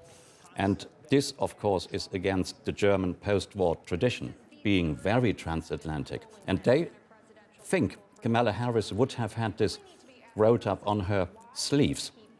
German Chancellor, for the first time, normally much more diplomatic, mentioned in public on the way to Italy that he would actually probably prefer Kamala Harris as a president. Now, another reason is security policy. What is Donald Trump going to do about NATO? Germany is worried about, after the row with Angela Merkel years ago, do we have to pay more for security within NATO, or one day do we have to pay more for our own approach towards security? So there are many, many issues at stake. And the last one, making it very practical, the automobile industry. Donald Trump needs foreign direct investment. Huge deficit, 6% ratio to GDP. It can't go on to 60%. He says we invite German companies in this sector under one condition. You have to hire only American workers, because we have to protect employment in America. If this is a new form of protectionism, not only Germany is going to worry, even countries like the United Kingdom, usually having perfect relations, but now having a different government. How will this play out? How will Trump establish relations with all these different leaders? European countries struggle with far-right populism in far too many places. He's not necessarily middle of the road. How will this resonate in parliaments, amongst the public, amongst European voters? As I've said, I think it could take quite a while, not only one winter, I think. And I think the ball is in Donald Trump's court, so to speak. But some European leaders and capitals are rather skeptical. Will he actually deliver this not one man, one country approach, but democracy? Now, the issue of security, you've both mentioned that. Of course, Ukraine is at the heart of that argument. What is Donald Trump going to do about Ukraine when he says he's going to be able to achieve peace within, he's even mentioned within 24 hours? Jürgen, from your perspective, if in fact Trump pulls out, if he says, well, you know what, the U.S. are not going to support Ukraine anymore, do you think that the EU will be able to pick up and sort of send more weapons to pick up for the lack of U.S. weapons instead? That's a very complicated question. Still, thank you. Well, there is, if I may stick with Germany again for some time, after such a long and prolonged war in Ukraine, members of the public are slowly getting dissatisfied and worried about how long will it drag on, actually. So Brussels simply telling EU countries, we step in if America pulls out. Another year, another 2 years, financing, sending weapons. I think this would not go down well with the most European electorate. Yusuf, from your perspective, what do you think is going to happen in terms of the war in Ukraine now when Donald Trump, by all accounts, is going to be the president again of the U.S.? Ukraine needs two things. They need weapons and they need money. And without American weapons and without American money, I don't think the EU can go it alone in Ukraine and make a difference in the battlefield for Ukrainians. So I think Zelensky understood that when he met with Donald Trump. He was already hedging his bets. I don't think the Europeans have the weapons inventory to be able to continue sending mass shipments for a protracted war. I think Russian President Vladimir Putin will understand that as well, that he understands the inventory for Ukraine will dry out without U.S. support. I think Biden, on his way out, was trying to pass many bills that would provide support, monetary and weapon support for Ukraine, for at least as a buffer for the beginning of a potential Trump administration. But now with the Senate and the House in Republican control, I think that's going to come to an abrupt end. So before the battlefield changes, while Ukraine still has a strong hand, they're probably going to want to get back to the table.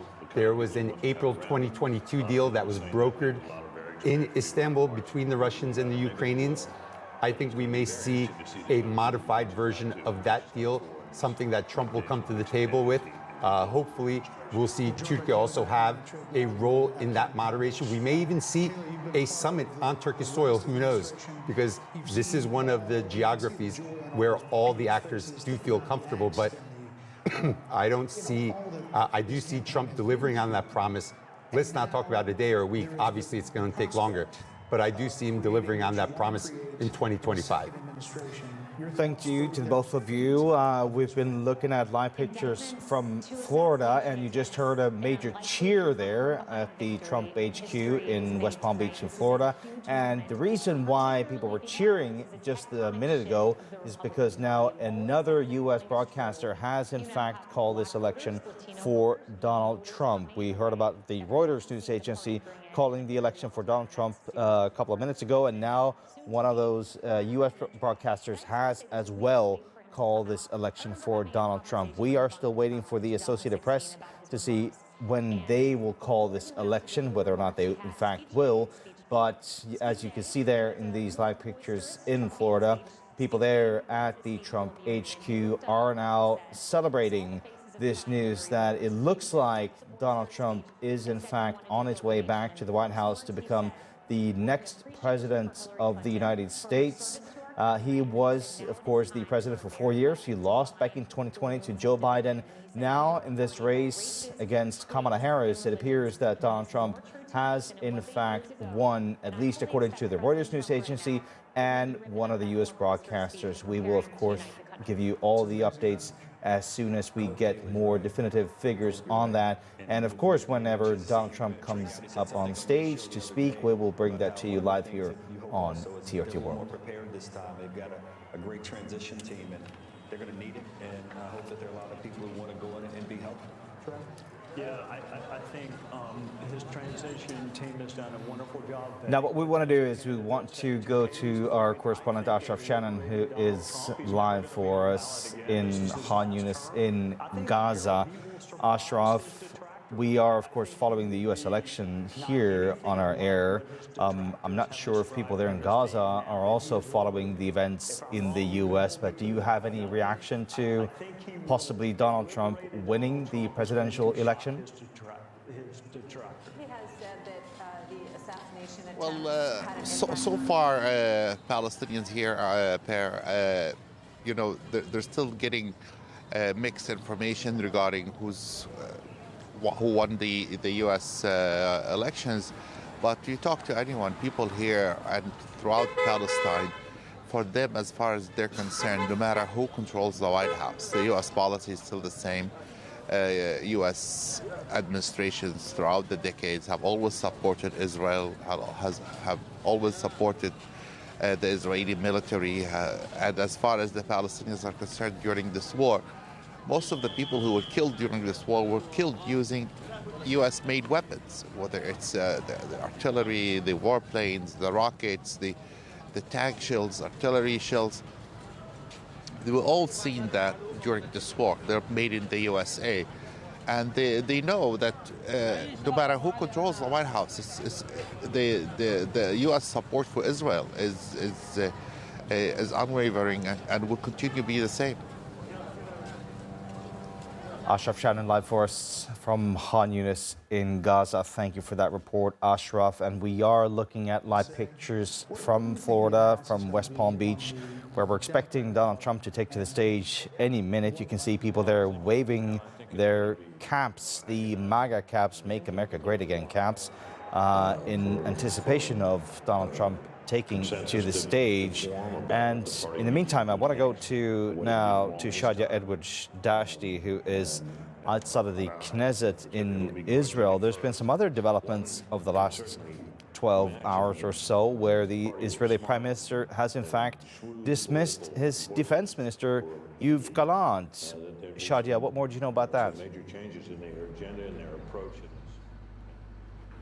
Well, Yoav Gallant, the defence minister's time was always numbered in the cabinet, but now his time really is up following his firing by Prime Minister Benjamin Netanyahu. However, as all of the world's eyes were on the United States through the presidential election, the Prime Minister was trying to slip this one through the net. However, protesters within minutes took to the streets all over Israel, from the north to the south, from Haifa, Carmel, Tel Aviv, even in West Jerusalem, outside the Knesset, protesters gearing up to follow through with even more demonstrations throughout the day, because they say Netanyahu's time should also be up as well. They are saying that indeed Prime Minister Benjamin Netanyahu not doing enough for the hostages situation, nor trying to get a ceasefire. And it's those sorts of issues that saw numerous clashes between Yoav Gallant and Prime Minister Netanyahu that dates far even beyond October the 7th of last year. However, according to the Prime Minister, he released a statement confirming this news and essentially saying that between the issue of trust, cracks were appearing to show. At the beginning of the war on October the 7th, there was productive cooperation. However, those cracks began to show, trust was dwindling, and they were no longer on the same page. Essentially, this is a move to try and consolidate power, some would say. We've heard numerous reactions from Yoav Gallant himself, saying that the decision was, of course, not welcomed by himself. But indeed, we've even heard from the opposition leader, Yair Lapid, who's also said that perhaps Netanyahu is putting his own political career ahead of the situation, particularly within Gaza and the situation with Palestine. So numerous reactions are coming through. It does feel like there's a sense that Netanyahu is trying to consolidate power, ensure that people all around him are on the same page. And this was perhaps the first of many to try and do so. Shadia Edward-Shash, Daily Live for us. Thank you for that report, Shadia. And as you're talking, we're looking at these live pictures from West Palm Beach in Florida, where we are expecting Donald Trump to take to the stage any minute, as he is now projected to be the winner of this U.S. presidential election. We have so far heard from the Reuters news agency. We've heard from one of the U.S. broadcasters making a solo call on Donald Trump as the winner. We here at TRT World, we're still expecting a call from the Associated Press. We, like many other broadcasters, are also waiting for the Associated Press to make their call. So far, there's not a consensus regarding Donald Trump winning, but everything is, of course, pointing in that direction. We've looked at some of the key battleground states. Some of those states, for example, Georgia and North Carolina, have been called for Donald Trump. Georgia, for example, that is a state that Joe Biden won in the last election back in 2020. So that is, of course, a major upset for Donald Trump to win that state and flip it. The road to the White House meant you had to go through those key battleground states, and of course Georgia and North Carolina are two of those states. We've also heard from another couple of states where it looks like Donald Trump is in fact in the lead as well. Of course, these are still projections. It's not the final vote count. All the states are still counting the votes before they will make their official announcements regarding those results. But in fact, it appears that Donald Trump is on his way back to the White House to be the next president. We are going to bring in our correspondent John Brain, who is in Florida at the headquarters of West Palm Beach there. John, describe the mood there now, as it seems like more and more agencies are calling Donald Trump as the new president. Let's see if we have John with us. Yeah, it's quite clear, isn't it, now that Donald Trump has pulled off a remarkable victory, not just in winning the presidency, but in doing it in such a decisive manner on election night itself, because all the predictions had been that this contest, which the polls had suggested was on a knife edge, would take several days before we had a winner, if not even weeks, and that both sides had appointed dozens of lawyers ready to challenge results around the country. In the event, It's all happened remarkably quickly, and in the dry, it's pouring with rain here now, incidentally. In that convention centre behind me, the real celebratory mood, as you can imagine, as they greet the man they now assume will be the 47th President of the United States. Donald Trump having been the 45th President, only the second person ever to lose a presidential race and return to the White House successfully the next time around. He's due to make a speech shortly. It's going to be very interesting to hear if he does declare victory or whether he will hold off until it's totally official. Knowing Donald Trump, we can probably assume he will claim victory, and there'll be no need for him to repeat the claims he made earlier in the evening that there'd been massive cheating going on in Pennsylvania, because it does appear that he has won Pennsylvania, and Pennsylvania was always going to be the crucial state. The Democrats had to win Pennsylvania. No Democrat has got to the White House without winning Pennsylvania since 1948. So Pennsylvania in Trump's column, along, it would appear, with all the other swing states. Remember, there were 7 swing states that this election was pivoting on. It appears that Donald Trump has won or is on track to win all 7 of those states. So quite a remarkable turnaround. Even more remarkable when you consider that this is someone who had 4 criminal indictments against him, more than 90 criminal charges, is the first president or former president to be found guilty of a felony, has huge controversy surrounding him, whatever he does, wherever he goes. But despite all that, the voters have decided that he is the candidate that they believe can make their futures brighter. Clearly, the issues that have won it for him in terms of policy are the economy and immigration, particularly the economy. Wherever we've gone around America, people have been saying the same thing, that they felt that better off during the Trump presidency than under the Biden presidency. Now, a lot of that is to do with the after effects of the pandemic and the inflation that was caused by that. But of course, perception is everything, and people do perceive that they were a lot better off under Trump.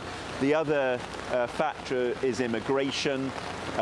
Trump has promised to sort out what is perceived to be an immigration crisis, with millions of undocumented migrants coming across the border. People have responded to Trump's promise to tackle immigration as well. The thing people kept saying about Donald Trump was that they knew him, they knew what they were getting with Donald Trump. It appears that Kamala Harris maybe wasn't on the campaign trail long enough to become widely known, or what people did learn about her they didn't particularly like. So it looks like Donald Trump heading back to the White House. That's John Brain live for us in Florida. It is now 2 a.m. on the East Coast in the United States. It is 7 a.m. GMT. You are following TRT World's special coverage on the U.S. election, where it looks like Donald Trump is now on his way back to the White House. We've already heard from one U.S. broadcaster, as well as the Reuters news agency, calling this election for Donald Trump. We're still waiting for the Associated Press to make their official call before it appears to be certain. But here on TRT World, we're now looking at these live pictures from Florida, where Donald Trump is about to take the stage any minute, or at least within the next, hour or so. Aaron, my colleague Aaron is here now in the studio, and, we'll see if Donald Trump, in fact, comes out and speaks, right? Well, bear in mind, he showed up 2 hours late to his final campaign speech. And he could easily be milking this and enjoying it, or perhaps just waiting for this to be absolutely clear-cut. It does appear that it is that way as more and more states turn red. 270, we should remind you, is the number of Electoral College votes Donald Trump needs to win. And you can see on your screens that he is currently trending on 248 against Kamala Harris's 214. So it's broadly moving Trump's way. The rain heavily falling there, unusually in West Palm Beach. That will do little to dampen the mood of his supporters. They've been jubilant in the run-up to this, and they've called it. They've all said for For days and weeks now, Donald Trump is way ahead. He said that too, and it does appear that he turned out to be right. So jubilation in the Trump camp. Goodness me, I bet you the bubble has burst in Kamala Harris's team. Let's hear from the Vice President now. No doubt her and her supporters trying to put a brave face on things, but Kamala Harris may well have failed in her bid to become the next president. We will continue overnight to fight to make sure that every vote is counted, that every voice has spoken. So you won't hear from the Vice President tonight, but you will hear from her tomorrow. She will be back here tomorrow to address not only the HU family, not only to address her supporters, but to address the nation. Well, that was, of course, not Kamala Harris herself. In fact, we've heard from her co-chair there saying that she's not going to be addressing her supporters. It just feels like 2016 all over again, right? When you had Hillary Clinton, she was preparing to hold that victory speech, shattering that glass ceiling. But she told her supporters, well, you know what, I'm just not going to speak tonight because it's not a done deal. In fact, she lost to Donald Trump. And tonight, it appears that Donald Trump has again won against a female candidate, and this time a woman, a black woman who was trying to become president. But it looks like the voters have instead chosen Donald Trump. Well, yes, and we will see in the days and weeks to come, I suppose, how much of a factor it was that Kamala Harris, being a woman, was unable to shatter that glass ceiling. As many people around the world have said, it's long overdue that the United States has a female president. It doesn't look like it's going to be the case. In fact, it's going to be Donald Trump again, just as John Brain, our correspondent, said, just the second person in American history to lose an election and come back several years later and win it again. So an extraordinary turnaround, really, given this is a man who has survived 2 impeachment trials, ongoing lawsuits, 2 assassination attempts in the lead up to this. It's possibly one of the most astonishing comebacks in American history. What it says for the American people and where they've gone, well, we can increasingly hear that this is about money, about pockets, that Americans vote with the economy. It's the economy, dummy. That's the old line that the pollsters have used for years. And that way may well be the case, despite America enjoying projections of 2.8% growth. The economy is going quite well there. Try telling the Republicans that. Try telling Donald Trump that. He says he's going to preside over a golden age now, and Americans will never have had it so good. But, well, that remains to be seen. It's also interesting, Per, that he's won the popular vote, it would appear, as well. Yeah, by almost 5 million votes, I think. Yeah, it's around that mark, around 5 million, although I haven't checked in the last couple of minutes. And if he does that, wins the popular vote, i.e. gets the most amount of votes across the country, he'd be the first Republican president, first Republican candidate to do that in 20 years, the first one since George W. Bush. Bear in mind, he lost the popular vote by 3 million votes in 2016 to Hillary Clinton, and yet still won as a result of the Electoral College, which I think we're going to explain to you a little bit later on this hour. So not only has he won more Electoral College seats, we think the 270, the magic mark, but he's also won more votes across the country. It really just goes to show how much of an overwhelming defeat this is for Kamala Harris. And also, this whole thing raises questions about Joe Biden pulling out. Was it the right call for Joe Biden to pull out and leave it for Kamala Harris to pick up with only a few months to actually mount her campaign and enter that race for the White House? It is a difficult question for the Democrats now. Yeah, and it's one that can never be answered. We'll just never know what would have happened had Joe Biden stayed in the race. Certainly when he pulled out of the race, Donald Trump seemed deflated by that. He was disappointed that Joe Biden, who was so frail, and who at some point, certainly in that first television debate, struggled to string together a number of sentences, struggled to make coherent arguments. Donald Trump had his number, he thought, and he would have liked Joe Biden to have stayed in the race. I mean, Joe Biden's popularity was just falling through the floor at that point, not just in America, but also around the world. The confidence in him had evaporated. So the decision to stand down, essentially, an analyst will say, was probably correct.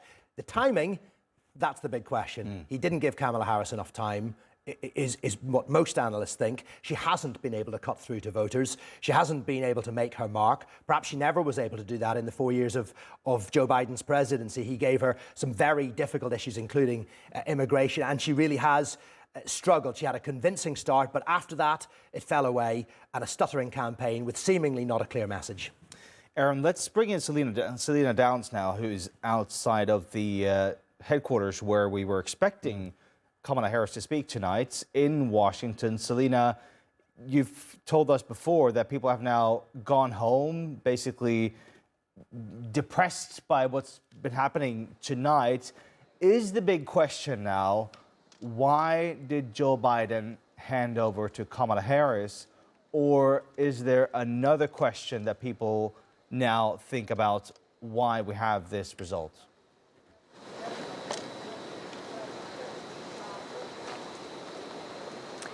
Yeah, I guess there will be a lot of soul searching going on in the coming days and in the coming weeks about whether it was the right decision for the Democrats, for Joe Biden to step aside. I mean, he came under increasing pressure from within the party after that disastrous TV debate against Donald Trump back in June, and the voices just kept growing louder and louder, and people started to question whether he was too old, whether he still had the mental ability to do the job for another 4 years.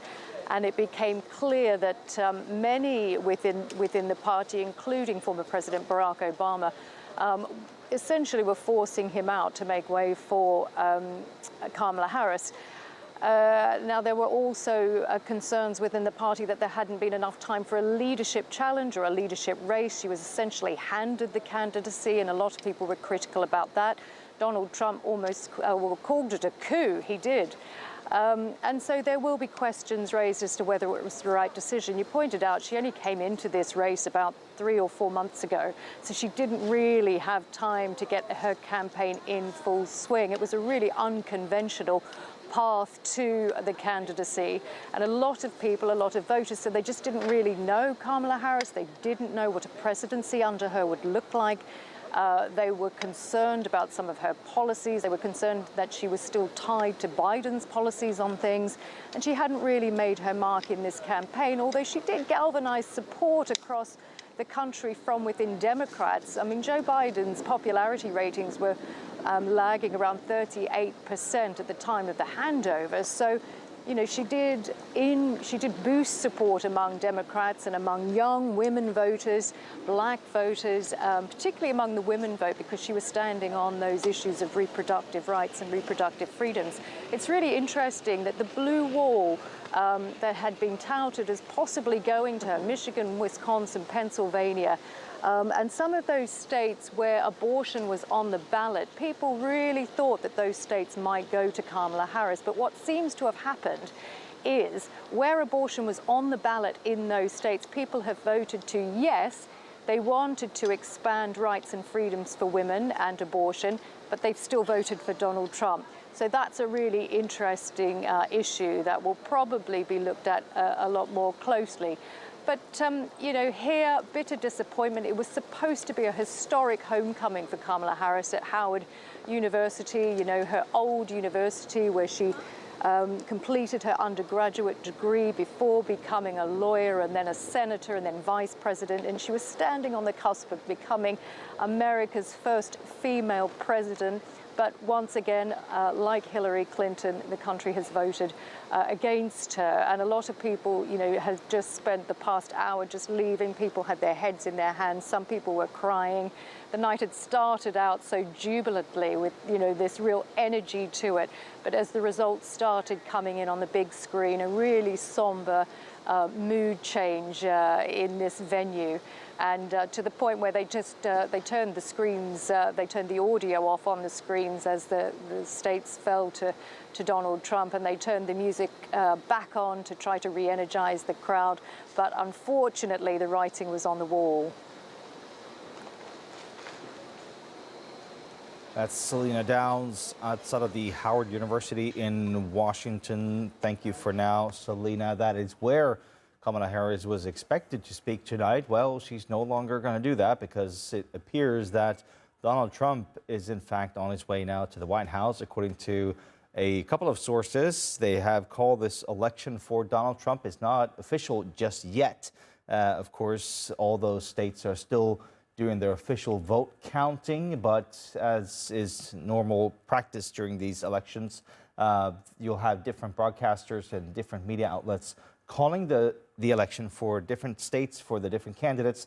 And it appears that a number of those key swing states that are so important in this race for the White House have in fact also gone to Donald Trump. For example, the state of Georgia has been called for for Donald Trump, and also the state of North Carolina has also been called for Donald Trump. Georgia was, of course, the state that Joe Biden won in the last election, but now it appears that Donald Trump has been able to flip that state.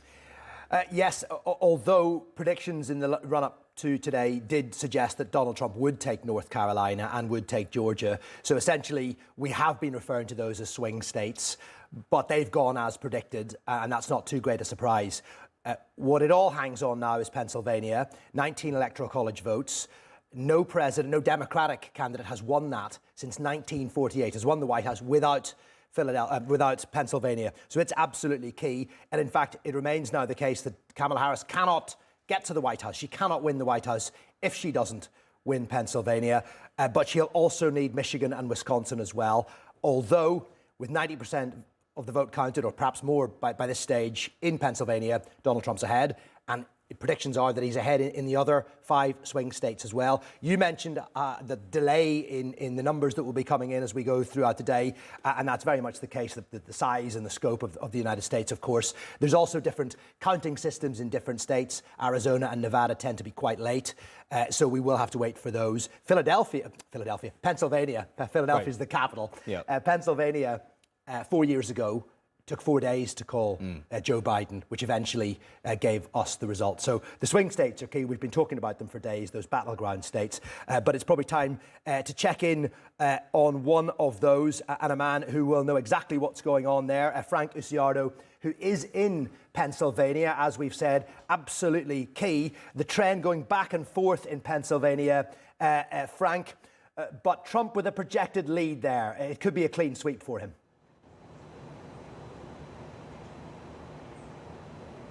Well, this state has been called for Donald Trump. It's a major victory for Trump after he lost this state in 2020 to President Biden. Pennsylvania coming, of course, with 19 electoral college votes, the most of any of the swing states. Trump, like Vice President Harris, had really crisscrossed the state dozens and dozens of times over the past 6 months leading up to tonight. Also keep in mind, Trump back in July was nearly killed here by a would-be assassin's bullet when he held a rally in Butler, Pennsylvania. Former president's ear was hit by a bullet. Multiple people were also injured and shot, and one person was killed. It will forever be branded into Pennsylvania politics, an attempted assassination on a man that would again take the White House for the second time in his career. Former president returned actually to the site of the assassination attempt in October for a major, big, high-profile rally, and that rally included figures like Elon Musk. Pennsylvania was considered a tight race all along, and with more than 94% of the vote counted right now, Trump leads by 51% of the vote, Harris with only 48%. Those numbers have been steady over the last 2 hours. As they count the remaining maybe 5 to 7% of the votes that remain outside of the counts. Those are primarily mail-in ballots. And I have to tell you, it's a really eerie scene out on the streets of Pennsylvania over the past few hours.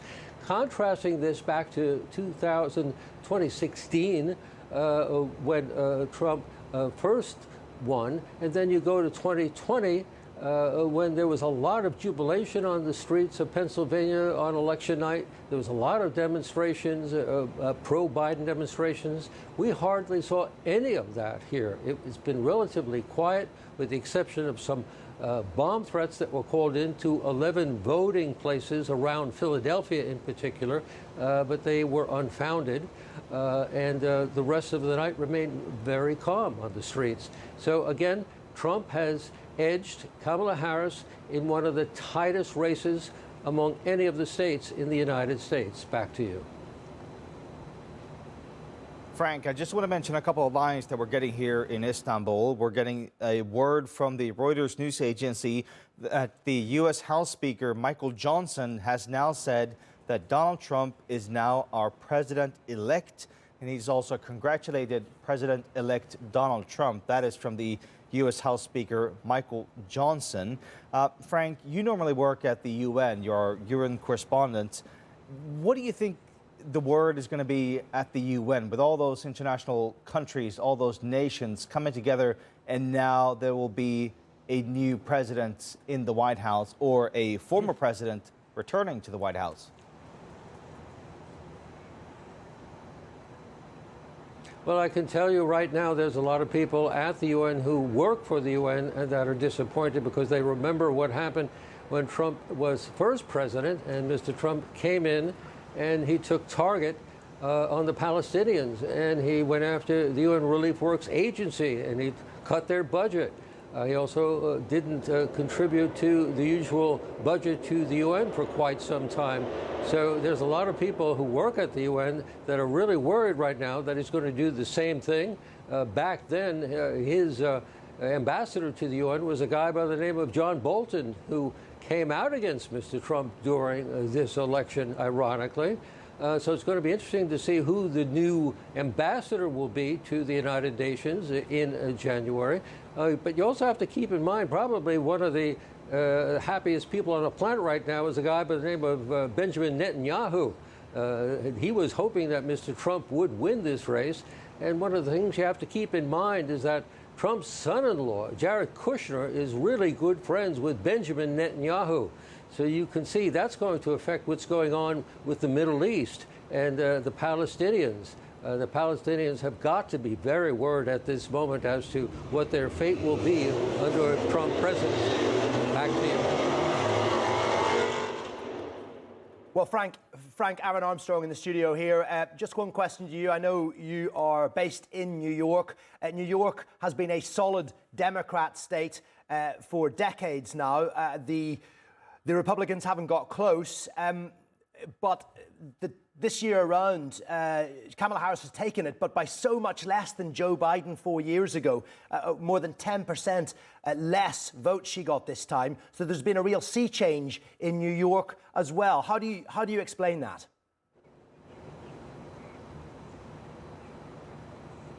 Oh, I think it's easy to explain that Trump has done better this time around in the suburbs that are close to the city, suburbs like Nassau and Suffolk County that are very close to New York City. In Nassau County, you have a Republican county executive. Same goes for Suffolk County, New York. Long Island had gone red over during the last election. The Republicans have really made big gains on that part of New York State, and also upstate New York in the rural sections away from the major cities. The Republicans have made significant gains. And, you know, this is reflective of what happened in the Senate tonight. Now the Senate is in control by the Republicans. The Republicans will now be controlling the Senate. This is going to be huge. You'll have Trump in the White House. You'll have the Republicans controlling the Senate. That means that the Democrats are going to be able to accomplish next to nothing over the next 4 years because they will not have any influence in the Senate. And that goes for, of course, New York, the New York delegation, which is mostly Democrat right now. But they will now be really scratching to get anything out of Washington, D.C., because they've been against Mr. Trump so often over the last 4 years. Frank, thank you very much indeed for the moment. Frank Uciardo there live for us in Philadelphia. Donald Trump with an extraordinary comeback pair, and we mentioned a little bit earlier, but not just the Electoral College he is going to dominate, but also the popular vote across the country, which just shows how big the gains are he has made in every state. Absolutely. If we look at the latest numbers and this map that you're seeing, at the moment it's showing 214 votes in the Electoral College for Kamala Harris and almost 248 now for Donald Trump. However, as we've mentioned, Aaron, there are a number of entities now that have started calling this election for Donald Trump. The magic number, of course, is 270 votes in the Electoral College. And also, if you look at the overall vote, the popular vote, which Donald Trump, in fact, lost last time when he was elected president, when he ran against Hillary Clinton. This time, it appears that he may have even won as many as 5 million more votes than Kamala Harris. Again, this is just a projection. It's not the final vote. Let's listen in now to Donald Trump taking the stage in Florida. This is possibly the future president of the United States, at least if you're looking at the projections coming from various sources. These are live pictures now of Donald Trump taking the stage at the headquarters there in Palm Beach, Florida, where his supporters have been waiting for Donald Trump now for a number of hours, and they're just waiting to hear what he's going to say. Let's listen in now to Donald Trump.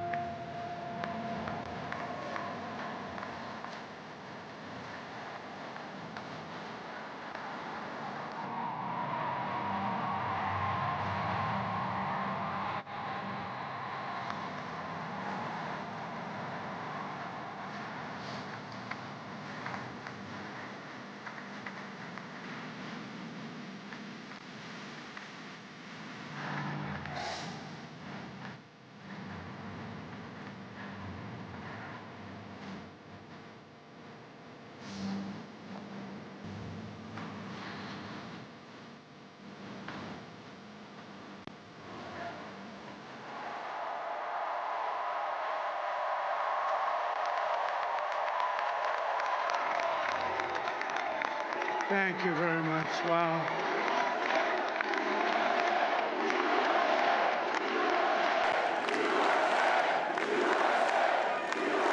Well, I want to thank you all very much. This is great. These are our friends. We have thousands of friends on this incredible movement. This was a movement like nobody's ever seen before. And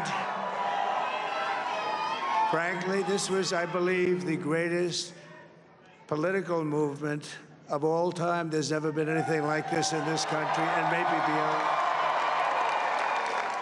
And now it's going to reach a new level of importance because we're going to help our country heal. We're going to help our country heal. We have a country that needs help, and it needs help very badly.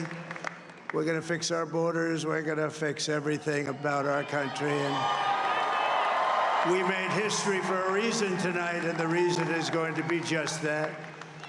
We overcame obstacles that nobody thought possible, and it is now clear that we've achieved the most incredible political thing. Look what happened. Is this crazy?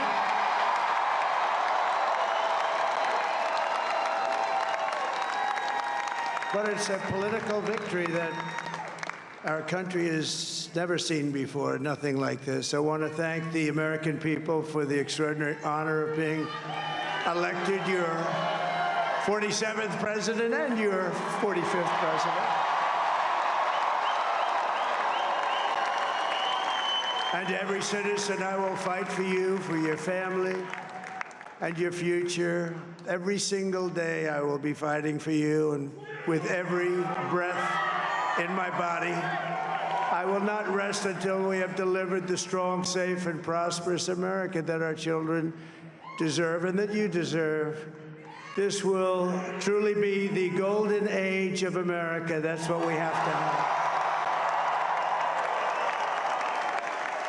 This is a magnificent victory for the American people that will allow us to make America great again.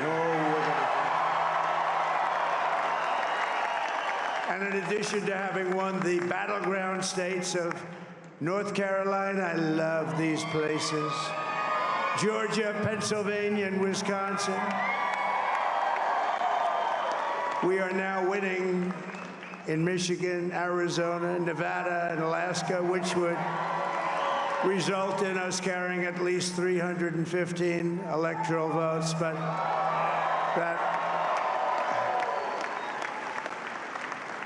it's much easier doing what the networks did or whoever called it, because there was no other path. There was no other path to victory. We also have won the popular vote. That was great. Very proud of it.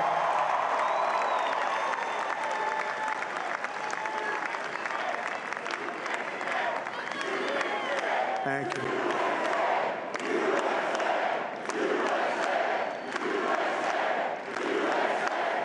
Thank you very much. Thank you. And, winning the popular vote was very nice, I will tell you. It's a great feeling of love. We have a great feeling of love in this very large room with unbelievable people standing by my side. These people have been incredible. They've made the journey with me, and we're going to make you very happy. We're going to make you very proud of your vote.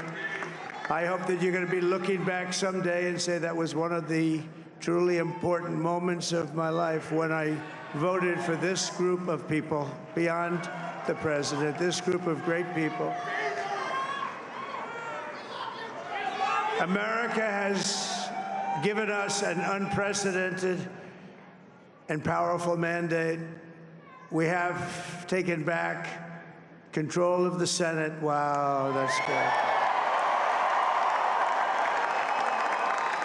And the Senate races in Montana, Nevada, Texas, Ohio, Michigan, Wisconsin, the great Commonwealth of Pennsylvania, were all won by the MAGA movement. They helped so much.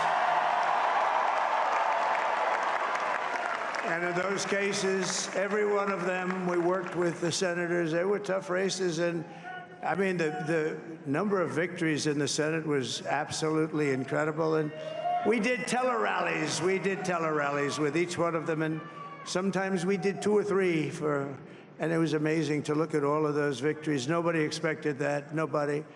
So I just wanted to thank you very much for that. And you have some great senators and some great new senators. And it also looks like we'll be keeping control of the House of Representatives.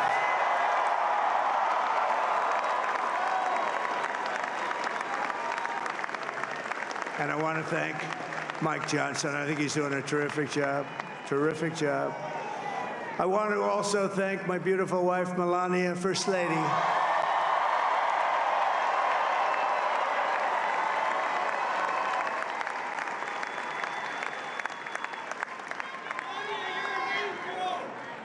Who has the #1 best-selling book in the country. Can you believe that?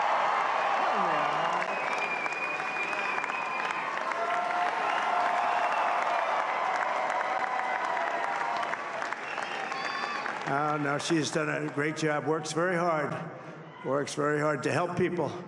So I just want to thank her. But I want to thank my whole family, my amazing children, and they are amazing children. Now, we all think our children are amazing. Everybody here thinks their children are amazing, but that's a good thing when you think they are.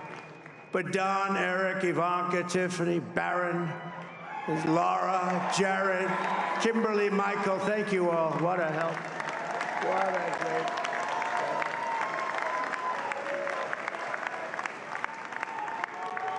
My father-in-law, Victor, is tremendous, and we miss very much Melania's mother, Amalia.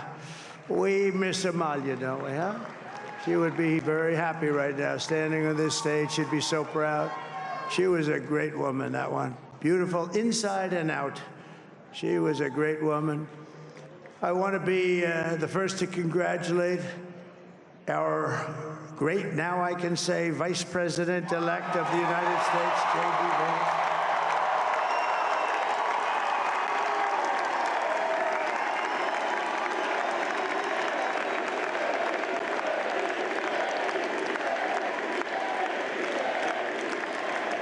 And his absolutely remarkable and beautiful wife, Usha Vance. And he is a feisty guy, isn't he? You know, I've said, go into the enemy camp, and you know the enemy camp is certain networks, and a lot of people don't like to, sir, do I have to do that? He just goes, okay, which one, CNN, MSDNC? He'll say, all right, thank you very much. He actually looks fine. He's like the only guy I've ever seen. He really looks forward to it, and then he just goes in and absolutely obliterates them.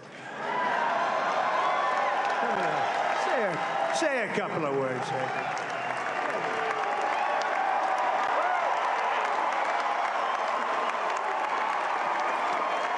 Wow.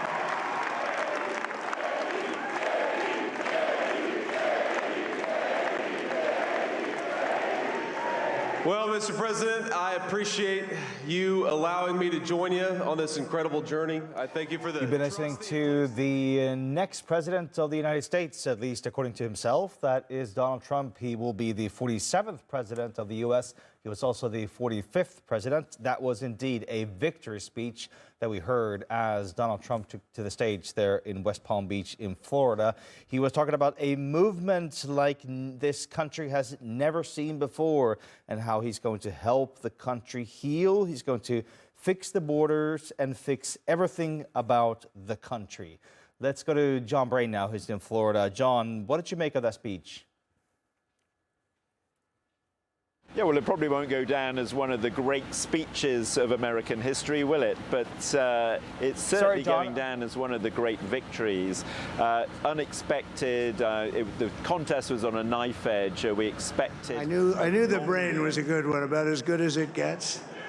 And we love the family, and we're going to have a great 4 years, and we're going to turn our country around, make it something very special. It lost that little thing called special. We have to make it so. We're going to make this so great. It's the greatest country and potentially the greatest country in the world by far. And right now, we're going to just work very hard to get all of that back. We're going to make it the best it's ever been. We can do that. If we had to wait longer, I don't know. It was going bad, and it was going bad fast. We're going to have to seal up those borders, and we're going to have to let people come into our country. We want people to come back in, but we have to let them come back in, but they have to come in legally. They have to come in legally. Let me also express my tremendous appreciation for Susie and Chris, the job you did. We are just going to pull away from Donald Trump, it would appear, the president-elect, as he talks about one of his favourite subjects, immigration, and go back to John Brain, who is in West Palm Beach for us at Trump's headquarters, Trump's campaign headquarters. John, we interrupted you there. You were in mid-flow. Because J.D. Vance made a slightly unexpected interruption in the middle of Trump. He seems to be bringing all of his campaign team up to have a few words.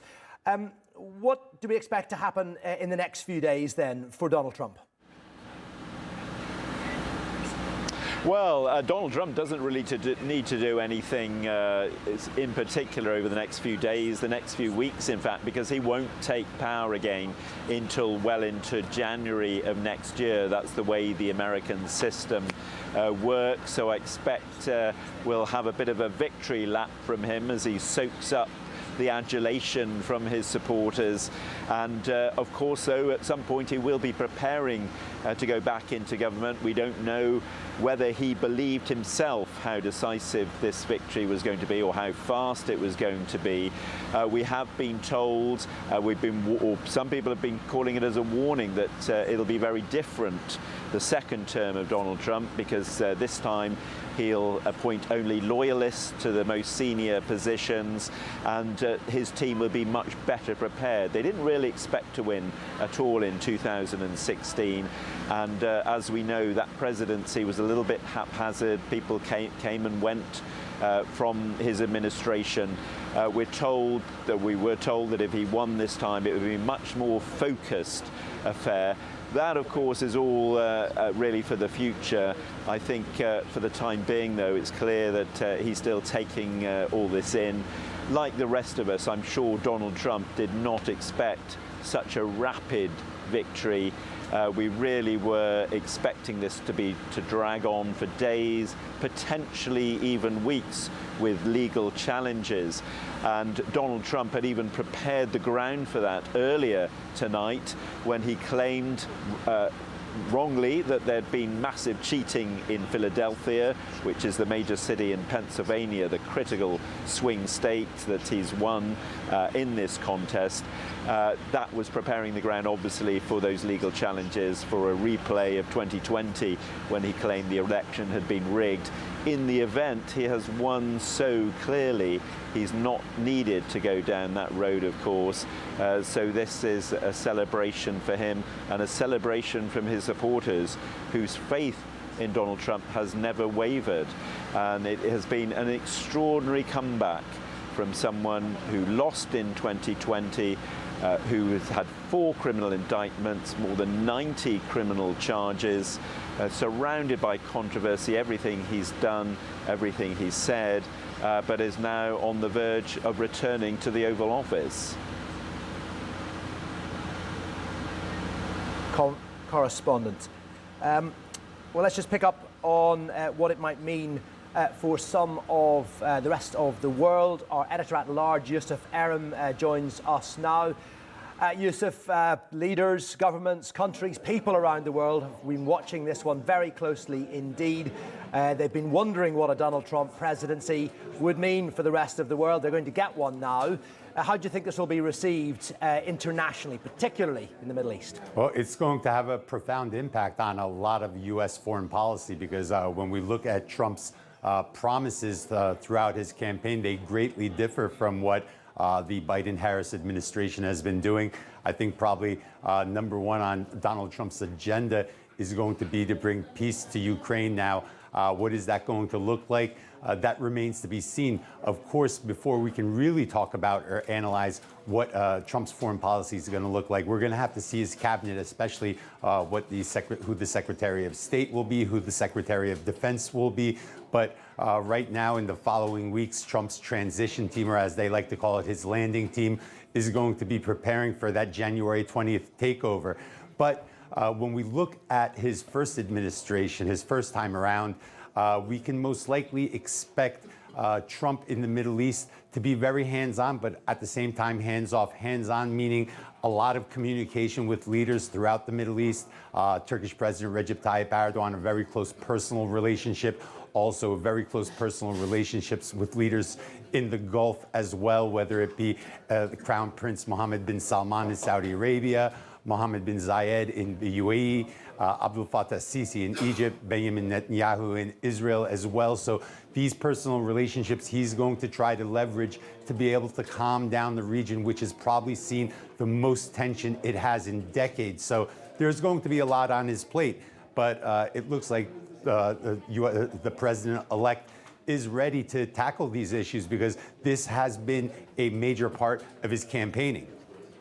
And Yusuf, the Hungarian Prime Minister Viktor Orban, he's now written on X saying he was congratulating Donald Trump, calling this a much-needed victory for the world. And of course, you know that Hungary sort of differs quite a lot when it comes to the policies concerning Ukraine. Hungary says they're opposed to sending weapons to Ukraine. Hungary has also been having sort of close ties together with Russia. It is the only country in the European Union that are still talking to Russia. Now, when you have Donald Trump coming back to the White House, you have Viktor Orban congratulating him. They've been meeting as well over the last couple of months. Where do you see that conflict going between Russia and Ukraine? Well, obviously, Viktor Orban, one of the first to congratulate Donald Trump. Also, Bukalele from El Salvador tweeted congratulations to him as well. Again, Orban, one of the very few leaders in the world, aside from Turkish President Recep Tayyip Erdogan, trying to partake in diplomacy with the Hungarians and the Ukrainians as well, trying to broker peace. Now, where do I see this going? I think right now there has been a template for peace in Ukraine, and that template I'm talking about is the April 2022 peace deal that was brokered in Istanbul. And this peace deal that Russian President Vladimir Putin had said was sabotaged by European parliamentarians and politicians. Now, we need to realize that if there is a template for peace, as the Russian president has said, most likely President Trump's going to take a look at that template, what has been built, what had been brokered back then, negotiated, what can be salvaged from that deal. But it's going to take a lot of diplomacy. During his rallies, he talked about bringing peace in one day, bringing peace in 1 week. Obviously, that's not realistic, but we can definitely see a time span. I do expect Donald Trump to be able to broker some type of deal in 2025 that will end the fighting in Ukraine. Will it look pretty for Ukraine? I highly doubt it, because Russia has gained a lot of leverage over the past 2.5, almost 3 years. But it will be something most likely that both the Russians and the Ukrainians will have to live with, and with some compromises as well. Yeah, Donald Trump has promised, Yusuf, that he's going to get America out of these foreign wars, these expensive wars. He's also criticized Joe Biden for that untidy, ugly pullout from Afghanistan. Perhaps that fell into Donald Trump's lap, so to speak, because that was his planning. But he does intend to pull America out of those. How do you think he's going to extricate himself and the United States from particularly the situation in the Middle East? Well, I think the situation in the Middle East is very, very complicated. I think one that really concerns Turkish foreign policy is what President-elect Donald Trump's going to do in Syria. Had a partial pullout in his first administration. Will he continue and pull out the remaining U.S. forces on Syrian soil? I think that's going to be very important on how Turkey is looking at the Syria situation. Now, over the past couple months, there's been a lot of talk about Turkey normalizing with the Assad regime, whether there'd be an initiative on Erdogan's part to normalize with Assad. I think Turkey will adopt a wait-and-see strategy right now with Donald Trump coming in, what the U.S. is going to do in Syria. Let's remember the first time they pulled out of Syria was a very messy pullout. We saw a land grab by the Iranians. We saw a land grab by the YPG, a land grab by the Russians. I don't think this time around it will be as messy. I think Donald Trump learned from his mistake, and he will most likely coordinate with the Turks much, much more, having stronger dialogue with Turkish President Recep Tayyip Erdogan. And I think the Turks will be very interested to see how that type of pullout will play. So I think any type of normalization talk will be postponed a little, with a little wait and see to see how the Americans are going to react under President-elect Donald Trump.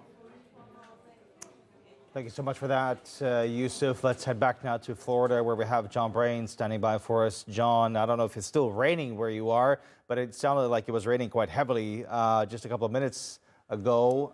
We are still having Donald Trump up on stage. He is still speaking, and they're at the campaign headquarters in West Palm Beach, Florida. John, if it's still raining, I guess that's not one of the things that they're thinking about inside of that convention center where you have Donald Trump speaking. He just said a minute ago that JFK Jr. is going to help America healthy again. You know, there's been a lot of talk about JFK Jr. and whatever his policies are concerning sort of health politics in the U.S. What's your sense of what's going to happen with him in the office? Well, it's clearly going to be another unpredictable 4 years, isn't it? We had that in the first Trump administration. People always talk about, or have on the campaign trail, that you know what you're getting with Trump. Well, the truth is, when he was in office, we really didn't know what we were getting almost day to day. He does come up with surprises. Yeah, he's talking about RFK running the health department. That's certainly going to alarm a lot of people in this country, because he is a known anti-vaxxer. He doesn't believe that the COVID vaccine should have been distributed, for example. One of a number of very controversial figures who could be in the new Trump administration, another being the billionaire Elon Musk, who Trump has been talking about giving a job which will involve cutting back alleged waste in the administration, cutting back federal jobs. There's also talk of a loyalty test for federal workers, that those not perceived as being sufficiently loyal to the Republicans and Trump himself could be ousted from those jobs. Those jobs at the moment, those positions are considered non-political. So if the administration changes, those civil servants are supposed to remain in place, apart from the very top echelons. So there is a potential for a lot of displacement within the new Trump administration. There's certain to be more controversies. Trump feeds on that controversy. His supporters love it. That's one of the reasons they've stuck by him for so long. But of course, he'll be judged by those supporters, by the people who voted him in, on the economy and on immigration. He's promised to make people's lives better in terms of the economy, in terms of the cost of living. That's going to be difficult because he's also talking about putting tariffs on imports, which of course would make prices go up. And he's promised to fix the border, to solve the crisis on the border with Mexico, to stop the hordes of people, as he describes them, coming in, and more controversially, to sweep up those who are already in the country illegally. He's talking about from day one, he's going to send in the army, if necessary, to round up illegal aliens and take them out of the country. So we can expect a bit of a roller coaster again, I think, from a second Trump administration. That's all for the future. For now, here at the convention center, of course, his supporters are just celebrating this not unexpected victory in the terms of Trump winning. It was always 50-50 on a knife edge, but certainly unexpected in terms of the speed of that victory and the decisiveness.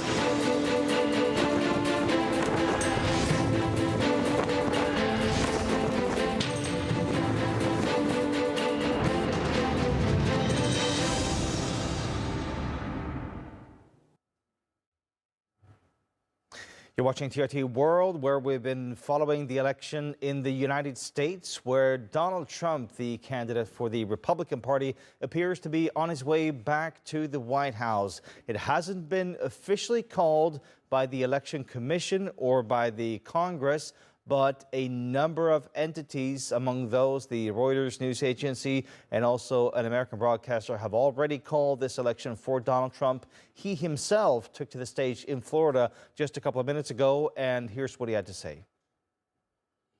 We overcame obstacles that nobody thought possible, and it is now clear that we've achieved the most incredible political thing. Look what happened. Is this crazy?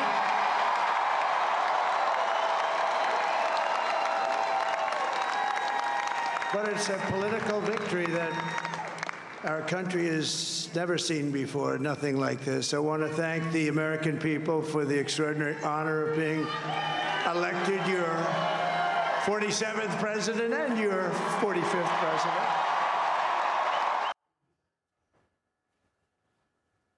Well, that was Donald Trump up on stage in Florida just a couple of minutes ago. Let's bring in John Brain now, who's live for us in Florida, outside of that convention center where Donald Trump gave that speech just a few minutes ago. John, what do you think is the significance of this speech now tonight, with Donald Trump basically saying that he is the winner? Well, we know, of course, that Donald Trump has form for declaring himself the winner when it's not true. That was back in 2020, and it led to a huge controversy about the election with legal challenges and misleading claims about election cheating and interference. This time, it does appear to be a very different situation because all the indications are that Trump has won, even though it's not official yet. He appears to have won all 7 of those crucial swing states, which we've said all along would determine the outcome of the election. Not official yet, but surely soon to be so. Notable also that in his speech he made no mention of any wrongdoing in the election. Earlier in the evening, he'd made claims that there'd been widespread cheating going on in Philadelphia, the main city in the swing state of Pennsylvania, the crucial state of Pennsylvania. That was clearly preparing the ground for any future challenges he might make towards the election if he hadn't won.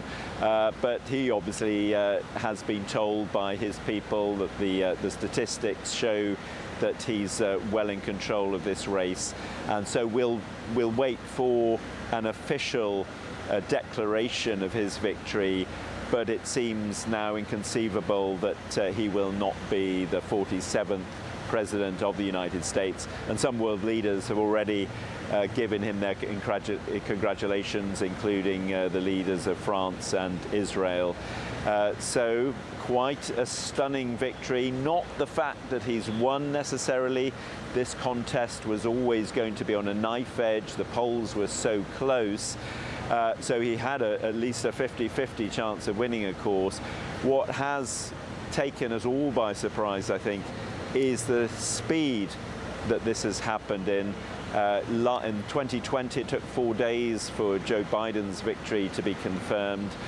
We expected a very similar scenario this time, that it might take days, it might even take some weeks before a winner could be established, because the 2 candidates had been so close in the polls and both had been lawyered up to the hilt, ready to challenge the results if their side had lost. So a quite remarkable result and a quite remarkable comeback for a candidate who not only lost in 2020, but who had 4 criminal indictments against him, more than 90 criminal charges, who's been beset by controversy wherever he's gone, whatever he's done, and yet is now poised to return to the White House in January next year.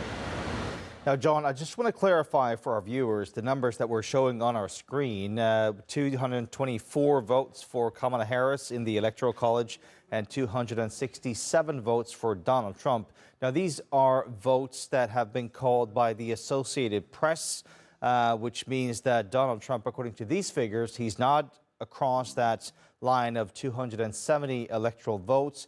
However, there are some other entities such as the Reuters news agency and one of the U.S. broadcasters that have called it for Donald Trump. He himself basically calls himself the next president, the 47th president. And of course, John, significantly here, not only is Donald Trump returning to the White House, he is also on course, or at least the Republican Party is now on its way to get majority in Congress, both the House of Representatives and in the Senate. Donald Trump himself called that absolutely incredible during his speech. What does it mean for Donald Trump to not only be the next president, but also have majority in Congress? Well, it's hugely significant because it means he can get things done. When you have a situation in this country, as sometimes happens, where you've got a president from one party, but Congress is controlled by the other party, it creates a huge logjam and nothing really gets achieved. And the problem was always going to be for Kamala Harris, if she did win the presidency, that she was going to be facing a Republican Congress, because the prediction, certainly with the Senate, was that the Republicans were likely to take back control, because a third of the seats come up in every election cycle, and the seats that were coming up were predominantly Democrat ones, or ones where the Democrats were more vulnerable. So having the same party controlling Congress makes a huge difference. It means the president can get things done, even if they're controversial, because in Trump's case, of course, he's got such a grip on the Republican Party. Very few Republicans are prepared to go up against him, to defy him, because of the backlash they get from him and his supporters, and it's a risk to their own political careers. So Donald Trump, whatever agenda he eventually goes into the White House with, has got a very good chance of getting that agenda implemented. Not to everything, because some changes in the law need 2/3 majority in the Senate. The Republicans certainly won't have that, but certainly in many areas they'll be able to vote things through, including budgets, for example, which just need a majority. So hugely significant.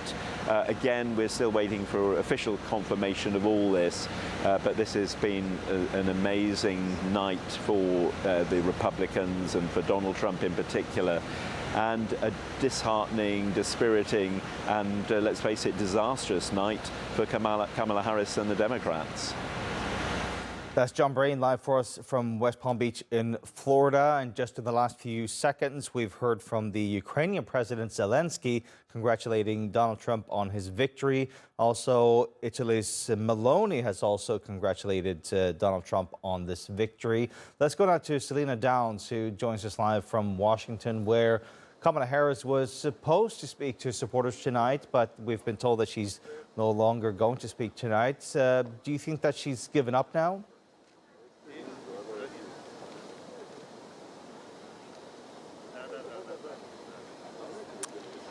Yes, I think her campaign very much sees the writing on the wall. This was supposed to be her historic homecoming, her victory party here at Howard University, the university she attended as an undergraduate.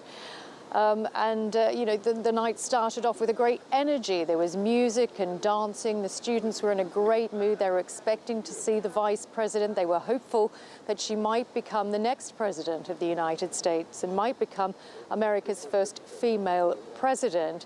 As the night wore on and those results started to come in on the big screen here over my shoulder, it became quite clear more and more states were turning red for Donald Trump.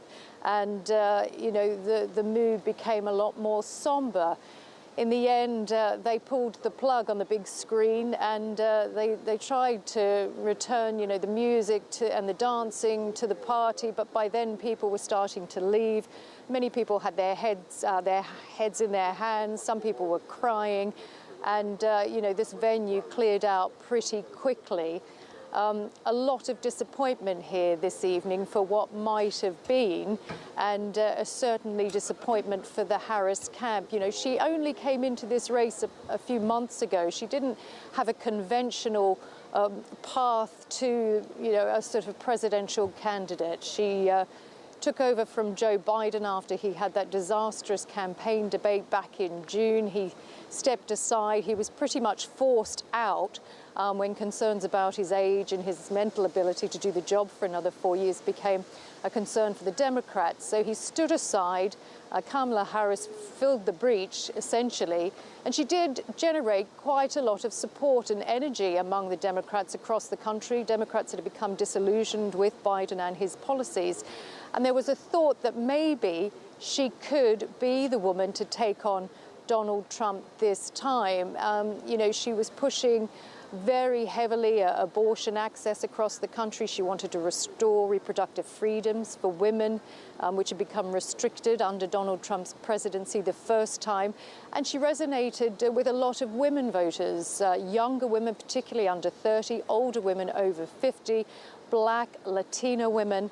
But obviously it wasn't enough at the ballot box for those votes and those support to sway the result tonight. And Selena, what do you think the reactions are going to be now there in the Capitol in Washington, D.C. among the political establishment who are normally quite Democratic leaning?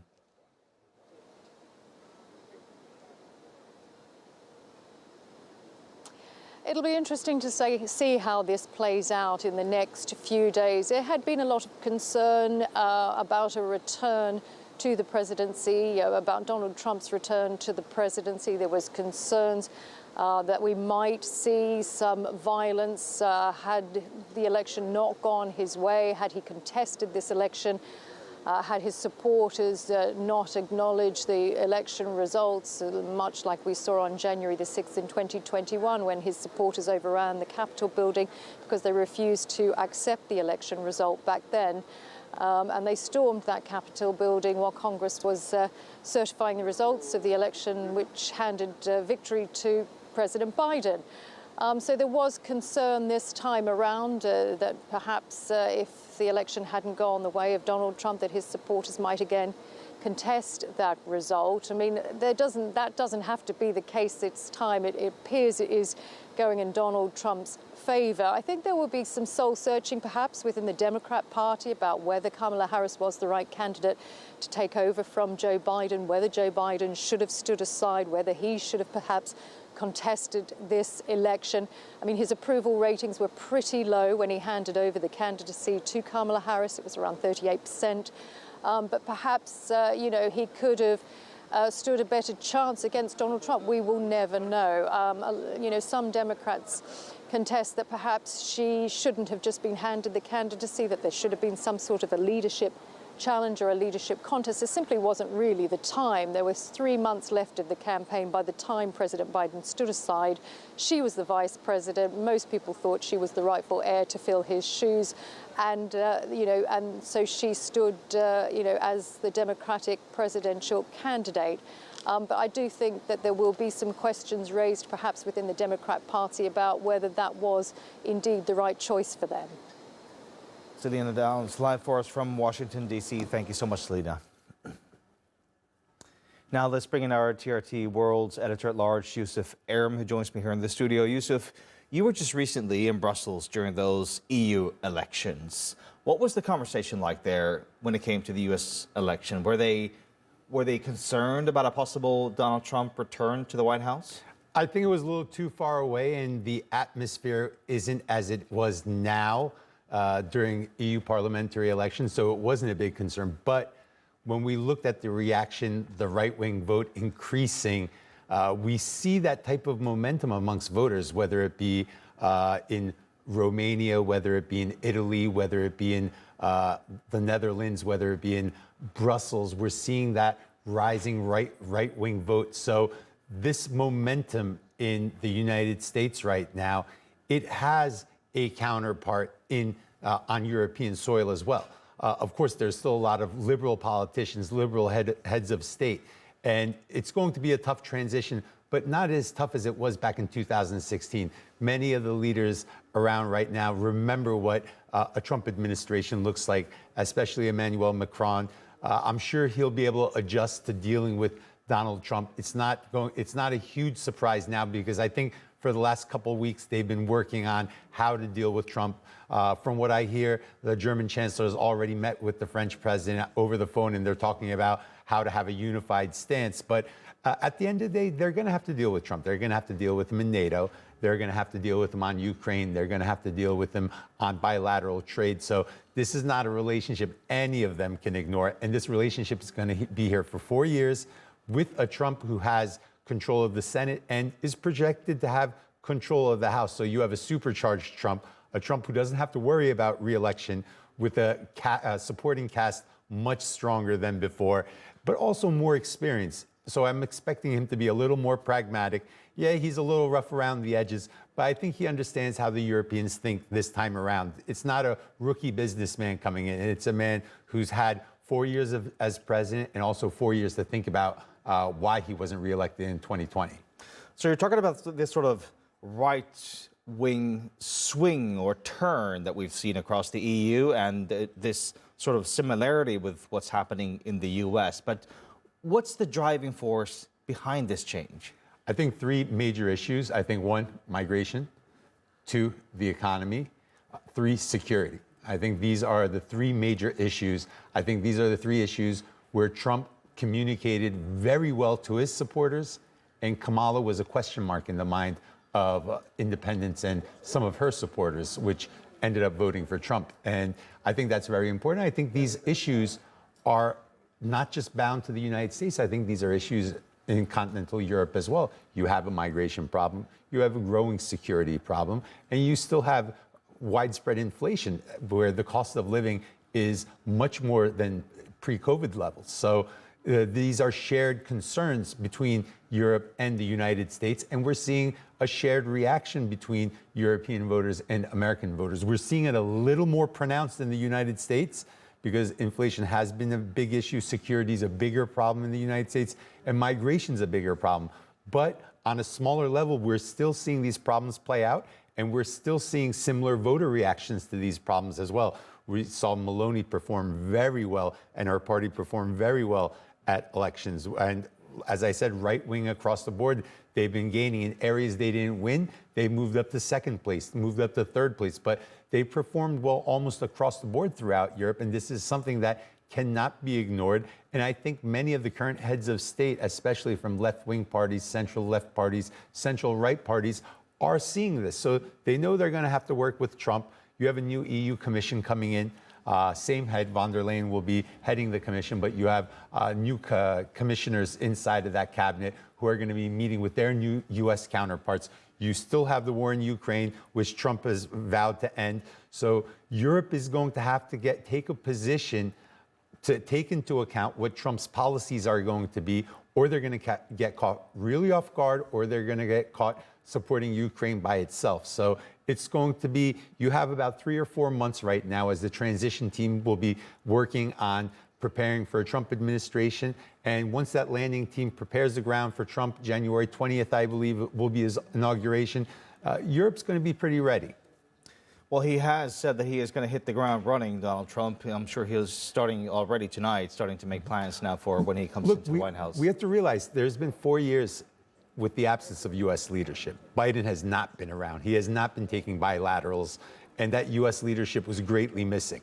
It greatly was. Whether you like Trump or not, it doesn't matter. He's going to bring some form of leadership. He's going to bring a very visible leadership, a leadership you can touch and communicate with, especially on a leader-to-leader level. So I think a lot of things are going to change inside of the transatlantic understanding, on a bilateral level, on continental Europe, in Ukraine, and the Middle East. Yusuf Aram, our editor-at-large, thank you so much, Yusuf, for that. And you mentioned the U.S. Senate, which is now appearing to be going to the Republicans.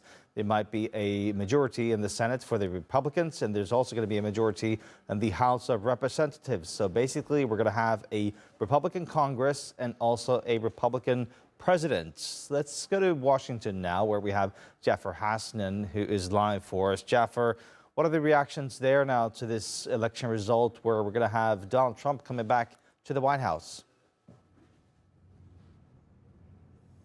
Right. I mean, to say that this election has been full of surprises would be an understatement. Leading up to the election, we saw many polls come out, and most of them, in fact, I think it's fair to say all of them were showing a neck and neck between Donald Trump and Kamala Harris. But what we are seeing unfold here in the United States tells a very different story. For example, Donald Trump right now has already secured victory in 3 swing states, and he is going to be the likely winner in the other 4 states. And I mean, he's leading in those states with a clear majority. It's not a neck and neck. It's not by 1 percentage points. It's approximately 3 percentage points on average in almost all those swing states. Take Michigan, for example, right now. He's leading in Michigan with 7 percentage points. In Nevada, he's leading with 5 percentage points. So I think it's fair to say that Donald Trump has proven once again that polls are wrong. Now, the big question here is, what was the biggest contributor to his victory? Was it immigration? Was it economy? Was it the fact that Kamala Harris came into the race 3 months prior to the election? Of course, these are some questions that are going to be asked or raised perhaps in the coming days. And certainly the Democrats now have a lot of rethinking to do about their strategy, because, as you said, they have lost the Congress, according to what we are seeing. per unofficial results, and they've also lost the presidency according to unofficial results. To talk more about that, joining me here is TRT World's correspondent Leonie Lakhani. Leonie, what a night. We'll talk about the results. Now, you live here in D.C., and I've been living here for the past 1 month. And I have never seen the streets of this city this quiet. I mean, I understand right now it's 3:30 a.m. in the morning, but the streets have been quiet since 10 p.m. local time. Why? Yeah. And I've been here for 3 elections, and I've never seen a quiet night on an election night, ever. I think partly it's because I think we were expecting this race to be much tighter, and I think a lot of people thought these results would take days, and I think people just went to bed thinking, oh, I'm going to wake up in the morning and the elections are going to be going on for a few more days until we get the results. So I think people will be surprised at how quickly we found out what was going on. And also it's just that the incumbent president is not the person who's running at the moment, right? So the person who's running is in Florida, Trump, and Kamala Harris has been campaigning until today in Washington, D.C. So partly that, I just think it also suggests how tense people were about this election. I think people just didn't want to know. I mean, I know people who went on holiday today just because they didn't want to be in D.C., but really, really unusual. I mean, normally on an election night, you'll see restaurants open late, bars open late, people watching, and this time it's been really different. I mean, one thing that I notice covering the elections in the U.S. is that America today is more divided than ever before. And you know what? Right after some news outlets projected victory for Donald Trump, I started getting these messages from some of my friends who voted for Kamala Harris. And I understand they were joking, but they were telling me, you know what? I'm going to leave the country now. Mm-hmm. And this just really goes to show how divided the country is. You are either with a certain party or you don't want to live in this country anymore. So, and I think this applies to both camps. It's not restricted to or limited to Republicans, is it? You're right. I think people are very much stuck in their own ecosphere. You know, they just kind of want to hear what their people tell them. They're not willing to really listen to the other side. And I think that's why people really thought this was going to be on both sides. They thought they were going to win, you know? So it's like, if you talk to Kamala, people were like, yes, we're cautiously optimistic, we're going to win. But, you know, we think she's really great and she's definitely going to win. And then the same thing on the Trump side. So I think, yeah, people are divided. They are kind of stuck in their own circles rather than seeing the whole picture. Right. I want to talk about Iowa because a few days ago, an A+ poll was released, which was showing Kamala Harris leading over Donald Trump in this, I think, red state. Mm-hmm. But the results tell us a very different story. Donald Trump has won it with a huge margin. And I think there was one important fact that was being highlighted, especially in Iowa, and that was the abortion issue. Mm-hmm. The women who might change the dynamics for Iowa, women, the young women in Iowa, and also women over the age of 65. So what happened, especially when it comes to the issue of abortion, not just in Iowa, but across the United States? So I think what happened with Iowa is I think even Kamala's people didn't really expect her to win the state, but they noticed, as you mentioned, the fact that women had come out and voted in Iowa, and that was significant. And I think the Kamala Harris campaign really banked on reproductive rights as one of their main issues. They really hammered it as one of their main issues, and they thought women would get them across the finish line. And what we're seeing and what we saw from the exit polls and what we felt from talking to people is it really was more about the economy. That really was the number one issue for most people. And although she talked about it, she wasn't seen as a person who would get this country out of an economy. She was seen as a person who was just too close to Biden. And even though when you look at the numbers, the U.S. economy is actually not doing that badly compared to other parts in the world, but it's just not how people are feeling here. People weren't happy. They were concerned. Or maybe I think it's this sense of nostalgia. For example, when Trump was the president, the inflation in this country was not as bad as it is right now. Of course, there are many factors to blame for that. Biden came into power right after COVID-19 pandemic, and then there were wars happening across the world. There are multiple factors, and I'm sure experts are going to talk about that in the days ahead. But I think you're right on point. The economy has played a crucial role here because I mean, as a voter, as a citizen of the United States, I think one thing that he or she would consider is whether or not I'm able to buy a house, whether or not I can afford education for my children, whether or not I'm able to buy a car.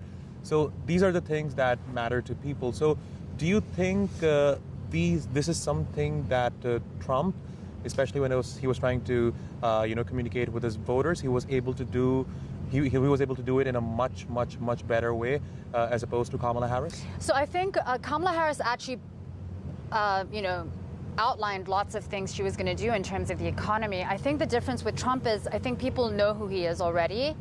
And even if he doesn't specifically say what he's going to do, he has always connected with that man on the street, the rural person. He's always connected with that group of people.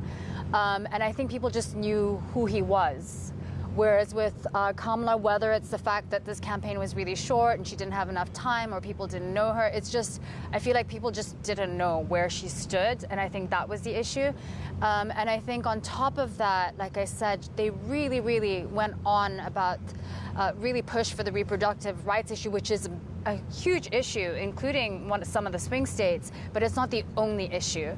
And I think they put all their eggs, or a lot of their eggs, in that basket. Right. I mean, and his presidency, when he was in power, it was very controversial, was it not? And he's a convicted felon.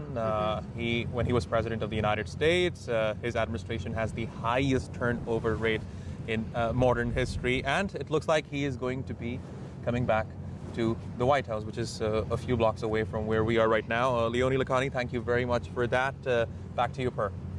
Thanks, Jeff. Our line for us from Washington, D.C. You're watching the special election coverage here on TRT World, where we'll be following everything that's happening in the U.S. Now, I just want to mention here, because we're talking about this situation now, like Trump has, in fact, won. Well, it appears that he's won, but not officially just yet. Trump himself, he has said that he is now going to be the 47th president. He was the 45th president. And according to some outlets, he's won, but the Associated Press has not yet called this election. Now, this election was always going to be about those 7 key swing states that these candidates had to win to make their way to the White House. And we've got 2 correspondents in 2 of those key swing states, the states of Pennsylvania and the state of Georgia. And I want to start with you, Frank Luciardo, our correspondent there in Pennsylvania, Philadelphia. Frank, this is one state that has been called for Donald Trump. Is it a done deal? Do we know that Donald Trump has, in fact, won that state where you are?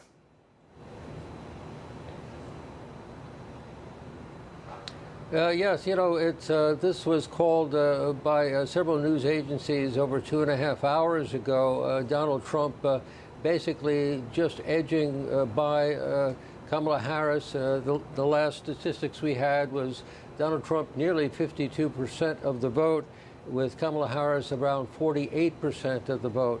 Those numbers have remained primarily steady over the last 3 hours. It was a seesaw battle back and forth. At one point, actually, Mr. Trump had led Ms. Harris by 4 points. Then it started to trend for Harris for a few hours. Then it came back to Donald Trump in the end. And, this is a major victory for Donald Trump after he lost the state in 2020 to President Biden. Pennsylvania comes with this big prize, 19 electoral college votes, the most of any of the swing states in the U.S. And, like Vice President Harris, Donald Trump traveled to this keystone state of Pennsylvania dozens and dozens of times leading up to election night. Also keep in mind that this was the place back on July 13th of this year that Trump was nearly killed by a would-be assassin's bullet when he held a rally in Butler, Pennsylvania. Now, the former president's ear at that time was hit by a bullet. Multiple people in the crowd were shot. 1 person was killed. But this is something that will forever brand Philadelphia and Pennsylvania politics, that a former president came to their state to run again for the White House and was shot at by a would-be assassin. The former president also returned to that assassination attempt site back in October for a major rally. And it had a lot of high-profile people there, including Elon Musk. And, of course, that's raising a lot of questions. What will be the rewards for Elon Musk following the election results? Musk has been a big contributor and always been a big Trump proponent from the beginning. Pennsylvania was always considered a very tight race, but it really seems that it's really set in stone at this point, with Donald Trump edging Kamala Harris by at least 2 to 3 percentage points of the vote. Back to you. Of course, Pennsylvania was one of those key swing states with those 19 electoral votes. That's Frank Luciardo live for us from Philadelphia, Pennsylvania. Thanks, Frank. Now let's head over to Atlanta, Georgia, where we've got Martin Markovich live for us. Martin, Georgia was, of course, the state that Joe Biden won in the last election, but now it appears that Donald Trump has reversed things and claimed victory there. Yes, but remember, we have to remember that Georgia was always an outlier.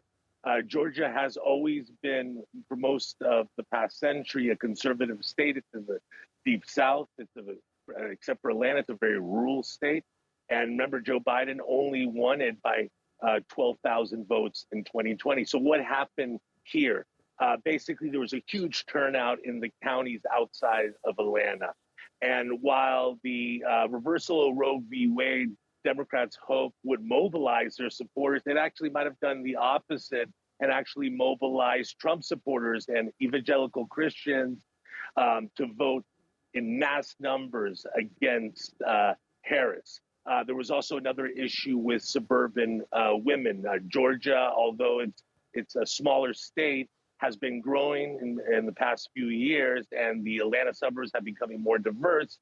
And again, Democrats were relying on suburban women to come out and, over the abortion issue, and they just did not turn out in mass numbers. African-American turnout, although Harris won them, it was in a much smaller margin than before. And the question is why? And I spoke to a lot of people here, and they said the economy. Although, economists say that the economy of the U.S. is growing and it's okay, the people on the street don't feel it. Rents are very high. It's hard to find a place. There's homelessness everywhere, caused a lot by high housing prices, and also food prices are going up. So people are blaming the Democrats because they've been in power in the last few years. The other issue is that Trump actually has a coalition that includes a lot of former Democrats. RFK Jr., most notably, and also even the famous podcaster Joe Rogan, who was a big supporter of Bernie Sanders a few years ago and has the biggest podcast in America.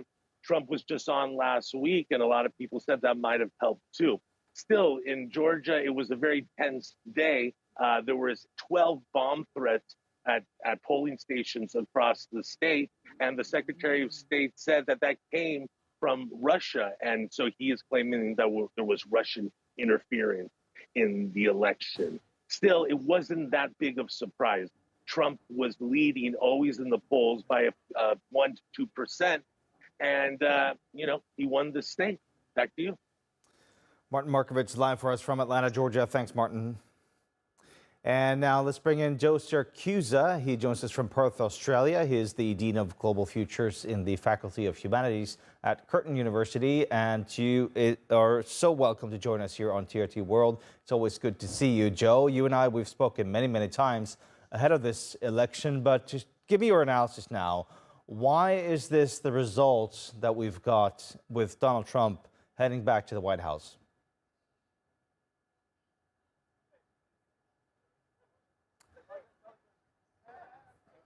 I'm not sure if we can hear Joe. You know what? We're going to try and re-establish connection with Joe, who is in Australia for us. We'll get back to Joe in just a couple of minutes. And for this moment, we're just going to look at this map here.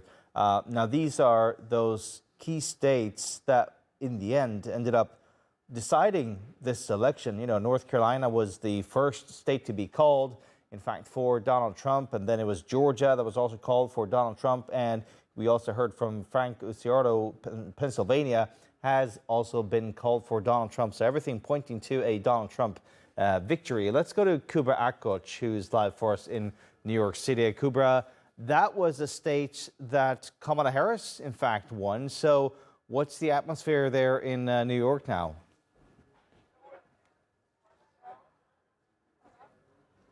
While the atmosphere is quite different now than when we heard about the victory of Kamala Harris. And actually it was an interesting victory because back in 2020, Joe Biden defeated Donald Trump with a margin of 23%. But right now we are looking at a margin just above 10%. Right now we are in front of Trump Tower on the Fifth Avenue here in New York City. Trump supporters immediately rushed here. They gathered here in front of Trump Tower as soon as they found out Trump won Pennsylvania, the key swing state, which actually made Trump secure 19 electoral college votes. So they are here celebrating, although, of course, Trump is not here. He moved his primary residence from New York to Florida. But, of course, New York is very important and symbolic for Trump. This Trump Tower building behind me signifies his financial and political power. He was born and raised in here in New York City. He has built his business empire here in New York City, and this Trump Tower has been his public and professional headquarters for years, right before his political career began. But of course, the New York State in general has long been a blue state, voting Democrat since the Great Depression. But still, Trump actually increased its voter turnout and supporters in this election. It's important to remember that controversial Madison Square Garden rally happened in New York in the final days of his campaign. And interestingly, right here in front of Trump Tower, I'm seeing some Trump supporters with the flags of Puerto Rico. It's important to remember what happened at that rally. A comedian just actually taking stage ahead of Trump made a controversial joke calling Puerto Rico a floating island of garbage. And of course, it sparked a lot of controversy. Trump didn't own it, but people, of course, criticized him because it happened at his rally. And it followed President Biden actually calling Trump supporters garbage. So it actually triggered whole controversy and made Trump campaign a lot more controversial. So New York is important for Trump. That's why Trump supporters gathered here. And earlier at Times Square, I was speaking to some of the Trump supporters who were actually celebrating his Pennsylvania victory. Let's have a listen what they had to tell me. One, because he can fix it. But two, because he has good policies on the economy. Women in sports. He does not want men coming in, transing, and ruining women's sports. And then also the border situation is horrific. We love people from other countries, but legally. Because he's going to make America great again. The main one, end the war in Ukraine. I don't care if it's a day or a month or a week. Just stop sending the money and the war's over, period. That's how it ends.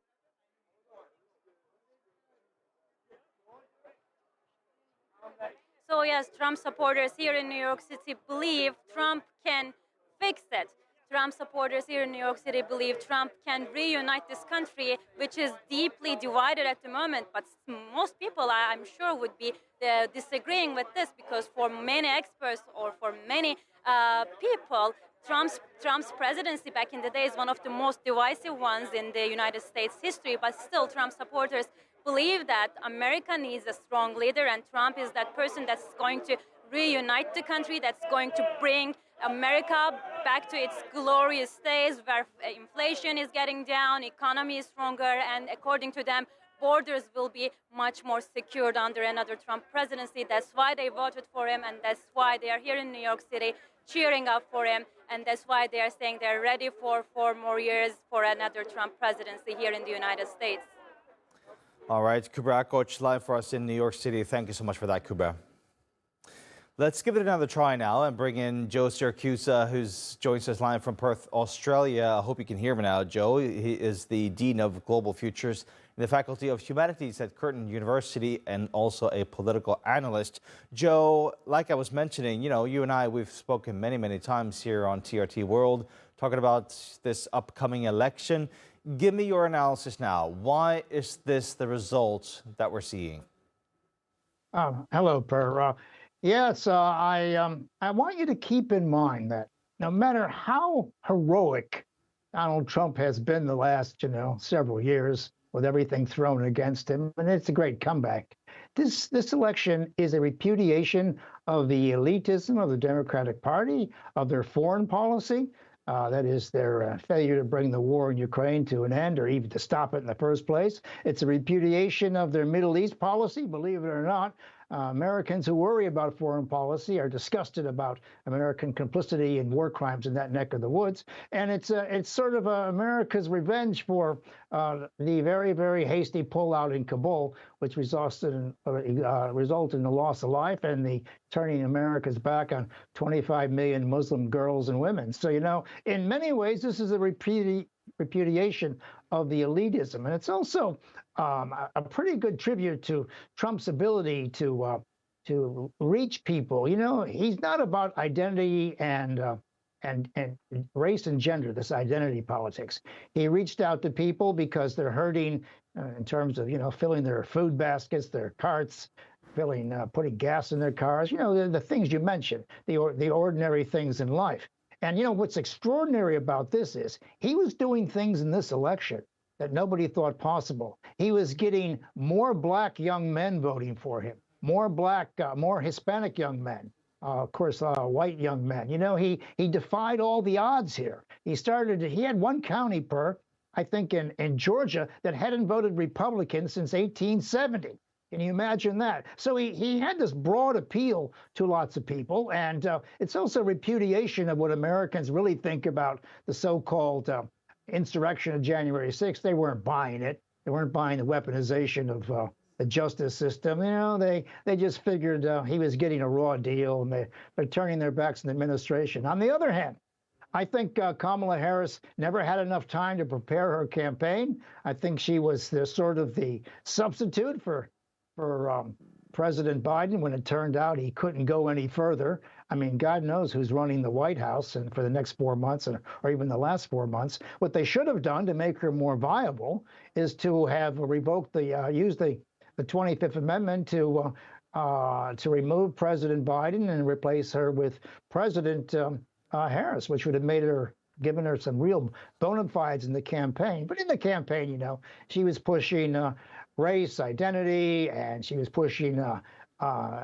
the abortion issue. And keep in mind, you know, the reason she didn't go to that L. Smith thing in New York was it was hosted by the Catholic Cardinal of New York, the titular head of 70 million American Catholics. And they didn't want to hear about their rights to abortion because technically they don't believe in it, so they can do whatever they want. So, you know, she handled her campaign very badly. And at the end of the day, they just wanted somebody to sort of keep the Senate and the House of Representatives under control. This campaign, the Americans, political parties, spent $16 billion, most of it on polling. And the polling was atrocious. In fact, it was corrupt. That polling in Iowa had, you know, was degenerated into propaganda. I mean, no one believes the polling anymore. I mean, you can go to a podcast. And of course, at the end, the Democrats brought out all the celebrities, you know, Han Solo, Harrison Ford.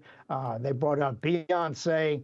They brought out Oprah. I mean, you know, when you start bringing out these people, you're in so much trouble that, you know, you might as well go home. So it's a great victory for President Trump, who gets to do it all over again. And by the way, he gets to avoid going to jail. He's not going to be tried in any of these things. He's going to appoint an attorney general to pull the pin in all this. And then in an earlier package, you talked about the advantages of having control of the Senate. Right. It isn't just about legislation. It's about appointments. Every secretarial appointment and ambassador has to be cleared by the Senate. So when Trump has control of the Senate, he can put anybody he wants in the Department of Justice, Homeland Security. So he has a real advantage there.